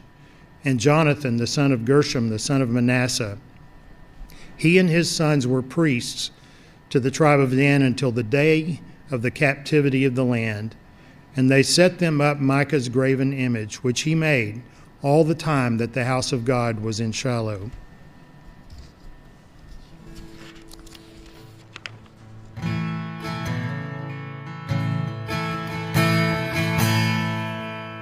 Oh, coming back to you, Jesus. I'm coming back to the heart of worship. It's all about you. It's all about you, Jesus. I'm sorry, Lord, for the things I made when it's all about you. It's all about you, Jesus. I'm coming back to the heart of worship. It's all about you. It's all about you, Jesus. I'm sorry, Lord, for the things I've made. When it's all about you. It's all about you, Jesus. 'Cause you are worthy of it all. And you are worthy of it all. And forth from you are all things. Into you are all things. You deserve the glory. Oh, sing is worthy of, and you are worthy of it all. And you are worthy of it all. And forth from you are all things. Into you are all things. And forth from you are all things. Into you are all things. And forth from you are all things. Into you are all things. And you deserve the glory. Judges 19, the Levites.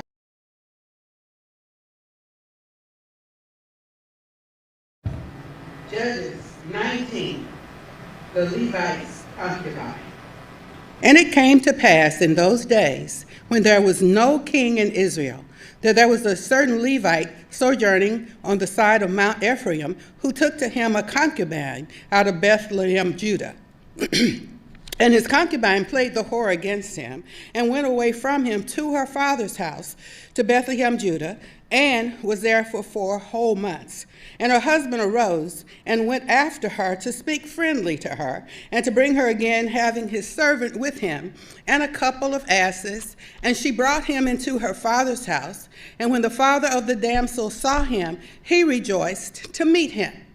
And his father-in-law, the damsel's father, retained him, and he abode with him 3 days. So they did eat and drink and lodged there. And it came to pass on the 4th day, when they arose early in the morning, that he rose up to depart. And the damsel's father said to his son-in-law, Comfort your heart with a morsel of bread, and afterward go your way. And they sat down, and did eat and drink both of them together. For the damsel's father had said to the man, Be content, I pray you, and tarry all night, and let your heart be merry. And when the man rose up to depart, his father-in-law urged him, therefore he lodged there again. And he rose early in the morning on the 5th day to depart, and the damsel's father said, comfort your heart, I pray you. And they tarried until afternoon, and they did eat both of them. And when the man rose up to depart, he and his concubine and his servant, his father-in-law, the damsel's father, said to him, behold now, the day draws towards evening. I pray you tarry all night. Behold, the day grows to an end. Lodge here, that your heart may be merry, and tomorrow get you early on your way, that you may go home. But the man would not tarry that night, but he rose up and departed, and came opposite Jebus, which is Jerusalem, and there were with him 2 asses saddled. His concubine also was with him. And when they were by Jebus, the day was far spent. And the servant said to his master, come, I pray you, and let us turn into this city of the Jebusites and lodge in it.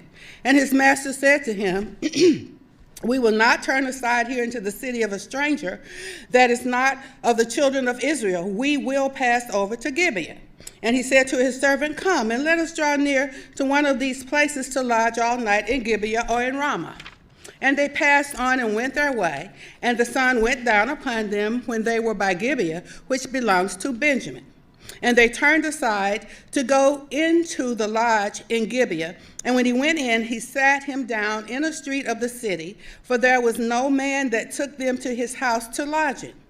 And behold, there came an old man from his work out of the field at evening, which was also of Mount Ephraim, and he sojourned in Gibeon. But the men of the palace were Benjamites. And when he had lifted up his eyes, he saw a wayfaring man in the street of the city. And the old man said, where go you, and where come you? And he said to him, we are passing from Bethlehem, Judah, towards the side of Mount Ephraim.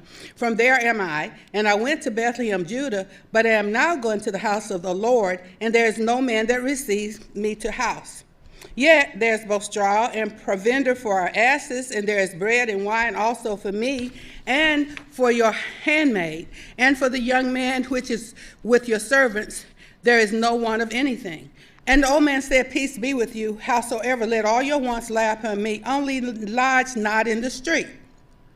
So he brought him into his house, and gave provender to the asses, and they washed their feet, and did eat and drink. Gibeon's crime. Now, as they were making their hearts merry, behold, the men of the city, certain sons of Belial, beset the house round about, and beat at the door, and spoke to the master of the house, the old man, saying, bring forth the man that came into your house, that we may know him. And the man, the master of the house, went out to them, and said to them, nay, my brethren, nay, I pray you, do not do so wickedly, seeing that this man is coming to my house. Do not this folly. Behold, here's my daughter, a maiden, and his concubine. Them I will bring out now, and humble you them, and do with them what seems good to you. But to this man do not so vile a thing. But the men would not hearken to him. So the man took his concubine, and brought her forth to them, and they knew her, and abused her all the night until the morning. And when the day began to spring, they let her go. Then came the woman in the dawning of the day, and fell down at the door of the man's house where her lord was till it was light. And the Lord rose up in the morning, and opened the doors of the house, and went out to go his way. And behold, the woman his concubine was fallen down at the door of the house, and her hands were upon the threshold. And he said to her, up, and let us be going. But none answered. Then the man took her up upon an ass, and the man rose and got him to his place. And when he came into his house, he took a knife and laid hold on his concubine, and divided her together with her bones into 12 pieces, and sent her into all the coast of Israel. And it was so that all who saw it said, there was no such deed done nor seen from that day that the children of Israel came up out of the land of Egypt to this day. Consider it, take advice, and speak your minds. Judges 20, 1 through 25. Israel's war with the Benjamites. Then all the children of Israel went out, and the congregation was gathered together as one man from Dan even to Beersheba with the land of Gilead, to the Lord in Mizpah. and the chief of all the people, even of all the tribes of Israel, presented themselves in the assembly of the people of God, 400,000 footmen that drew sword. Now, the children of Benjamin heard that the children of Israel were gone up to Mizpah. Then said the children of Israel, "Tell us, how was this wickedness?" And the Levite, the husband of the woman that was slain, answered and said, "I came into Gibeon that belongs to Benjamin, I and my concubine, to lodge. And the men of Gibeon rose against me and beset the house round about upon me by night, and thought to have slain me. And my concubine they forced that she is dead. And I took my concubine and cut her in pieces and sent her throughout all the country of the inheritance of Israel, for they have committed lewdness and folly in Israel. Behold, you are all children of Israel. Give here your advice and counsel." And all the people arose as one man, saying, "We will not any of us go to his tent, neither will any of us turn unto his house. But now this shall be the thing which we will do to Gibeon.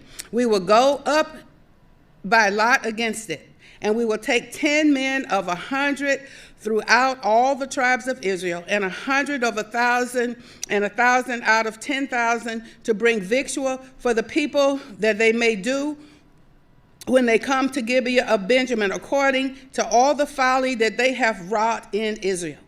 So all the men of Israel were gathered against the city, knit together as one man.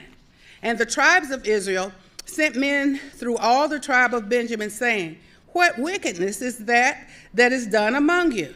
Now therefore deliver us the men, the children of Belial, which are in Gibeon, that we may put them to death and put away evil from Israel."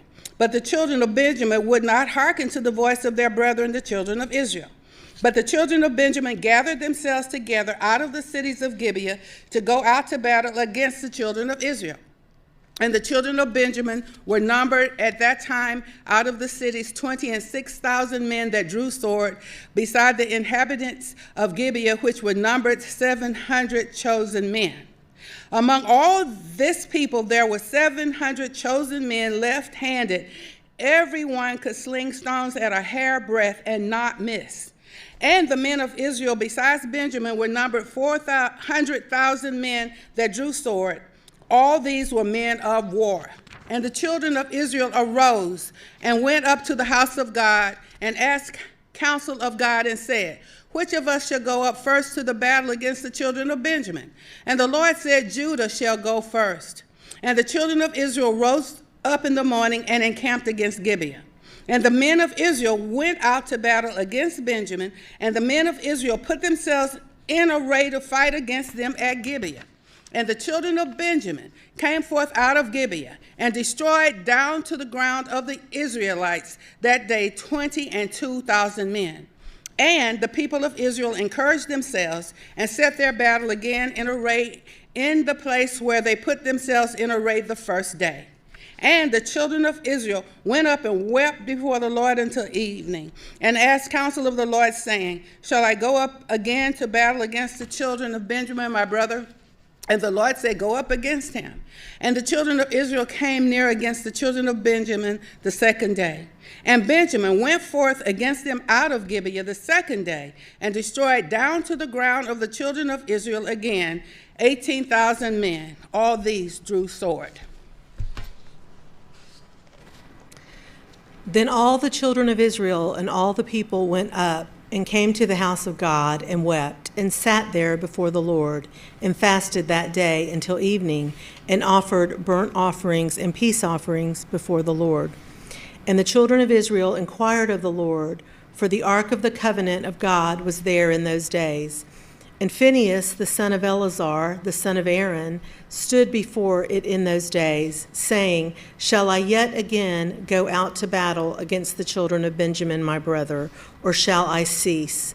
And the Lord said, "Go up, for tomorrow I will deliver them into your hand." And Israel set liers in wait round about Gibeah. And the children of Israel went up against the children of Benjamin on the third day, and put themselves in array against Gibeah, as at other times.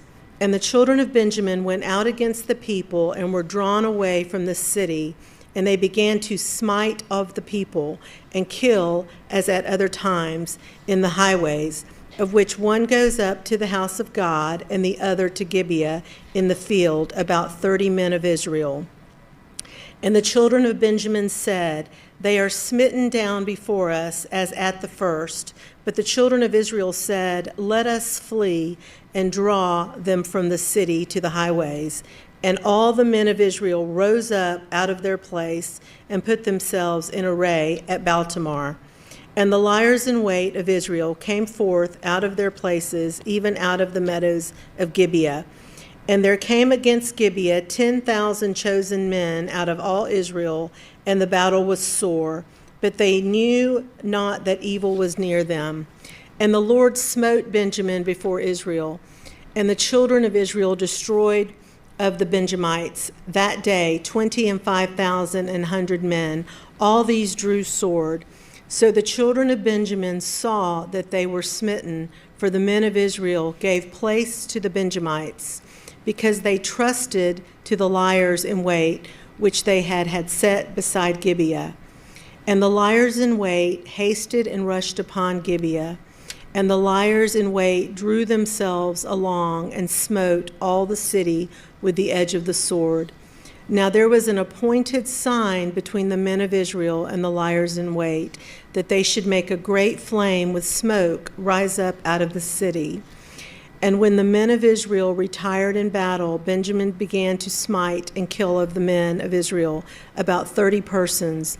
For they said, Surely they are smitten down before us, as in the first battle.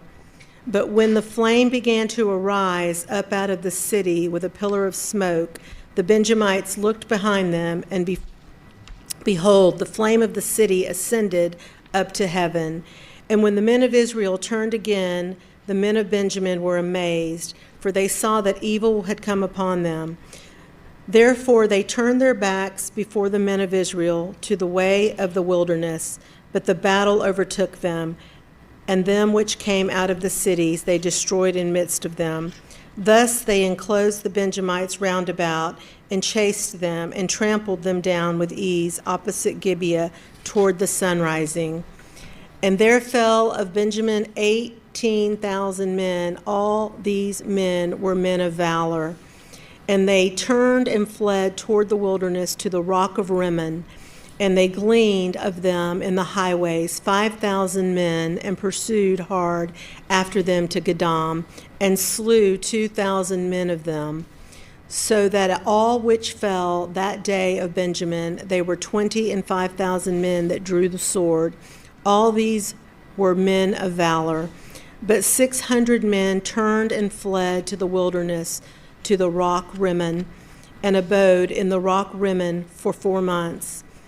And the men of Israel turned again upon the children of Benjamin, and smote them with the edge of the sword, as well the men of every city, as the beast and all that came to hand. Also they set on fire all the cities that they came to. Now the men of Israel had sworn in Mizpah, saying, There shall not any of us give his daughter to Benjamin as a wife. And people came to the house of God, and abode there till evening before God, and lifted up their voices, and wept sore, and said, O Lord God of Israel, why is this come to pass in Israel, that there should be today one tribe lacking in Israel? And it came to pass on the morrow that the people rose early, and built there an altar, and offered burnt offerings and peace offering. And the children of Israel said, Who is there among all the tribes of Israel that came not up with the congregation to the Lord? For they had made a great oath concerning him that came not up to the Lord to Mizpah, saying, He shall surely be put to death. And the children of Israel repented them for Benjamin their brother, and said, There is one tribe cut off from Israel this day. How shall we do for wives for them that remain, seeing we have sworn by the Lord that we will not give them of our daughters to wives? And they said, What one is there of the tribe of Israel that came not up to Mizpah to the Lord?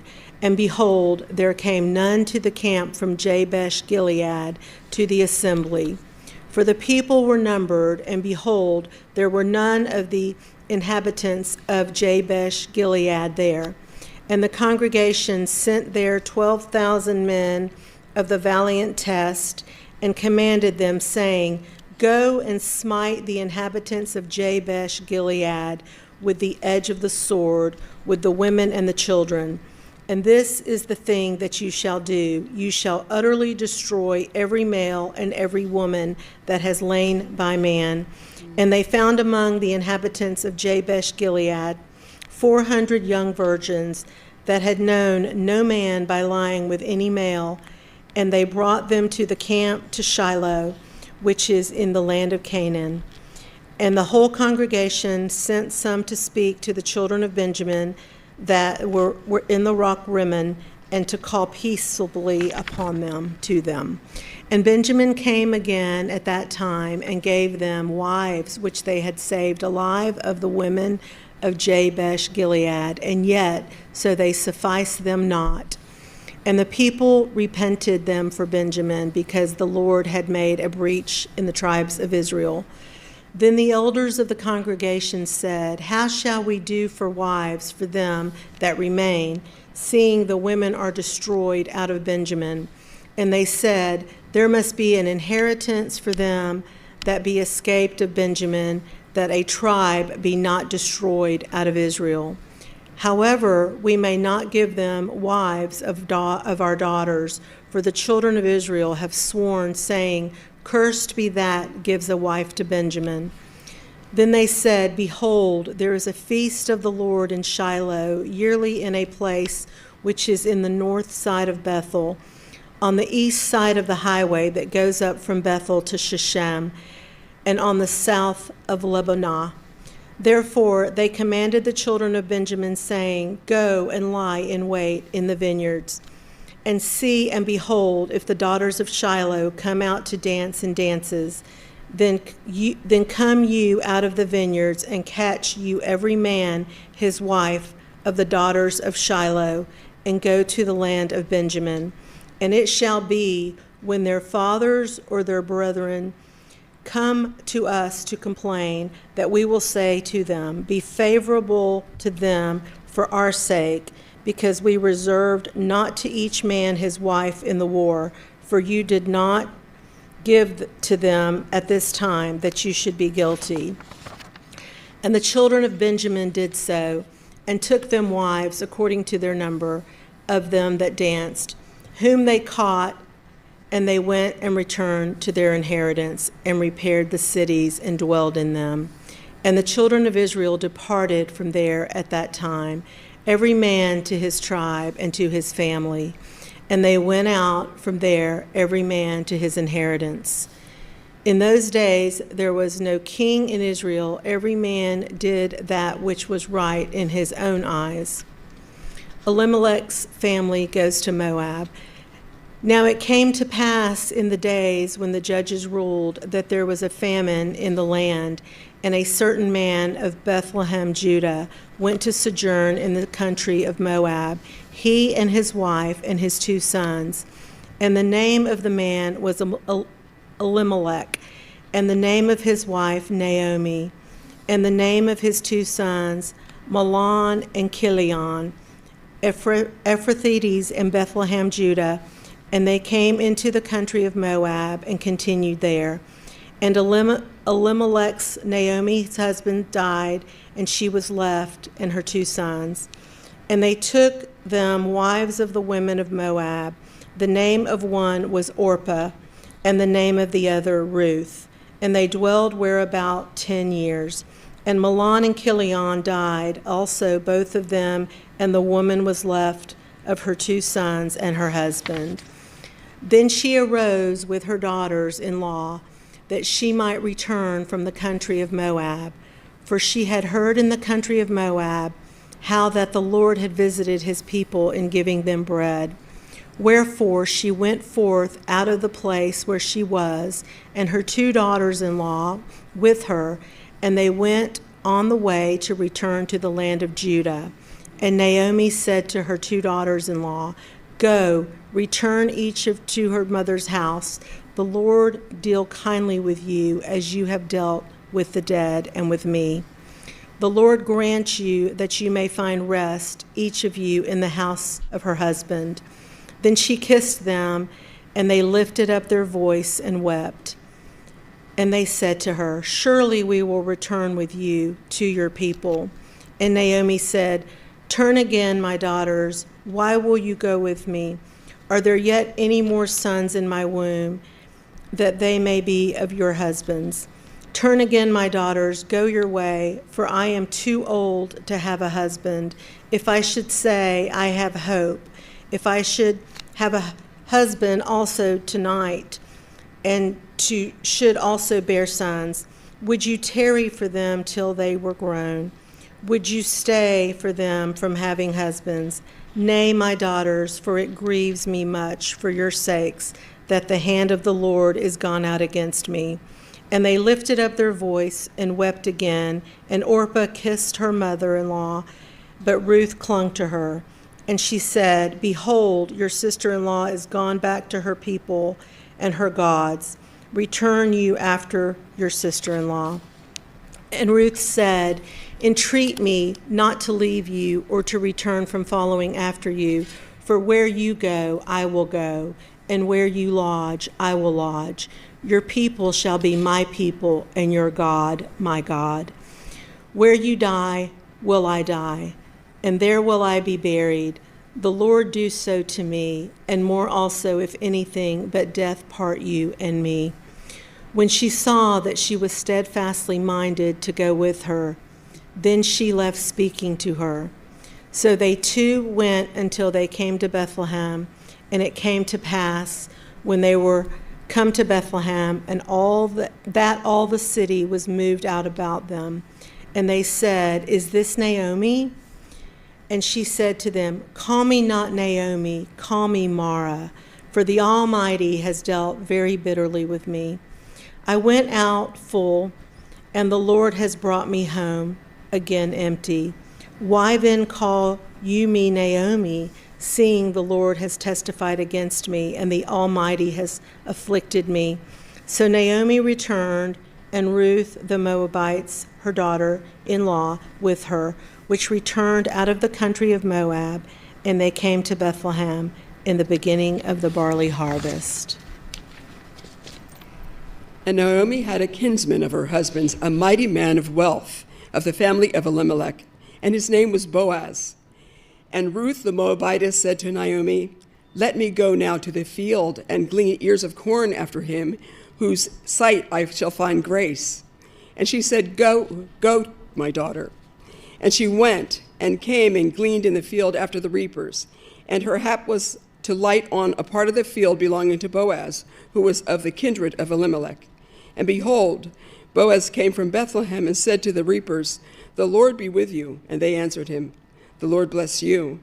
Then said Boaz to his servant that was over the reapers, "Whose damsel is this?" And the servant that was set over the reapers answered and said, "It is the Moabitish damsel that came back with Naomi out of the country of Moab." And she said, "I pray you, let me glean and gather after the reapers among the sheaves."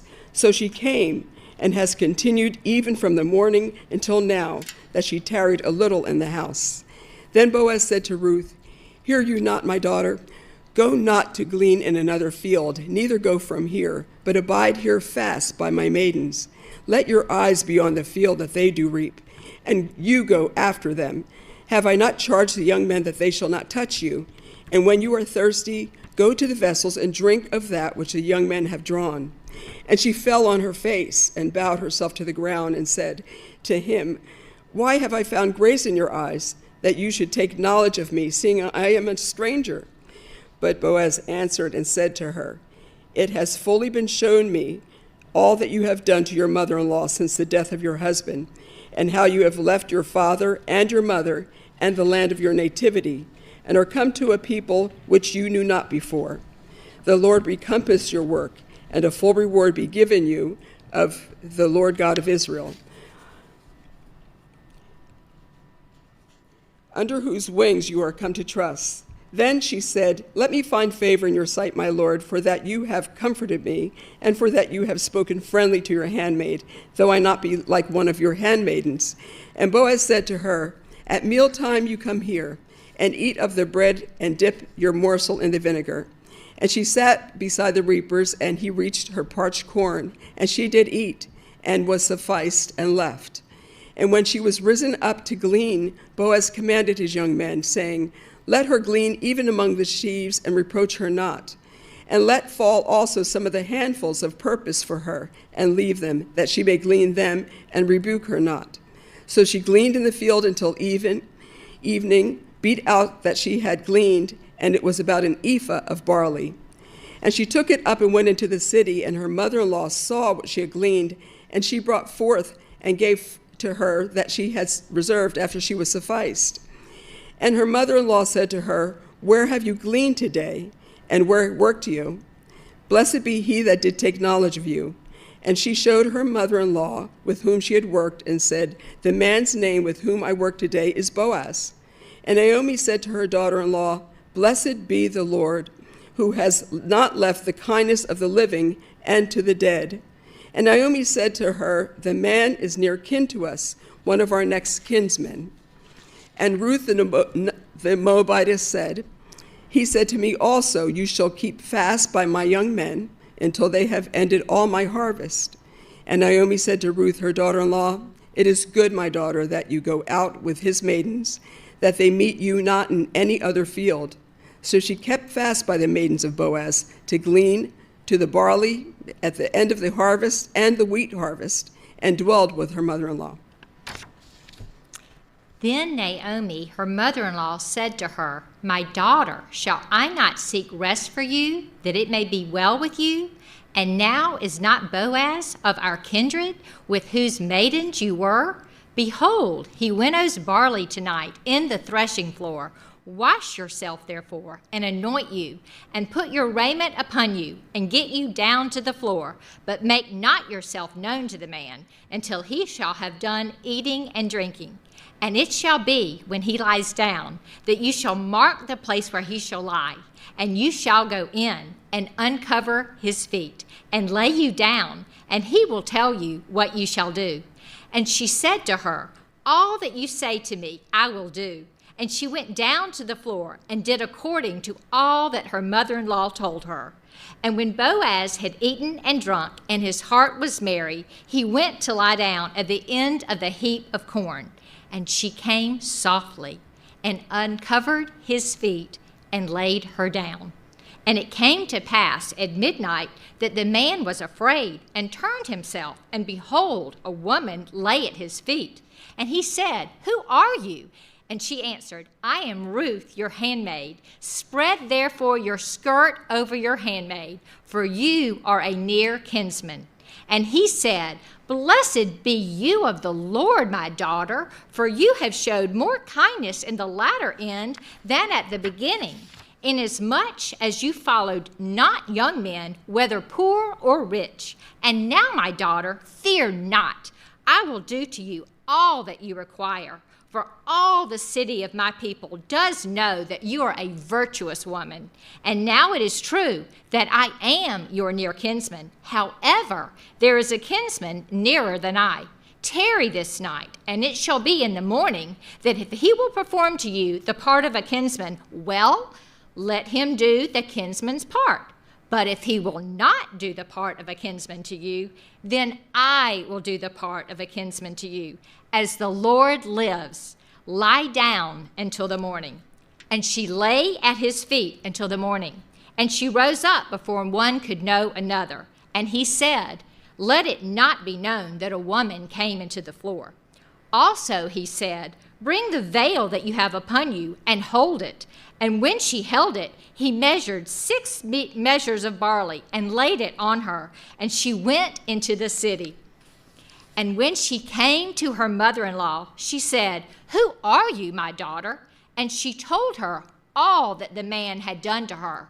And she said, "These 6 measures of barley gave he me, for he said to me, 'Go not empty to your mother-in-law.'" Then she said, "Sit still, my daughter, until you know the matter will fall. For the man will not be in rest until he have finished the thing this day.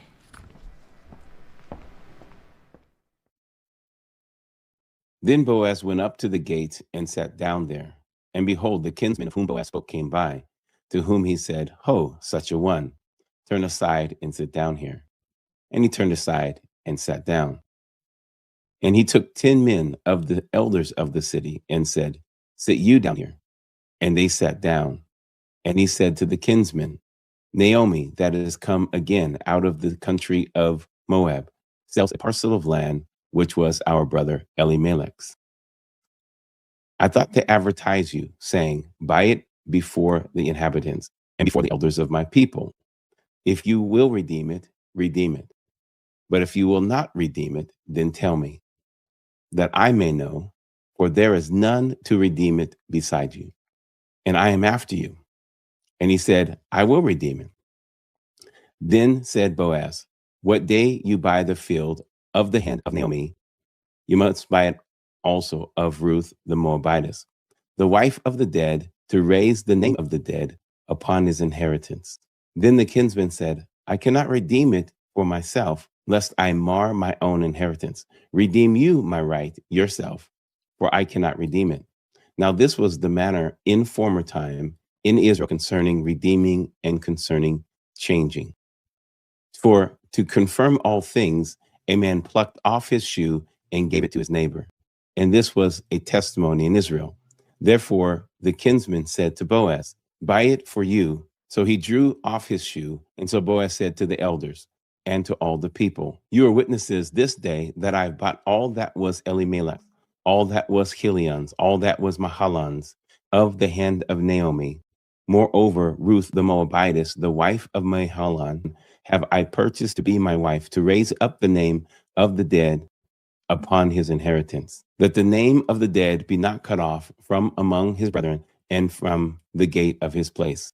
You are witnesses this day. All the people were in the gate, and the elders said, We are witnesses. The Lord make the woman that is come into your house like Rachel and like Leah, which two did build the house of Israel, and do you worthily in Ephraim, and be famous in Bethlehem.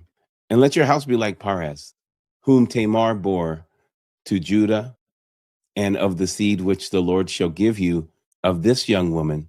So Boaz took Ruth, and she was his wife. And when he went in to her, the Lord gave her conception, and she bore a son. And the woman said to Naomi, Blessed be the Lord, which has not left you this day without a kinsman, that his name may be famous in Israel. And he shall be to you a restorer of your life, a nourisher of your old age. For the daughter-in-law which loves you, which is better to you than 7 sons, has borne him. And Naomi took the child and laid it in her bosom and became nurse to it. And the women, her neighbors, gave it a name, saying, There is a son born to Naomi. And they called his name Obed. And he is the father of Jesse, the father of David. And these are the generations of Perez. Perez fathered Hezron. Hezron fathered Ram. Ram fathered Abinadab. Abinadab fathered Nahshon. And Nahshon fathered Salmon. And Salmon fathered Boaz. And Boaz fathered Obed. And Obed fathered Jesse. And Jesse fathered David. Now there was a certain man of Ramathaim, Zophim, of Mount Ephraim, and his name was Elkanah, the son of Jeroham, the son of Elihu, the son of Tohu, the son of Zuph, and Ephrathite. And he had 2 wives. The name of the one was Hannah, the name of the other was Peninnah. And Peninnah had children, but Hannah had no children. And this man went up out of the city yearly to worship and to sacrifice to the Lord of hosts in Shiloh. And the 2 sons of Eli, Hophni, Phinehas, the priest of the Lord, were there. And when the time was that Elkanah offered, he gave to Peninnah his wife, and to all her sons and daughters portions. But to Hannah he gave a worthy portion, for he loved Hannah. But the Lord had shut up her womb. And her adversary also provoked her sore, for to make her fret, because the Lord had shut up her womb. And as he did so year by year, when she went up to the house of the Lord, so she provoked her. Therefore she wept and did not eat. Then said Elkanah, her husband, to her, Hannah, why weep you, and why eat you not? And why is your heart grieved? Am not I better to you than 10 sons? So Hannah rose up early. They had eaten in Shiloh, and after they had drunk, now Eli the priest sat upon a seat by a post of the temple of the Lord. And she was in bitterness of soul, and prayed to the Lord, and wept sore. And she vowed a vow, and said, O Lord of hosts, if you will indeed look upon the affliction of your handmaid, and remember me, and not forget your handmaid, but will give to your handmaid a man-child, then I will give him to the Lord all the days of his life, and there shall no razor come upon his head. And it came to pass, as she continued praying before the Lord, that Eli marked her mouth. And Hannah, she spoke in her heart, only her lips moved, but her voice was not heard. Therefore Eli thought she had been drunken. And Eli said to her, How long will you be drunken? Put away your wine from you. And Hannah answered and said, No, my Lord, I am a woman of a sorrowful spirit. I have drunk neither wine nor strong drink, but have poured out my soul before the Lord. Count not your handmaid for a daughter of Belial, for out of the abundance of my complaint and grief have I spoken until now. Then Eli answered and said, Go in peace, and the God of Israel grant you your petition that you have asked of him. And she said, Let your handmaid find grace in your sight. So the woman went her way and did eat, and her countenance was no more sad. And they rose up in the morning early and worshipped before the Lord, and returned, and came to their house to Ramah. And Elkanah knew his wife Hannah, and the Lord remembered her. Wherefore it came to pass, when the time was come about after Hannah had conceived, that she bore a son, and she called his name Samuel, saying, Because I have asked him of the Lord. And the man Elkanah and all his house went up to offer to the Lord the yearly sacrifice and his vow. But Hannah went not up, for she said to her husband, I will not go up until the child be weaned, and then I will bring him, that he may appear before the Lord, and there abide forever. And Elkanah, her husband, said to her, Do what seems you good. Tarry until you have weaned him. Only the Lord establish his word. So the woman abode and gave her son suck until she weaned him. And when she had weaned him, she took him up with her with 3 bullocks and 1 ephah of flour and a bottle of wine, and brought him to the house of the Lord in Shiloh, and the child was young. And they slew a bullock and brought the child to Eli. And she said, O my Lord, as your soul lives, my Lord, I am the woman that stood by you here praying to the Lord. For this child I prayed, and the Lord has given me my petition which I ask of him. Therefore also I have lent him to the Lord. As long as he lives, he shall be lent to the Lord. And he worshiped the Lord there. And Hannah prayed and said, My heart rejoices in the Lord. My horn is exalted in the Lord. My mouth is enlarged over my enemies, because I rejoice in your salvation. There is none holy as the Lord, for there is none beside you, neither is there any rock like our God. Talk no more so exceedingly proud. Let not arrogancy come out of your mouth, for the Lord is a God of knowledge, and by him actions are weighed. The bows of the mighty men are broken, and they that stumbled are girded with strength. They that were full have hired out themselves for bread, and they that were hungry ceased, so that the barren was born 7. And she that has many children is waxed feeble. The Lord kills and makes alive. He brings down to the grave and brings up. The Lord makes poor and makes rich. He brings low and lifts up. He raises up the poor out of the dust and lifts up the beggar from the dunghill, to set them among princes and to make them inherit the throne of glory. For the pillars of the earth are the Lord's, and he set the world upon them. He will keep the feet of his saints, and the wicked shall be silent in darkness. For by strength shall no man prevail. The adversaries of the Lord shall be broken to pieces. Out of heaven shall he thunder upon them. The Lord shall judge the ends of the earth, and he shall give strength to his king, and exalt the horn of his anointed. And Elkanah went to Ramah to his house, and the child did minister to the Lord before Eli the priest. Now the sons of Eli were the sons of Belial. They knew not the Lord. And the priest's custom from the people was that when many offered sacrifice, the priest's servant came, while the flesh was in seething, and a flesh hook of 3 teeth in his hand.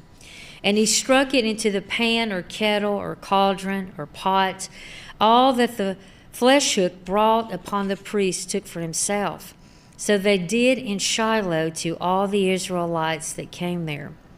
Also, before they burned the fat, the priest's servants came and said to the man that sacrificed, "Give flesh to roast for the priest, for he will not have sodden flesh of you, but raw." And if any man said to him, "Let them not fall to burn the fat presently, and then take as much as your soul desires," then he would answer him, "Nay, but you shall give it to me now, and if not, I will take it by force." Wherefore the sin of the young men was very great before the Lord, for men abhorred the offering of the Lord. But Samuel ministered before the Lord, being a child girded with a linen ephod. Moreover, his mother made him a little coat and brought it to him from year to year, when she came up with her husband to offer the yearly sacrifice. And Eli blessed Elkanah and his wife and said, "The Lord give you seed of this woman for the loan which she lent to the Lord." And they went their way home to their own home. And the Lord visited Hannah so that she conceived and bore 3 sons and 2 daughters, and the child Samuel grew before the Lord. Now Eli was very old, and heard all that his sons did to all Israel, and how they lay with the women that assembled at the door of the tabernacle of the congregation. And he said to them, "Why do you such things? For I hear of your evil dealings by all this people. Nay, my sons, for it is no good report that I hear. You make the Lord's people to transgress. If one man sin against another, the judge shall judge him. But if a man sin against the Lord, who shall entreat for him? Notwithstanding, they hearkened not to the voice of their father, because the Lord would slay them. And the child Samuel grew on, and was in favor both with the Lord and also with men. And there came a man of God to Eli and said to him, "Thus says the Lord, did I plainly appear to the house of your father when they were in Egypt in Pharaoh's house? And did I choose him out of all the tribes of Israel to be my priest, to offer upon my altar, to burn incense, to wear an ephod before me? And did I give to the house of your father all the offerings made by the fire of the children of Israel? Wherefore, kick you at my sacrifice and at my offering, which I have commanded in my habitation, and honor your sons above me, to make yourselves fat with the chiefest of all the offerings of Israel my people. Wherefore the Lord of God of Israel, I said indeed that your house and the house of your father should walk before me forever. But now the Lord says, be it far from me. For them that honor me I will honor, and they that despise me shall be lightly esteemed. Behold, the days come, that I will cut off your arm and the arm of your father's house, that there shall not be an old man in your house. And you shall see an enemy in my habitation, and all the wealth which God shall give Israel. And there shall not be an old man in your house forever. And the man of yours, whom I shall not cut off from my altar, shall be to consume your eyes, and to grieve your heart. And all the increase of your house shall die in the flower of their age. And this be a sign to you, that shall come upon your 2 sons, on Hophni and Phinehas, and one day they shall die, both of them. And I will raise me up a faithful priest, that shall do according to that which is in my heart and in my mind. And I will build him a sure house, and he shall walk before my anointed forever. And it shall come to pass that everyone that is left in your house shall come and crouch to him for a piece of silver and a morsel of bread, and shall say, put me, I pray you, into one of the priest's offices, that I may eat a piece of bread. And the child Samuel ministered to the Lord before Eli, and the word of the Lord was precious in those days. There was no open vision. And it came to pass at that time, when Eli was laid down in his place, and his eyes began to wax dim, that he could not see.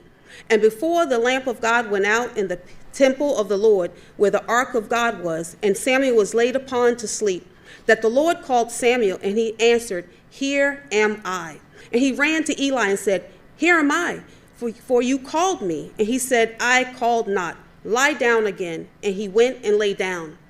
And the Lord called yet again, Samuel. And Samuel arose and went to Eli and said, here am I, for you did call me. And he answered, I called not. My son, lie down again. Now Samuel did not yet know the Lord, neither was the word of the Lord yet revealed to him. And the Lord called Samuel again the 3rd time. And he arose and went to Eli and said, here am I, for you did call me. And Eli perceived that the Lord had called the child. Therefore Eli said to Samuel, go, lie down, and it shall be, if he call you, that you shall speak, say, speak, Lord, for your servant hears.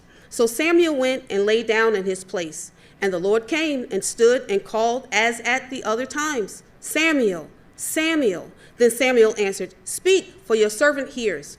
And the Lord said to Samuel, behold, I will do a thing in Israel, at which both the ears of everyone that hears it shall tingle. In that day I will perform against Eli all the things which I have spoken concerning his house. When I began, I will also make an end. For I have told him that I will judge his house forever for the iniquity which he knows, because his sons made themselves vile, and he restrained them not. And therefore I have sworn to the house of Eli, that the iniquity of Eli's house shall not be purged with sacrifice nor offering forever. And Samuel lay until the morning and opened the doors of the house of the Lord, and Samuel feared to show Eli the vision. Then Eli called Samuel and said, Samuel, my son. And he answered, here am I. And he said, what is the thing that the Lord has said to you? I pray you hide it not from me. God do so to you, and more also, if you hide anything from me of all the things that he said to you. And Samuel told him every whit and hid nothing from him. And he said, it is the Lord. Let him do what seems him good. And Samuel grew, and the Lord was with him, and did let none of his words fall to the ground. And all of Israel from Dan even to Beersheba knew that Samuel was established to be a prophet of the Lord. And the Lord appeared again in Shiloh, for the Lord revealed himself to Samuel in Shiloh by the word of the Lord. And the word of Samuel came to all Israel. Now Israel went out against the Philistines in battle and pitched beside Ebenezer. And the Philistines pitched in Aphek. And the Philistines put themselves in array against Israel. And when they joined battle, Israel was smitten before the Philistines, and they slew of the army in the field about 4,000 men.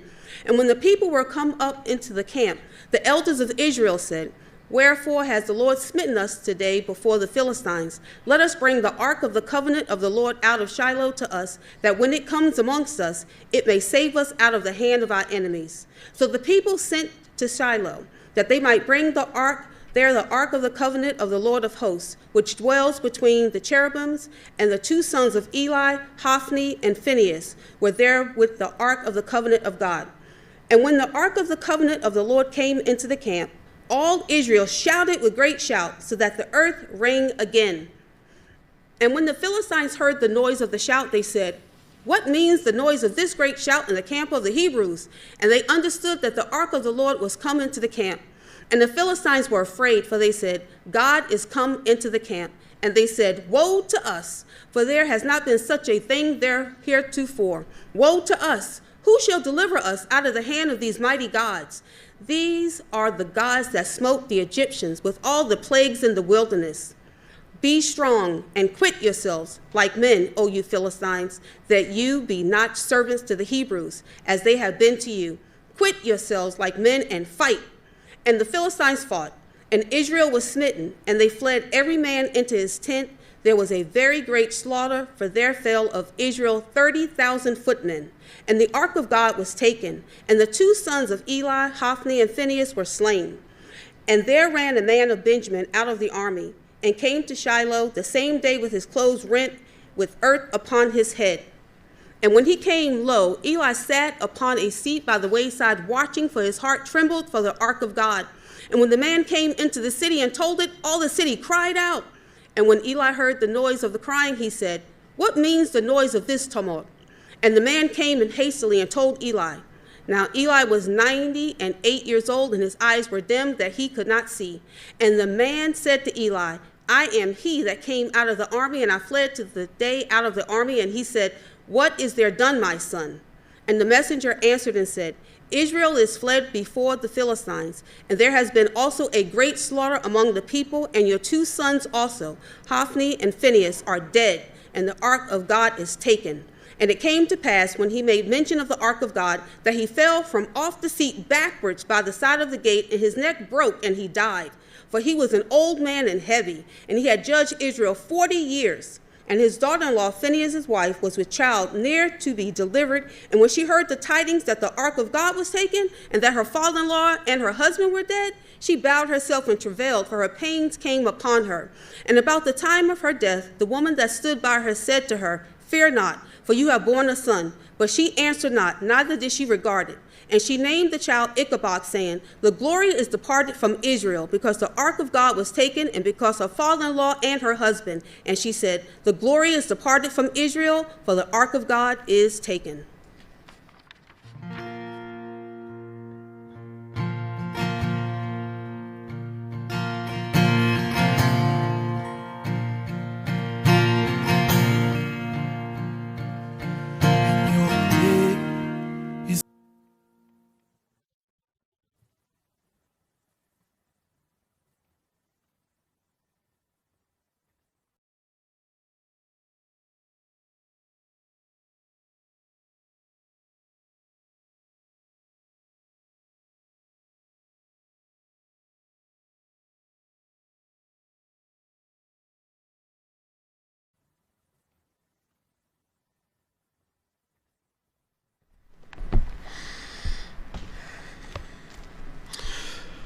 And the Philistines took the ark of God and brought it from Ebenezer to Ashdod. When the Philistines took the ark of God, they brought it into the house of Dagon and set it by Dagon. And when they of Ashdod arose early on the morrow, behold, Dagon was fallen upon his face to the earth before the ark of the Lord. And then they took Dagon and set him in his place again. And when they arose early on the morrow morning, behold, Dagon was fallen upon his face to the ground before the ark of the Lord, and the head of Dagon and both the palms of his hands were cut off upon the threshold. Only the stump of Dagon was left to him. Therefore neither the priests of Dagon nor any that come into Dagon's house tread on the threshold of Dagon in Ashdod to this day. But the hand of the Lord was heavy upon them of Ashdod, and he destroyed them and smote them with emerods, even Ashdod and the coasts thereof. And when the men of Ashdod saw it was so, they said, the ark of the God of Israel shall not abide with us, for his hand is sore upon us and upon Dagon our God. They then sent, therefore, and gathered all the lords of the Philistines to them, and said, what shall we do with the ark of God of Israel? And they answered, let the ark of the God of Israel be carried out about to Gath. And they carried the ark of the God of Israel about there. And it was so that after they had carried it about, the hand of the Lord was against the city with a very great destruction, and he smote the men of the city, both small and great. And they had emerods in their secret parts. Therefore they sent the ark of God to Ekron, and it came to pass that the ark of the God came to Ekron, that the Ekronites cried out, saying, They have brought about the ark of the people of Israel to us, to slay us and our people. So they sent and gathered together all the lords of the Philistines and said, Send away the ark of God of Israel, and let it go again to its own place, that it slay us not and our people. For there was a deadly destruction throughout all the city, and the hand of God was very heavy there. And the men that died not were smoten with emerods, and the cry of the city went up to heaven. And the ark of the Lord was in the country of the Philistines 7 months. And the Philistines called for the priests and the diviners, saying, What shall we do to the ark of the Lord? Tell us wherewith we shall send it to its place. And they said, If you send away the ark of the God of Israel, send it not empty, but in any wise return him a trespass offering. Then you shall be healed, and it shall be known to you why his hand is not removed from you. Then they said, What shall be the trespass offering which shall be returned to him? They answered, 5 golden emerods and 5 golden mice, according to the number of the lords of the Philistines, for 1 plague was you all on the hands of your lords. Wherefore you shall make the image of your emerods and images of your mice that mar the land, and you shall give glory to the God of Israel. Perhaps he will lighten his hand from off you, and from off your gods, and from off your land. Wherefore then do you have hardened your hearts, as the Egyptians and Pharaoh hardened their hearts, when he had wrought wonderfully among them? Did they not let the people go, and they departed? Now therefore make a new cart, and take 2 milk cows, on which there has come no yoke, and tie the cows to the cart, and bring their calves home from them. And take the ark of the Lord and lay it upon the cart, and put the jewels of gold which you return for your trespass offering in the coffer by the side thereof, and send it away that it may go. And see if it goes up by the way of its own coast to Bethshemesh. Then he has done us this great evil. But if not, then we shall know that it is not his hand that smote us, it was chance that happened to us. And the men did so, and took 2 milk cows, and tied them to a cart, and shut up their calves at home. And they laid the ark of the Lord upon the cart and the coffer, with the mice of gold and the images of their emerods. And the cows took the straight way to the way of Bethshemesh, and went along the highway lowing as they went, and turned not aside to the right hand or to the left. And the lords of the Philistines went after them to the border of Bethshemesh. And they of Bethshemesh were reaping their wheat harvest in the valley, and they lifted up their eyes and saw the ark, rejoiced to see it. And the cart came into the field of Joshua, a Bethshemite, and stood there. And there was a great stone, and they split the wood of the cart and offered the cows as a burnt offering to the Lord. And the Levites took down the ark of the Lord and the coffer that was with it, wherein the jewels of gold were, and put them on the great stone. And the men of Bethshemesh offered burnt offerings and sacrifices the same day to the Lord. And when the 5 lords of the Philistines had seen it, they returned to Ekron the same day. And these are the golden emerods which the Philistines returned for trespass offering to the Lord. For Ashdod 1, for Gaza 1, for Askelon 1, for Gath 1, for Ekron 1. And the golden mice according to the number of all cities of the Philistines belonging to the 5 lords, both of fenced cities and country villages, even to the great stone of Abel, wherein they set down the ark of the Lord, which stone remains to this day in the field of Joshua the Bethshemite. And he smote the men of Bethshemesh because they had looked into the ark of the Lord. Even he smote the people of 50,000 and 70 men. And the people lamented because the Lord had smitten many of the people with great slaughter. And the men of Bethshemesh said, Who is able to stand before the holy Lord God? And to whom shall he go from us? And they sent messengers into Gibeonites of Kirjearim, saying, the Philistines have brought again the ark of the Lord. Come you down and bring it up to you. And the men of Kirjearim came, brought up the ark of the Lord, and brought it into the house of Abinab in the hill, and sanctified Eliezer his son to keep the ark of the Lord.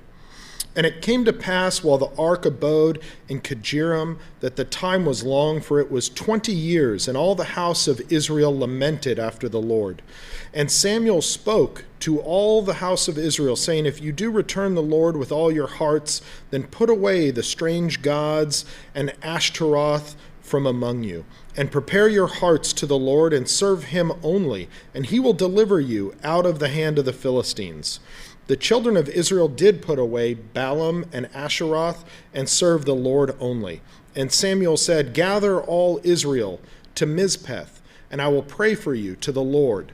And they gathered together in Mizpeth, and drew water, and poured it there before the Lord, and fasted on that day, and said, there we have sinned against the Lord. And Samuel judged the children of Israel in Mizpeth.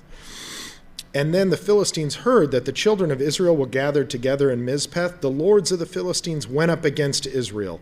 And when the children of Israel heard it, they were afraid of the Philistines. And the children of Israel said to Samuel, cease not to cry to the Lord our God for us, that he will save us out of the hand of the Philistines. And Samuel took a sucking lamb, offered it as a burnt offering to the holy Lord. And Samuel cried to the Lord for Israel, and the Lord heard him. And Samuel was offering up the burnt offering.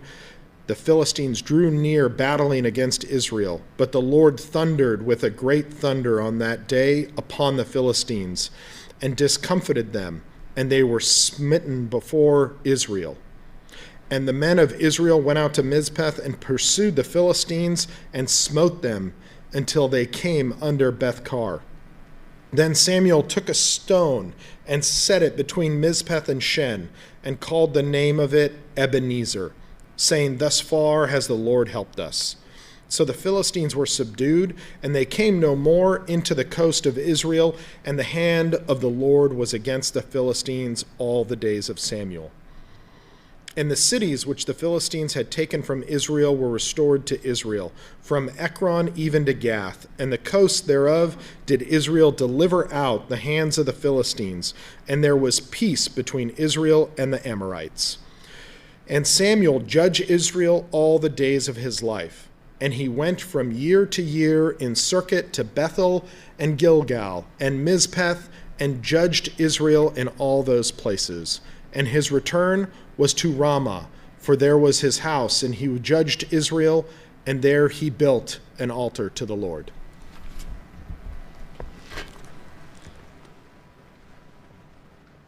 And it came to pass, when Samuel was old, that he had made his sons judges over Israel.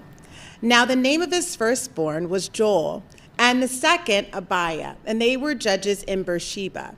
And his sons walked not in his ways, but turned aside after lucre, and took bribes, and perverted judgment. Then all the elders of Israel gathered themselves together, and came to Samuel at Ramah, and said to him, behold, you are old, and your sons walk not in your ways. Now make us a king to judge us like all the nations. But the thing displeased Samuel, when they said, give us a king to judge us. And Samuel prayed to the Lord. And the Lord said to Samuel, hearken to the voice of the people in all that they say to you. For they have not rejected you, they have rejected me, that I should not reign over them.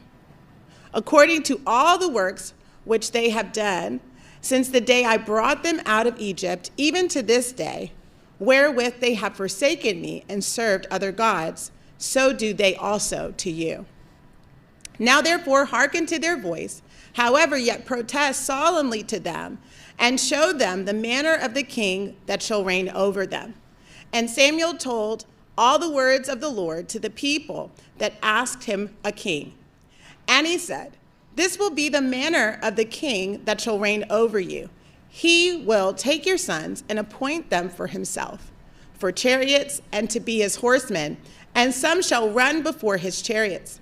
And he will appoint him captains over thousands and captains over 50s, and will set them to ear his ground, and to reap his harvest, and to make his instruments of war and instruments of his chariots. And he will take your daughters to be confectionaries, and to be cooks, and to be bakers. And he will take your fields and your vineyards and your olive yards, even the best of them, and give them to his servants. And he will take the tenth of your seed and all your vineyards, and give to his officers and to his servants. And he will take your manservants and your maidservants and your goodliest young man and your asses, and put them to work. He will take the tenth of your sheep, and you shall be his servants. And you shall cry out in that day because of your king, which you shall have chosen, and the Lord will not hear you in that day. Nevertheless, the people refused to obey the voice of Samuel, and they said, "Nay, but we will have a king over us, that we also may be like the nations, and that our king may judge us and go out before us and fight our battles." And Samuel heard all the words of the people, and he rehearsed them in the ears of the Lord. And the Lord said to Samuel, "Hearken to their voice, and make them a king." And Samuel said to the men over Israel, Go you, every man to his city." Now there was a man of Benjamin whose name was Kish, the son of Abiel, the son of Zeror, the son of Bechereth, the son of Ahiah, a Benjamite, a mighty man of power. And he had a son whose name was Saul, a choice young man, a goodly. And there was not among the children of Israel a goodlier person than he, for his shoulders and upward he was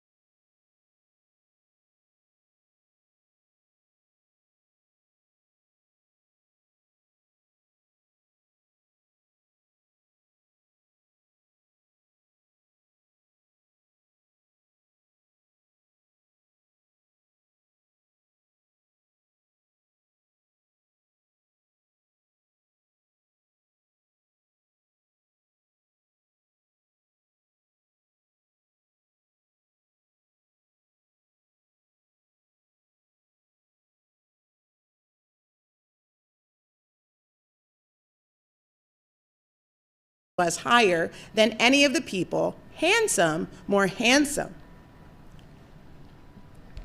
And the asses of Kish, Saul's father, were lost. And Kish said to his son, "Take now one of the servants with you, and rise and go seek the asses." And he passed through the Mount Ephraim, and passed through the land of Shalisha, but found them not. Then they passed through the land of Shalim, and there they were not. And he passed through the land of the Benjamites, but they found them not. And when they were come to the land of Zuph, Saul said to his servant that was with him, "Come and let us return, lest my father leave caring for the asses and take thought for us." And he said to him, "Behold now, there is in this city a man of God, and he is an honorable man. All that he says surely comes to pass. Now let us go there. Perhaps he can show us our way that we should go."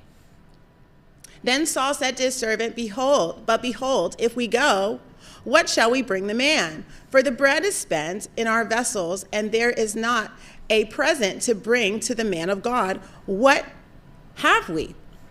And the servant answered Saul again and said, "Behold, I have here a hand, the fourth of a shekel of silver, that I will give to the man of God to tell us our way." Before a time in Israel, when a man went to inquire of God, thus he spoke, "Come, let us go to see the seer,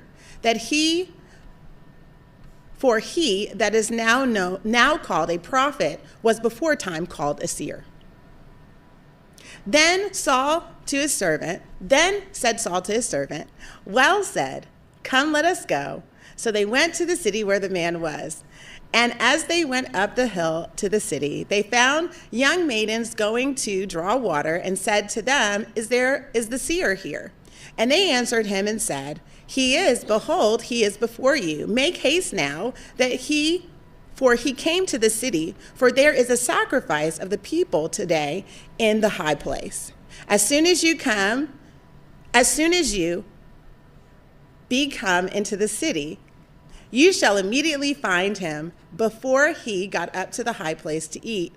For the people will not eat until he come, because he does bless the sacrifice, and afterwards they eat that be bidden.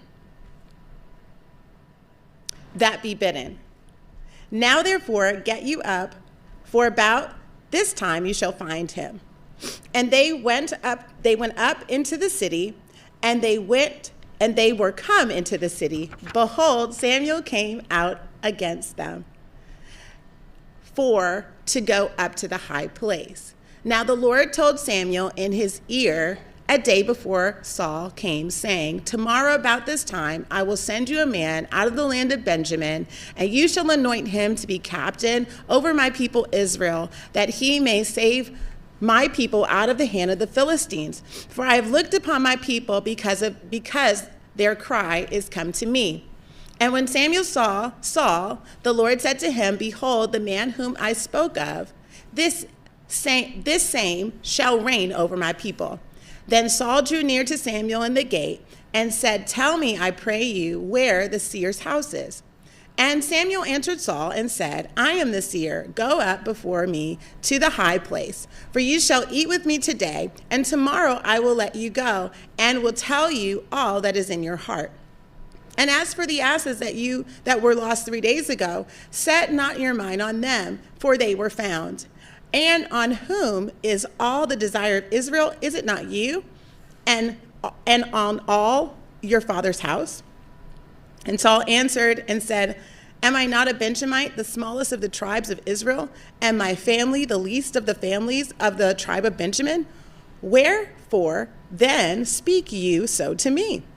And Samuel took Saul and his servant and brought them into the parlor and made them sit in the chief place among them that were bidden, which were about 30 persons. And Samuel said to the cook, "Bring the portion which I gave you, for which I said to you, set it by you." And the cook took up the shoulder and that which was upon it and set it before Saul.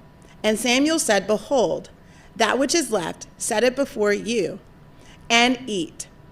For to this time has it been kept for you, since I said, I have invited the people. So Saul did eat with Samuel that day. And when they were come down from the high place into the city, Samuel communed with Saul upon the top of the house.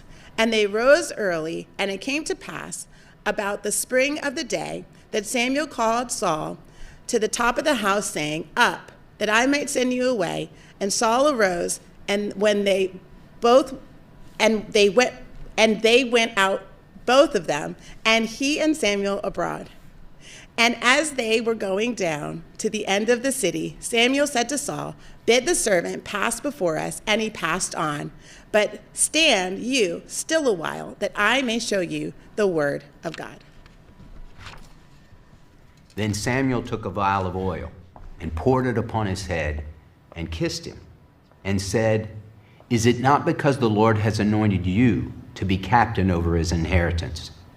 When you are departed from me today, then you shall find 2 men by Rachel's sepulchre in the border of Benjamin at Zelzah.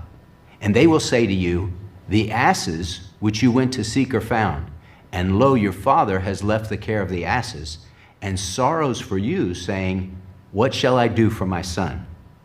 Then you shall go on forward from there, and you shall come to the plain of Tabor, and there shall meet you 3 men going up to God to Bethel, one carrying 3 kids, and another carrying 3 loaves of bread, and another carrying a bottle of wine.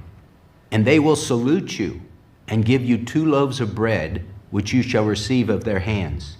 After that you shall come to the hill of God, where is the garrison of the Philistines. And it shall come to pass, when you are come there to the city, that you shall meet a company of prophets coming down from the high place with a psaltery and a tabret and a pipe and a harp before them, and they shall prophesy. And the Spirit of the Lord will come upon you, and you shall prophesy with them, and shall be turned into another man. And let it be, when these signs are come to you, that you do as occasion serve you, for God is with you.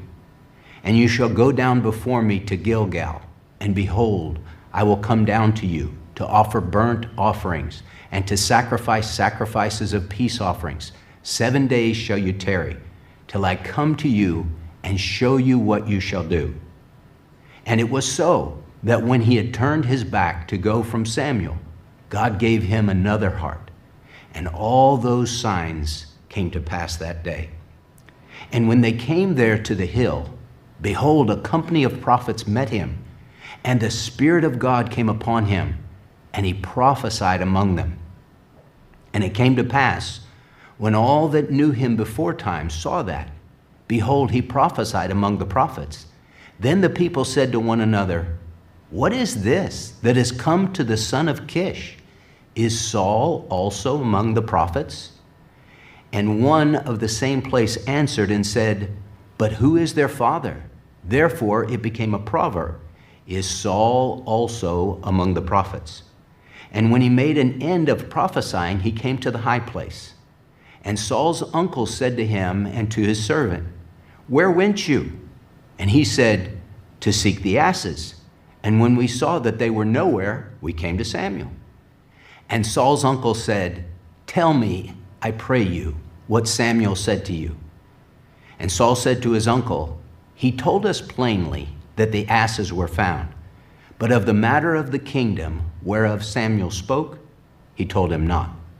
And Samuel called the people together to the Lord to Mizpah, and said to the children of Israel, Thus says the Lord God of Israel, I brought up Israel out of Egypt, and delivered you out of the hand of the Egyptians, and out of the hand of all kingdoms, and of them that oppressed you.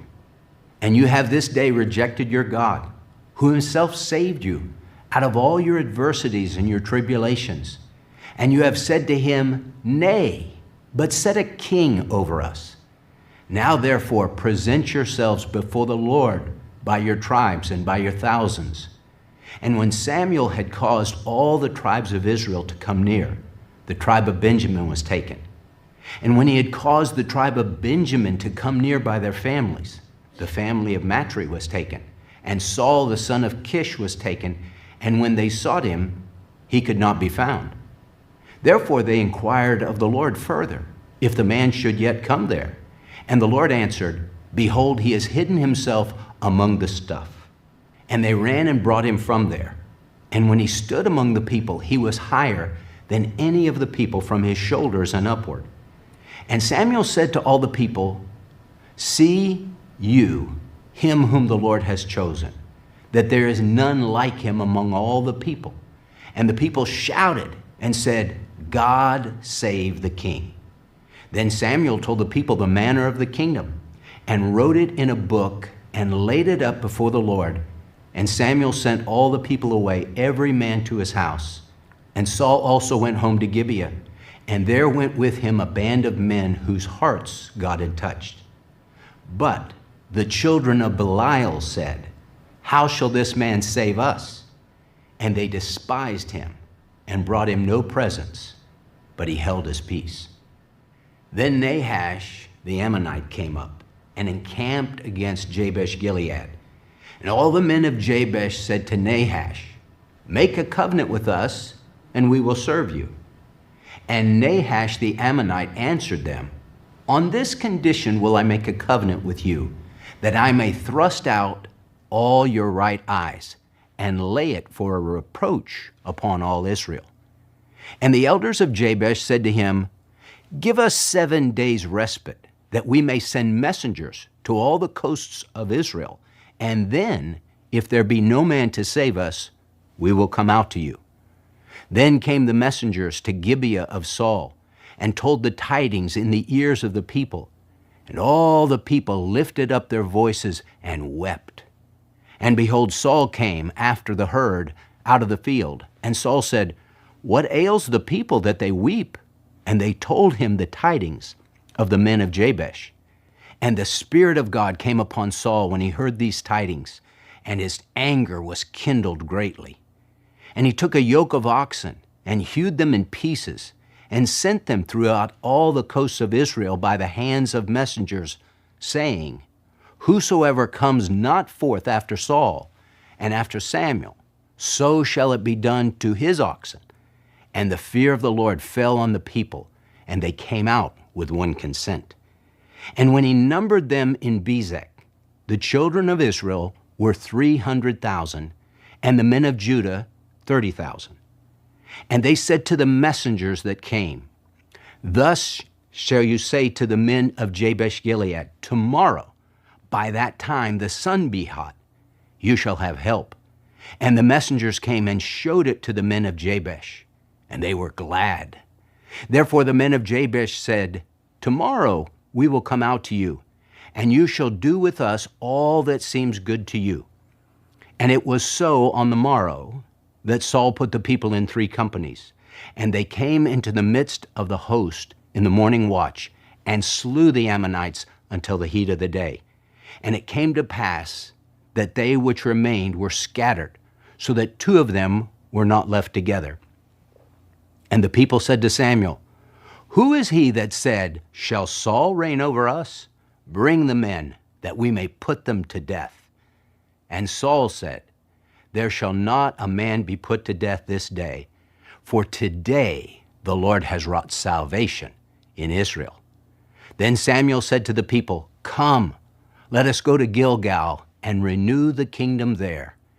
And all the people went to Gilgal, and there they made Saul king before the Lord in Gilgal. And there they sacrificed sacrifices of peace offerings before the Lord. And there Saul and all the men of Israel rejoiced greatly. And Samuel said to all Israel, Behold, I have hearkened to your voice in all that you have said to me, and made a king over you. And now behold, the king walks before you, and I am old and gray-haired. And behold, my sons are with you, and I have walked before you with my childhood to this day. Behold, here I am.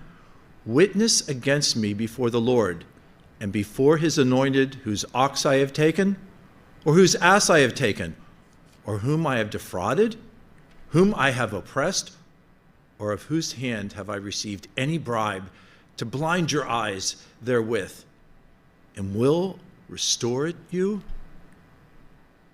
And they said, You have not defrauded us, nor oppressed us, neither have you taken anything of any man's hand. And he said to them, The Lord is witness against you, and his anointed is witness this day, and you have not found anything in my hand? And they answered, He is witness. And Samuel said to the people, It is the Lord that advanced Moses and Aaron, and that brought your fathers up out of the land of Egypt. Now there, stand still, that I may reason with you before the Lord of all the righteous acts of the Lord, which he did to you and to your fathers. When Jacob was come into Egypt, and your fathers cried to the Lord, then the Lord sent Moses and Aaron, which brought forth your fathers out of Egypt, and made them dwell in this place. And when they forgot the Lord their God, he sold them into the hand of Sisera, captain of the host of Hazor, and into the hand of the Philistines, and into the hand of the king of Moab. And they fought against them. And they cried to the Lord and said, We have sinned because we have forsaken the Lord, and have served Baalim and Ashtaroth. And now deliver us out of the hand of our enemies, and we will serve you. And the Lord sent Jerubbaal, and Balaam, and Jephthah, and Samuel, and delivered you out of the hand of your enemies on every side, and you dwelled safe. And when you saw Nahash, the king of your children of Ammon, came against you, you said to me, Nay, but a king shall reign over us, when the Lord your God was your king? Now therefore, behold the king whom you have chosen, and whom you have desired, and behold, the Lord has set a king over you. If you will fear the Lord and serve him, and obey his voice, and not rebel against the commandments of the Lord, then shall both you and also the king that reigns over you continue following the Lord your God. But if you will not obey the voice of the Lord, but rebel against the commandments of the Lord, then shall the hand of the Lord be against you, as it was against your fathers. Now therefore stand and see this great thing which the Lord will do before your eyes. It is not wheat harvest today.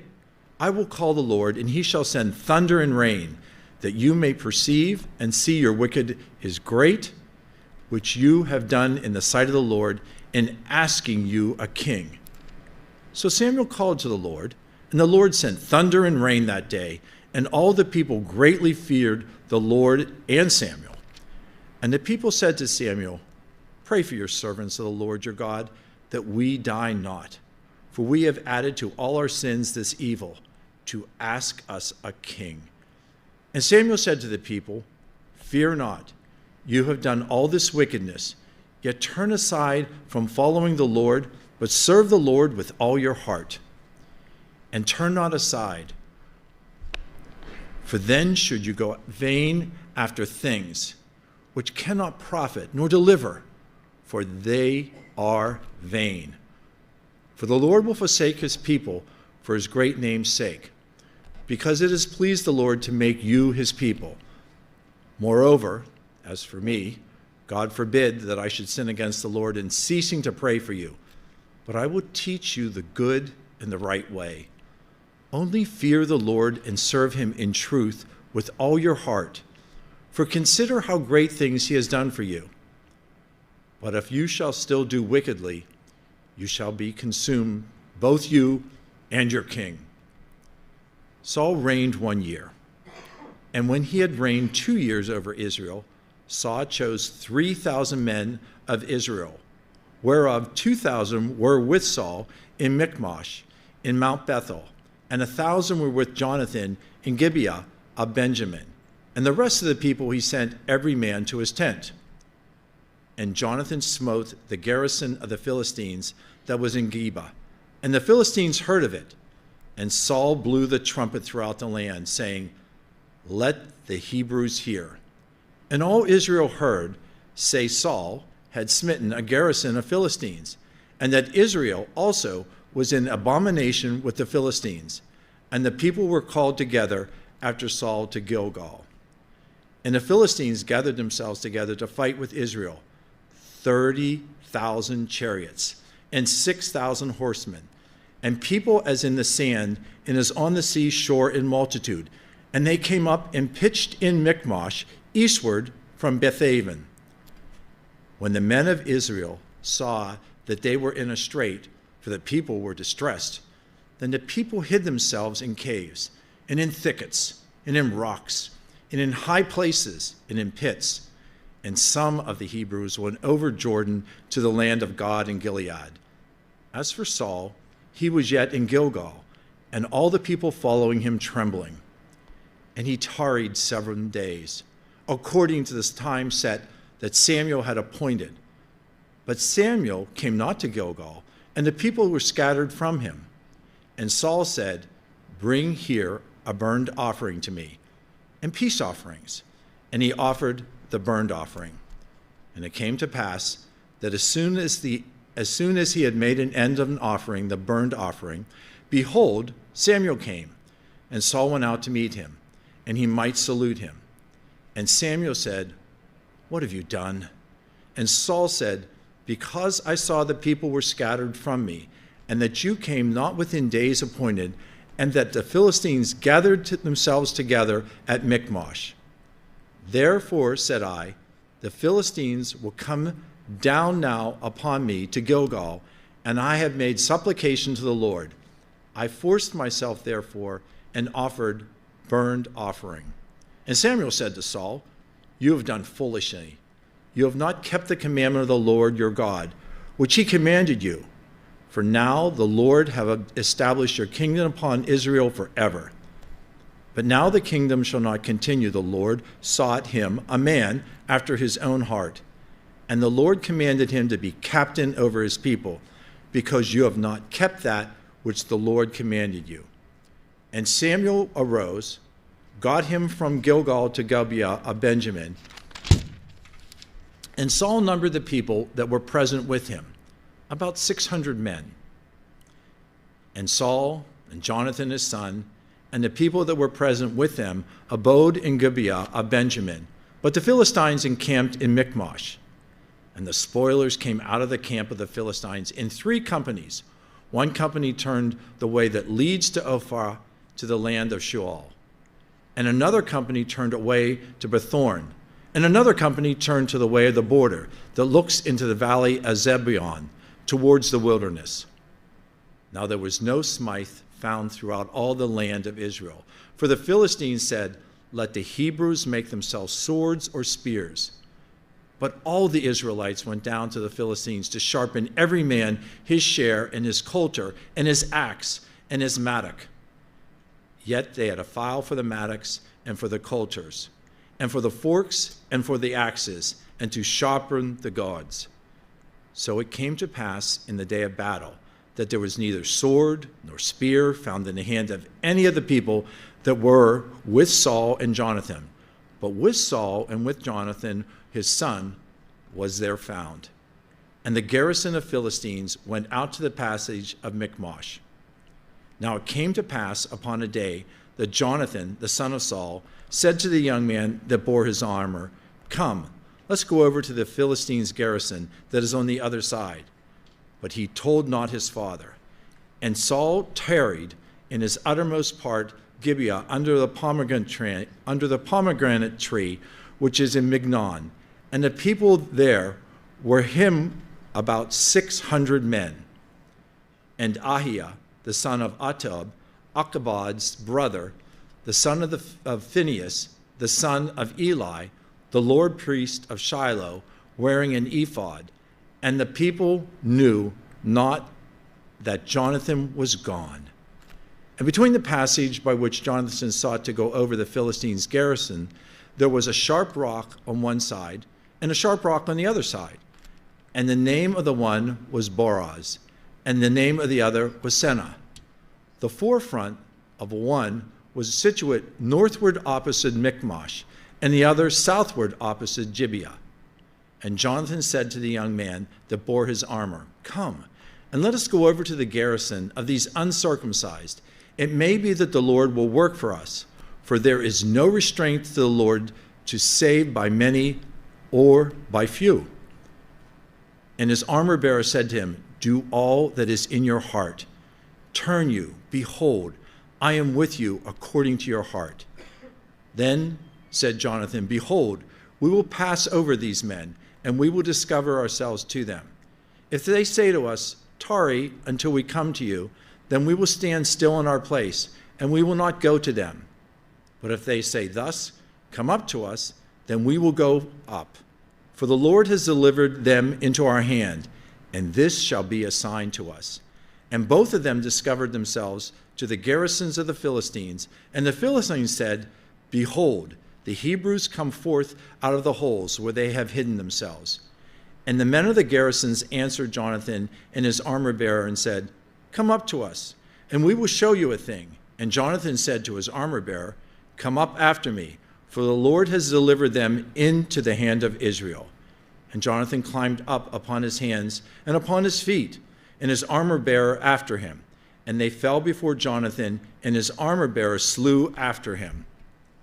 After the first slaughter, which Jonathan and his armor-bearer made, was about 20 men, and within it were 1/2 acre of land, which a yoke of oxen might plow. And there was a trembling in host, in the field, and among the people, the garrison and the spoilers. They also trembled, and the earth quaked. So it was a very great trembling. And the watchmen of Saul in Gibeon of Benjamin looked, and behold, the multitude melted away, and then went on beating down one another. Then said Saul to the people that were with him, number now, and see who is gone from us. And when they had numbered, behold, Jonathan and his armor-bearer were not there. And Saul said to Ahai, bring here the ark of God, for the ark of God was at the time with children of Israel. And it came to pass, while Saul talked to the priests, that the noise that was in the host of Philistines went on and increased. And Saul said to the priests, withdraw your hand. And Saul and all the people that were him assembled themselves, and they came to the battle, and behold, every man's sword was against his fellow, and there was a very great discomfiture. Moreover, the Hebrews that were with the Philistines before that time, which went up with them into the camp from the country round about, even as they turned to be with the Israelites that were with Saul and Jonathan. Likewise, all the men of Israel, which had hidden themselves in Mount Ephraim, when they heard that the Philistines fled, even when they followed hard after them in the battle. So the Lord saved Israel that day, and the battle passed over to Bethlehem. And the men of Israel were distressed that day, for Saul had adjured the people, saying, cursed be the man that eats any food until evening, that I may be avenged on my enemies. So none of the people tasted any food. And all they of the land came to a wood, and there was honey upon the ground. And when the people were come into the wood, behold, the honey dropped. But no man put his hand to his mouth, for the people feared the oath. But Jonathan heard not when his father charged the people with the oath. Wherefore he put forth the end of the rod that was in his hand, and dipped it in a honeycomb, and put his hand to his mouth, and his eyes were enlightened. Then answered one of the people and said, your father straitly charged the people with an oath, saying, cursed be the man that eats any food this day. And the people were faint. Then said Jonathan, my father has troubled the land. See, I pray you, how my eyes have been enlightened, because I tasted a little of this honey. How much more if I haply the people had eaten freely today of the soil of their enemies which they found? For had there not been now a much greater slaughter among the Philistines? And they smote the Philistines that day from Michmash to Ajalon, and the people were very faint. And the people flew upon the spoil, and took sheep and oxen and calves, and slew them on the ground. And the people did eat them with the blood. Then they told Saul, saying, behold, the people sin against the Lord, in that they eat with the blood. And he said, "You have transgressed. Roll a great stone to me this day." And Saul said, "Disperse yourselves among the people, and say to them, bring me here every man his ox, and every man his sheep, and slay them here, and eat, and sin not against the Lord in eating with the blood." And all the people brought every man his ox with him that night, and slew them there. And Saul built an altar to the Lord. The same was the first altar that he built to the Lord. And Saul said, "Let us go down after the Philistines by night, and spoil them until the morning light, and let us not leave a man of them." And they said, "Do whatsoever seems good to you."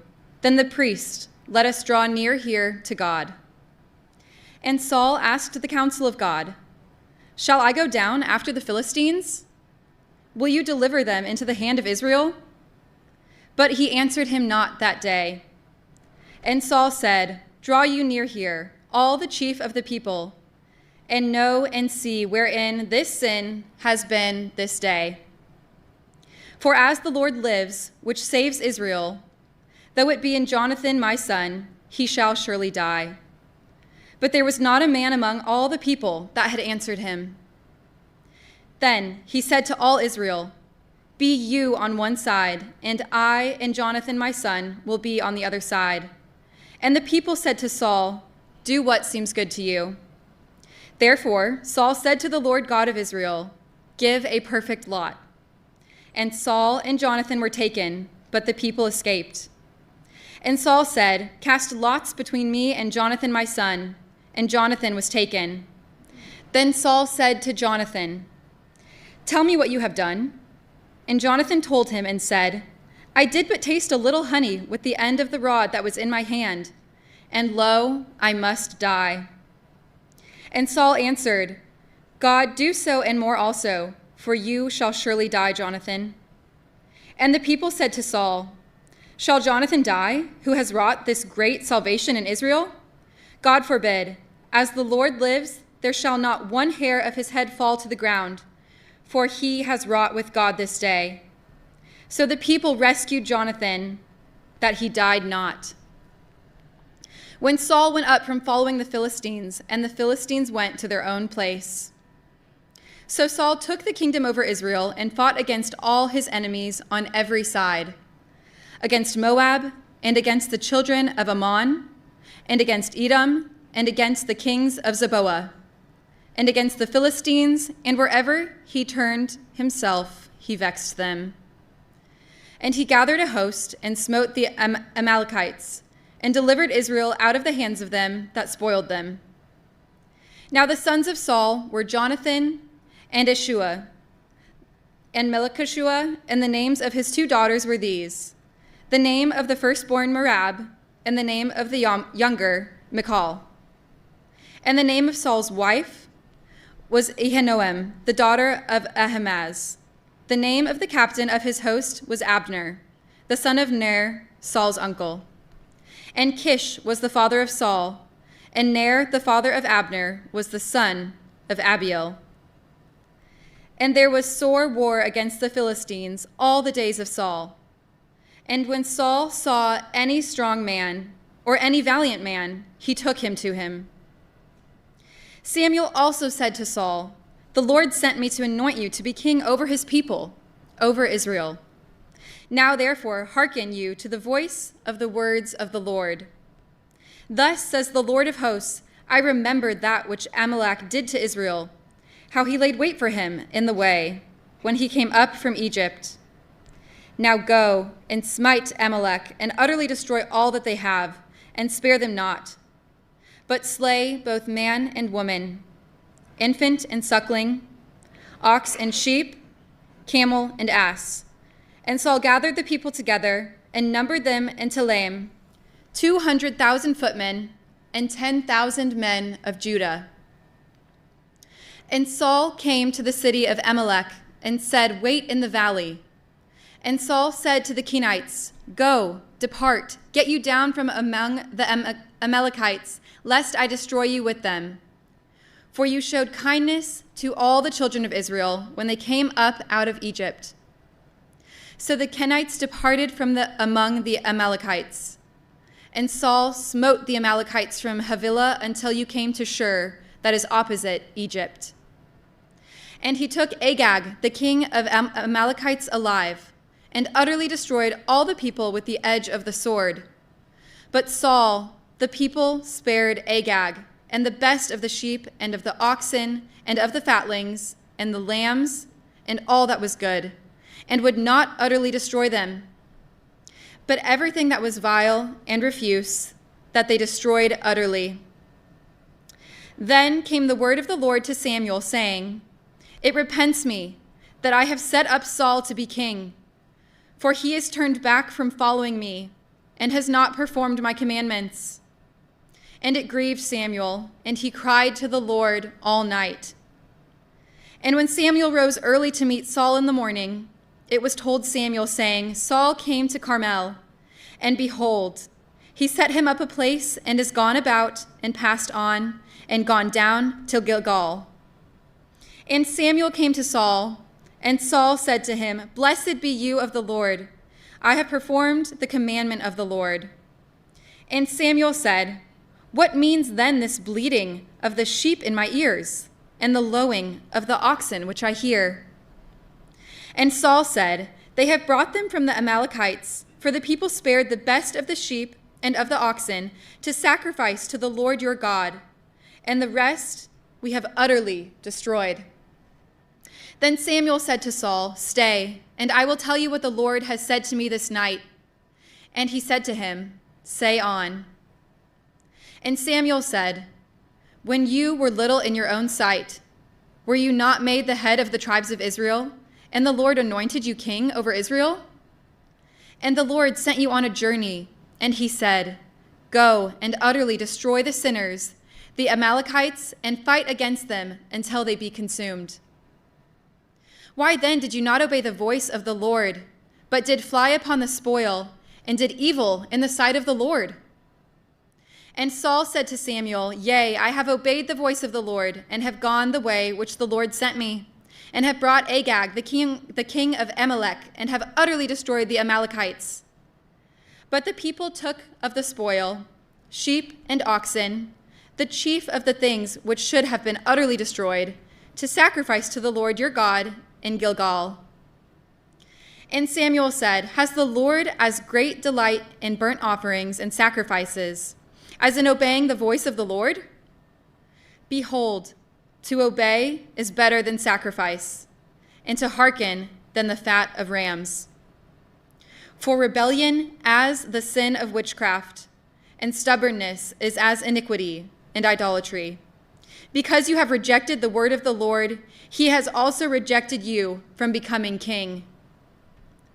And Saul said to Samuel, I have sinned, for I have transgressed the commandment of the Lord and your words, because I feared the people and obeyed their voice. Now therefore, I pray you, pardon my sin, and turn again with me, that I may worship the Lord. And Samuel said to Saul, I will not return with you, for you have rejected the word of the Lord, and the Lord has rejected you from being king over Israel. And Samuel turned about to go away. He laid upon the skirt of his mantle, and it rent. And Samuel said to him, The Lord has rent the kingdom of Israel from you this day, and has given it to a neighbor of yours that is better than you. And also, the strength of Israel will not lie nor repent, for he is not a man that he should repent. Then he said, I have sinned. Yet honor me now, I pray you, before the elders of my people and before Israel, and turn again with me, that I may worship the Lord your God. So Samuel turned again after Saul, and Saul worshiped the Lord. Then said Samuel, Bring you here to me Agag, the king of the Amalekites. And Agag came to him delicately. And Agag said, Surely the bitterness of death is past. And Samuel said, As your sword has made women childless, so shall your mother be childless among women. And Samuel hewed Agag in pieces before the Lord in Gilgal. Then Samuel went to Ramah, and Saul went up to his house in Gibeah of Saul. Then Samuel came no more to see Saul until the day of his death. Nevertheless, Samuel mourned for Saul, and the Lord repented that he had made Saul king over Israel.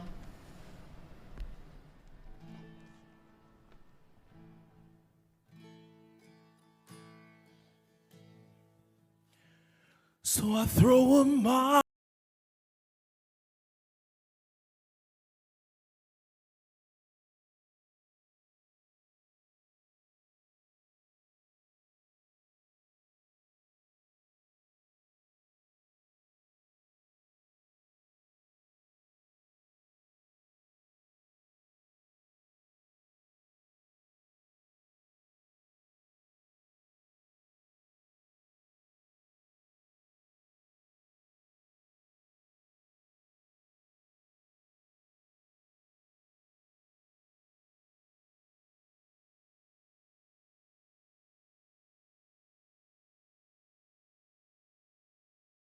soul. Oh, don't you get shy on me, lift up your song. 'Cause you've got a lion inside of those lungs. So get up and praise the Lord. Come on, we said, and oh, come on, my soul. Oh, don't you get shy on me, lift up your soul. 'Cause you've got a lion inside of those lungs. Just get up and praise the Lord. Oh, we'll sing it one more time. Sing, come on. And come on, my soul. Oh, don't you get shy on me. Lift up your soul. And you've got a lion inside of those. Just get up and praise the Lord. And so I throw up my hands and praise you again and again. 'Cause all that I have is a hallelujah and hallelujah. And I know it's not much, I'm nothing else fit for a king, except for a heart singing hallelujah. Oh, say, yeah. And all the earth will shout your praise. Our hearts will cry, these bones will say, great and are you, Lord. Come on, can we declare that? Sing all the earth. And all the earth will shout your praise. Our hearts will cry, these bones will say, great are you, Lord. Come on, let's sing all the earth. Hey. And all the earth will shout your praise. Our hearts will cry, these bones will say, great and are you, Lord. Sing it to breath. And it's your breath in our lungs. Yeah. So we pour out our praise. We pour out our praise. It's your breath in our lungs. And so we pour out our praise to you. Come on, sing it's your breath. And it's your hope in our lungs. And so pour out our praise. Pour out our praise, it's your breath in our lungs. So we'll pour out our praise to you, holy. Yeah. Sing great, great are you, Lord. Yes, he is. Yes, he is. We'll sing great and great are you, Lord. Come on, sing it's your breath one more time. And it's your breath in our lungs. So we pour out our praise. Pour out our praise. It's your breath in our lungs. So we pour out our praise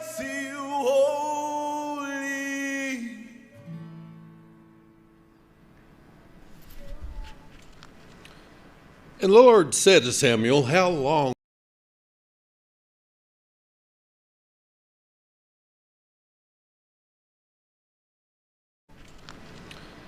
And the Lord said to Samuel, How long will you mourn for Saul? Seeing I have rejected him from reigning over Israel, fill up your horn with oil and go, and I will send you to Jesse the Bethlehemite. For I have provided me a king among his sons. And Samuel said, How can I go? If Saul hear it, he will kill me. And the Lord said, Take a heifer with you, and say, I am come to sacrifice to the Lord. And call Jesse to the sacrifice, and I will show you what to do. And you shall anoint to me him whom I name to you. And Samuel did that which the Lord spoke, and came to Bethlehem. And the elders of the town trembled at his coming, and said, Come you peacefully? And he said, Peacefully, I come to sacrifice to the Lord. Sanctify yourselves, and come with me to the sacrifice. And he sanctified Jesse and his sons, and called them to the sacrifice. And it came to pass, when they are come, that he looked on Eliab and said, Surely this is the Lord's anointed is before him. The Lord said to Samuel, Look not on his countenance, nor on the height of his stature, because I have refused him. For the Lord sees not as a man sees. A man looks for the outward appearance, but the Lord looks at the heart. And Jesse called Abinadab, and he made him pass before Samuel. And he said, Neither has the Lord chosen this. And Jesse made Shammah pass by, and he said, Neither has the Lord chosen on this.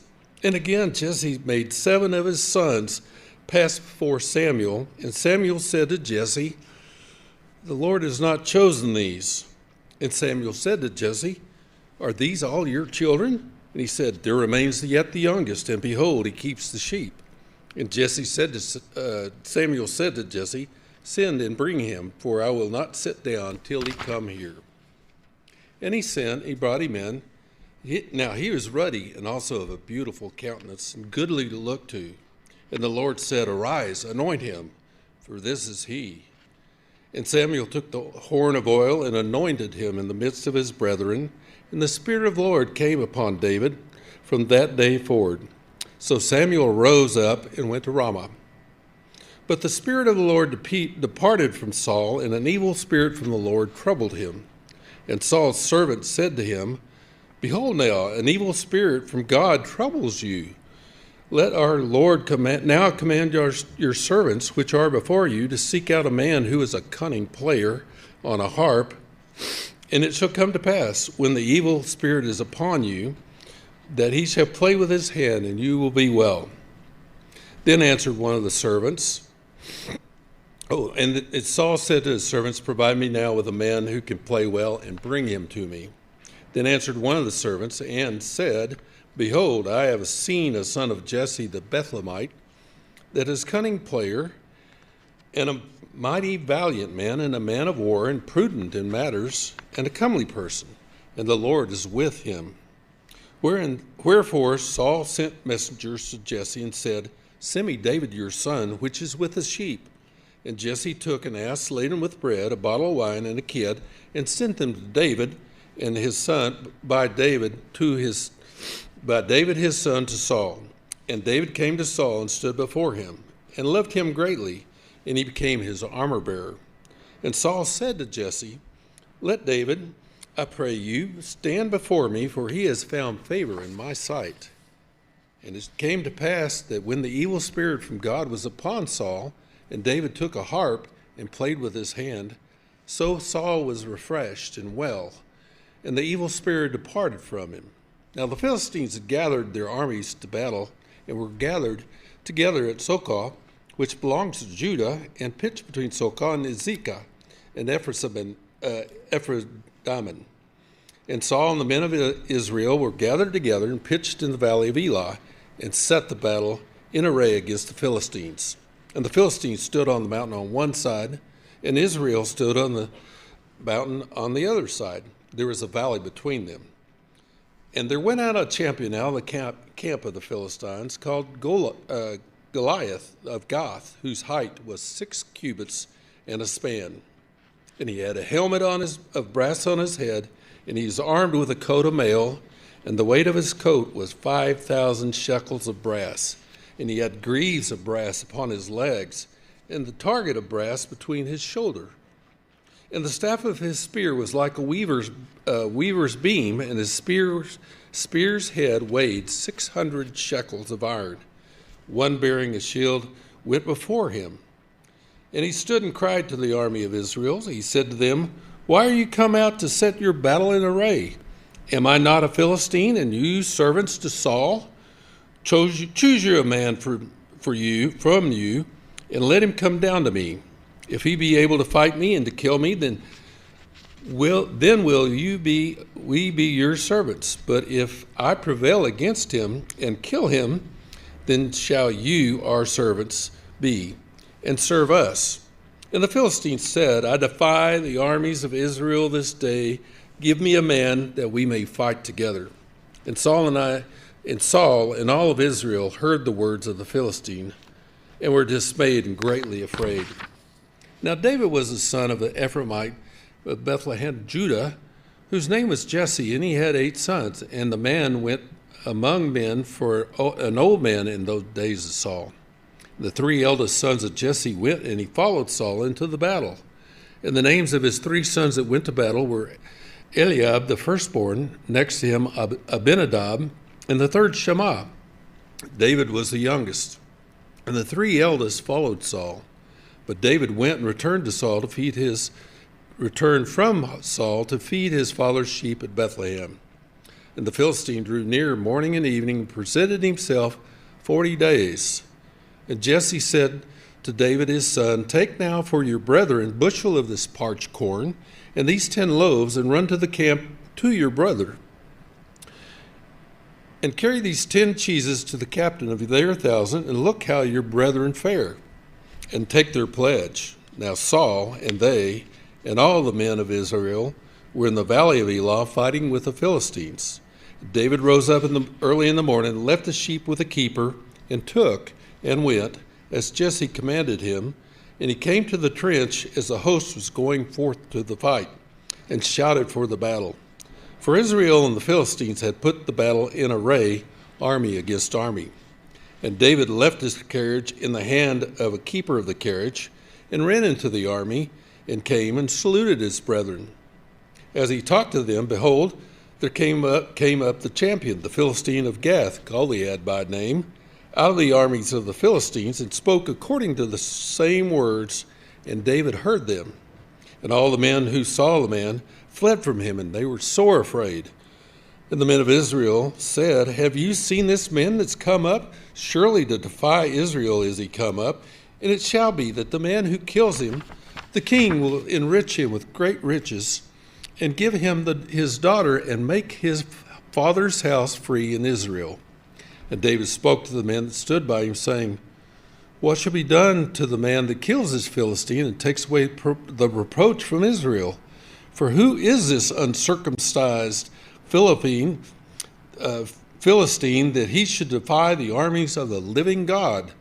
And the people answered him after this manner, saying, "So shall it be done to the man that kills him."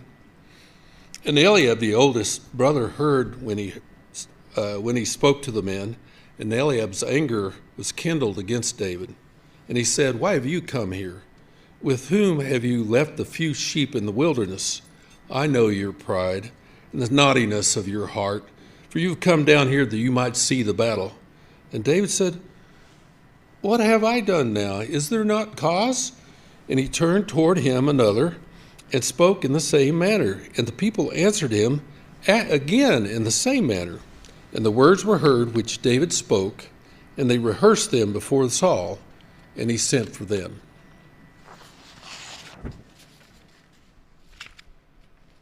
And David said to Saul, "Let no man's heart fail on account of this Philistine. Your servant will go out and fight him." But Saul replied, "You cannot go out against this Philistine and fight him. You are just a boy, and he has been a warrior from his youth." David replied, "Your servant has been tending his father's sheep whenever a lion or a bear came and carried off the lamb from the flock, I went after it. I struck it down. I delivered the lamb from its mouth. If it reared up against me, I would grab it by its fur, strike it down, and kill it. Your servant has killed lions and bears. This uncircumcised Philistine will be like one of them, for he has defied the armies of the living God." David added, "The Lord, who delivered me from the claws of the lion and the bear, will deliver me from the hand of this Philistine." "Go," said Saul, "and may the Lord be with you." Then Saul clothed David in his own tunic, put on a bronze helmet on his head, and dressed him in armor. David strapped his sword over the tunic and tried to walk, but he was not accustomed to them. "I cannot walk in these," David said to Saul. "I am not accustomed to them." So David took them off, and David took his staff in his hand, selected 5 smooth stones from the brook, and put them in a pouch of his shepherd's bag. And with his sling in hand, he approached the Philistine. Now the Philistine came closer and closer to David, with his shield bearer before him. When the Philistine looked and saw David, he despised him, because he was just a boy, ruddy and handsome. "Am I a dog," he said to David, "that you have come to me with sticks?" And the Philistine cursed David by his gods. "Come here," he called to David, "and I will give your flesh to the birds of the air and the beasts of the field." But David said to the Philistine, "You come against me with sword and spear and javelin, but I come against you in the name of the Lord of hosts, the God of armies of Israel, whom you have defied. This day the Lord will deliver you into my hand. This day I will strike you down, cut off your head, and give the carcasses of the Philistine army to the birds of the air and the creatures of the earth. Then the whole world will know that there is a God in Israel. And all of those assembled here will know that it is not by the sword or the spear that the Lord saves, for the battle is the Lord's, and he will give all of you into our hands." As the Philistine started forward to attack him, David ran quickly toward the battle line to meet him. Then David reached into his bag, took out a stone, and slung it, striking the Philistine on the forehead. The stone sank into his forehead, and he fell face down into the ground. Thus David prevailed over the Philistine with a sling in his stone, and without a sword in his hand. He struck this Philistine down and killed him. David ran and stood over him.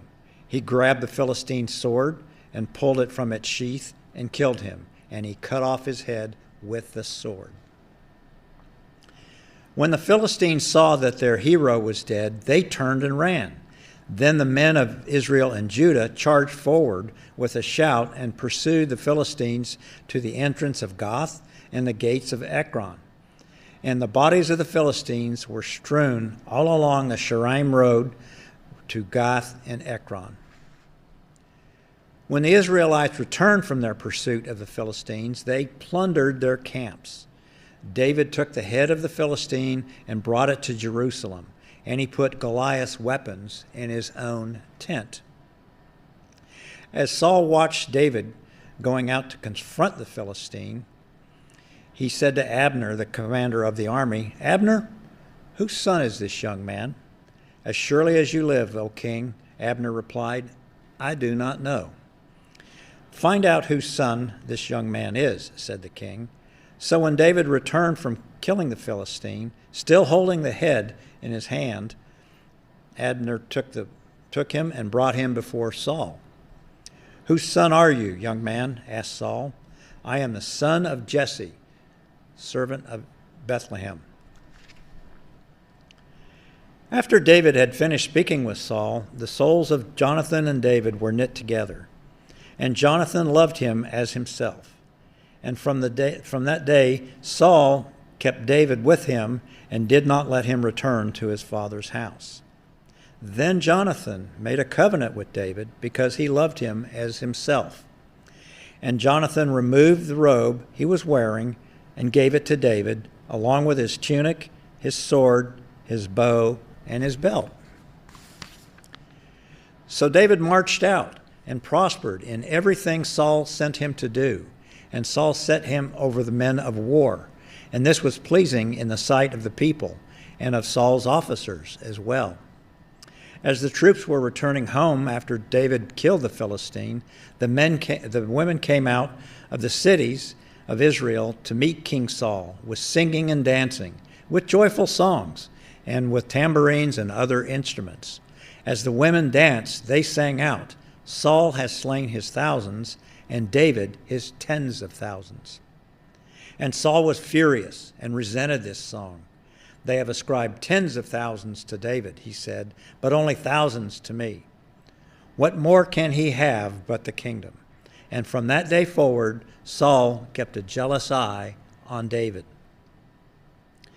The next day, a spirit of distress sent from God came upon Saul, and he prophesied inside the house while David played the harp as usual. Now Saul was holding a spear, and he hurled it, thinking, "I will pin David to the wall." But David eluded him twice. So Saul was afraid of David, because the Lord was with David, but had departed from Saul. Therefore Saul sent David away and gave him command of 1,000 men. David led the troops out to battle and back, and he continued to prosper in all his ways, because the Lord was with him. Then Saul saw that David was very successful, and he was afraid of him. But all Israel and Judah loved David because he was leading them out to battle and back. Then Saul said to David, "Here is my older daughter Merab. I will give her to you in marriage. Only be valiant for me and fight the Lord's battles." But Saul was thinking, "I need not raise my hand against him. Let the hand of the Philistines be against him." And David said to Saul, "Who am I, and what is my family or my family's father's clan in Israel, that I should become the son-in-law of a king?" So when it was time to give Saul's daughter Merab to David, she was given in marriage to Adriel of Meholah. Now Saul's daughter Michal loved David, and when this was reported to Saul, it pleased him.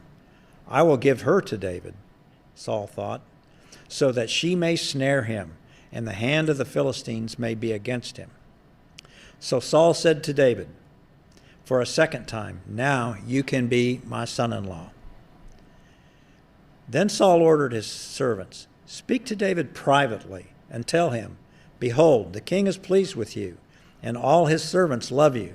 Now therefore become his son-in-law.'" But Saul's servants relayed these words. When Saul's servants relayed these words to David, he replied, "Does it seem trivial in your sight to be the son-in-law of a king? I am a poor man and lightly esteemed." And the servants told Saul what David had said. Saul replied, "Say to David, the king desires no other dowry but 100 Philistine foreskins as revenge on his enemies." But Saul intended to cause David's death at the hands of the Philistines. When the servants reported these terms to David, he was pleased to become the king's son-in-law. Before the wedding day arrived, David and his men went out and killed 200 Philistines. They brought their foreskins and presented them as payment in full to become the king's son-in-law. Then Saul gave his daughter Michal to David in marriage. When Saul realized that the Lord was with David and that his daughter Michal loved David, he grew even more afraid of David. So from then on, Saul was David's enemy. Every time the Philistine commanders came out for battle, David was more successful than all of Saul's officers, so his name was highly esteemed. And Saul spoke to Jonathan his son and to all his servants that they should kill David. But Jonathan, Saul's son, delighted much in David, and Jonathan told David, saying, "Saul my father seeks to kill you." Now therefore, I pray you, take heed to yourself until the morning, and abide in a secret place, and hide yourself. And I will go out and stand beside my father in the field where you are, and I will commune with my father of you, and what I see, that I will tell you. And Jonathan spoke good of David to Saul his father, and said to him, Let not the king sin against his servant, against David, because he has not sinned against you, and because his works have been to you ward very good. For he did put his life in his hand and slew the Philistine, and the Lord wrought a great salvation for all Israel. You saw it and did rejoice. Why then will you sin against innocent blood to slay David without a cause? And Saul hearkened to the voice of Jonathan, and Saul swore, As the Lord lives, he shall not be slain. And Jonathan called David, and Jonathan showed him all those things. And Jonathan brought David to Saul, and he was in his presence as in times past. And there was war again, and David went out and fought with the Philistines and slew them with a great slaughter, and they fled from him. And the evil spirit from the Lord was upon Saul as he sat in his house with his javelin in his hand, and David played with his hand. And Saul sought to smite David even to the wall with the javelin, but he slipped away out of Saul's presence, and he smote the javelin into the wall, and David fled and escaped that night. Saul also sent messengers to David's house to watch him and to slay him in the morning. And Michal, David's wife, told him, saying, If you save not your life tonight, tomorrow you shall be slain. So Michal let David down through a window, and he went and fled and escaped. And Michal took an image and laid it in the bed, and put a pillow of goat's hair for his bolster, and covered it with a cloth. And when Saul sent messengers to take David, she said, He is sick.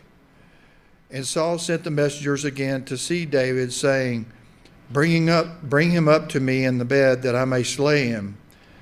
And when the messengers were come in, behold, there was an image in the bed with a pillow of goat's hair for his bolster. And Saul said to Michal, Why have you deceived me so, and sent away my enemy that he has escaped? And Michal answered Saul, He said to me, Let me go. Why should I kill you? So David fled and escaped, and came to Samuel in Ramah, and told him all that Saul had done to him. And he and Samuel went and dwelled in Naioth. And it was told Saul, saying, Behold, David is at Naioth in Ramah. And Saul sent messengers to take David. And when they saw the company of the prophets prophesying, and Samuel standing as appointed over them, the Spirit of God was upon the messengers of Saul, and they also prophesied. And when it was told Saul, he sent other messengers, and they prophesied likewise. And Saul sent messengers again the third time, and they prophesied also. Then he went also to Ramah, and came to a great well that is in Seku, and he asked and said, Where are Samuel and David? And one said, Behold, they be at Naioth in Ramah. And he went there to Naioth and Ramah, and the Spirit of God was upon him also. And he went on and prophesied until he came to Naioth at Ramah. And he stripped off his clothes also and prophesied before Samuel in like manner, and lay down naked all that day and all that night. Wherefore they say, Is Saul also among the prophets? And David fled from Naioth and Ramah, and came and said before Jonathan, What have I done? What is my iniquity? And what is my sin before your father, that he seeks my life? And he said to him, God forbid, you shall not die. Behold, my father will do nothing, either great or small, but that he will show it me. And why should my father hide this thing from me? It is not so. And David swore moreover and said, Your father certainly knows that I have found grace in your eyes. And he says, Let not Jonathan know this, lest he be grieved. But truly, as the Lord lives, and as your soul lives, there is but a step between me and death. Then said Jonathan to David, "Whatsoever your soul desires, I will even do it for you." And David said to Jonathan, "Behold, tomorrow is the new moon, and I should not fail to sit with the king at meat. But let me go, that I may hide myself in the field to the third day at evening. If your father at all miss me, then say, David earnestly asked leave of me, that he might run to Bethlehem, his city, for there is a yearly sacrifice there for all the family. If he say thus, it is well, your servant shall have peace. But if he be very angry, then be sure that evil is determined by him. Therefore you shall deal kindly with your servant, for you have brought your servant into a covenant of the Lord with you. Notwithstanding, if there be in me any iniquity, slay me yourself. For why should you bring me to your father?" And Jonathan said, "Far be it from you, for if I knew certainly that evil were determined by my father to come upon you, then would I tell it you?" Then said David to Jonathan, "Who shall tell me? Or what if your father answer you roughly?" And Jonathan said to David, "Come, let's go out into the field." And they went out, both of them, into the field. And Jonathan said to David, "O Lord God of Israel, when have I sounded my father about tomorrow any time, or the third day? And behold, if there be good toward David, then I sin not to you, and show it you. The Lord do so, and much more to Jonathan. But if it please my father to do you evil, then I will show it you, and send you away, that you may go in peace, and the Lord be with you, as he has been with my father.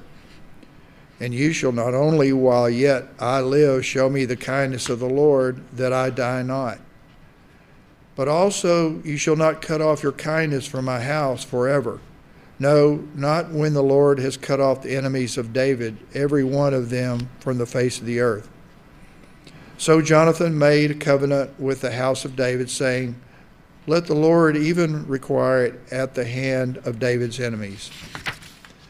And Jonathan caused David to swear again, because he loved him, for he loved him as he loved his own soul.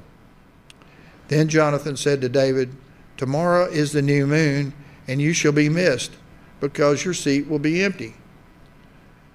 And when you have stayed 3 days, then you shall go down quickly and come to the place where you did hide yourself when the business was at hand, and shall remain by the stone Ezel. And I will shoot 3 arrows on the side thereof, as though I shot at a mark. And behold, I will send a lad, saying, Go find out the arrows. If I expressly say to the lad, Behold, the arrows are on this side of you, take them, then come you. For there is peace to you, and no hurt, as the Lord lives. But if I say thus to the young man, Behold, the arrows are beyond you, go your way, for the Lord has sent you away. And as touching the matter which you and I have spoken of, behold, the Lord be between you and me forever. So David hid himself in the field, and when the new moon was come, the king sat him down to eat meat. And the king sat upon his seat, as at other times, even upon a seat by the wall. And Jonathan arose, and Abner sat by Saul's side, and David's place was empty. Nevertheless, Saul spoke not anything that day, for he thought, Something has befallen him. He is not clean. Surely he is not clean. And it came to pass on the morrow, which was the 2nd day of the month, that David's place was empty. And Saul said to Jonathan his son, Wherefore come not the son of Jesse to meet, neither yesterday nor today? And Jonathan answered Saul, David earnestly asked leave of me to go to Bethlehem. And he said, Let me go, I pray you, for our family has a sacrifice in the city, and my brother, he has commanded me to be there. And now I have found favor in your eyes. Let me get away, I pray you, and see my brethren. Therefore he comes not to the king's table. Then Saul's anger was kindled against Jonathan, and he said to him, You son of the perverse, rebellious woman, do not I know that you have chosen the son of Jesse to your own confusion, and to the confusion of your mother's nakedness? For as long as the son of Jesse lives upon the ground, you shall not be established, nor your kingdom. Wherefore now send and bring him to me, for he shall surely die. And Jonathan answered Saul his father and said to him, Wherefore shall he be slain? What has he done?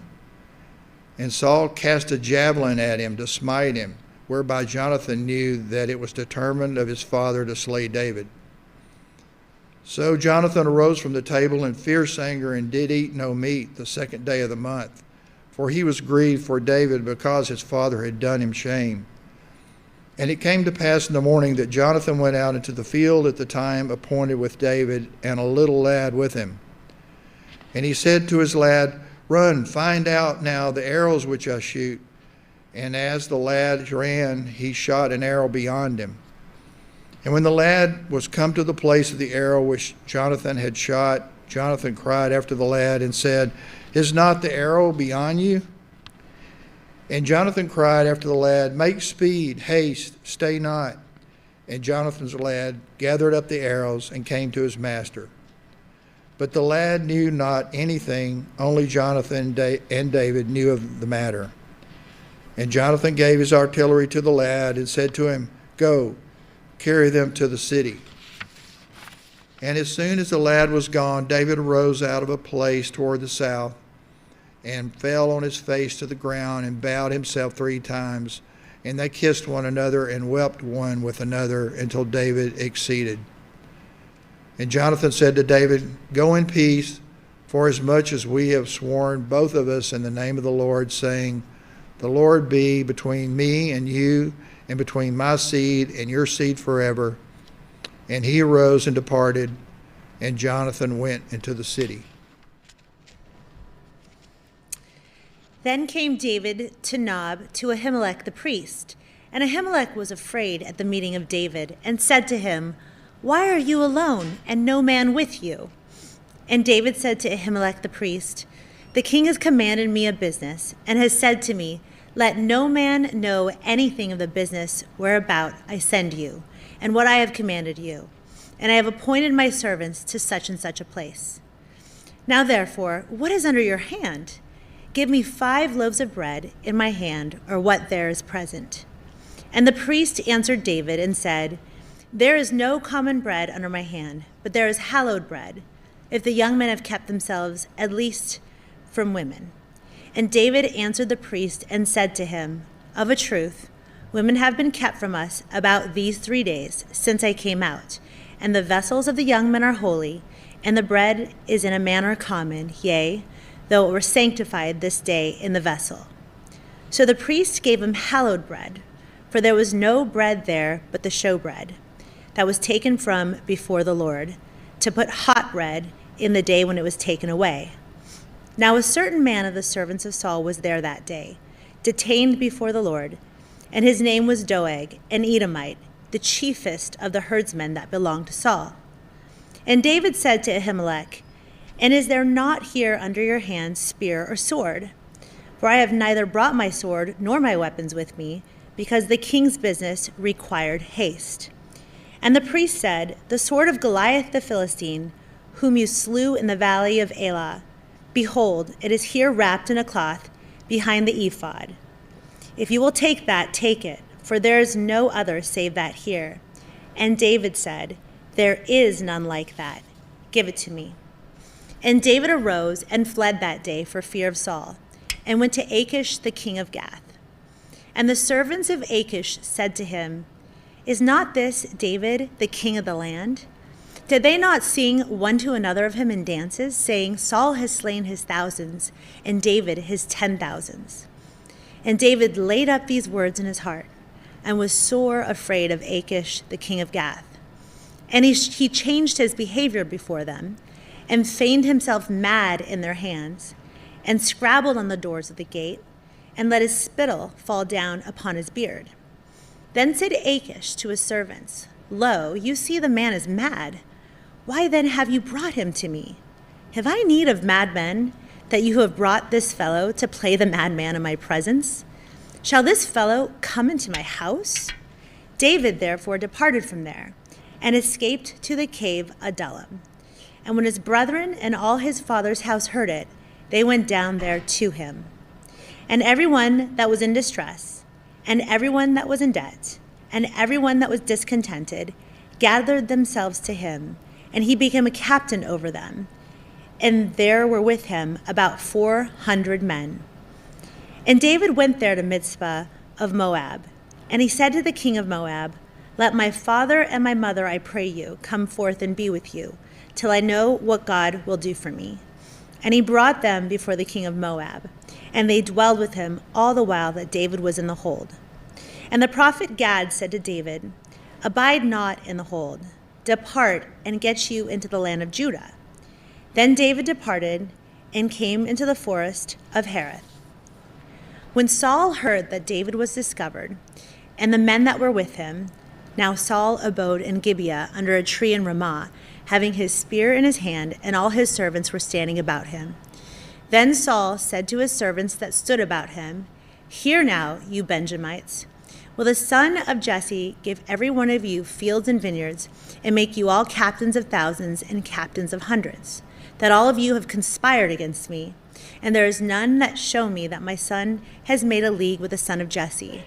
And there is none of you that is sorry for me, or show to me that my son has stirred up my servants against me, to lie in wait as at this day?" Then answered Doeg the Edomite, which was set over the servants of Saul, and said, "I saw the son of Jesse coming to Nob, to Ahimelech the son of Ahitub. And he inquired of the Lord for him, and gave him victuals, and gave him the sword of Goliath the Philistine. Then the king sent to call Ahimelech the priest, the son of Ahitub, and all his father's house, and the priests that were in Nob, and they all came out of them to the king. And Saul said, "Hear now, you son of Ahitub." And he answered, "Here I am, my lord." And Saul said to him, "Why have you conspired against me, you and the son of Jesse, in that you have given him bread and a sword, and have inquired of God for him, that he should rise against me to lie in wait as at this day?" Then Ahimelech answered the king and said, "And who is so faithful among all your servants as David, which is the king's son-in-law, and goes at your bidding, and is honorable in your house? Did I then begin to inquire of God for him? Be it far from me. Let not the king impute anything to his servant, nor to all the house of my father. For your servant knew nothing of all this, less or more." And the king said, "You shall surely die, Ahimelech, you and all your father's house." And the king said to the footmen that stood about him, "Turn and slay the priests of the Lord, because their hand also is with David, and because they knew when he fled and did not show it to me." But the servants of the king would not put forth their hand to fall upon the priests of the Lord. And the king said to Doeg, "Turn you and fall upon the priests." And Doeg the Edomite turned, and he fell upon the priests, and slew on that day 85 persons that did wear a linen ephod. And Nob, the city of priests, smote he with the edge of the sword, both men and women, children and sucklings, and oxen and asses and sheep with the edge of the sword. And one of the sons of Ahimelech, the son of Ahitub, named Abiathar, escaped and fled after David. And Abiathar showed David that Saul had slain the Lord's priests. And David said to Abiathar, "I knew it that day when Doeg the Edomite was there, that he would surely tell Saul, 'I have occasioned the death of all the persons of your father's house. Abide you with me, fear not. For he that seeks my life seeks your life. But with me you shall be in safeguard.' Then they told David, saying, 'Behold, the Philistines fight against Keilah, and they rob the threshing floors.' Therefore David inquired of the Lord, saying, 'Shall I go and smite these Philistines?' And the Lord said to David, 'Go and smite the Philistines, and save Keilah.' And David's men said to him, 'Behold, we be afraid here in Judah. How much more then, if we come to Keilah against the armies of the Philistines?' Then David inquired of the Lord yet again. And the Lord answered him and said, 'Arise, go down to Keilah, for I will deliver the Philistines into your hands.'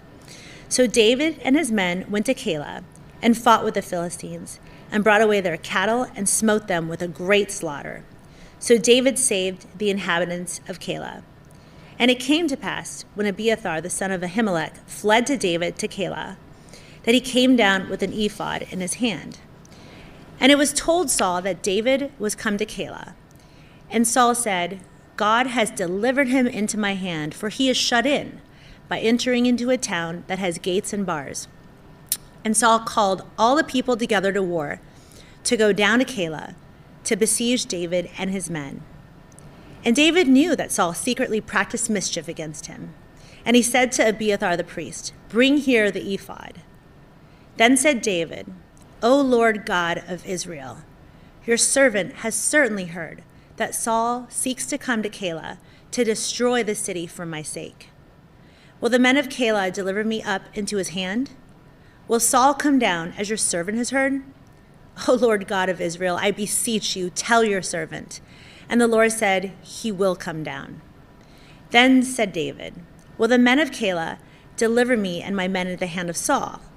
And the Lord said, They will deliver you up. Then David and his men, which were about 600, arose and departed out of Keilah, and went wherever they could go. And it was told Saul that David was escaped from Keilah, and he forbore to go forth.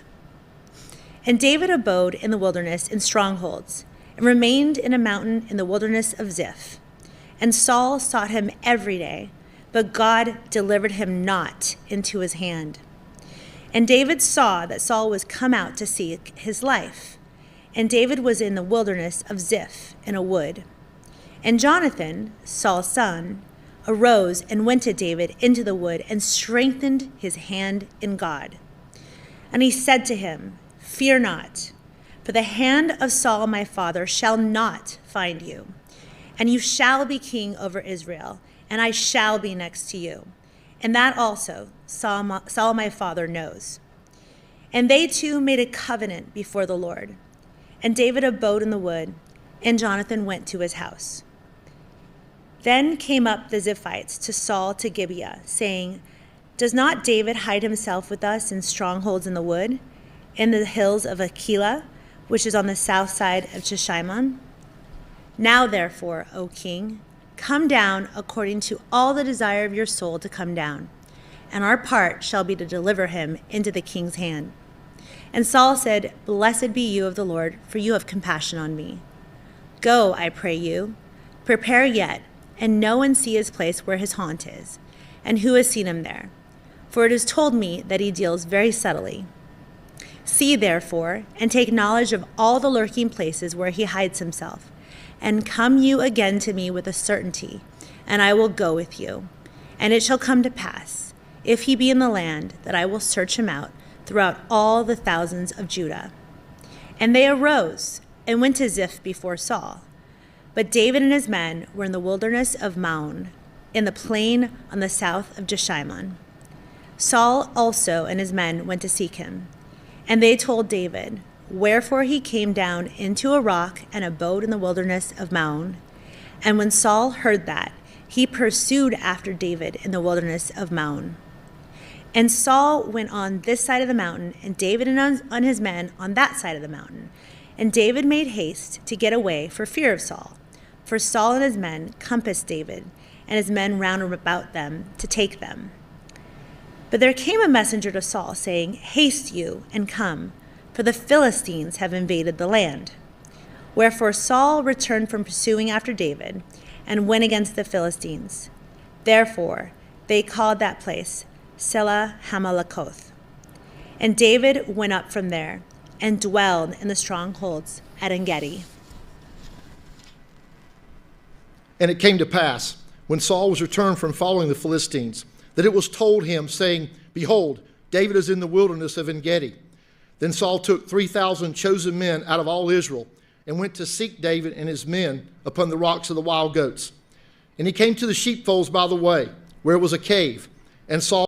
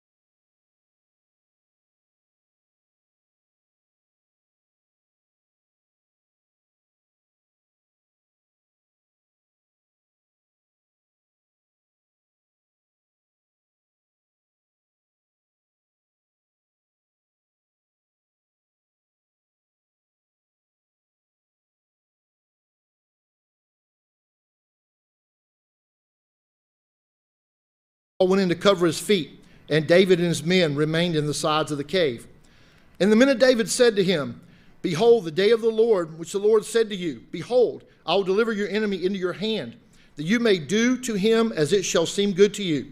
Then David arose and cut off the skirt of Saul's robe secretly. And it came to pass afterward that David's heart smote him because he had cut off Saul's skirt. And he said to his men, The Lord forbid that I should do this thing to my master, the Lord's anointed, to stretch forth my hand against him, seeing he is the anointed of the Lord. So David stayed his servants with these words and allowed them not to rise against Saul. But Saul rose up out of the cave and went on his way. David also arose afterward and went out of the cave and cried after Saul, saying, My lord the king. And when Saul looked behind him, David stooped with his face to the earth and bowed himself. And David said to Saul, Wherefore hear you men's words, saying, Behold, David seeks your hurt?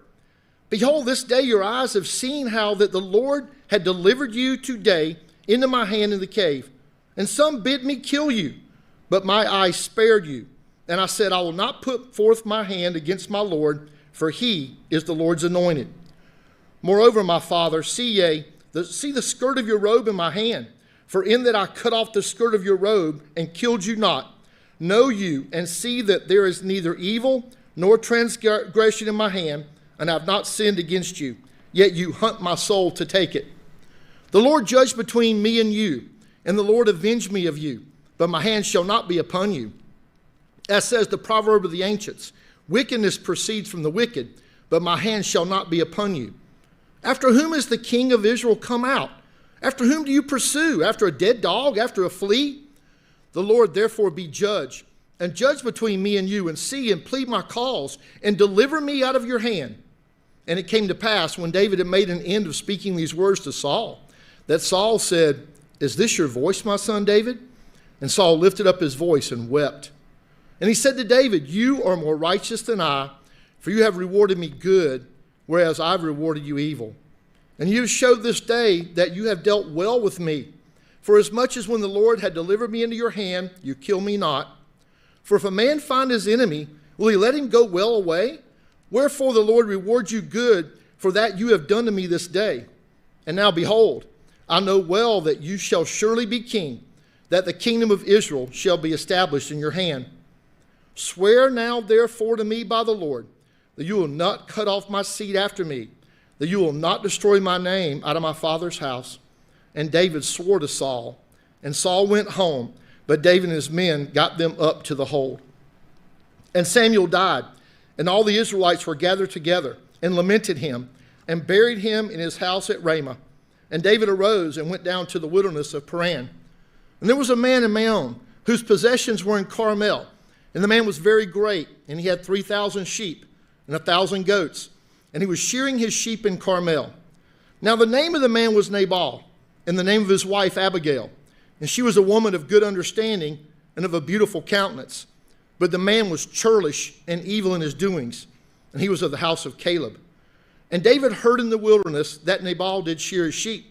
And David sent out 10 young men and said to the young men, Get you up to Carmel and go to Nabal and greet him in my name. And thus shall you say to him that lives in prosperity, Peace be both to you, and peace be to your house, and peace be to all that you have. And now I have heard that you have shearers. Now your shepherds which were with us, we heard them not. Neither was there anything missing to them all the while they were in Carmel. Ask your young men, and they will show you. Wherefore let the young men find favor in your eyes, for we come in a good day. Give, I pray you, whatsoever comes to your hand to your servants and to your son David. And when David's young men came, they spoke to Nabal according to all those words in the name of David, and ceased. And Nabal answered David's servants and said, Who is David? And who is the son of Jesse? There be many servants nowadays that break away every man from his master. Shall I then take my bread and my water and my flesh that I have killed for my shearers and give it to men whom I do not know where they be? So David's young men turned their way and went again and came and told him all those sayings. And David said to his men, Gird you on every man his sword. And they girded on every man his sword. And David also girded on his sword. And there went up after David about 400 men, and 200 abode by the stuff. But one of the young men told Abigail, Nabal's wife, saying, behold, David sent messengers out of the wilderness to salute our master, and he railed on them. But the men were very good to us. We were not hurt, neither missed we anything, as long as we were conversant with them when we were in the fields. They were a wall to us both by night and day, all the while we were with them keeping the sheep. Now therefore know and consider what you will do, for evil is determined against our master and against all his household, for he is such a son of Belial that a man cannot speak to him. Then Abigail made haste and took 200 loaves and 2 bottles of wine and 5 sheep ready dressed and 5 measures of parched corn and 100 clusters of raisins and 200 cakes of figs, and laid them on asses. And she said to her servants, go on before me, behold, I come after you. But she told not her husband Nabal. And it was so, as she rode on the ass, that she came down by the covert of the hill. And behold, David and his men came down against her, and she met them. Now David had said, surely in vain have I kept all that this fellow has in the wilderness, so that nothing was missed of all that pertained to him, and he has requited me evil for good. So and more also do God to the enemies of David, if I leave of all that pertain to him by morning light, any that urinates against the wall. And when Abigail saw David, she hasted and lighted off the ass, and fell before David on her face, and bowed herself to the ground, and fell at his feet, and said, upon me, my lord, upon me let this iniquity be, and let your handmaid, I pray you, speak in your audience, and hear the words of your handmaid. Let not my lord, I pray you, regard this man of Belial, even Nabal, for as his name is, so is he. Nabal is his name, and folly is with him. But I, your handmaid, saw not the young men of my lord, whom you did sin. Now therefore, my lord, as the Lord lives, and as your soul lives, seeing the Lord has withheld from you coming to shed blood, and from avenging yourself with your own hand, now let your enemies and they that seek evil to my lord be as Nabal. And now this blessing which your handmaid has brought to my lord, let it even be given to the young men that follow my lord. I pray you, forgive the trespass of your handmaid, for the Lord will certainly make my lord a sure house, because my lord fights the battles of the Lord, and evil has not been found in you all your days. Yet a man is risen to pursue you and to seek your soul, but the soul of my lord shall be bound in the bundle of life with the Lord your God.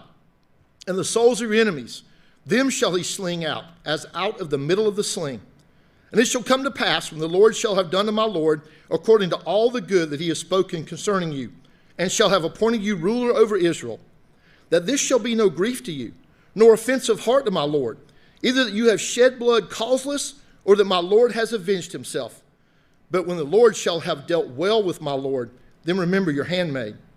And David said to Abigail, blessed be the Lord God of Israel, which sent you this day to meet me. And blessed be your advice, and blessed be you, which have kept me this day from coming to shed blood, and from avenging myself with my own hand. For in very deed, as the Lord God of Israel lives, which has kept me back from hurting you, except you had hasted and come to meet me, surely there had not been left in Nabal by morning light any that urinates against the wall. So David received of her hand that which she had brought him, and said to her, go up in peace to your house. See, I have hearkened to your voice, and have accepted your person. And Abigail came to Nabal, and behold, he held a feast in his house, like the feast of a king. And Nabal's heart was merry within him, for he was very drunken. Wherefore she told him nothing, less or more, until the morning light. And it came to pass in the morning, when the wine was gone out of Nabal, and his wife had told him these things, that his heart died within him, and he became as a stone.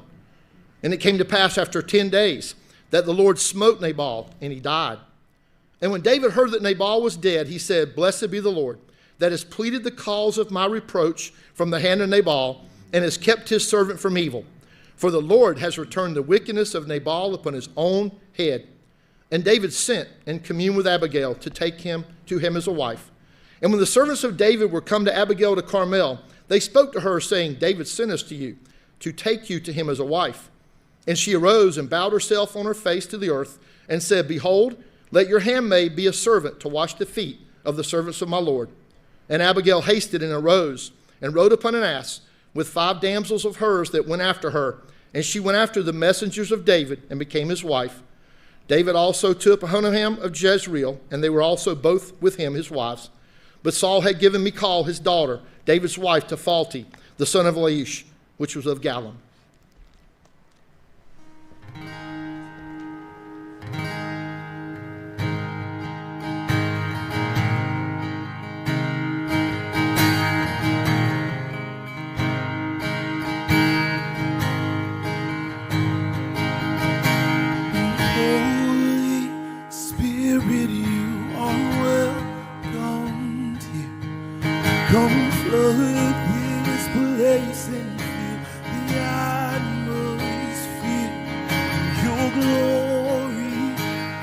is what our hearts long for, to be overcome by your presence, Lord. Holy Spirit, you are welcome here.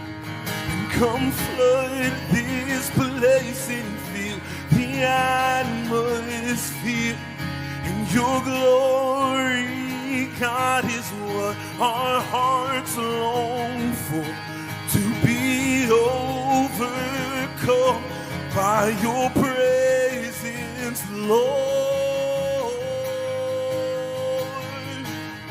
Oh, to be overcome by your presence. Oh, we need you, Lord. And Holy Spirit, you are well present. And let us experience the glory of your goodness. And let us become more aware of your presence. And let us experience the glory of your goodness. Oh, you're only one, Lord. Yes, you are.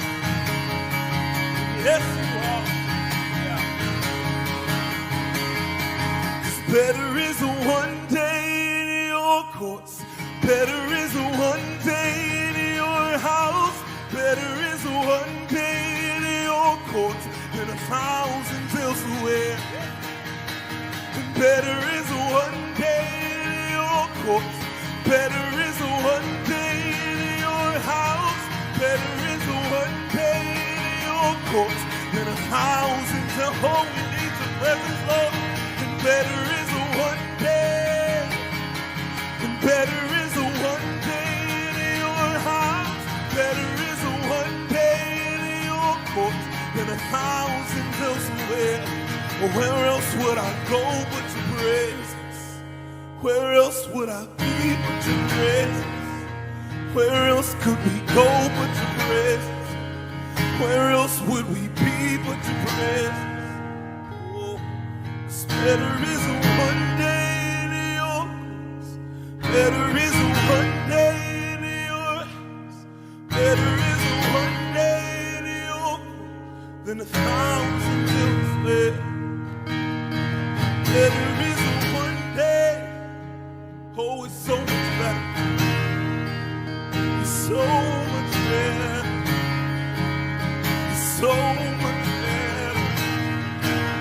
You're so much better, Lord. You're so much better, Lord. You're so much better, Lord. You're so much better.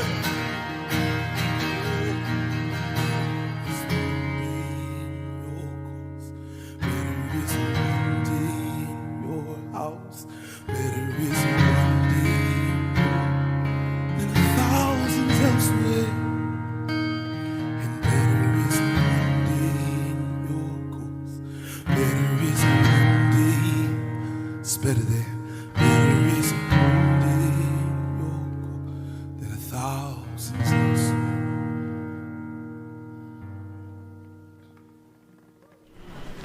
And the Zivites came to Saul to Gibeon, saying,